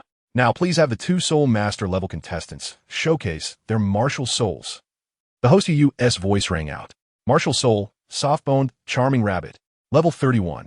At that moment, Xiao Wu quickly displayed her martial soul. Although her opponent seemed to have a high popularity doesn't necessarily mean high strength. Exactly, she also enjoys beating up these so-called popular players. Martial soul, demon side, level 35. Feng spoke at this moment. The title of Bloodthirsty Demon was hidden at the level of 35 when he registered for the soul power test. His martial soul is the demon scythe. If you were to say the 4 words bloodthirsty scythe, Tang San might associate it with himself. He currently did not want to reveal his identity. It was like playing a spy game, infiltrating the enemy's territory and slowly playing, ultimately picking them off one by one. That's where the fun lies. Now I announce that the competition officially begins. The host flew directly into the air. Whoosh! Xiao Wu wasted no time and accelerated to Feng's side. Close combat was her forte, so she needed to gain an advantageous position right from start. As the battle began, it entered the most intense phase immediately. Our soft-bone charm rabbit took the lead in attacking. Where would the bloodthirsty demon go from here? The host explained from above. Where to go? Of course, to kill her. The audience shouted below. That's right. Kill her. Kill her.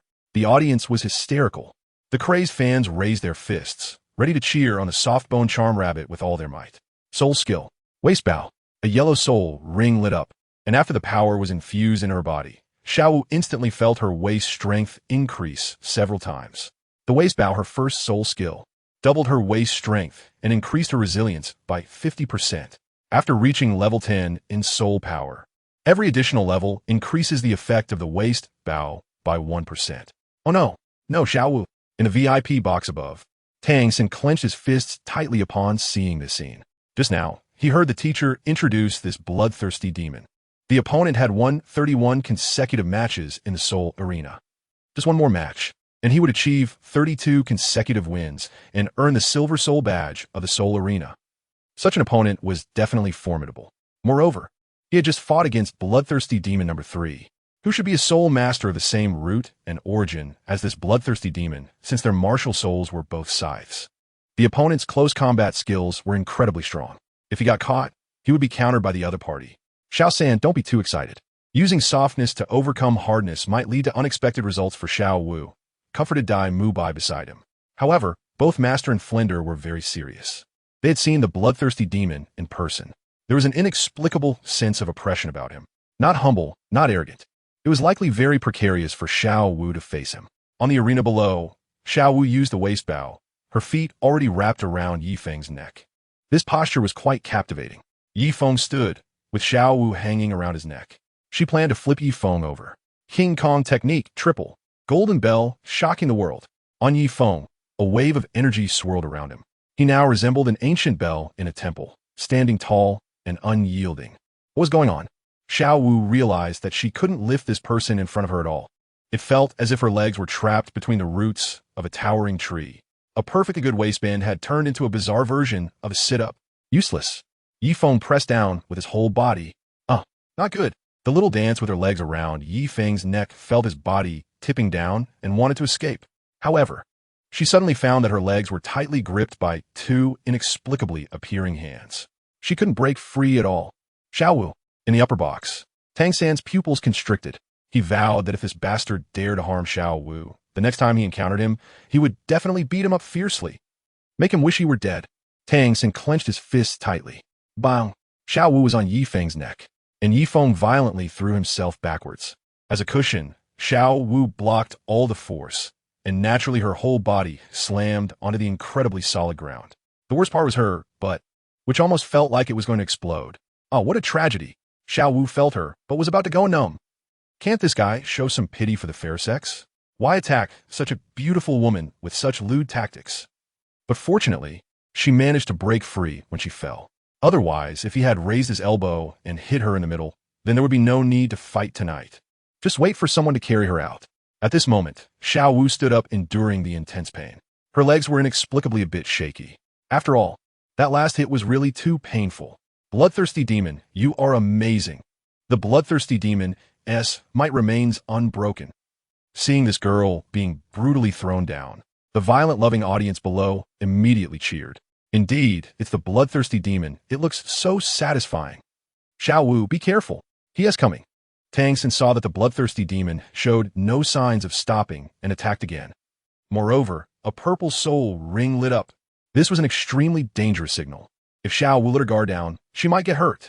Although it was just a competitive arena, as long as it didn't endanger lives. It wouldn't be a violation. Severe injuries and disabilities were still within the rules. He was eager to go help Xiao Wu. Ha ha ha, so satisfying. Bloodthirsty demon. Go. That's right, give it to her hard. Don't hold back just because she is a girl. Crush her precious heart. She is just treating you as a backup. Bro, I support you. You gotta go all out. You can't go soft. A few dog-like followers who ended up with nothing after licking up to the end huddled together. And at this moment saw Yi Feng unleash the purple soul ring, igniting a fierce flame. It was as if they vented all their resentment for not being able to get to the goddess. Chapter 73. Is Yi Feng cruel? Double standards of Shrek. Third update. Not good. Third soul skill, teleportation. Seeing her opponent directly release a soul skill and attack. Xiao Wu couldn't care less about the pain in her, but she hurriedly activated her third soul skill. Instant transfer within 5 meters. Swift as the wind. Yi Feng saw that Xiao Wu was actually trying to dodge, so he immediately used his left leg soul bone skill to catch up. He knew he couldn't match her teleportation speed. His swift movement was merely 100 times faster. Xiao Wu could probably reach 200 times, even 500 times. Speed within 5 meters to teleport. However, she had a short distance to cover, while he had endurance. Breaking her move was just a matter of time. Oh my goodness. Our 2 contestants are actually competing in speed on the field. It must be said that the speed of the soft bone charm rabbit is indeed fast. But the bloodthirsty demon is not falling behind at all. They are chasing each other, and the question is, who will ultimately claim victory? We shall wait and see. In midair, Yu began to commentate again. The speed of the 2 made even her, a flying-type martial soul user, marvel in awe. It was simply too fast. This won't do. What should I do? In just a minute, Xiao Wu had teleported hundreds of times. She was now exhausted, while that guy seemed to still have some energy left. If this continued, she would really be caught. You can't escape. Behind her, Yifeng saw that Xiao Wu had entered a state of fatigue and immediately revealed a smile. Competing in speed with him was still a bit too early for her. In short bursts, Xiao Wu was invincible, but in terms of endurance, Yifeng was not afraid at all. Oh, really? Second soul skill, Bewitch. A thought flashed quickly through Xiao Wu's mind. Continuing to run was completely useless. It would be better to launch a surprise attack on him. Perhaps she could win unexpectedly. So she decided to go all out. She turned around and infused a yellow soul ring. The second soul skill, Bewitch, was activated instantly. Yifeng clearly saw that Xiao Wu's eyes turned pink. However, he was not lost in his mind because the chaos decision directly awakened his consciousness, allowing him to remain unaffected. He still fell for it. As expected, a man, Xiao Wu noticed Yifeng was momentarily stunned, and her lips curled into a slight smirk of triumph. First soul skill, waist bow. Xiao Wu quickly locked onto Yifeng's neck just like before. Soft skill, explosive 8 throw. Xiao Wu exerted force from her waist, planning to execute an explosive 8 throw on Yifeng. With this move, let alone a soul master, even a soul ancestor would be unable to withstand it. Is victory within reach? In the VIP room upstairs, Master S' eyes were fixed on the scene below. The explosive 8 throw is the most violent type of throw.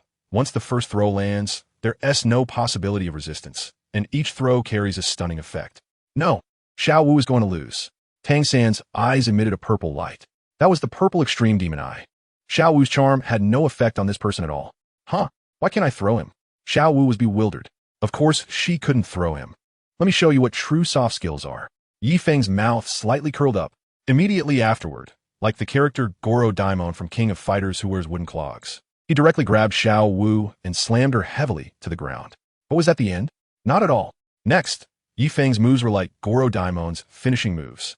He grabbed Xiao Wu's legs. A 180-degree throw to the left. A 180-degree throw to the right. Slamming back and forth. The entire arena was filled with screams. Boom! A shoulder throw while hugging. The stone arena was directly cracked. The audience was stunned. Incredible. The next moment was the sound of thunder. One by one, they shouted crazily. Xiao Wu. Tang San rushed down directly. He held Xiao Wu in his arms, his eyes glaring fiercely at Yifeng. Brother, I Xiao Wu look very weak. Xiao Wu, if you have anything to say, just tell me. I'm here.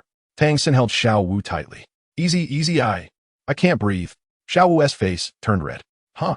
Tang San then realized that he was holding Xiao Wu too tightly, covering her face. Who? Xiao Wu finally breathed in fresh air. Are you okay, Xiao Wu? Tang San asked. I'm fine, it's just that my butt hurts so much. It feels like it's about to explode. Xiao Wu's eyes were watery. She had never experienced such humiliation in her life. But that person was really strong. It's good that you're okay, it's good. Tang San breathed a sigh of relief. Congratulations to our bloodthirsty demon for completing 32 consecutive wins tonight and advancing to the Silver Soul Badge. The host, yeah, shouted excitedly. Bloodthirsty demon. Bloodthirsty demon. The audience was like they had been injected with adrenaline. They were all shouting madly. Meanwhile, Tang San was leaving with Xiao Wu amidst the crowd's cheers. Yifeng, on the other hand, returned to his exclusive VIP lounge. Previously, when he was on Earth, King of Fighters was one of his favorite games. Goro Daimon was also one of his favorite characters. What a coincidence. When he was fighting Xiao Wu, he discovered that the opponent's attacks happened to counter Xiao Wu's soft techniques. So he copied the moves directly. He never expected the effect to be surprisingly good. If, at the moment Xiao Wu hit the ground, he had done an elbow drop, as long as it targeted those key areas on Xiao Wu, the red soul ring would probably appear. Xiao Wu, in the VIP room upstairs. Everyone was gathered. When they saw Tang San bring Xiao Wu up, they all rushed over. Their faces were full of worry, because they saw that Xiao Wu was covered in injuries. She was simply too pitiful. This bloodthirsty demon was really inhumane. How could he be so ruthless to a beautiful girl? Everyone was furious. However, they did not know that Xiao Wu had once bullied a poor kid and took away a blanket that he could have borrowed, leaving him with nowhere to sleep in the cold winter night and almost freezing to death. Of course, some might say these are old stories. Why bring them up? Let's talk about recent events. Just now, the soft technique that exploded with 8 segments. If Yifeng were an ordinary soul master, unable to break the move, once hit by that soft technique, it would only be worse than Xiao Wu's current state. For details, refer to the previous Douluo. Of course, this world's Douluo was beaten by Yifeng. But previously, when Yifeng watched anime on Earth, That Belize move was indeed a tragic one. Now Feng used Goro Daimon's Embrace Slam. At most it could be considered tit for tat. Yet, despite this, the Shrek people actually said he was cruel, inhumane. It must be said, this is really double standards. Of course, Feng couldn't hear these words, because at this moment, he had changed into another set of clothes, ready to go on stage. 5 minutes around, it's that exciting. The third update is here, and there's a fourth update coming. The author will try to finish it before 1 o'clock, mainly because the Mid-Autumn Festival Gala on Hunan TV distracted me. Woo! It was so good that I couldn't help but watch it for a long time, so I'll stay up late to finish the fourth update. A hard-working author is asking for tickets. Chapter 74 comparable to the Three Great Sects. Fourth update at this moment. He was entering the competition as Bloodthirsty Demon No. 2. Coincidentally, he encountered a familiar opponent. The opponent was Yen from the Tiando Royal Academy, who was also the vice-captain of the Douluo battle team. As for the outcome, Feng naturally taught the opponent a severe lesson. However, that is a story for later. Upstairs. Master, I'm sorry, but I may not be able to complete today's task. At this moment, Xiao Wu looked apologetically at the master. Her entire demeanor was very haggard. She originally wanted to finish quickly to proceed to the next battle. Who would have thought she would encounter such a strong opponent? Not only did she lose, but she was also beaten to this state. The next battle, she basically couldn't participate in.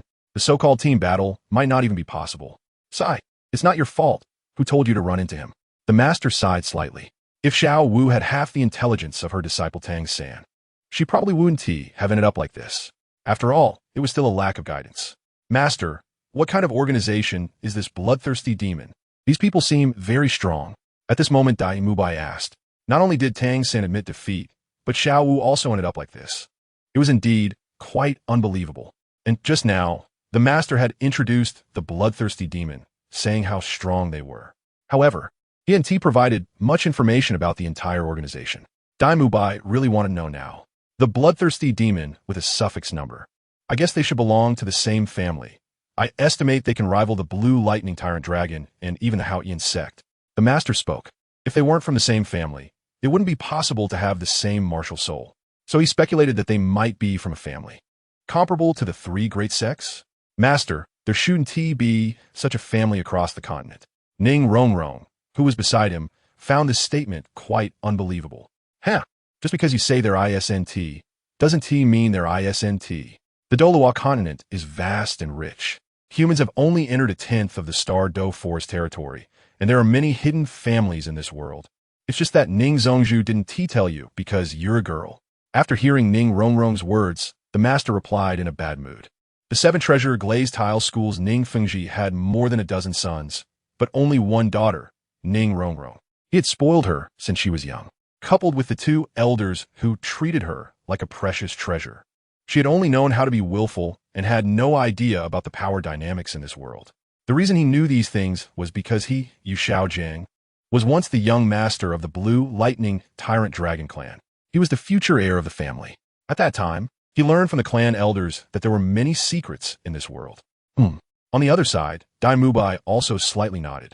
He knew some secrets too. To be honest, their Evil Eye White Tiger clan was not weaker than any of the top 3 sections. They just looked down on fighting. So next time we encounter this bloodthirsty demon, if we can fight, we fight directly. If we can't, we concede, understand? The master said to everyone. Yes, everyone nodded. Even Tang San agreed at this moment. After all, he no longer wanted to face an opponent with the prefix of bloodthirsty demon. Otherwise, he would really be slapped in the face today because the mission could not be completed at all. Wow, bloodthirsty demon number 2 is amazing. Down in the arena, there was another round of cheers. The words bloodthirsty demon seemed like a wealth password. Whenever it appeared, there was absolutely no loss. Congratulations to bloodthirsty demon No. 2 for winning. The host raised Feng's left hand. However, at this moment, Feng was slightly disappointed. The fourth update is a bit short, but it's still delivered. The author is exhausted, typing while fishing, even smashing his face on the keyboard. Sigh, asking for vote. And we'll continue with 4 updates tomorrow, striving to complete the task before 12 o'clock. Staying up late is really too exciting. If I had known, I would have played tonight. Woo woo woo. Chapter 75. The Confused Yen. First update.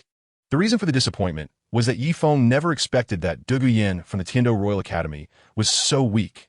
No wonder Shui Air came to find him. It seems that the Empire has also realized this problem. These so-called proud sons of heaven have never experienced the hardships of society, always thinking they are strong. But in reality, they are nothing when they come out. If this continues, they will be crushed by Shrek later on. At this moment, Feng was lying in the waiting room. I have to say, a 5-minute battle was quite thrilling. Fortunately, he didn't choose to have no breaks all night. Otherwise, he would really be exhausted. Vice Captain, are you okay? After Yin returned to the VIP room above, the members of the Fighting Emperor team gathered around. They never expected that their vice captain would lose after just 5 minutes of combat. There was no such situation when they were at the Duhan Arena in Tiano City. Losing in such a small Soto city? It was simply unbelievable. Yen, did you not rest well last night? Yu Qianheng approached and asked Yen. He was very clear about Yan's strength. Even if he defeated the opponent, it would take a lot of effort. But just now, the opponent was crushed. Incredible. No. Yan shook her head slightly. She never expected that at level 39, she would lose to a level 32 Soul Master. The key was that the opponent only used one soul skill throughout the battle. How could that happen?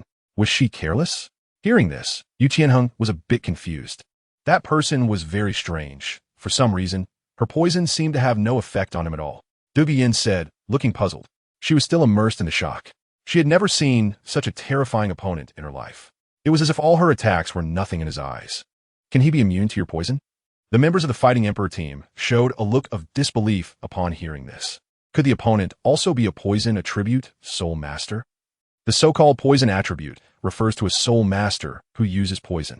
Generally, those who use poison can develop immunity to weaker poisons.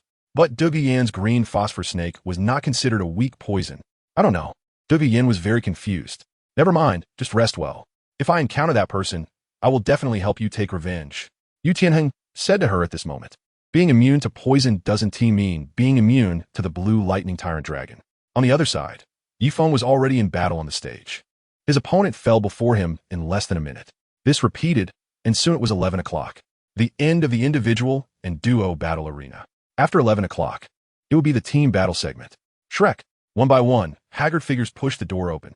Their youthful faces were filled with excitement and unprecedented fatigue. All right, except for Mubai and Tang San. Everyone else should rest well. The mission is basically completed. Seeing the little monsters return one by one, Flender was very pleased. Individual and duo battle arena summary. Zhu Zhuqing, 4 points. Ma Hongjun, 4 points. Ning Rongrong, 2 points. Oscar, 2 points. Xiao Wu, 0 points. Dai Mubai, 5 points. Tang San, 8 points.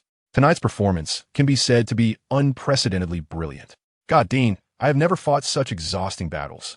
Oscar was exhausted.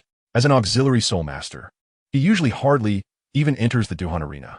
Today he fought 2 battles in a row. He was simply worn out. Who said the mission was completed? Also, just because you fought 2 battles in a row, you say you're tired? Food system soul masters are the ones who should train the most. The master stood with his hands behind his back, finally focusing his gaze on Oscar.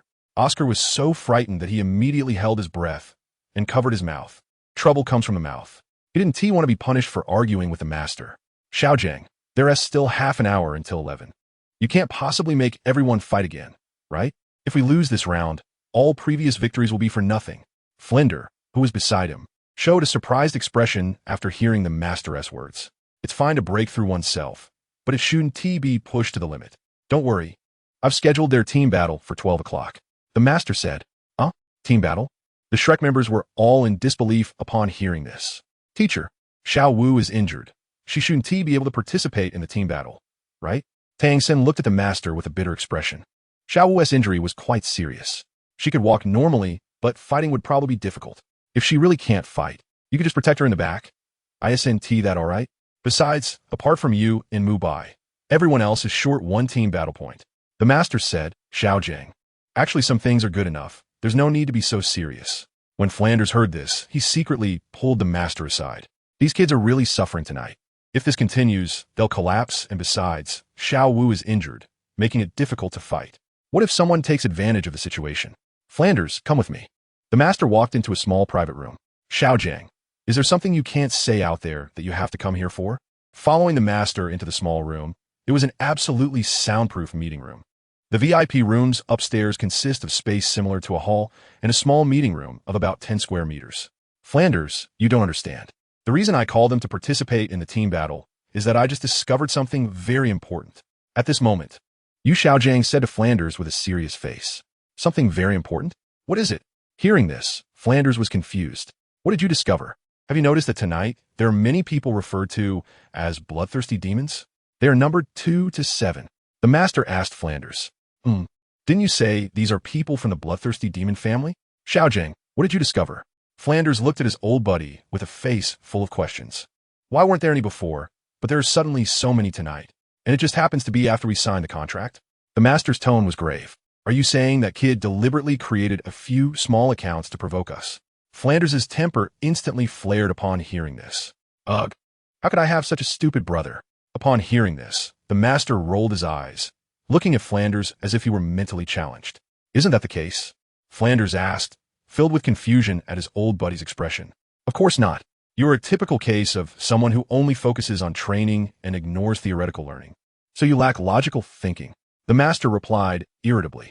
P.S. The first update is here.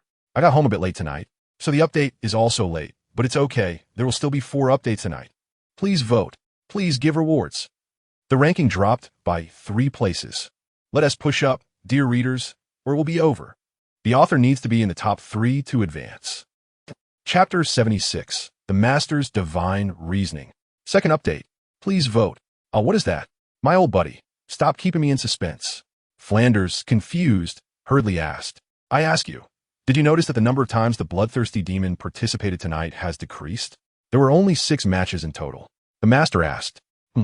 It seems they really only participated in 5 or 6 matches. Flanders nodded. What about the others with the bloodthirsty demon prefix? Do you know how many matches they participated in? The master asked again. Flanders slightly shook his head. What serious old master would remember this? They aren't even his students. I knew you wouldn't remember, which is why Shrek Academy has been developing and is now on the verge of collapse. Because you, the principal, don't understand data. The master placed a piece of paper on the table. He then immediately took a pen and wrote down the information. Bloodthirsty demon number 2, 7 consecutive wins, 7 points. Bloodthirsty demon number 3, 7 consecutive wins, 7 points. Bloodthirsty demon number 4, 8 consecutive wins, 8 points. Bloodthirsty demon number 5, 7 consecutive wins, 7 points. Bloodthirsty demonno. 6, 8 consecutive wins, 8 points. Bloodthirsty demon number 7, 9 consecutive wins, 9 points. Amazing, Xiaogang. You even managed to memorize this. Flanders exclaimed, almost kneeling in admiration. What does this mean? Let me ask you, did you discover any patterns from this? Although he couldn't fight as a soul master, after years of memorization experience, Xiaogang was still quite skilled at remembering such small details. At this moment, the master asked Flanders, patterns? Is there any pattern? Could it be that the people behind the bloodthirsty demon are very strong? Flanders asked, puzzled. Then add up the matches won by the bloodthirsty demons and see if there's any difference. The master added up the data for the bloodthirsty demons. Xiaogang, you're driving me crazy. Just say it directly. Don't keep me in suspense. Flanders looked around, but couldn't see anything. He suddenly adopted a very desperate posture and said, his old buddy was great in many ways, but he was too long-winded and liked to show off in things he was good at. You could just say it directly if you discovered something. The fact that Flanders couldn't figure it out after looking for so long proved that he hadn't discovered anything. Sigh, it's right in front of you, and you still can't see it? Then let me tell you, from this data, it is clear that the main bloodthirsty demon is reducing its participation, while those with the bloodthirsty demon prefix are increasing their participation, and they generally scored above 7 points, with the highest scoring 9 points. The master analyzed seriously. Is that? Flanders was filled with questions. Anyone can see that.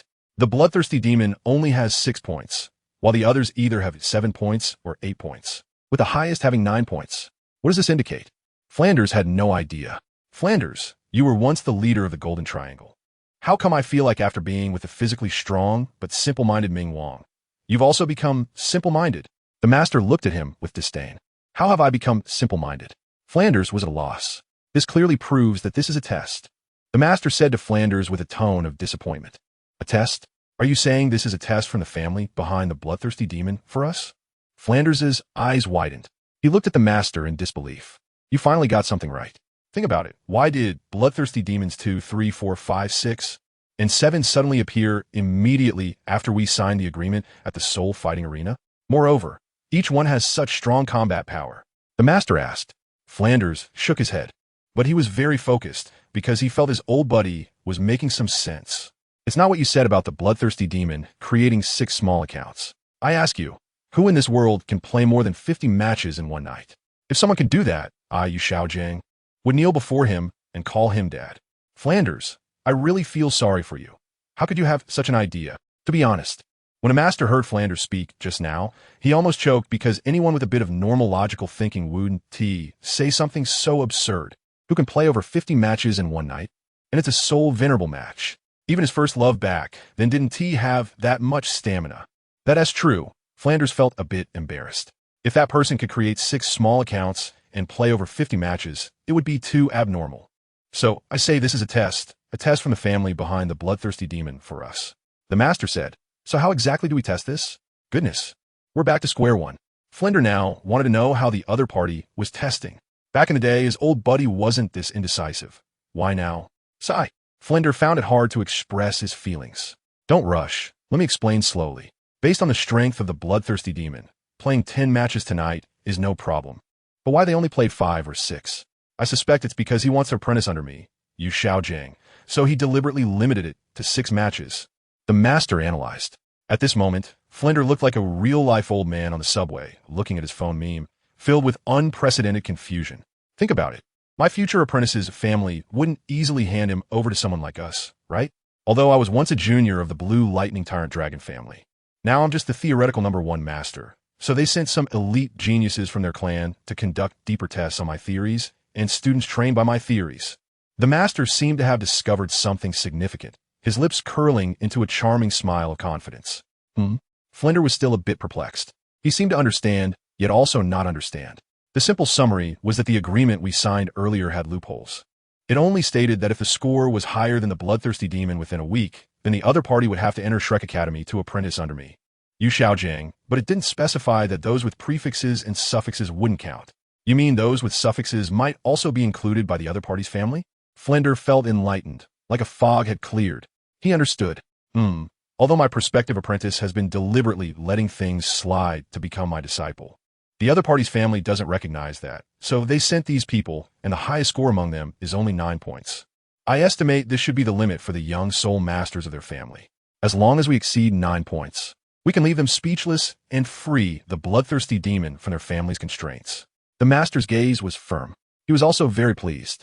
He had finally convinced Flinder. It was truly rare. P.S. The second update has arrived.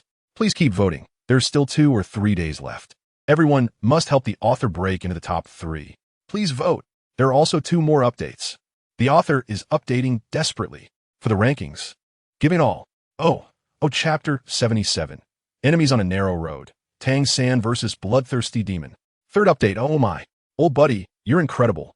Flinder gave a thumbs up. He almost gave the master a brotherly hug. Both Flinder and the master had signed that contract. It indeed did not specify that bloodthirsty demons with prefixes and suffixes didn't count. If the other party used these people's data to make a case, Shrek Academy would be in danger. If I can't even deduce this, how can I claim to be the theoretical number 1? You soul masters who only focus on cultivation are too simplistic. The master slightly raised his chin and said with annoyance.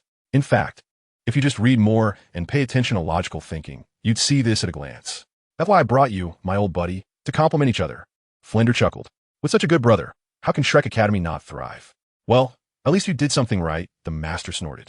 However, Xiaogang, since the highest score on their side is 9 points, and Xiao San's goal tonight is 10 points, clearly we can surpass them. Why are we still doing team battles? Flinder asked. Xiao San thought this conspiracy was indeed commendable. But what did it have to do with team battles? Are you silly?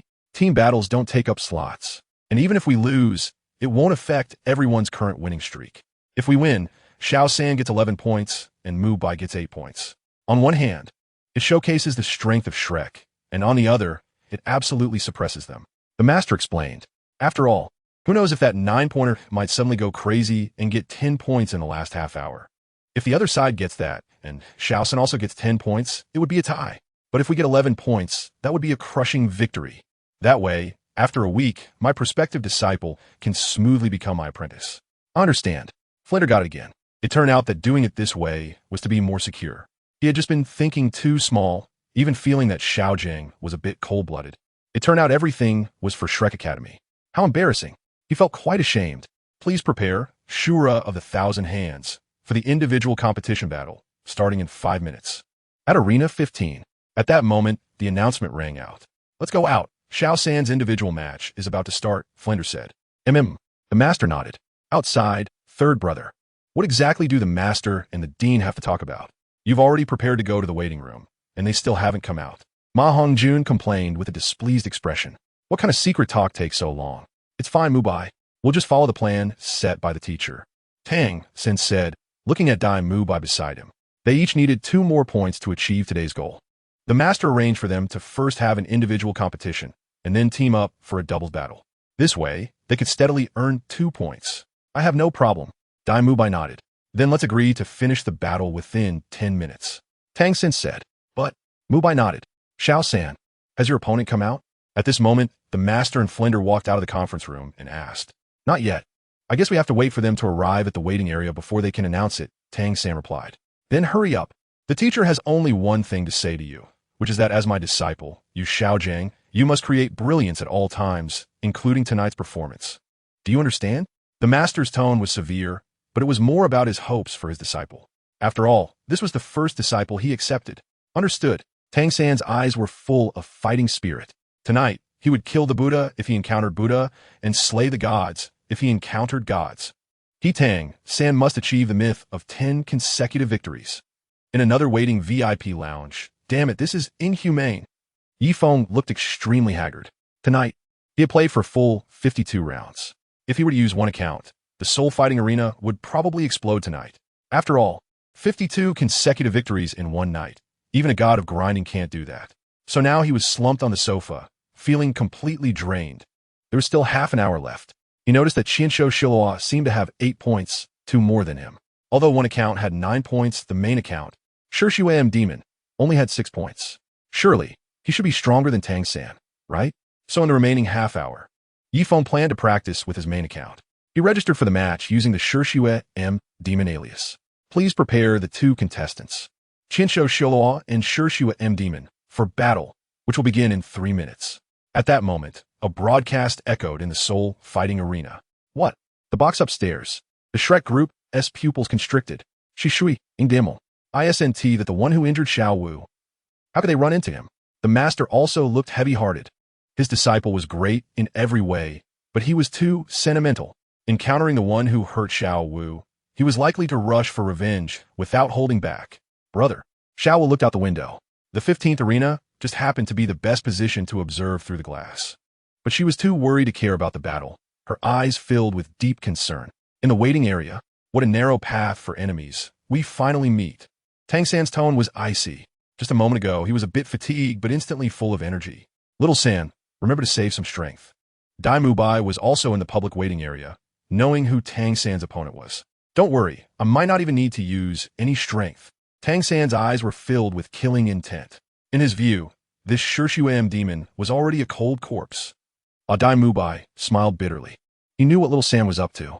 It must be using those terrifying hidden weapons. What could he do? He could only silently feel that this Shishuam demon was worth more. Why'd you go and hurt Xiao Wu? Now look, you've put your life on the line. Injuring someone costs a life. How tragic. But who told you to mess with Tang San? On the other side. Interesting. In the lounge. Feng put on a red mask. He was feeling very energetic now. Why? Because he might get off work early. The reason he was prepared to grind for another 30 minutes was to let his main account surpass Tang San. After all, the opponent had 8 points. Now, it was good. He was directly matched against him. As long as he defeated him, he would lose a point, dropping to 7 points. Moreover, his winning streak would be interrupted. P.S. Dear readers, the 3rd update has arrived, and there will be a 4th update, slightly later. But I promise it will be out before 1 o'clock. Please vote, the already extremely exhausted author. But thinking of the rankings, I still gathered my spirit. No matter how tired, I will keep grinding. Please vote for recommendations.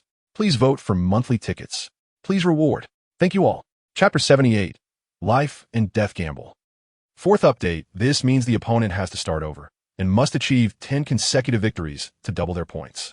If he defeats the opponent, it would be equivalent to winning 7 consecutive matches tonight. Of course, he was no longer on a 7-match winning streak. Wasn't there some agreement signed with the master? The Soul Fighting Arena has its own way of calculating. They have their own rules. Starting this week, regardless of how many points were previously earned in the Soul Fighting Arena, the agreement states that newcomers start fresh.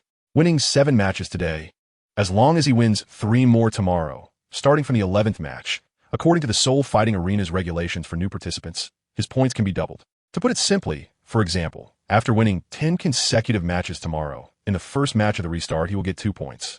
In the second match he will get 4 points, and in the third match 6 points. Tang San will be left far behind. Just think, he could completely leave work early. Ladies and gentlemen, the 15th arena is opening, and I am tonight's host. Yeah. The 2 contestants about to enter the arena are Qianshou, Xiaogang, and Shishua Demon. The 15th arena is shining with dazzling light. It looks very cool. A beautiful woman with wings is flying in midair, holding a microphone, her posture elegant. Shishua Demon. Shishua Demon. At this moment, unlike before, no one is exchanging Yeya's name, because Shishua Demon, the object of admiration for everyone in the Soul Fighting Arena. The arena was packed because of him. Qianshou Xiaogang. Some people were also shouting Qianshou Xiaogang. After all, the opponent had achieved 8 consecutive victories in such a small place as the Soul Fighting Arena. If it weren't for the Shishua Demon organization appearing, the opponent would have been a shining star. Of course, mainly because of the odds on the opponent being high. 1 to 100. And Shishua Demon was just 1 to 1. This world always has those who want to pick up a bargain to get rich quick. Take a gamble, and a bicycle becomes a motorcycle. Ladies and gentlemen, as the organizer of the Soul Fighting Arena, we must remind you that Shishua Demon is a Silver Soul Master level contestant. But because there are not enough Silver Soul Master level contestants in Soto City's Grand Soul Fighting Arena, he can still participate in events below the Silver Soul badge level, which is not against the rules. The host, Yeya, explained, Soto City's Grand Soul Fighting Arena is a relatively grassroots arena, so there aren't as many rules. Iron, copper, silver, as long as they are Soul Masters, they can fight. After the host, Yeya, said this, the audience erupted once again, because they witnessed the birth of a Silver Soul Master. Below, let the 2 Soul Master level contestants enter the arena. The host, Yeya's voice rang out again. The cheers in the venue reached another height. Now entering from the right side is Qianshou Xiaogang with a martial soul blue silvergrass, also the one with 8 consecutive victories tonight. Watching the contestants enter, Yeya showcased her strong hosting and commentary skills. Xiaogang. Supporters of Tang San suddenly erupted in voices. But in the vast sea of people, they still seemed weak. Entering from the left side is our old acquaintance, Shishua Demon. Devil. Breaking voice. As Feng emerged, the atmosphere in the venue ignited to its peak. It felt as if the heavens were collapsing and the earth was splitting. All right, now let's ask the 2 contestants to get ready. The battle is about to begin. Yu was also startled by this momentum. She immediately spoke up. To be honest, she had never seen a contestant with such high popularity. This might also be related to the bloodthirsty demon being the key to wealth. Wait! Suddenly at this moment, a voice rang out. It was Qianshou Shura. In an instant, the entire venue fell silent. Everyone stared blankly at Tang San. What does Qianshou Shura want to do? Is he going to admit defeat? On the other side, Feng was also a bit confused. What trick is the opponent playing? Qianshou Shura, what do you want? At this moment, Yu flew to the center of the arena, her beautiful eyes filled with confusion. I want to upgrade this game of chance to a life and death gamble. Tang San spoke. He had already developed a killing intent. The bloodthirsty demon must be exterminated. A gamble? The entire venue was astonished. Has he gone mad? He plans to gamble with the bloodthirsty demon. Then what will you bet?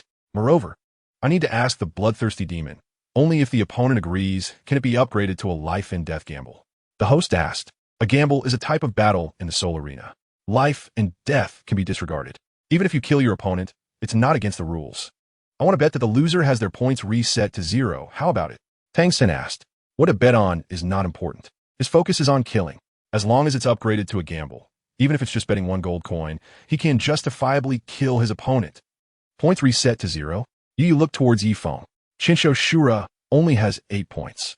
The bloodthirsty demon, on the other hand, has over 1,000 points and has achieved 38 consecutive victories, belonging to the Silver Battle Soul badge holder. This is clearly an unfair betting agreement. In her opinion, the bloodthirsty demon is unlikely to agree. Okay, Yi Feng smiled faintly. He sensed a murderous intent. Then let us see who kills whom. I agree, brothers. The bloodthirsty demon has agreed. Upon hearing Yi Feng's agreement, the audience was first taken aback. Gambling fight. Gambling fight. Then a wave of shouts rolled in like a landslide, as if it could overturn the entire soul fighting arena. P.S. The fourth update is here, asking for votes and rewards. It's already 1:30 a.m., and the author is too tired to type. Really sleepy, yo. Oh, Chapter 79. Intense clash, hormones explode.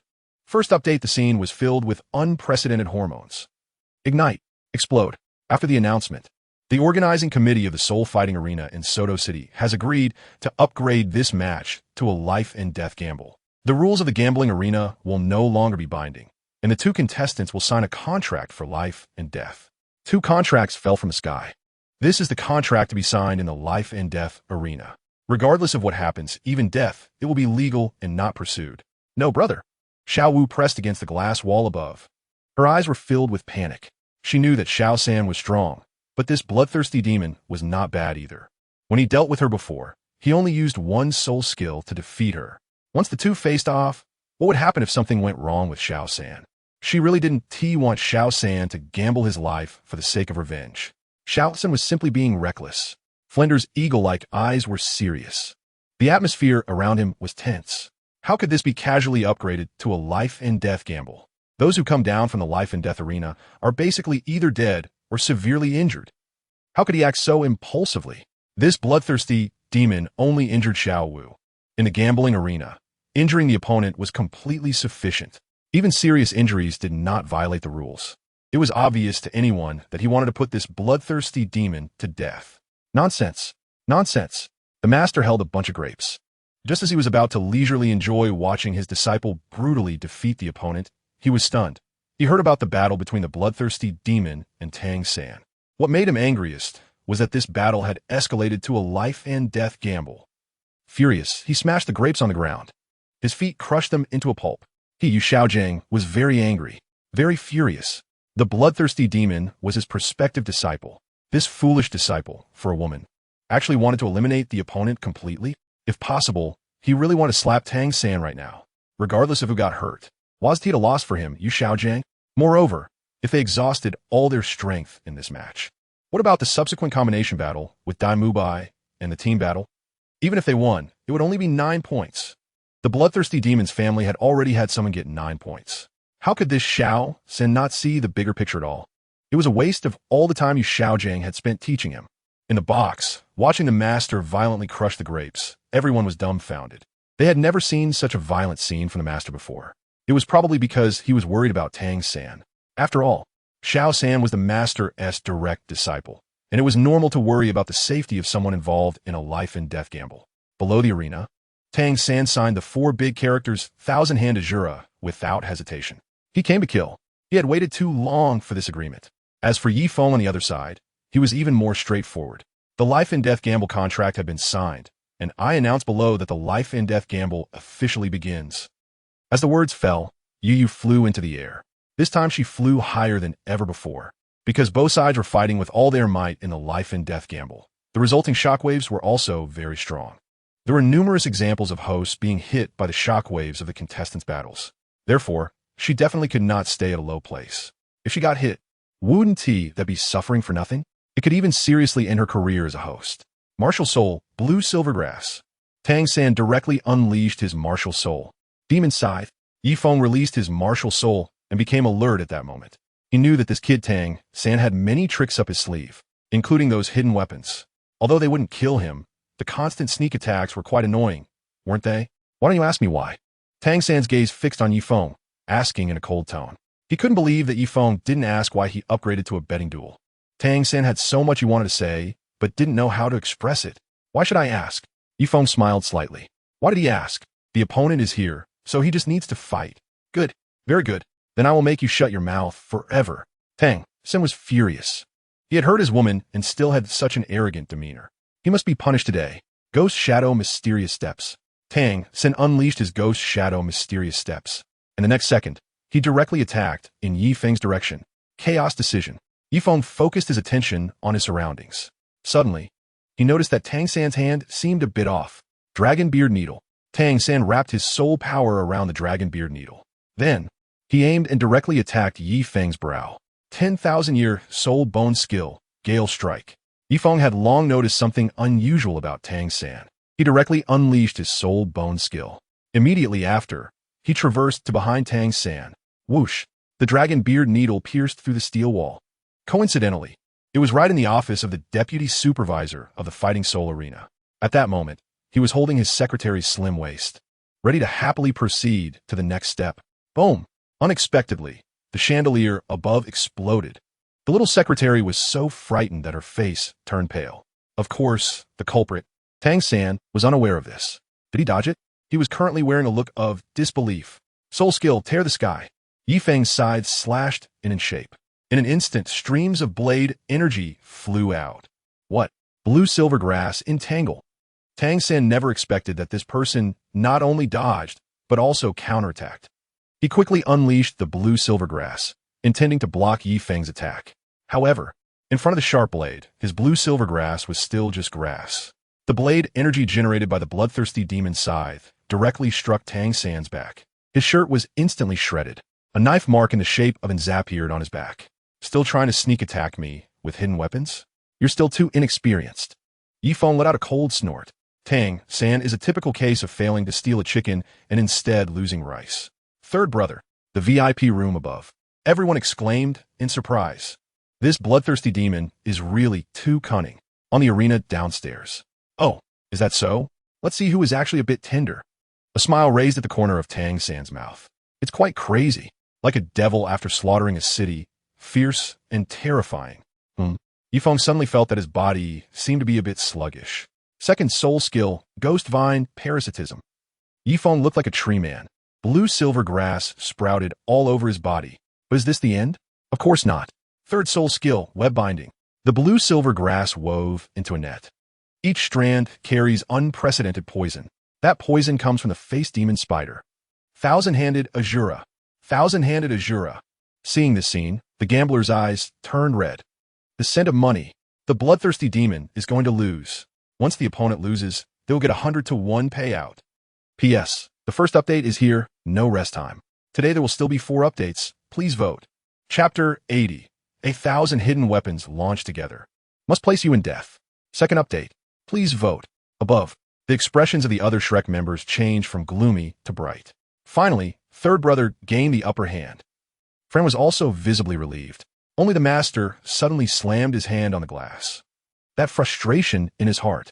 This is supposed to be his confirmed apprentice. What will he do if the opponent dies?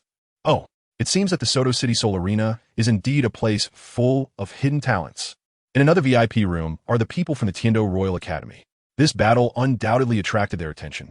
At this moment, they all wore incredulous expressions. They initially thought that the bloodthirsty demon organization was strong enough. But now this thousand-handed Azura can actually trap the bloodthirsty demon. They had 2 people face him tonight. The first being Dugu Yin and the second being Shimo, both of whom were defeated.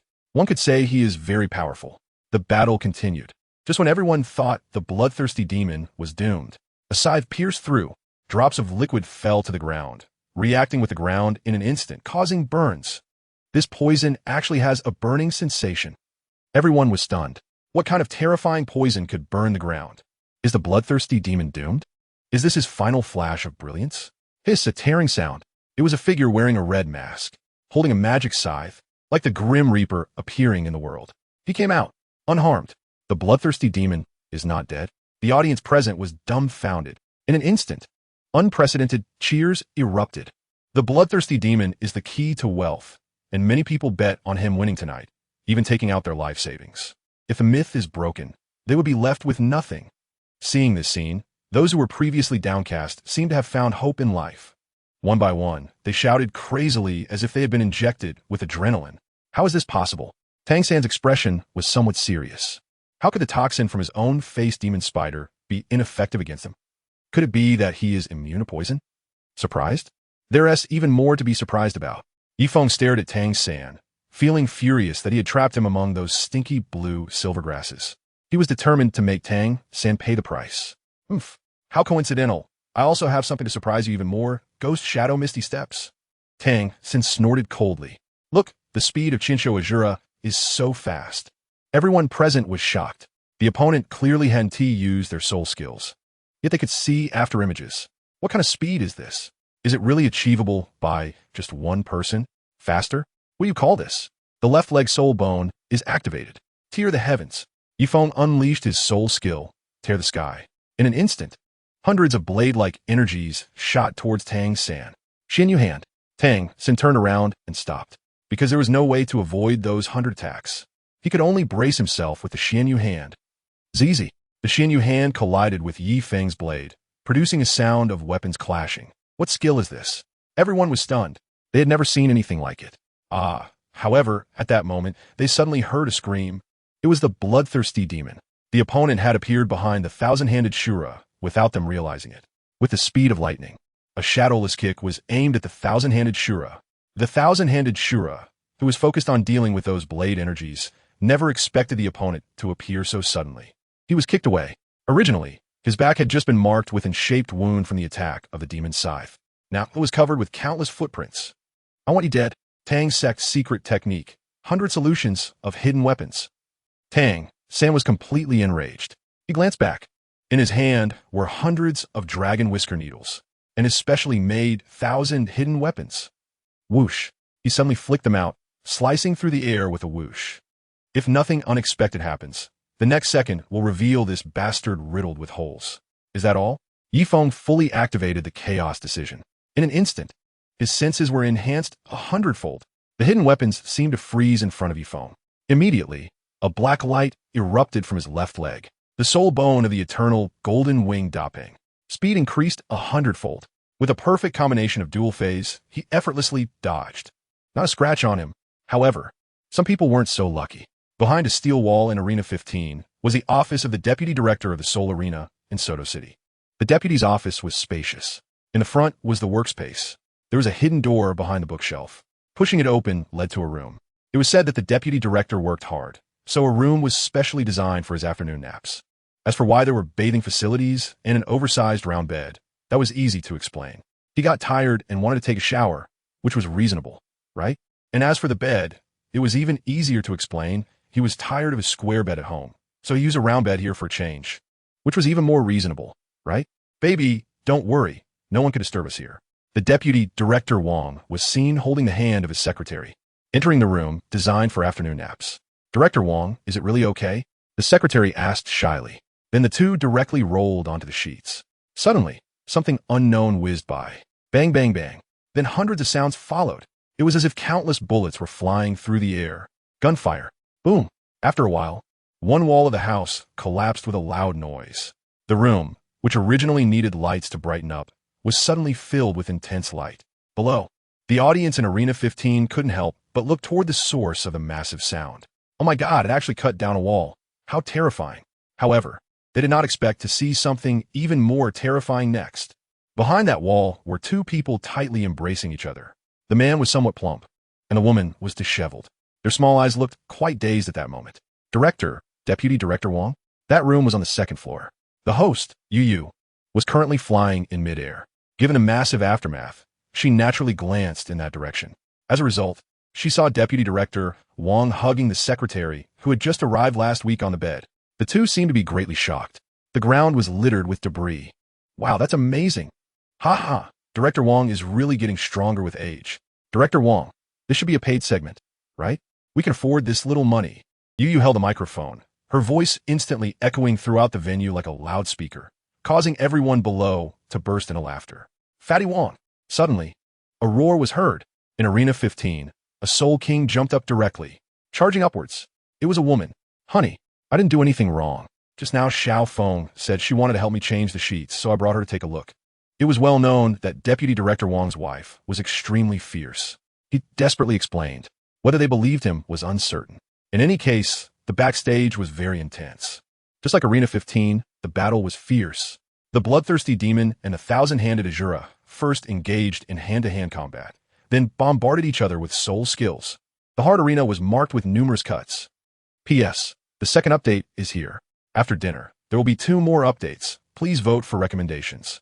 Please vote for monthly tickets. Please give rewards. And a weak little statement. the author is not lewd, it's just for the plot.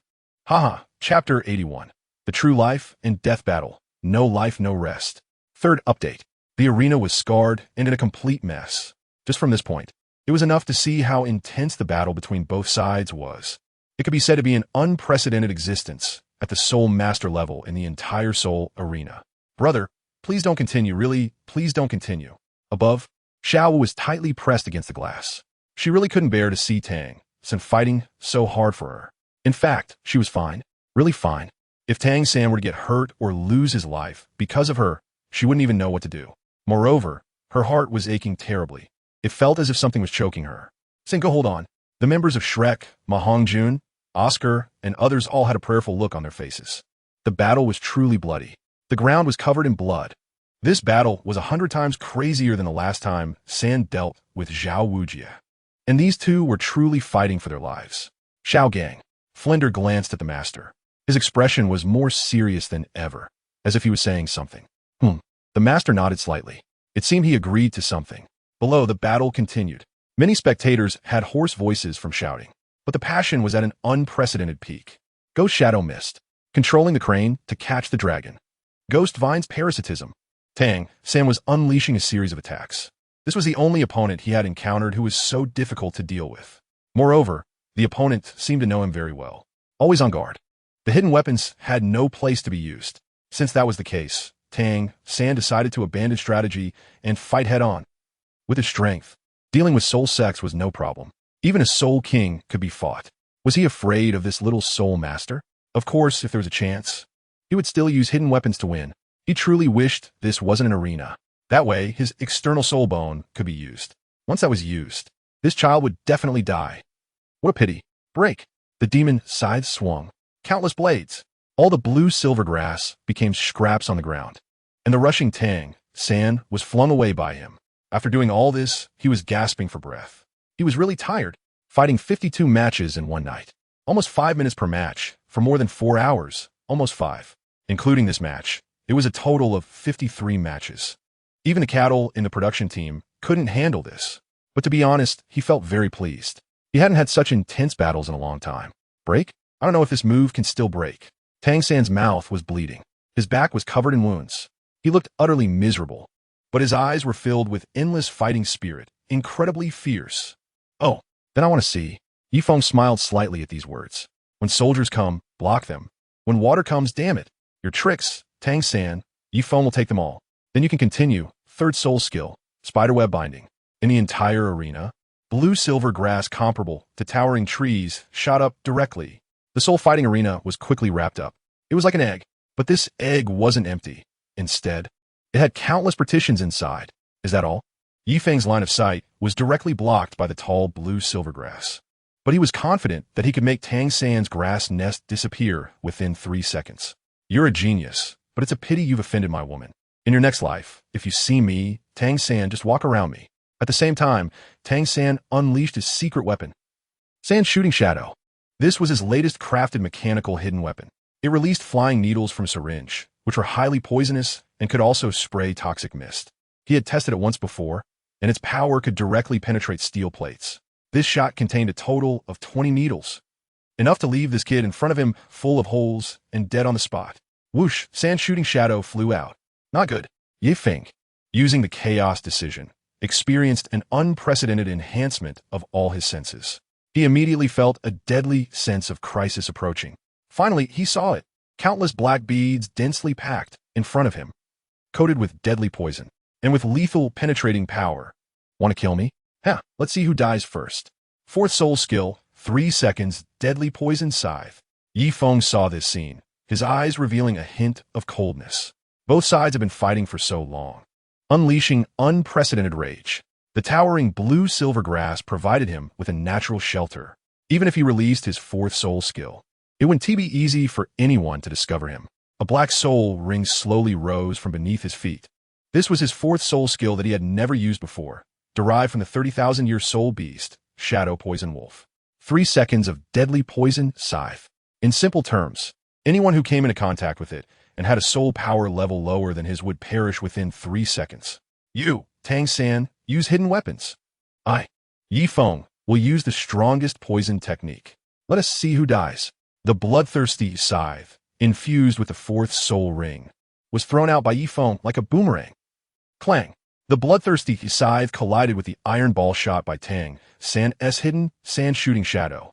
A spark like never before erupted. It exploded instantly. However, the bloodthirsty scythe was a martial soul, further infused with the power of the 30,000-year shadow poison wolf.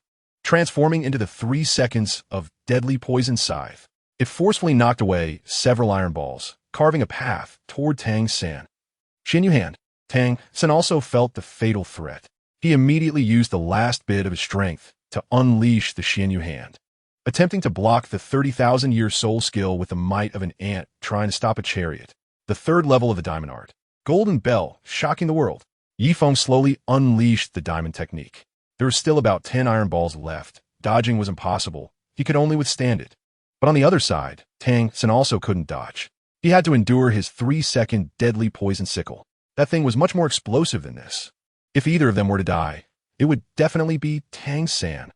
Suddenly, a gust of wind swept through arena number 15 in the Soul fighting field. The platform directly collapsed. Debris flew everywhere. Everyone couldn't open their eyes. Just as Tang San was about to use the Xianyu hand to catch the incoming poison sickle, he suddenly felt himself being pulled aside by a force. Before he could react, he felt a pain in his neck and fell down. He didn't even see who it was. However, although Tang San couldn't see clearly, Feng did. It was actually Tang Hao. He appeared on the stage of this gambling arena. But why did he come up on stage? Did he come to take revenge because he threatened his son? Feng's heart sank like a still pond. It's really lightning speed. The life and death contract just signed in front of the other party is nothing but a piece of scrap paper. To be honest, if it weren't for Tang San's repeated provocations tonight and his attempts to kill him one after another, he wouldn't have intended to use this move. After all, behind the other party are Tang Hao and the entire Haotian sect. Killing the opponent at his current stage would definitely lead to a lot of trouble. Even if Schwer wanted to protect him, it would be very difficult. Moreover, if he did this, Schwer would have to expose her identity for his sake. The Spirit Hall's long-standing plan of switching the prince would be ruined. This would set off a chain reaction, instantly affecting the entire continent situation. His strength is too low right now. He can't bear such risks. After all, one can't just act impulsively. The aftermath of craziness still needs to be cleaned up. This life and death gamble should end here. Tang Hao looked at Feng. There was a hint of sharpness in his eyes. The third update is here, and there's a fourth update coming. As usual, just a bit earlier, mainly because this chapter was a bit difficult to write, took a long time. Please support with votes. I've revised it a bit and increased the word count. Everyone can take another look. Chapter 82, Being Threatened. Fourth update. Why? He wants to kill me, but I can't kill him. Senior Hao Yen. Is this the principle of your Tang family? Feng directly questioned Tang Hao in front of him. Although the other party was a titled Douluo, he was not afraid. Since Tang San wanted to kill him, it was only reasonable for him to fight back. It's normal for you kids to have some misunderstandings. There's no need for a fight to the death. Moreover, he's my only son. Tang Hao's voice was very calm, as if he were casually saying something. However, Feng felt an inexplicable pressure sweeping over him, almost making it hard for him to breathe. What a precious only son. Feng resisted Tang Hao's pressure and let out a cold snort. If he couldn't tell that this was a threat, then he really had lived 2 lives for nothing.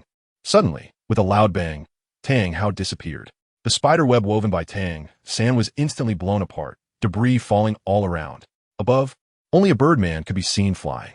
He wore glasses, and his eagle-like eyes were filled with unprecedented confusion and doubt. He really hadn't done anything. For some unknown reason, Xiao San's blue-silver prison had suddenly exploded on its own. All that could be seen was Tang San lying on the ground. On the other side, Feng was unharmed. Did the bloodthirsty demon win? After the fierce battle, the battlefield was left in ruins.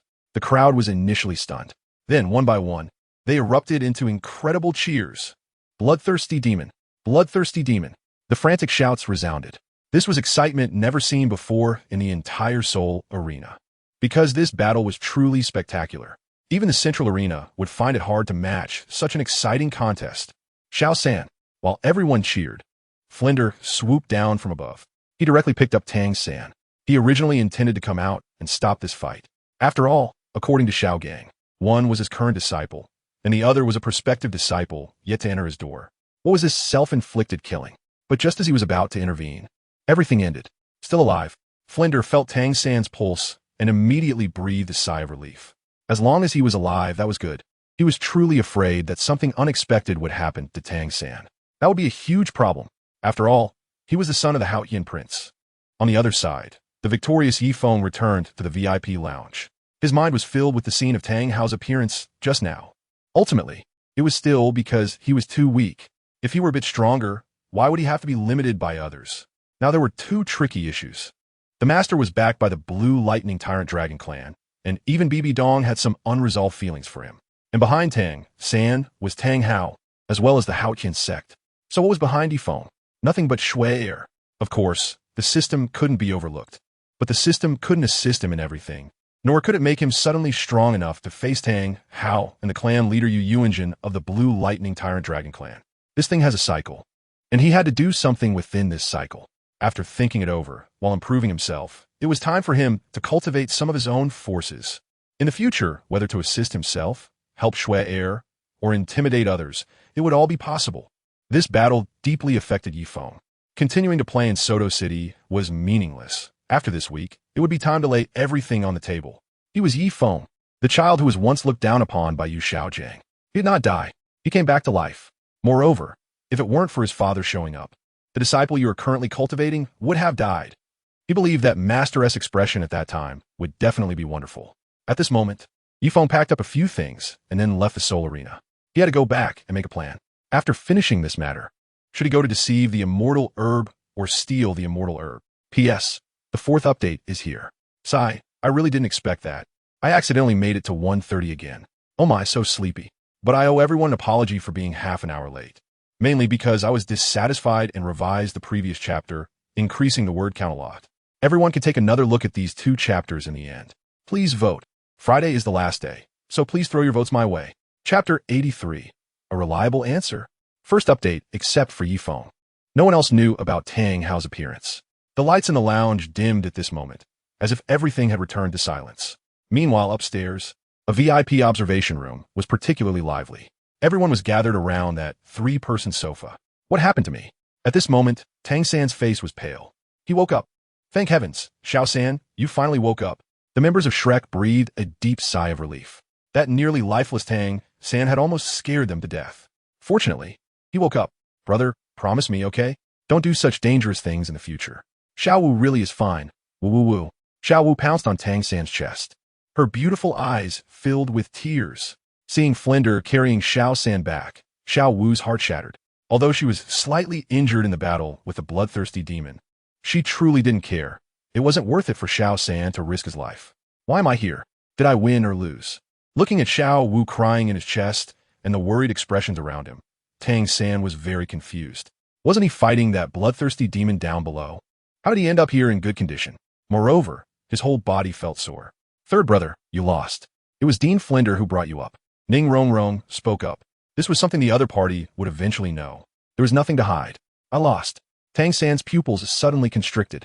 The only thing he remembered was that someone had appeared behind him. Then he passed out. In the conference room, Flinder, are you saying that you didn't intervene at all just now? How is that possible? Only the master and Yu Xiaogang were present. At this moment, the master was staring at Flinder with a puzzled expression.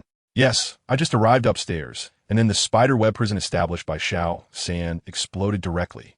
Immediately after, I saw Xiao San lying on the ground, while the bloodthirsty demon was unharmed. Flinder couldn't figure it out. Logically, this should have been a killing move executed by Tang San. It should have been necessary to take the life of the bloodthirsty demon. Why did it seem to end so abruptly? This is strange. Do you think it was because Xiao San's soul power was exhausted, and he was overwhelmed by the bloodthirsty demon's final attack? The master mumbled, his eyes seeming to ponder something profound. He originally thought that Flinder had secretly intervened to forcibly separate the two. But unexpectedly, Flinder had done nothing. However, given that situation, the battle shouldn't have ended so quickly.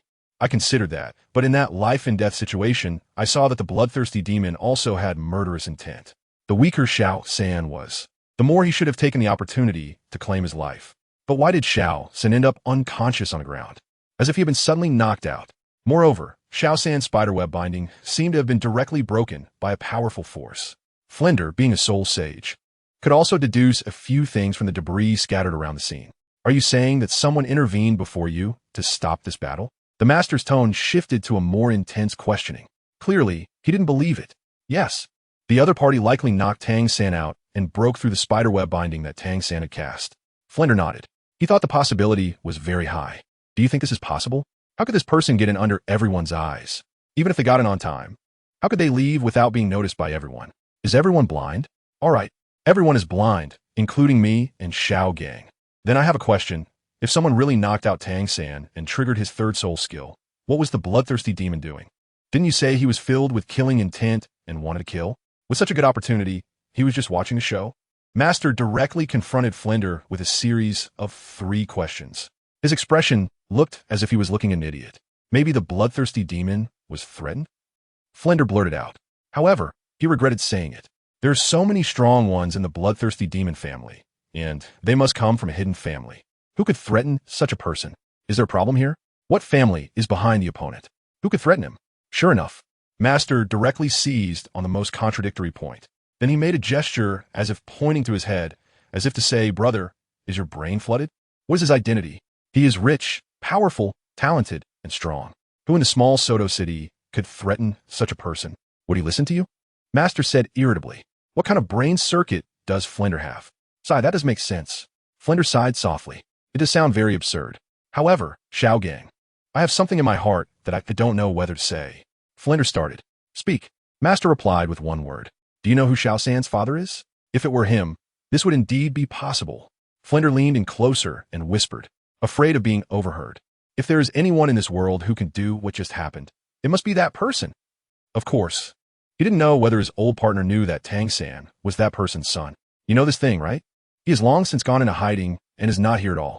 Master took out a token. He actually even gave you this thing? Flender's face was filled with panic. From the day Xiao San became my disciple, I knew who this person was. Later, even his father personally came to find me, asking me to guide him well. Master said, standing with his hands behind his back. And that person, you Xiaogang, already knew that Tang San's father was Tang Hao, that person who once was the super genius of the entire continent. He admitted that the other party could indeed do it. But would he come here? Obviously not. So this is an option that can be excluded based on experience combined with reality. So what is going on?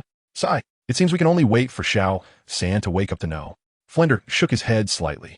Asking the person involved is much better than us guessing here. There's no need to ask him. I've already sorted out a reliable answer based on the facts. Master slightly raised his chin, looking out the window, lost in thought. A reliable answer? What is that? Upon hearing this, Flender's face was full of interest. P.S. Dear book friends, the first update is here.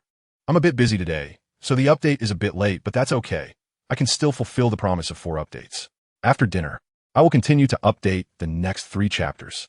It's the last day of the PK. Please vote for recommendations. Please vote for monthly tickets. Please give rewards. I also want to thank the book friends who rewarded me, such as Ziwe Very Bored, Ding Ming, Treasure Tool Liberation, and wait, there are too many people, so I won't list them one by one. I sincerely thank everyone who rewarded and voted. Thank you. Chapter 84, Society, My Brother Feng, Slaps You Tianheng. Second update is the bloodthirsty demon. Master stood with his hands behind his back, and the window happened to see the devastated number 15 arena below. His expression was heavy. Bloodthirsty demon? What does that mean? Flender felt his brain was not working. The bloodthirsty demon signed an agreement with us this morning. Do you think he wouldn't have investigated Shrek Academy and me? You Xiaogang? So I guess he must know that Tang San is my disciple, which is why he showed mercy and just knocked him out. Master laid it all out. This was a conclusion he reached after very careful consideration. Huh? Upon hearing this, Flender suddenly felt as if he had opened the door to a new world. I know you might not agree with this answer, but the truth is often so incredible. Let's start with your guess just now. If we say that everyone on the scene was blind and allowed someone to sneak into the number 15 arena, then what was the purpose of the other party? First, was it to stop this battle and save Xiao San? Then why did Xiao San end up fainting? Normally, shouldn't it be to knock out the bloodthirsty demon so that Xiao San could win? Master asked Flender. Clear thinking and rigorous logic. This Flender's expression was bitter. He was really stumped. All right, let's say he is from the bloodthirsty demon's side. He sneaked in to avoid the bloodthirsty demon getting hurt. But shouldn't he take the opportunity of the blue-silver grass obstructing the audience's view to kill Xiao San? After all, Xiao San has committed heinous crimes and has forced the bloodthirsty demon to take action behind a titled Douluo-level powerhouse. But what is the result? Tang San fainted on the ground. Apart from the previous injuries, he had no other injuries. Is this reasonable? Master's voice sounded again. Unreasonable. Flender shook his head slightly. His expression was becoming increasingly confused. Isn't that right? At this point, it's obvious that the bloodthirsty demon never intended to truly kill Xiao San because he understood that he had invested a lot of effort in Xiao San. If he killed him, wouldn't that create a rift with his teacher? But tonight, Xiao San was too arrogant and needed to be taught a lesson. So he chose a middle ground, knocking him out to win. Master was full of spirit because his reasoning successfully closed the loop, meaning it made sense and was very reasonable.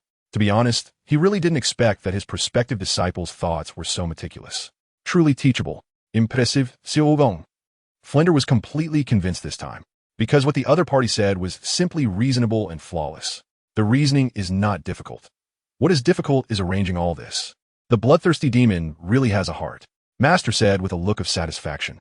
However, Xiaogang, I have another question. That side of the bloodthirsty demon has soul skills that are all cutting types, but the semicircular cage that Xiao San made was directly blown open. How we explain this? This was a question point for Flender. At that time, he was in the air. That thing exploded like a bomb, instantly detonating. The effect was simply shocking. It was completely unlike what a soul master could achieve. Flender, I really don't know what to say to you. Have you seen him use other soul skills? Who says one can't instantly blow it open in that situation? Master retorted Flender. This Flender was left speechless. On the way to the Rose Hotel. A sneeze. Ye Feng sneeze it. What the hell? The weather doesn't seem cold. How could he have sneezed 7 or 8 times in a row? Yi Feng rubbed his nose. How strange. Make way. Everyone, make way for me. At that moment, several horse-drawn carriages were rushing behind Yi Feng. The driver shouted fiercely, as if his house were on fire. However, a wise man does not suffer immediate losses, so Yi Feng slightly turned to the side to let the carriages pass. Whoosh! At such a high speed, a gust of wind was created. They flew right past him, almost hitting him, racing at 11 or 12 at night. What the heck? Are you crazy? Yi Feng shouted in annoyance. If it weren't for the fact that he had exhausted his stamina at the soul fighting arena today, making him reluctant to cause trouble, he would have chased after the carriage to teach the driver a lesson. Get out of the way. Everyone move aside. At that moment, another carriage came from behind. It was only faster than the previous one and not slower. What kind of hellish day is it tonight? How can there be such rude people? Ye Feng siteput aside. Suddenly, an orange peel flew out of the carriage window. Coincidentally, it hit him right on the head. The orange peel was green, and at that moment, it looked like a hat. What the hell do you mean? Yi Feng is furious. Don't you know what men dislike the most? What is the purpose of this sudden green hat? This behavior, Uncle can tolerate, but Aunt cannot. Yi Feng chased directly after them. At the entrance of the Rose Hotel, Sai finally arrived. I really don't understand why they made us stay in such a shabby hotel. At this moment, a slightly alluring young man appeared somewhat melancholic. His name was Osro, a member of the Tiando Royal Academy. Who knows, but since they sent us to this place, it's normal to stay in such a broken hotel. Let us hurry in. Yu Feng shrugged. Aren't we waiting for the captain and vice captain? 2 burly men got out of the car. One of them asked. His name was Shimo. Right. My Lingling is still in the car. Yu Feng showed a somewhat lewd smile. Teasing Lingling was part of his daily life. Suddenly, a carriage flew in. Then a beautiful 5-meter-long stop. What are you all dawdling for? Get in. We have a whole day tomorrow. A young man got out, dressed in all black, holding half an orange, leisurely eating. He was Yu Tianheng, the captain of their Do Huang team this time. Following closely behind were 2 girls, one looking somewhat sexy, holding 2 or 3 slices of orange. The other appeared very quiet, just following behind them. Aren't you waiting for the captain? Osro and Yu Feng said with smiles. Brother Shimo also smiled and scratched his head. You little brats, stand still. At that moment, a figure rushed over from behind. Huh, is that calling us? The 7 of them were a bit puzzled. Whose orange peel is this? Step forward. Finally, Yi Feng caught up.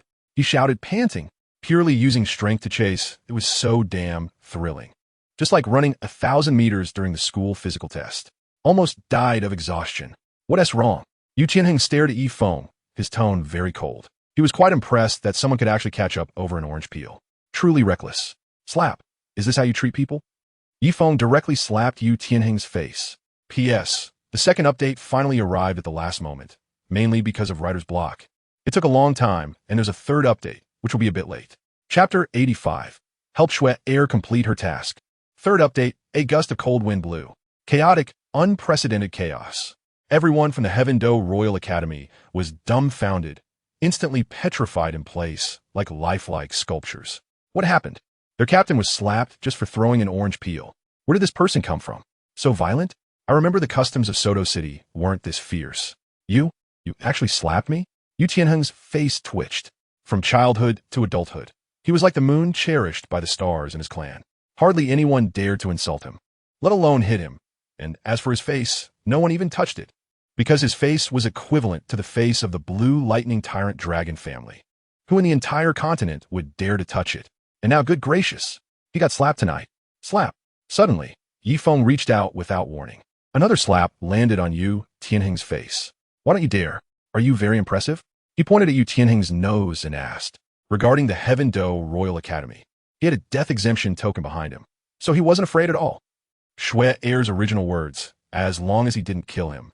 Just make it as painful as possible. Moreover, throwing a green-orange peel at his head. What does that imply? As a qualified man, he had to take you down. Good gracious.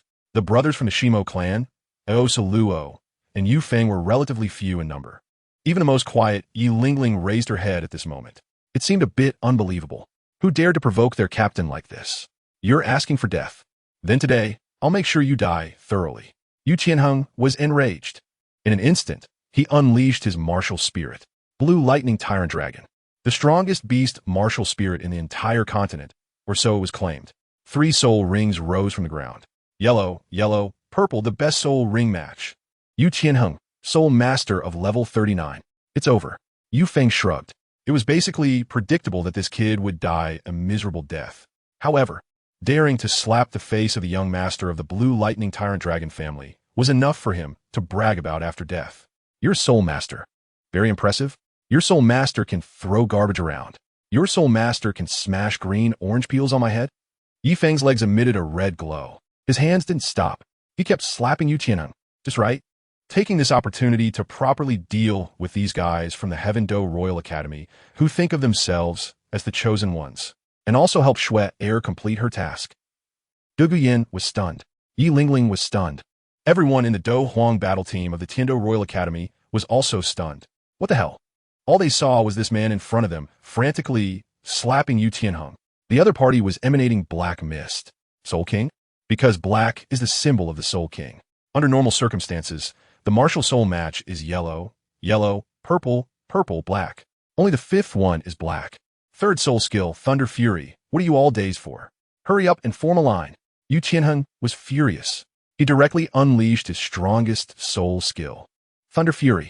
This soul skill can temporarily put the Blue Lightning Tyrant Dragon martial soul into a berserk state with immense power, increasing attack power by 100% and soul power by 50%. But the downside is that if not actively stopped, it will last until physical strength is exhausted, ultimately leading to being killed by other enemies. But there is only one enemy here, and he has so many teammates. Even if he exhausts his physical strength, it doesn't matter. P.S. Wow, I'm so tired from writing today. Just 3 updates for now. Tomorrow the author will add another chapter, which is equivalent to 4 chapters, to make up for the one missed today, mainly because I'm too exhausted. I'm already worn out. Oh, good night, everyone. Chapter 86. Little Green Turtle, Little Foolish Dragon. First update is here. After Yu Tianheng's furious words fell, everyone in the Do Huang battle team quickly assembled into formation, each unleashing their martial souls. This kid looks even younger than them. If he is a Soul King, they wouldn't believe it. At most, he could be a Soul Master. The Black Mist might be a soul skill effect, and he looks like a speed-type Soul Master. He caught their leader off guard. Not good. It's on. Kid, hurry and come over to Mommy. In front of the Rose Hotel was a small square, complete with a fountain and lighting effects.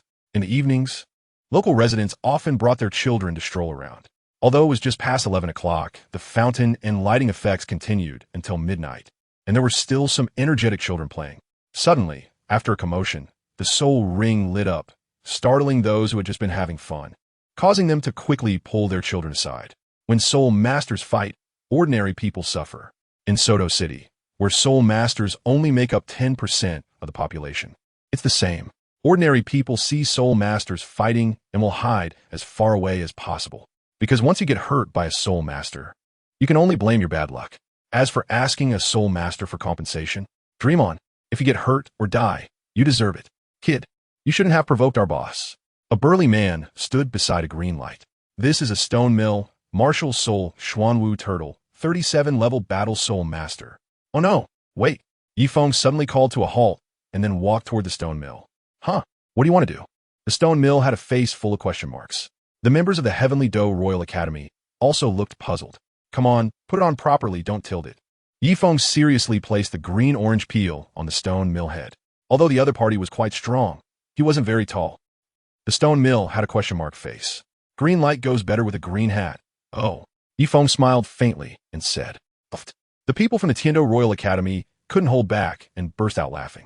How could anyone be so serious while doing such a thing? Even the most demure, Yi Lingling couldn't hold it in. She covered her mouth and let out a suppressed laugh. Are you looking for death? The orange peel is green, wearing it on his head and still saying not to tilt it. ISNT, that implying he is wearing a green hat. Just tell me, what guy can tolerate this? Of course. The most important thing is that Shimo realized that the goddess he was pursuing was also making fun of him. And in that moment, he exploded. He waved his fists and charged at Yifeng. But after all, he was a turtle. His defense was good, but his speed, well, that was another story. Yifeng easily dodged. Little green turtle and that little foolish dragon. If you want to fight, go ahead. But fighting here is uncontrollable and might hurt people or destroy buildings. Let us go to the back mountain where you can let loose a bit. Follow me. Damn it. The Rose Hotel is mine now. Although Yu Tianheng is the young master of the Blue Lightning Tyrant Dragon clan, he is not on the same level as Dai Mubai. If the building is destroyed, the other side can't afford to compensate. Are we supposed to let him go find that old Dragon Yu engine to collect debts? Are you tired of living? Let's go to the back mountain for some peace. It doesn't even matter how we fight. Yifeng glanced at the stone mill and then walked straight past Yu Tianheng, bumping his shoulder in the process. Little foolish dragon? Who was he just calling? It's obvious to any guy that bumping shoulders is a provocation. And that term, little foolish dragon. Yu Tianheng was stunned. Boss, it seems he is calling you, Yifeng said. I'll take him down. Crack, crack. Yu Tianheng's fists were tightly clenched. A punch directly knocked down the nearby 10-year-old camphor tree, slapping his face, and now bumping shoulders to provoke him. He has endured all of this. What does little foolish dragon mean? An insult to him or to their Blue Lightning Tyrant Dragon family. Can he endure this? If he lets this go, he might as well change his name to Blue Lightning Tyrant Turtle Tianheng. Little green turtle? The stone mill beside him was in chaos. His fists, as big as sandbags, were shaking even more. Let us go. Follow me. I'll show him what a little foolish dragon is. Yu Tianheng was furious. It truly is difficult to fight in the city. Moreover, destroying houses or buildings would be troublesome later on. Going to mountains. Whether it's to beat this kid or kill him, one T caused panic. Let us go. The stone mill was filled with rage. Wearing a green hat, little green turtle. These are taboo words in his life dictionary. He must use his sandbag-sized fist to smash that kid's head. In the distance, Yifeng was walking towards the back mountain.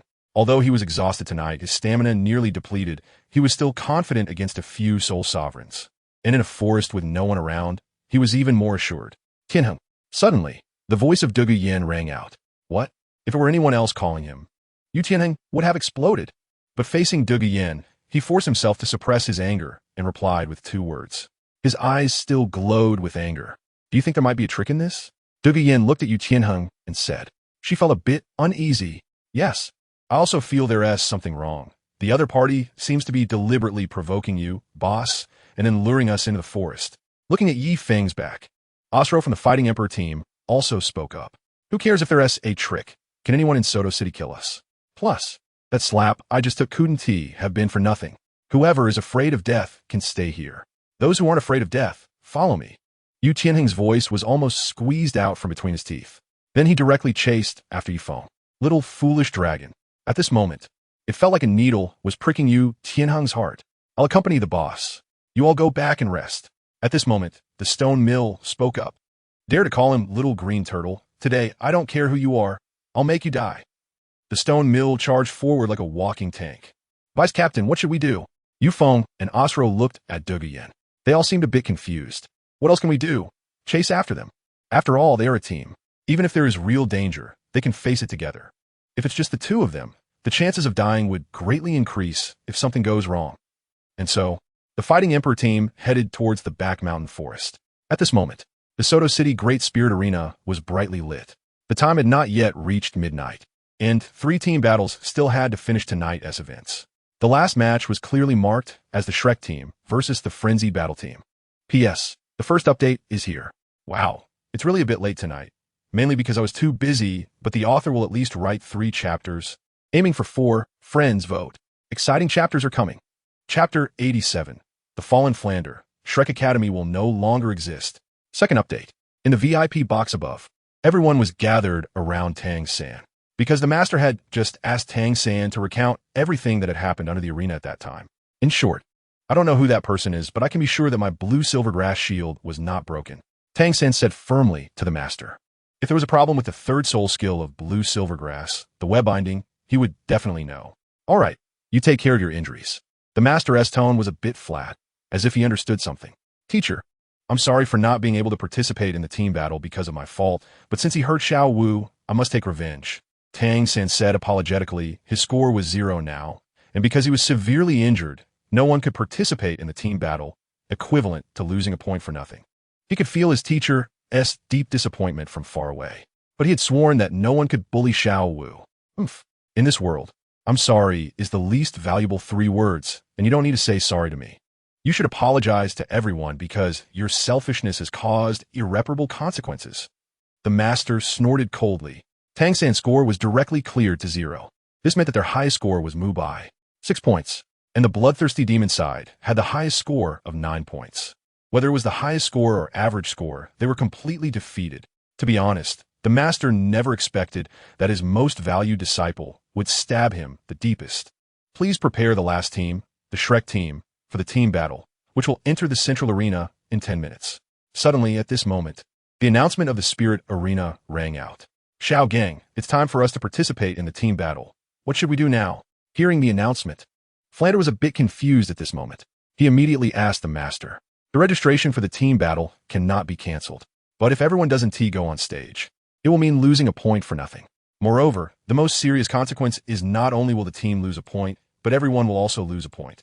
Tonight's performance can be said to be tragic. Dai Mubai 6 points. Tang San 0 points. Xiao Wu 0 points. Zhu Zhuqin 3 points. Mao Zhan 3 points. Oscar 2 points. Ning Rongrong 2 points. If everyone were to lose an individual point as well, that would be troublesome. What else can we do? My good disciple is like this. Should we forcefully go up and die? Let us just forfeit by absence. The master said in a cold tone. Forfeit? Then what about that matter? Flander had a somewhat bitter expression. Everyone is completely behind. What can we do? Can we just step up? The master glanced at Flander. Sigh, what can we do about this? Flander sighed deeply, feeling as if he had aged a decade. Flander, what happened? Dai Mubai noticed something was off with Flander and asked with a puzzled expression. It's nothing. Let Xiaogang take you back in a bit. I'll go out for a walk to clear my mind.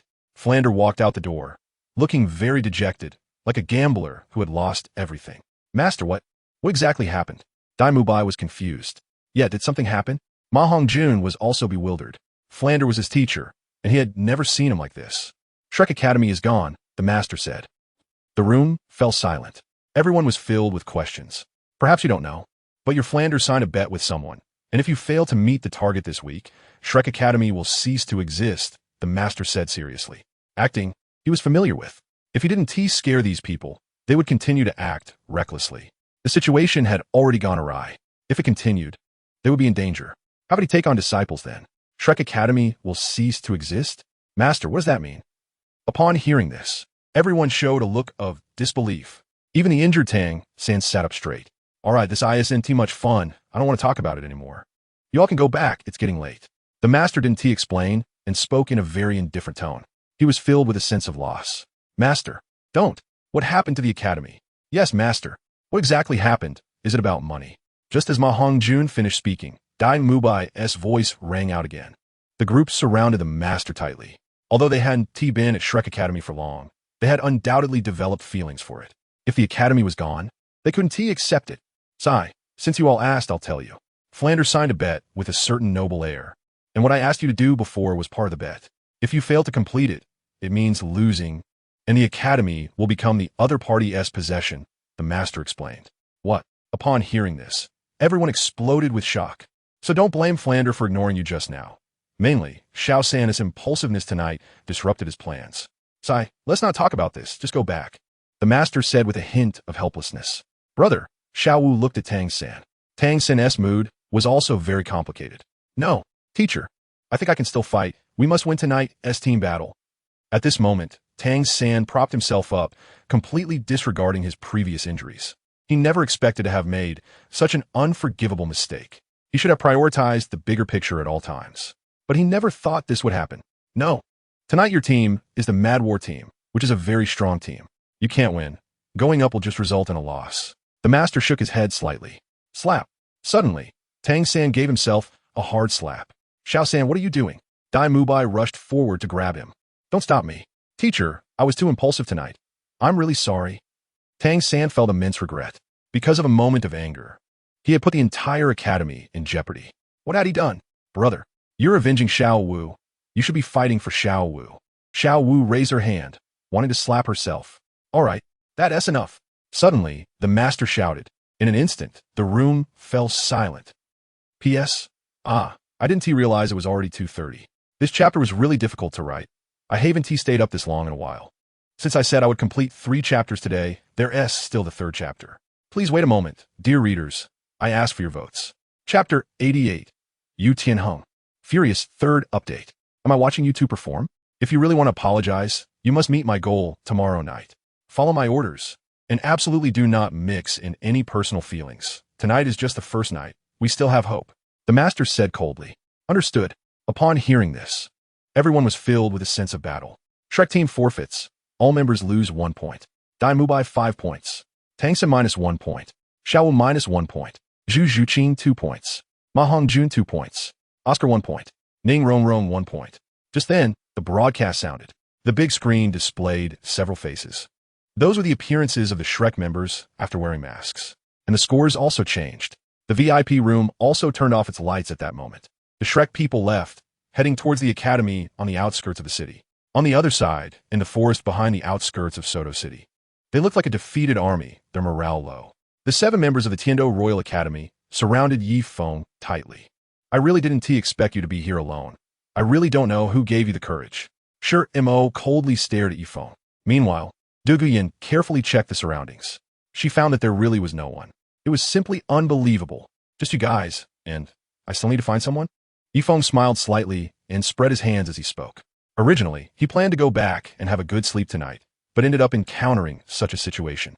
Tonight, they would definitely pay the price for that orange peel. What is your name? Yu Qianheng asked. 7 against 1, and he confirmed there were no ambushes around. He now had plenty of time to torment this guy, so he patiently asked.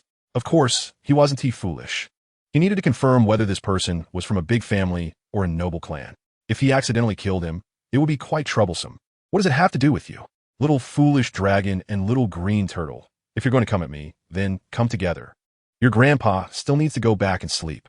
Yi Feng beckoned with his fingers, his posture resembling someone teasing a dog. Since you want to die, I will grant you that. Hearing such arrogant words, Yu Qianheng was so enraged that he could hardly catch his breath. He exploded with anger. He had never encountered such a presumptuous person in his life. If you dare to say those 3 words again, I'll tear your mouth apart. Shimo had the martial soul of a black turtle, and when he activated his martial soul, he emitted a green light. The thing he hated the most was being called Little Green Turtle. All right, Little Green Turtle. Yi Feng shrugged and smiled at the stone mill. Bro, I want to tear him apart. The stone mill's fist, as big as a sandbag, was trembling. This is an insult. Who can stand this? Let's go together, brothers. Sure, Mo directly unleashed his martial soul. All right, the Shin Turtle possesses me. The martial soul was summoned. The killing intent from the 2 of them filled the air. You 2 turtles are not worthy. Even with the little foolish dragon, the self-destructing snake, the birdman, the black leopard, and the 9-hearted begonia, it would still be about right. Yi Feng opened his mouth and said, Self-destructive snake? Are you talking about me? Hearing this, Dugu Yin was confused. When did the phosphor snake become the self-destructive snake? Where did this guy come up with such bizarre names? Be more confident. Drop the question mark tone. There's a flaw in cultivating the phosphor snake. The snake venom will spread to the soul master themselves. Generally, they don't live past 20. If that's not called a self-destructive snake, then what is? If it weren't for these people being under Schwer's management, He wouldn't waste his breath with them. Bird? Birdman? Black leopard? Yu Feng and Osro were also bewildered. Of course, the most shocked was Yi Lingling. She had never revealed herself in front of this person, yet he actually knew her martial soul was the nine-heart begonia. What exactly is his background? Little foolish dragon. You call me little foolish dragon again. If I don't kill you today, I'll write the character you backwards from now on. The others were just shocked. Yu Qianheng, provoked repeatedly, was directly enraged. He immediately unleashed his third soul skill, Transform Dragon, and attacked Yi Feng. He wanted Yi Feng to see who the little foolish dragon really was. The third update has arrived. It's 3 in the morning. Life is important. Life is important. Sleep. This is the first time staying up this late, mainly because I was stuck writing tonight, always feeling dissatisfied, revised and revised again. But I promised at least 3 updates. I can't break my word going back and forth. It's already this time. Chapter 89. Crushing the Battle Emperor Team. First update. Oh, then from now on, you can write the character you backwards. At that moment, a magic sickle appeared in front of Yi Feng. This sickle? Dugu Yin in the distance had her pupils constrict. So familiar. Tonight, she was completely helpless against this sickle. In the distance, Sure Mo was also stunned. He also realized that this knife was very familiar. However, that was not the most critical part. The next scene nearly dropped their jaws to the ground. A purple soul ring appeared, then another purple, followed by a black one, and finally, another black one. Purple, black.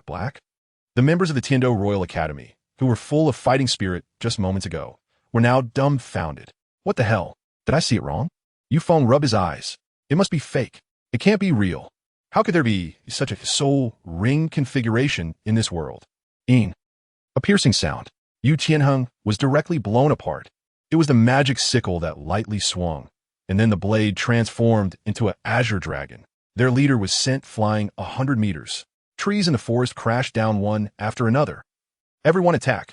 Dugu Yin originally thought this person was a bloodthirsty demon, but these 4 soul rings completely dispelled that notion. At this moment, an unprecedented sense of crisis arose in her heart. No wonder the other party dared to come here. It turned out to be a super soul master. Yes. Everyone gathered. Sure Mo and Sure Mo brothers were at the forefront. Yi Lingling also came out of her shock. Martial soul, 9-heart sea buttercup. Accompanied by a faint fragrance, a white light descended from the sky. This white light appeared to be very peculiar, taking the shape of flower petals, gently floating down and landing directly on Yu Tianheng. The petals lightly merged into Yu Tianheng's body. The injuries that had just been exposed on Yu Tianheng's body miraculously began to heal rapidly. His entire complexion also looked much better. In just a second, he stood up directly. Yi Lingling, the only support-type soul master in the entire Douluo team. Her martial soul is the extremely rare 9-heart begonia. The opponent's ability is also quite abnormal. It is a wide-range team healing, as long as her allies have a breath left. The soul master with the 9-heart begonia martial soul can bring them back to life. Of course, she has a flaw. That is, she can heal, but not restore soul power. Simply put, she can recover injuries, but cannot replenish soul energy. However, this is still considered extremely abnormal. The speed is really slow. Suddenly, Yi Lingling felt a sound near her ear. What? Her heart trembled. Whoosh. Yi Lingling felt her hand being grabbed by something. Then, her whole body floated up. Lingling. Dugu Yin saw that this man actually pulled Yi Lingling away. Immediately, she unleashed the Bai Lin snake. It seemed like she wanted to catch up with Yi Feng. Lingling, Sure Mo, and Sure Mo immediately stopped paying attention to the outside. The 2 brothers immediately chased after her. Of course, Sure Mo was the more reckless one, because he had been chasing Yi Lingling all along. This time, if the other party encountered danger, his heroic rescue might not increase her fondness for him. It's not impossible for her to pledge herself to him in the future. You're already dead, but because you are a support-type soul master, I didn't attack you. Now, just stand under this tree and don't step out of the circle. Yi Feng dragged Yi Lingling to a tree and quickly drew a circle on the ground. Huh? Yi Lingling was bewildered. This man is so handsome, so strange. He just drew a circle and made himself stay here, claiming he is already dead. Third soul skill, phosphorescent purple poison. Return our teammate to us. Dugu Yin shouted angrily. How dare you kidnap our teammate right in front of us? What does it matter if you're a soul emperor? Sure Mo also raised his big fist to attack Yi Feng. And you call yourself a pride of the Tiando Royal Academy. This formation didn't even protect the support-type Soul Master well. If I'd made a move just now, she would have been dead already. Yifeng's fist slammed down on the stone mill. In the next second, the stone mill flew away like a volleyball hit by a fist. As for the green turtle shell, it directly caved in. Little green turtle, truly unable to withstand a single blow. Yifeng clapped his hands. Is this really that strong? Yifeng turned around, leaving Yi Lingling stunned. He had actually knocked the level 37 stone mill away with a single punch. It's worth noting that the weapon spirits of Ashimo brothers were known as the most defensive, the Xuanwu turtle. Then I'll make sure you have no place to be buried. On the other side, Douluo commanded the biling snake to open its massive mouth. Immediately after, it sprayed out purple snake venom. Come on, this self-destructive snake would be more likely to kill your own family than me. You're far from being able to kill me. Yifeng directly blocked the snake's mouth with his hand. No, it's poisonous. Behind him, Yi Lingling saw Yifeng doing this and almost shouted out loud. The phosphorescent purple poison is an extremely terrifying toxin, known as the king of snake poisons. Even his 9-heart sea petal might not be able to save him. Blocking it with his hand for less than 3 seconds would turn his hand into white bone. But then something astonishing happened. The opponent's hand not only didn't turn into white bone, but he also appeared completely unaffected. How is this possible? Douluo was also stunned by this scene. First soul skill, Thunder Dragon Claw.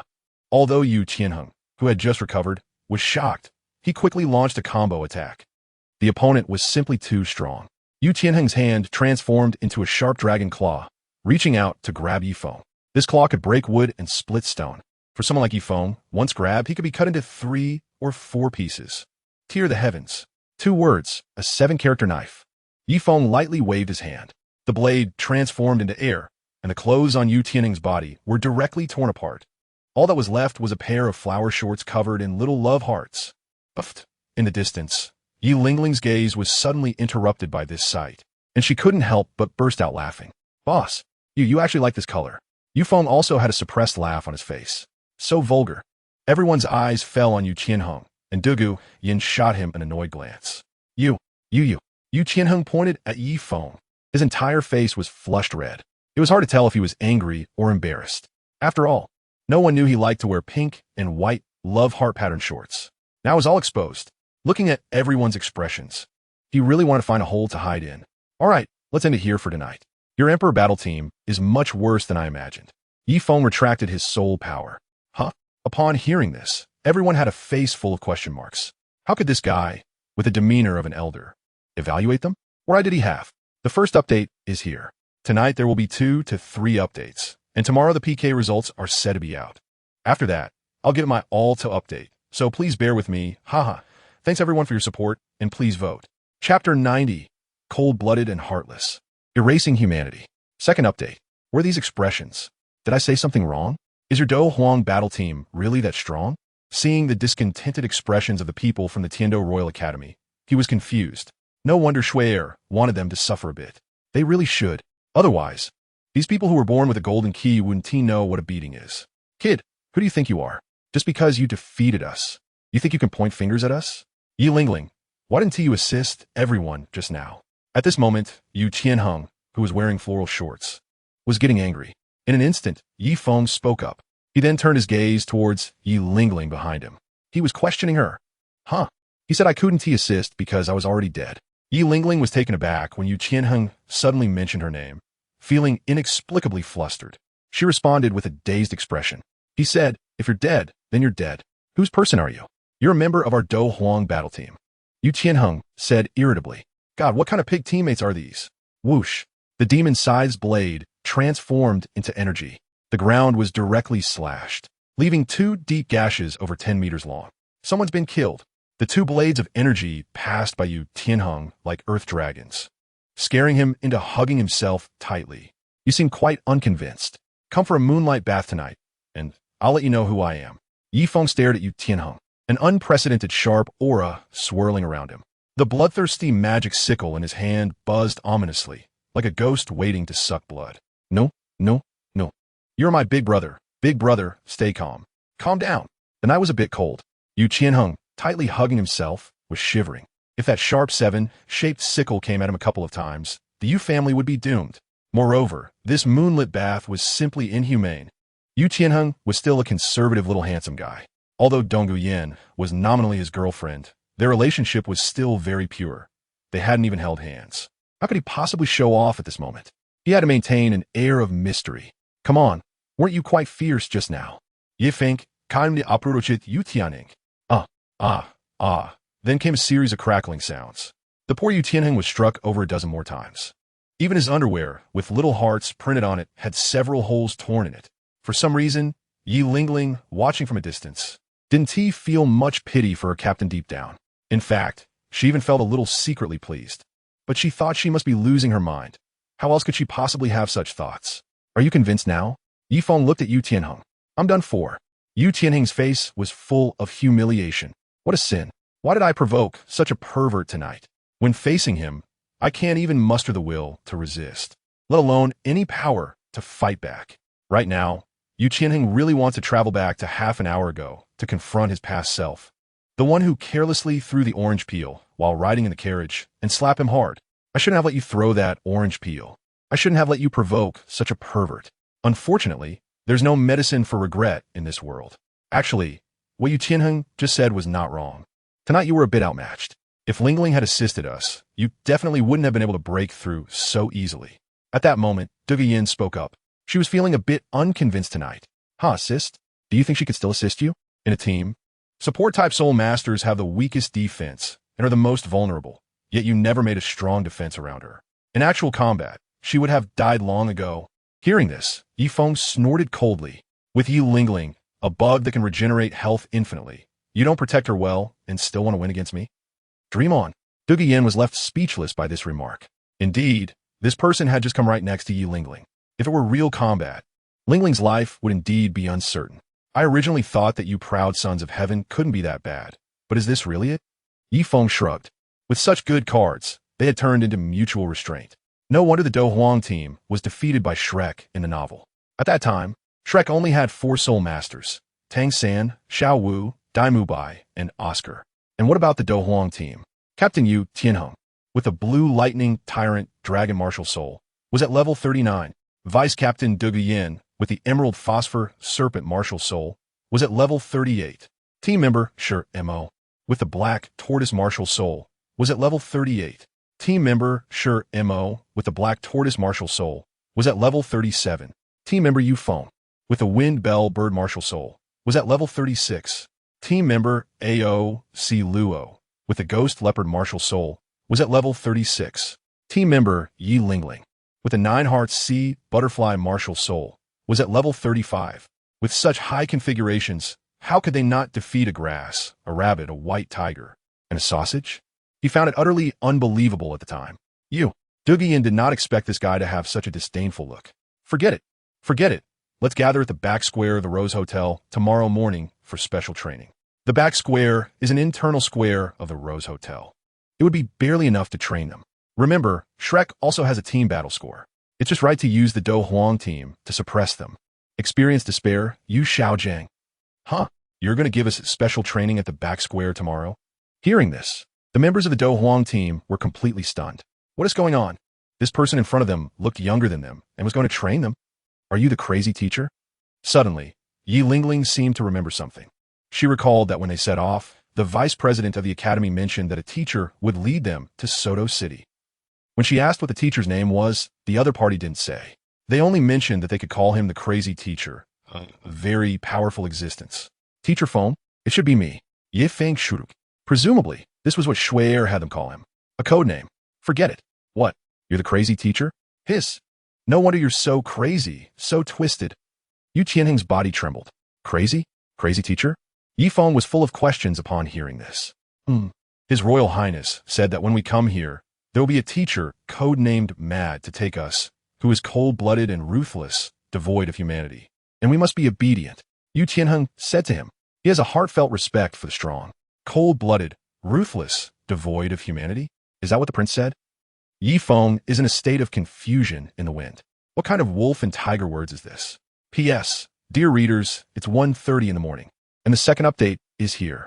Today is Monday, a new week. Please vote, and don't let it drop off the charts. Thank you all. Yuxiao, Ohaha Chapter 91. Shrek's perverted training first update the next morning in the back square of the Rose Hotel. Instructor, everyone has gathered in the back square. We can start the class. Yu Qianheng shouted at this moment. Yi Feng expended a bit of his soul power last night and finally corrected the title that the Tiando Royal Academy had for him. He also changed the students' cold and ruthless impression of him from last night into one of kindness, love, and immense thoughtfulness. It seems everyone is in good spirits today. So let's line up as you originally planned. This morning, we will first conduct a practical battle. At that moment, Yi Feng said, a practical battle. Upon hearing this, everyone felt deflated like a punctured ball, each face filled with bitterness. Who wants to fight this freak? It's purely seeking punishment, okay? What's wrong? Suddenly, Yi Feng's voice turned cold. Instructor, why don't you just teach us some combat techniques directly? Last night, the 7 of us weren't even enough for you. And fighting again today is just looking for punishment, right? Yu Qianheng's face turned into a bitter melon expression, looking quite helpless. Oh, is that so? Well, that's fine. Yi Feng nodded. Instructor, is it really possible? Upon hearing this, Yu Qianheng's eyes lit up. Great. Finally, he wouldn't have to be beaten anymore. Of course. What color are you wearing today? Suddenly, Yi Feng said this out of the blue. Huh? Yu Qianheng felt inexplicably cold in his lower body upon hearing this. His legs unconsciously turned inward. Is there anyone else who isn't preparing for the team battle today? Little foolish dragon counts as one. Yi Feng asked everyone present. Who wants to participate? The students from the Tiando Royal Academy panicked one by one. Who knew what this kind-hearted, loving, and incredibly considerate instructor would do to them? They immediately shouted out that they wanted to participate. Instructor, I want to join too. Yu Qianheng, beside him, was flustered. He was afraid that this crazy instructor might accidentally go too far, and that would be the end for them. At their age and with their soul ring configuration, could they really compete with the blue electric Tyrannosaurus Rex family? He had heard his grandfather mention more than once that there are always people better than you. Moreover, this instructor was personally invited by Prince Shuqinghe. That's more like it. I'll give you 2 minutes to discuss your formation. If the same mistake as last night happens again, you will bear the consequences. Yi Feng's voice fell, and he immediately sat down on a small chair in the back square. The students of the Tiando Royal Academy were present. The incident last night involved an auxiliary system soul master. So today we must prioritize protecting the auxiliary system soul masters. Yu Qianheng said to everyone. I agree. Sure, Mo nodded. The others felt the same. Then today, let's focus on defense and not take the initiative. Du Guyan said. At this moment, on the other side of Soto City, in Shrek Academy, at 6 in the morning, everyone was still half asleep when the master burst into their dormitory. By now, at 8 o'clock, everyone was still busy. They hadn't even had breakfast. Dai Mubai, you're too slow. Speed it up. The master shouted at Dai Mubai. Master, this 600 pounds is really too much for a person to bear. Dai Mubai felt like he was carrying a mountain on his back. His shoulders were already bleeding. Last week, carrying 300 pounds nearly killed him. This morning, he woke up and was immediately tasked with 600 pounds. He had to run 20 kilometers before he could eat breakfast. It was simply unbearable. Not bearable. If you lose again today, your homes will be taken away. Hurry up, you still have 5 kilometers. The master shouted at Dai Mubai. Suddenly, at that moment, a boy in blue walked by. The stone on his back was big and heavy. Tired? Last night, your teacher was even more exhausted. Hurry up. The master leaned in. This person was none other than Tang San. Tang San's steps were heavy, mainly because he was carrying 700 pounds of stone. That was a full 100 pounds heavier than Dai Mubai. After 15 kilometers, he was almost on the verge of collapse. Yes, Tang San gritted his teeth. His muscles tense as he charged forward again. Tonight's battle, they must win no matter what. Thus, the Shrek students each ran past the master. Xiaogang, do you think this will work? Suddenly, Flinder came over. He saw that both Tang San and Dai Mubai had blood marks on their shoulders. At this rate, they might develop problems. The training method I designed is definitely effective. Tonight, just watch them turn the tables. The master replied. Although getting up at 6 in the morning was tough, such crazy training could leave everyone injured. But to win the bet, he was willing to do anything. Moreover, these kids would surely be happy for the qualitative leap in just 1 week. All right, but what about our money? Flinder's expression became even more bitter. The medicinal materials the master wanted today were all of high value. This directly wiped out 3 months of the Academy's expenses. Don't worry, tonight's results will amaze everyone. The master said. However, the money earned from winning the battle seems a bit insufficient given this expenditure. Flinder said helplessly. After all, 1 day's expense was equivalent to 3 months. Who can bear that? Actually, I have about 20,000 gold coins here. The master said. After all, He was the former heir of the Blue Lightning Tyrant Dragon family. He had hardly spent a penny during his years at Notting Academy, so he had saved quite a bit of wealth. What, you have that much money? Then what are you waiting for? Take it out and invest in these kids. If I keep doing this, the academy won't last until the day after tomorrow. Flinder's eyes lit up when he heard the master mention having 20,000 in wealth. Don't rush.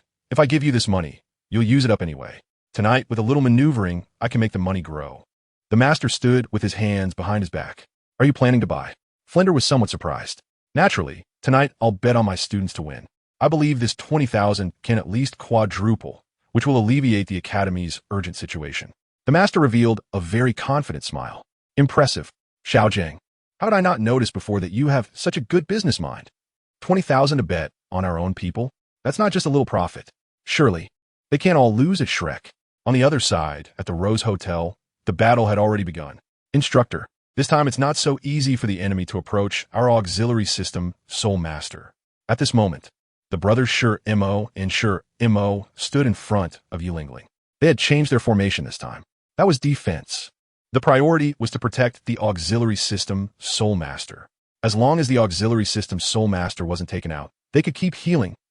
P.S. The first update has arrived, our book PK has passed, and the third round will begin tomorrow, with 4 updates resuming. Everyone, please vote more. Let's go, everyone. Let's break into the top 5. Chapter 92. 2 tips from the system. First update. Thus, standing invincibly, there has indeed been progress, but Yifeng's mouth slightly curled up. Suddenly a delicate voice rang out. Ling Ling, classmate. The brothers Shi Mo and Shi Mo, standing in front of Yi Ling Ling, were completely stunned upon seeing the auxiliary soul master being taken away again. What is going on? You two defensive soul masters. Your reaction speed is too slow. Yi Feng said. Everyone attack. It's a fight to the death. Without the support-type soul masters, it would be like losing the follow-up supplies. At this moment, Yu Qianheng shouted directly at the crowd. Yes, the 2 brothers Shi Mo and Shi Mo, who were originally at the back, quickly moved to the front. The Dohuang battle team also changed their original combat philosophy, turning from defense to offense. Altogether, even better. Yifeng's left foot shone with a light. Unlike last night's exhaustion, he was now full of energy. What? Osro, be careful of Yifeng. Yu Qianheng missed his target. He noticed that the gentle and considerate instructor was rushing towards Yifeng and Osro.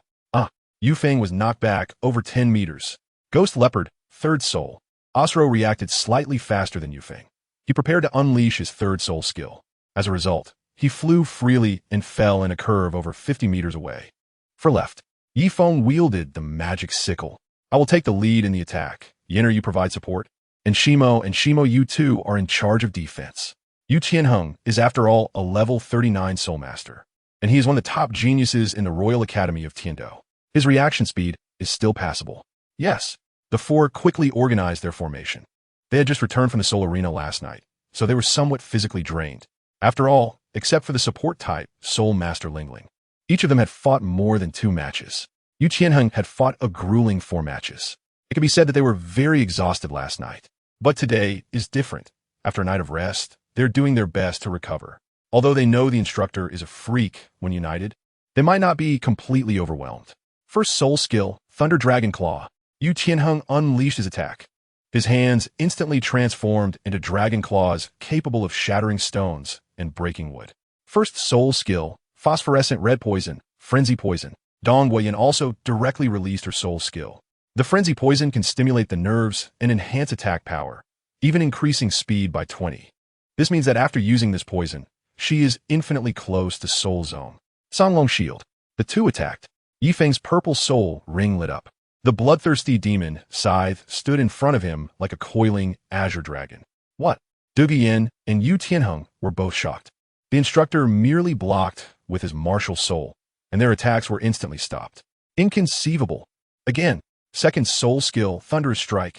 Yu Tianheng quickly unleashed his second soul skill. Violent electric shocks filled the entire rear square. Deputy Captain. The 2 brothers, Shi Mo and Shi Mo, shouted simultaneously. 2 turtle shields blocked in front. Du Guiyin quickly retreated. Because she had witnessed this attack before, the destructive power was extremely strong. Zizizizi. The square emitted dazzling light. Some vegetation was directly charred to ashes. Yu Qianheng revealed a long-lost smile.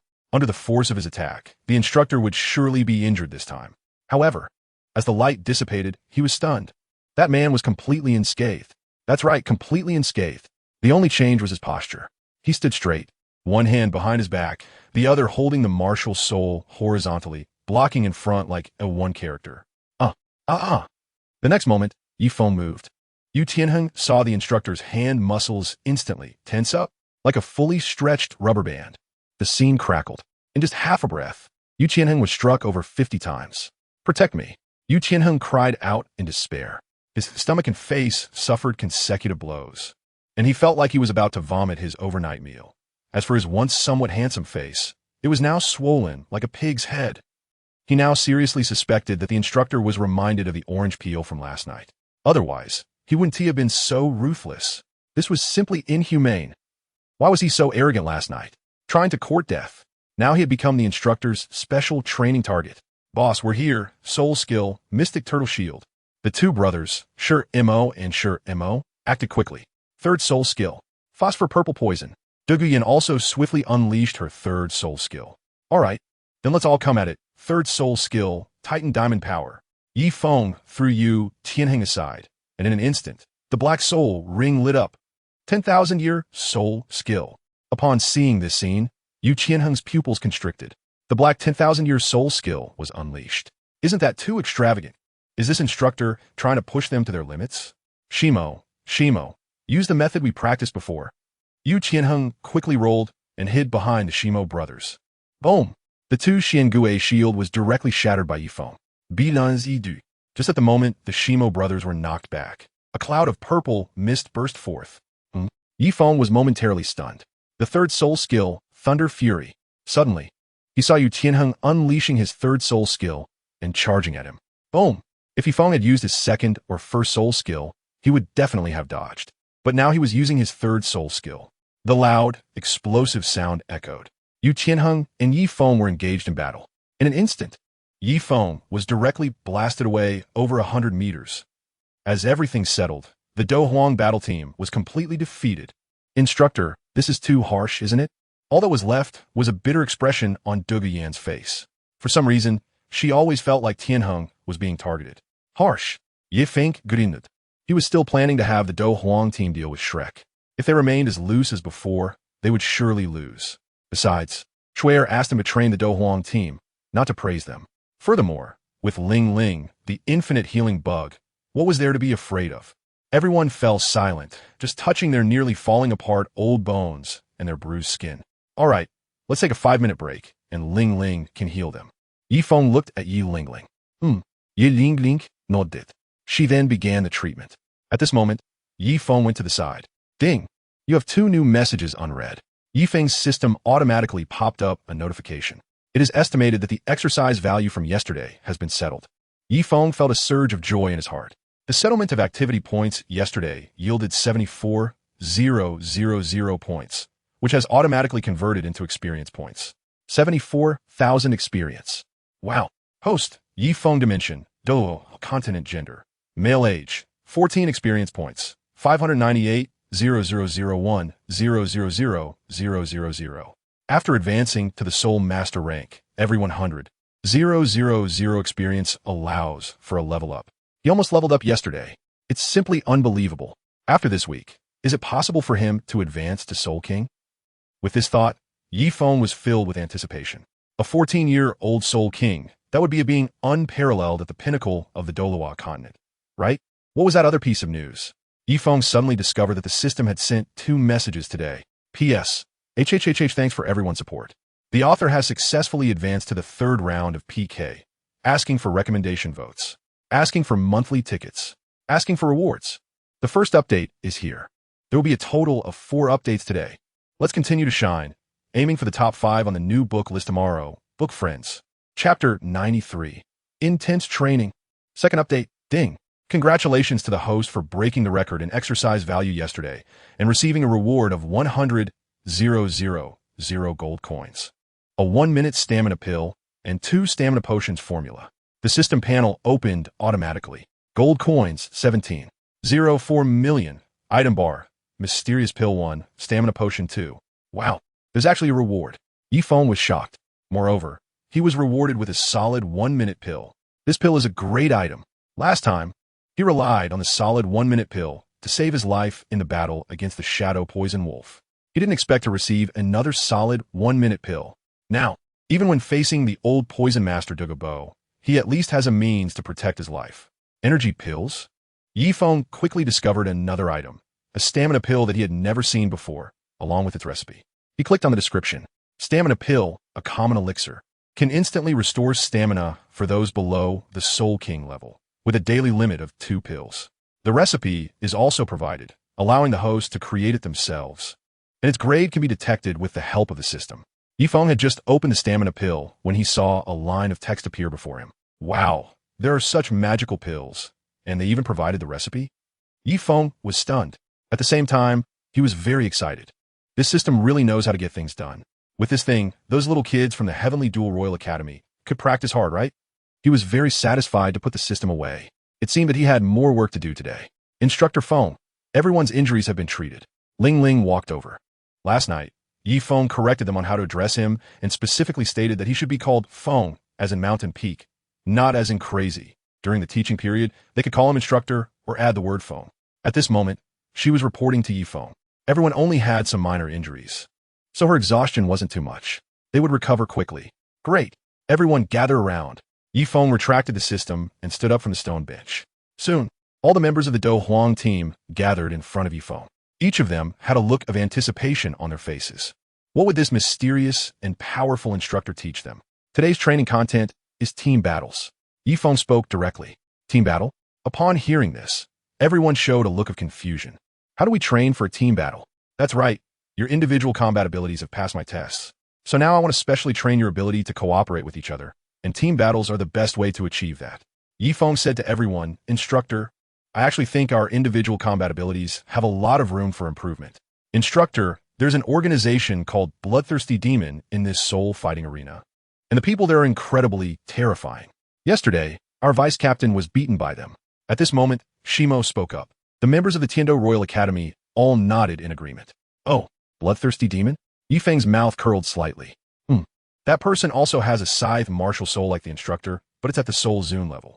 I want to learn the techniques to defeat him. Du Guyan spoke up. She really wanted to defeat that guy called Bloodthirsty Demon number 2. This week, all of your energy should be focused on team battles. Try to participate as little as possible in solo or duo competitions. And as for the Bloodthirsty Demon, let's put that aside for now. There will be opportunities. Yi Feng spoke up. Teaching others to defeat themselves, this is a skill he cannot impart. Understood. Although everyone felt a bit confused, since the instructor arranged it this way, they thought there must be a reason behind it. It was probably to start from the overall picture and gradually improve. Very well, let me first outline today's training plan, which is divided into 2 parts. The first is formations, and the second is combat techniques. I will help you maximize your abilities in the shortest time possible.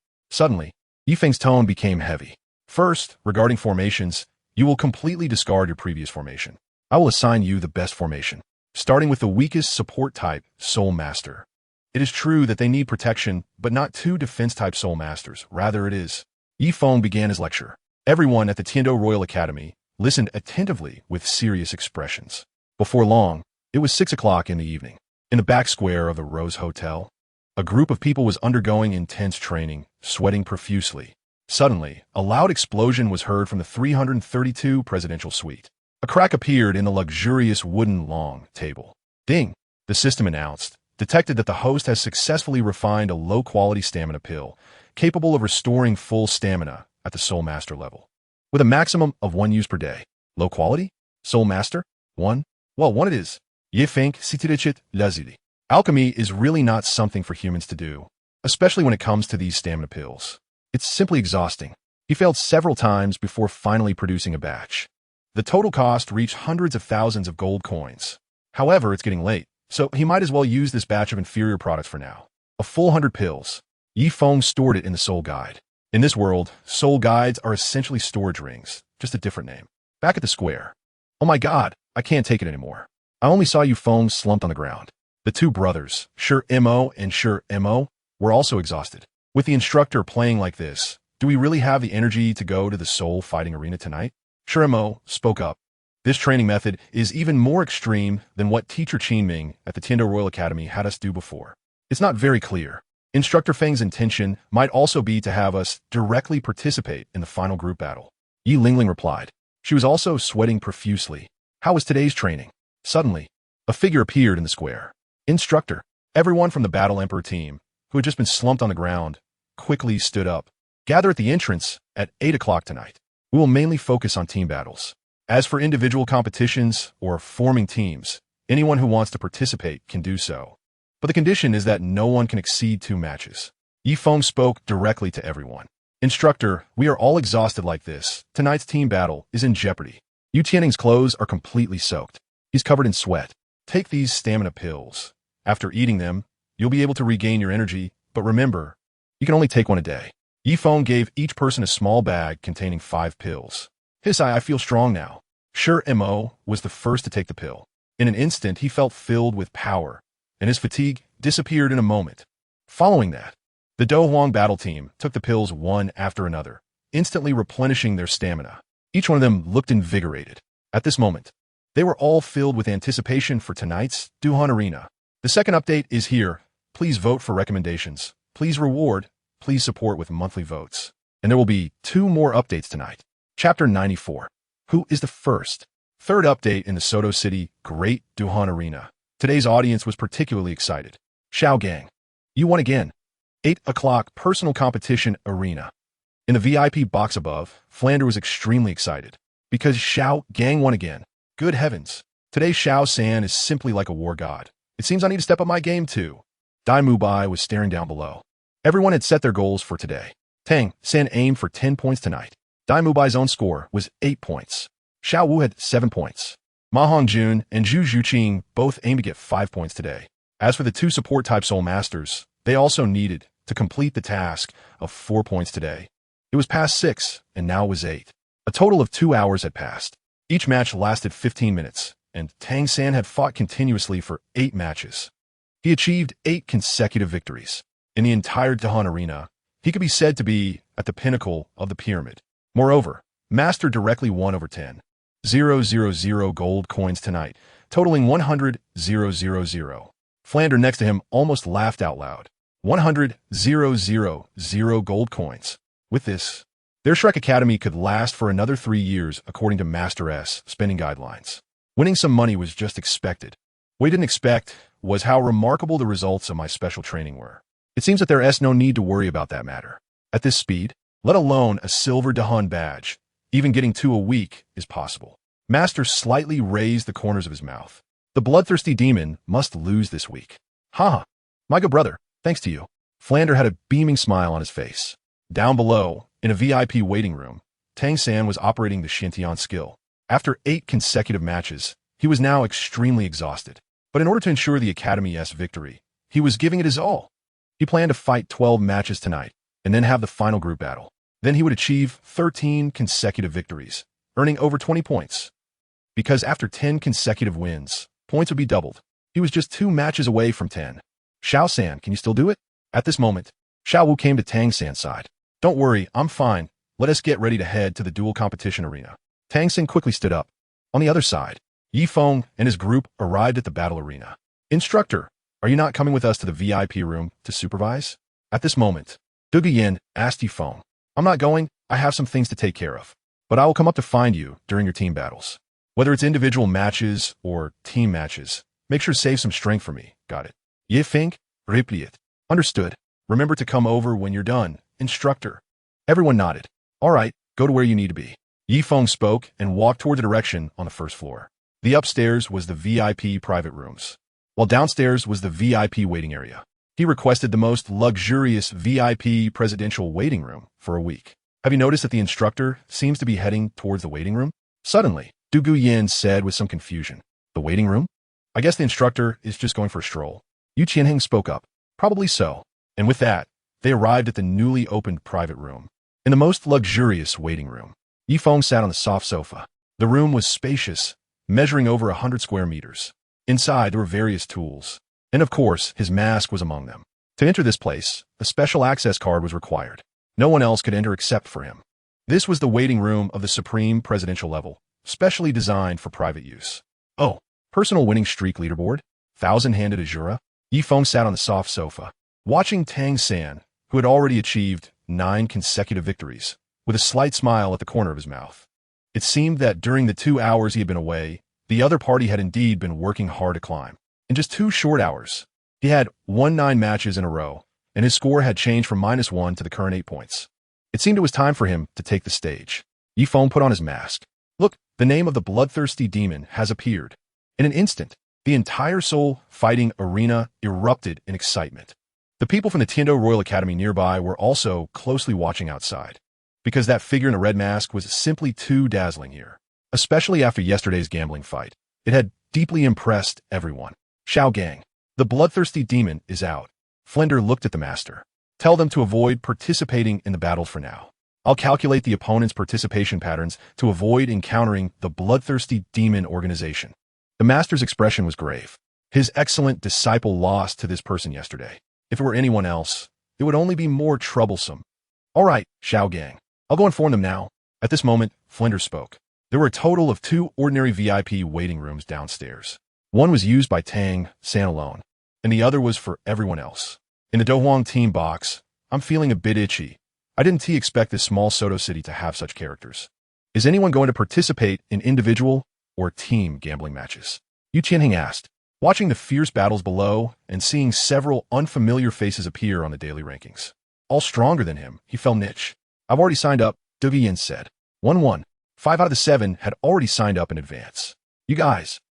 Yu Qianheng looked bewildered. Is it absurd that with a coach, we don't need the original captain? However, he didn't delay and quickly signed up as well. Time passed quietly. 2 hours went by in the blink of an eye. In these 2 hours, the audience in the soul-fighting arena doubled. Word spread quickly. Everyone wanted to see this mysterious bloodthirsty demon and the bloodthirsty demon organization. Of course, tonight's rising star was also very eye-catching. That is Qinsho Azura. The business-savvy soul-fighting arena even opened a betting platform for the bloodthirsty demon and Qinsho Azura. Simply put, it was betting on who would rank first on the daily leaderboard today. Qinsho Azura was at 10-1, and bloodthirsty demon was at 1-1. Everyone was eager to place their bets. The bloodthirsty demon is catching up. Qinsho Azura has won 11 matches in a row.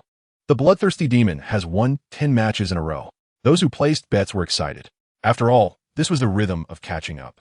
They really didn't know who the next opponent would be. Upstairs, Xiaogang, I didn't expect that according to your calculations, everyone really avoided the bloodthirsty demon tonight. Flender looked extremely excited. The others also returned to the box. Even Tang San was the same, because they only had to wait for the last battle before the team fight. Of course, I've already figured out their tricks. Those who Haven T completed their task should continue to sign up according to what I said. The master still wore a very confident smile. P.S. Here comes the 3rd update. There will be a 4th update as well. The author will try to update around 1 a.m. Chapter 95. The Proud Master. 4th update. MHM. The Shrek team began to sign up according to the master's method. They all signed up for the expedited matches, which were 5 minutes long. Because after the master's research, the bloodthirsty demon organization avoided overlaps in matches, with the shortest interval being 5 minutes and the longest being 15 minutes. So, as long as they signed up right after the opponent had just won, they would definitely not run into them. Sure enough, tonight everyone didn't encounter the bloodthirsty demon, and the results were unprecedentedly rich. Tang San had now won 11 matches and earned 13 points. Dai Mubai had won 7 matches, and with yesterday's points, he also had 13 now. As for Xiao Wu and Zhu Zhuqing, they were basically very close to today's goal. At this rate, the Academy wouldn't need to worry about being taken over by others. Xiao San, remember to save some energy for later. As long as we complete the last team battle today, we'll be fine. The master looked at everyone who had signed up. He then said, MHM, don't worry. Teacher. Tang San nodded. On the other side, Feng returned to the resting room after winning. He hadn't encountered anyone from Shrek Academy in these 2 hours. Could it be that data organizer you had integrated some data again? He felt a bit frustrated. According to the chaotic registration method from last night, he should have at least run into someone from Shrek Academy once or twice. But he never expected that tonight he hadn't encountered any at all. It was truly unbelievable. Since that was the case, he decided to try signing up for a match without any intervals and play around with some counter strategies. Feng slightly raised the corner of his mouth and directly registered. Soon, his name appeared on the big screen. He didn't switch to another account, because today he was focused on scoring points with the bloodthirsty demon account. The other smaller accounts would just play about 3 or 4 matches each. After all, he arrived 2 hours late today, so it was impossible to play 53 matches like yesterday. Dear audience friends, the 8 contestants on the idol arenas have already started rocking. Will you get to see the bloodthirsty demon and the thousand-handed Azura battle against each other again like yesterday? Come on, let us count down from 3 to 1 and shout stop. To attract viewers, the Dawn Arena has specially changed the rules tonight. The registered contestants' avatars were flashing, somewhat resembling a dynamic image for selecting a wife. Haha, the bloodthirsty demon versus the thousand-handed Azura? That 1T happened. With me from Shrek Academy here. You can forget about meeting any of them. Hearing this, Master snorted coldly. Everything had been meticulously calculated by him. Bang, bang, bang. At that moment, a sound came from the entrance. Kumin, Master spoke in a flat tone. 2 team leaders from Shrek Academy. Here are the gold coins from just now. A total of 100,000. It turned out to be the beautiful manager from the casino, who came up holding a gold card and handed it to Master. Tonight, Master had bet blindly on the Shrek members. And tonight, all Shrek members won. Therefore, Master made a fortune. He actually earned 100,000 gold coins. Master, you're amazing. You're simply my idol, Ma Hongjun. Master stood confidently with his hands behind his back. Ma Hongjun looked at him as if he were gazing at a radiant giant. The number of these gold coins is just too tempting. Keep betting blindly. 50,000 gold coins on the evil white tiger and 50,000 gold coins on the thousand-handed Azura. Master, with a proud expression, confidently said, without even taking the gold card, blind betting is a special gambling method where you choose a favorite contestant and directly bet on them winning or losing without knowing who their opponent is. If you guess right, the bet doubles. Xiaogang, isn't this too risky? That is 100,000 gold coins. Should we leave 1 or 2,000 behind? When Fran heard that the money hadn't even been secured yet and was going to be used for betting again, he immediately looked pained. Fran, you can't catch the wolf without risking the child. Since I can turn 20,000 gold coins into 100,000, how hard can it be to turn it into 200,000? Just trust me. Master stood confidently. His face always wore a self-assured expression. Mainly, in the entire Dawn Arena, there were hardly any Soul Master level contestants who could defeat his direct disciples Tang San and Dai Mubai. Of course, the bloodthirsty demon organization doesn't count, but he had already studied their appearance rules. They definitely wouldn't team meet. All right, but next time we can't gamble this money. I'm really afraid that if we're not careful. Fren looked like he was about to suffocate with pain. Soon, a betting receipt was printed out. Stop. A voice came from afar. The Dawn Arena's enormous crystal screen divided into 8 parts. What? At the moment the image froze, everyone from Shrek was stunned. I can't take it anymore. I felt something was wrong while writing and ended up writing until over 2 o'clock. Finally, I delivered the 4th update. And the author can sleep now. Please vote for recommendations, monthly votes, and rewards. This week the ranking has dropped by 20 places. It's terrible. Chapter 96. Hit. Hit hard. First update. Dai Mubai faces the bloodthirsty demon. Everyone from Shrek rubbed their eyes. This can't be true. Didn't Team Master calculate everything? And he guaranteed that they would definitely not meet the bloodthirsty demon. No need to be surprised. It's probably because the bloodthirsty demon organization disrupted the rules, which is why Mubai encountered the bloodthirsty demon. Seeing everyone staring at him, Master spoke. Xiaogang, if Mubai faces the bloodthirsty demon, 1T he lose for sure. Fran was like an ant on a hot pan. That a whole 50,000 gold coins. Just thinking about losing made him feel suffocated with a blank mind. You don't have to be too pessimistic. Actually, Mubai facing the bloodthirsty demon might not necessarily mean he will lose. Master spoke mysteriously. Fran was shocked. Could it be that Xiaogang discovered the weakness of the bloodthirsty demon? After today's special training, Mubai's stamina has already far surpassed that of the bloodthirsty demon. You can exert all your strength later. Master didn't pay attention to Fran's surprise and directly spoke to Dai Mubai. Today's training in the morning, followed by an entire afternoon in a medicinal bath. From Xiao San's impressive performance, winning 8 matches in 2 hours and 11 matches in 4 hours, you can see how impressive the training results of this day are. I believe Mubai will be fine. I understand, Master. I will do my best. Dai Mubai's eyes sparkled with determination. Tang San faces the bloodthirsty demon, and Xiao Wu faces him. Dai Mubai has long been looking forward to this moment. Mubai isn't just trying. He must win.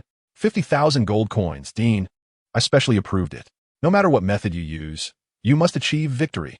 Franz said to Dai Mubai. Thinking about the 50,000 gold coins possibly falling into someone else's pocket made him feel suffocated with pain. Okay, I will, Dean. Dai Mubai nodded. He absolutely cannot lose. All right, let us proceed happily.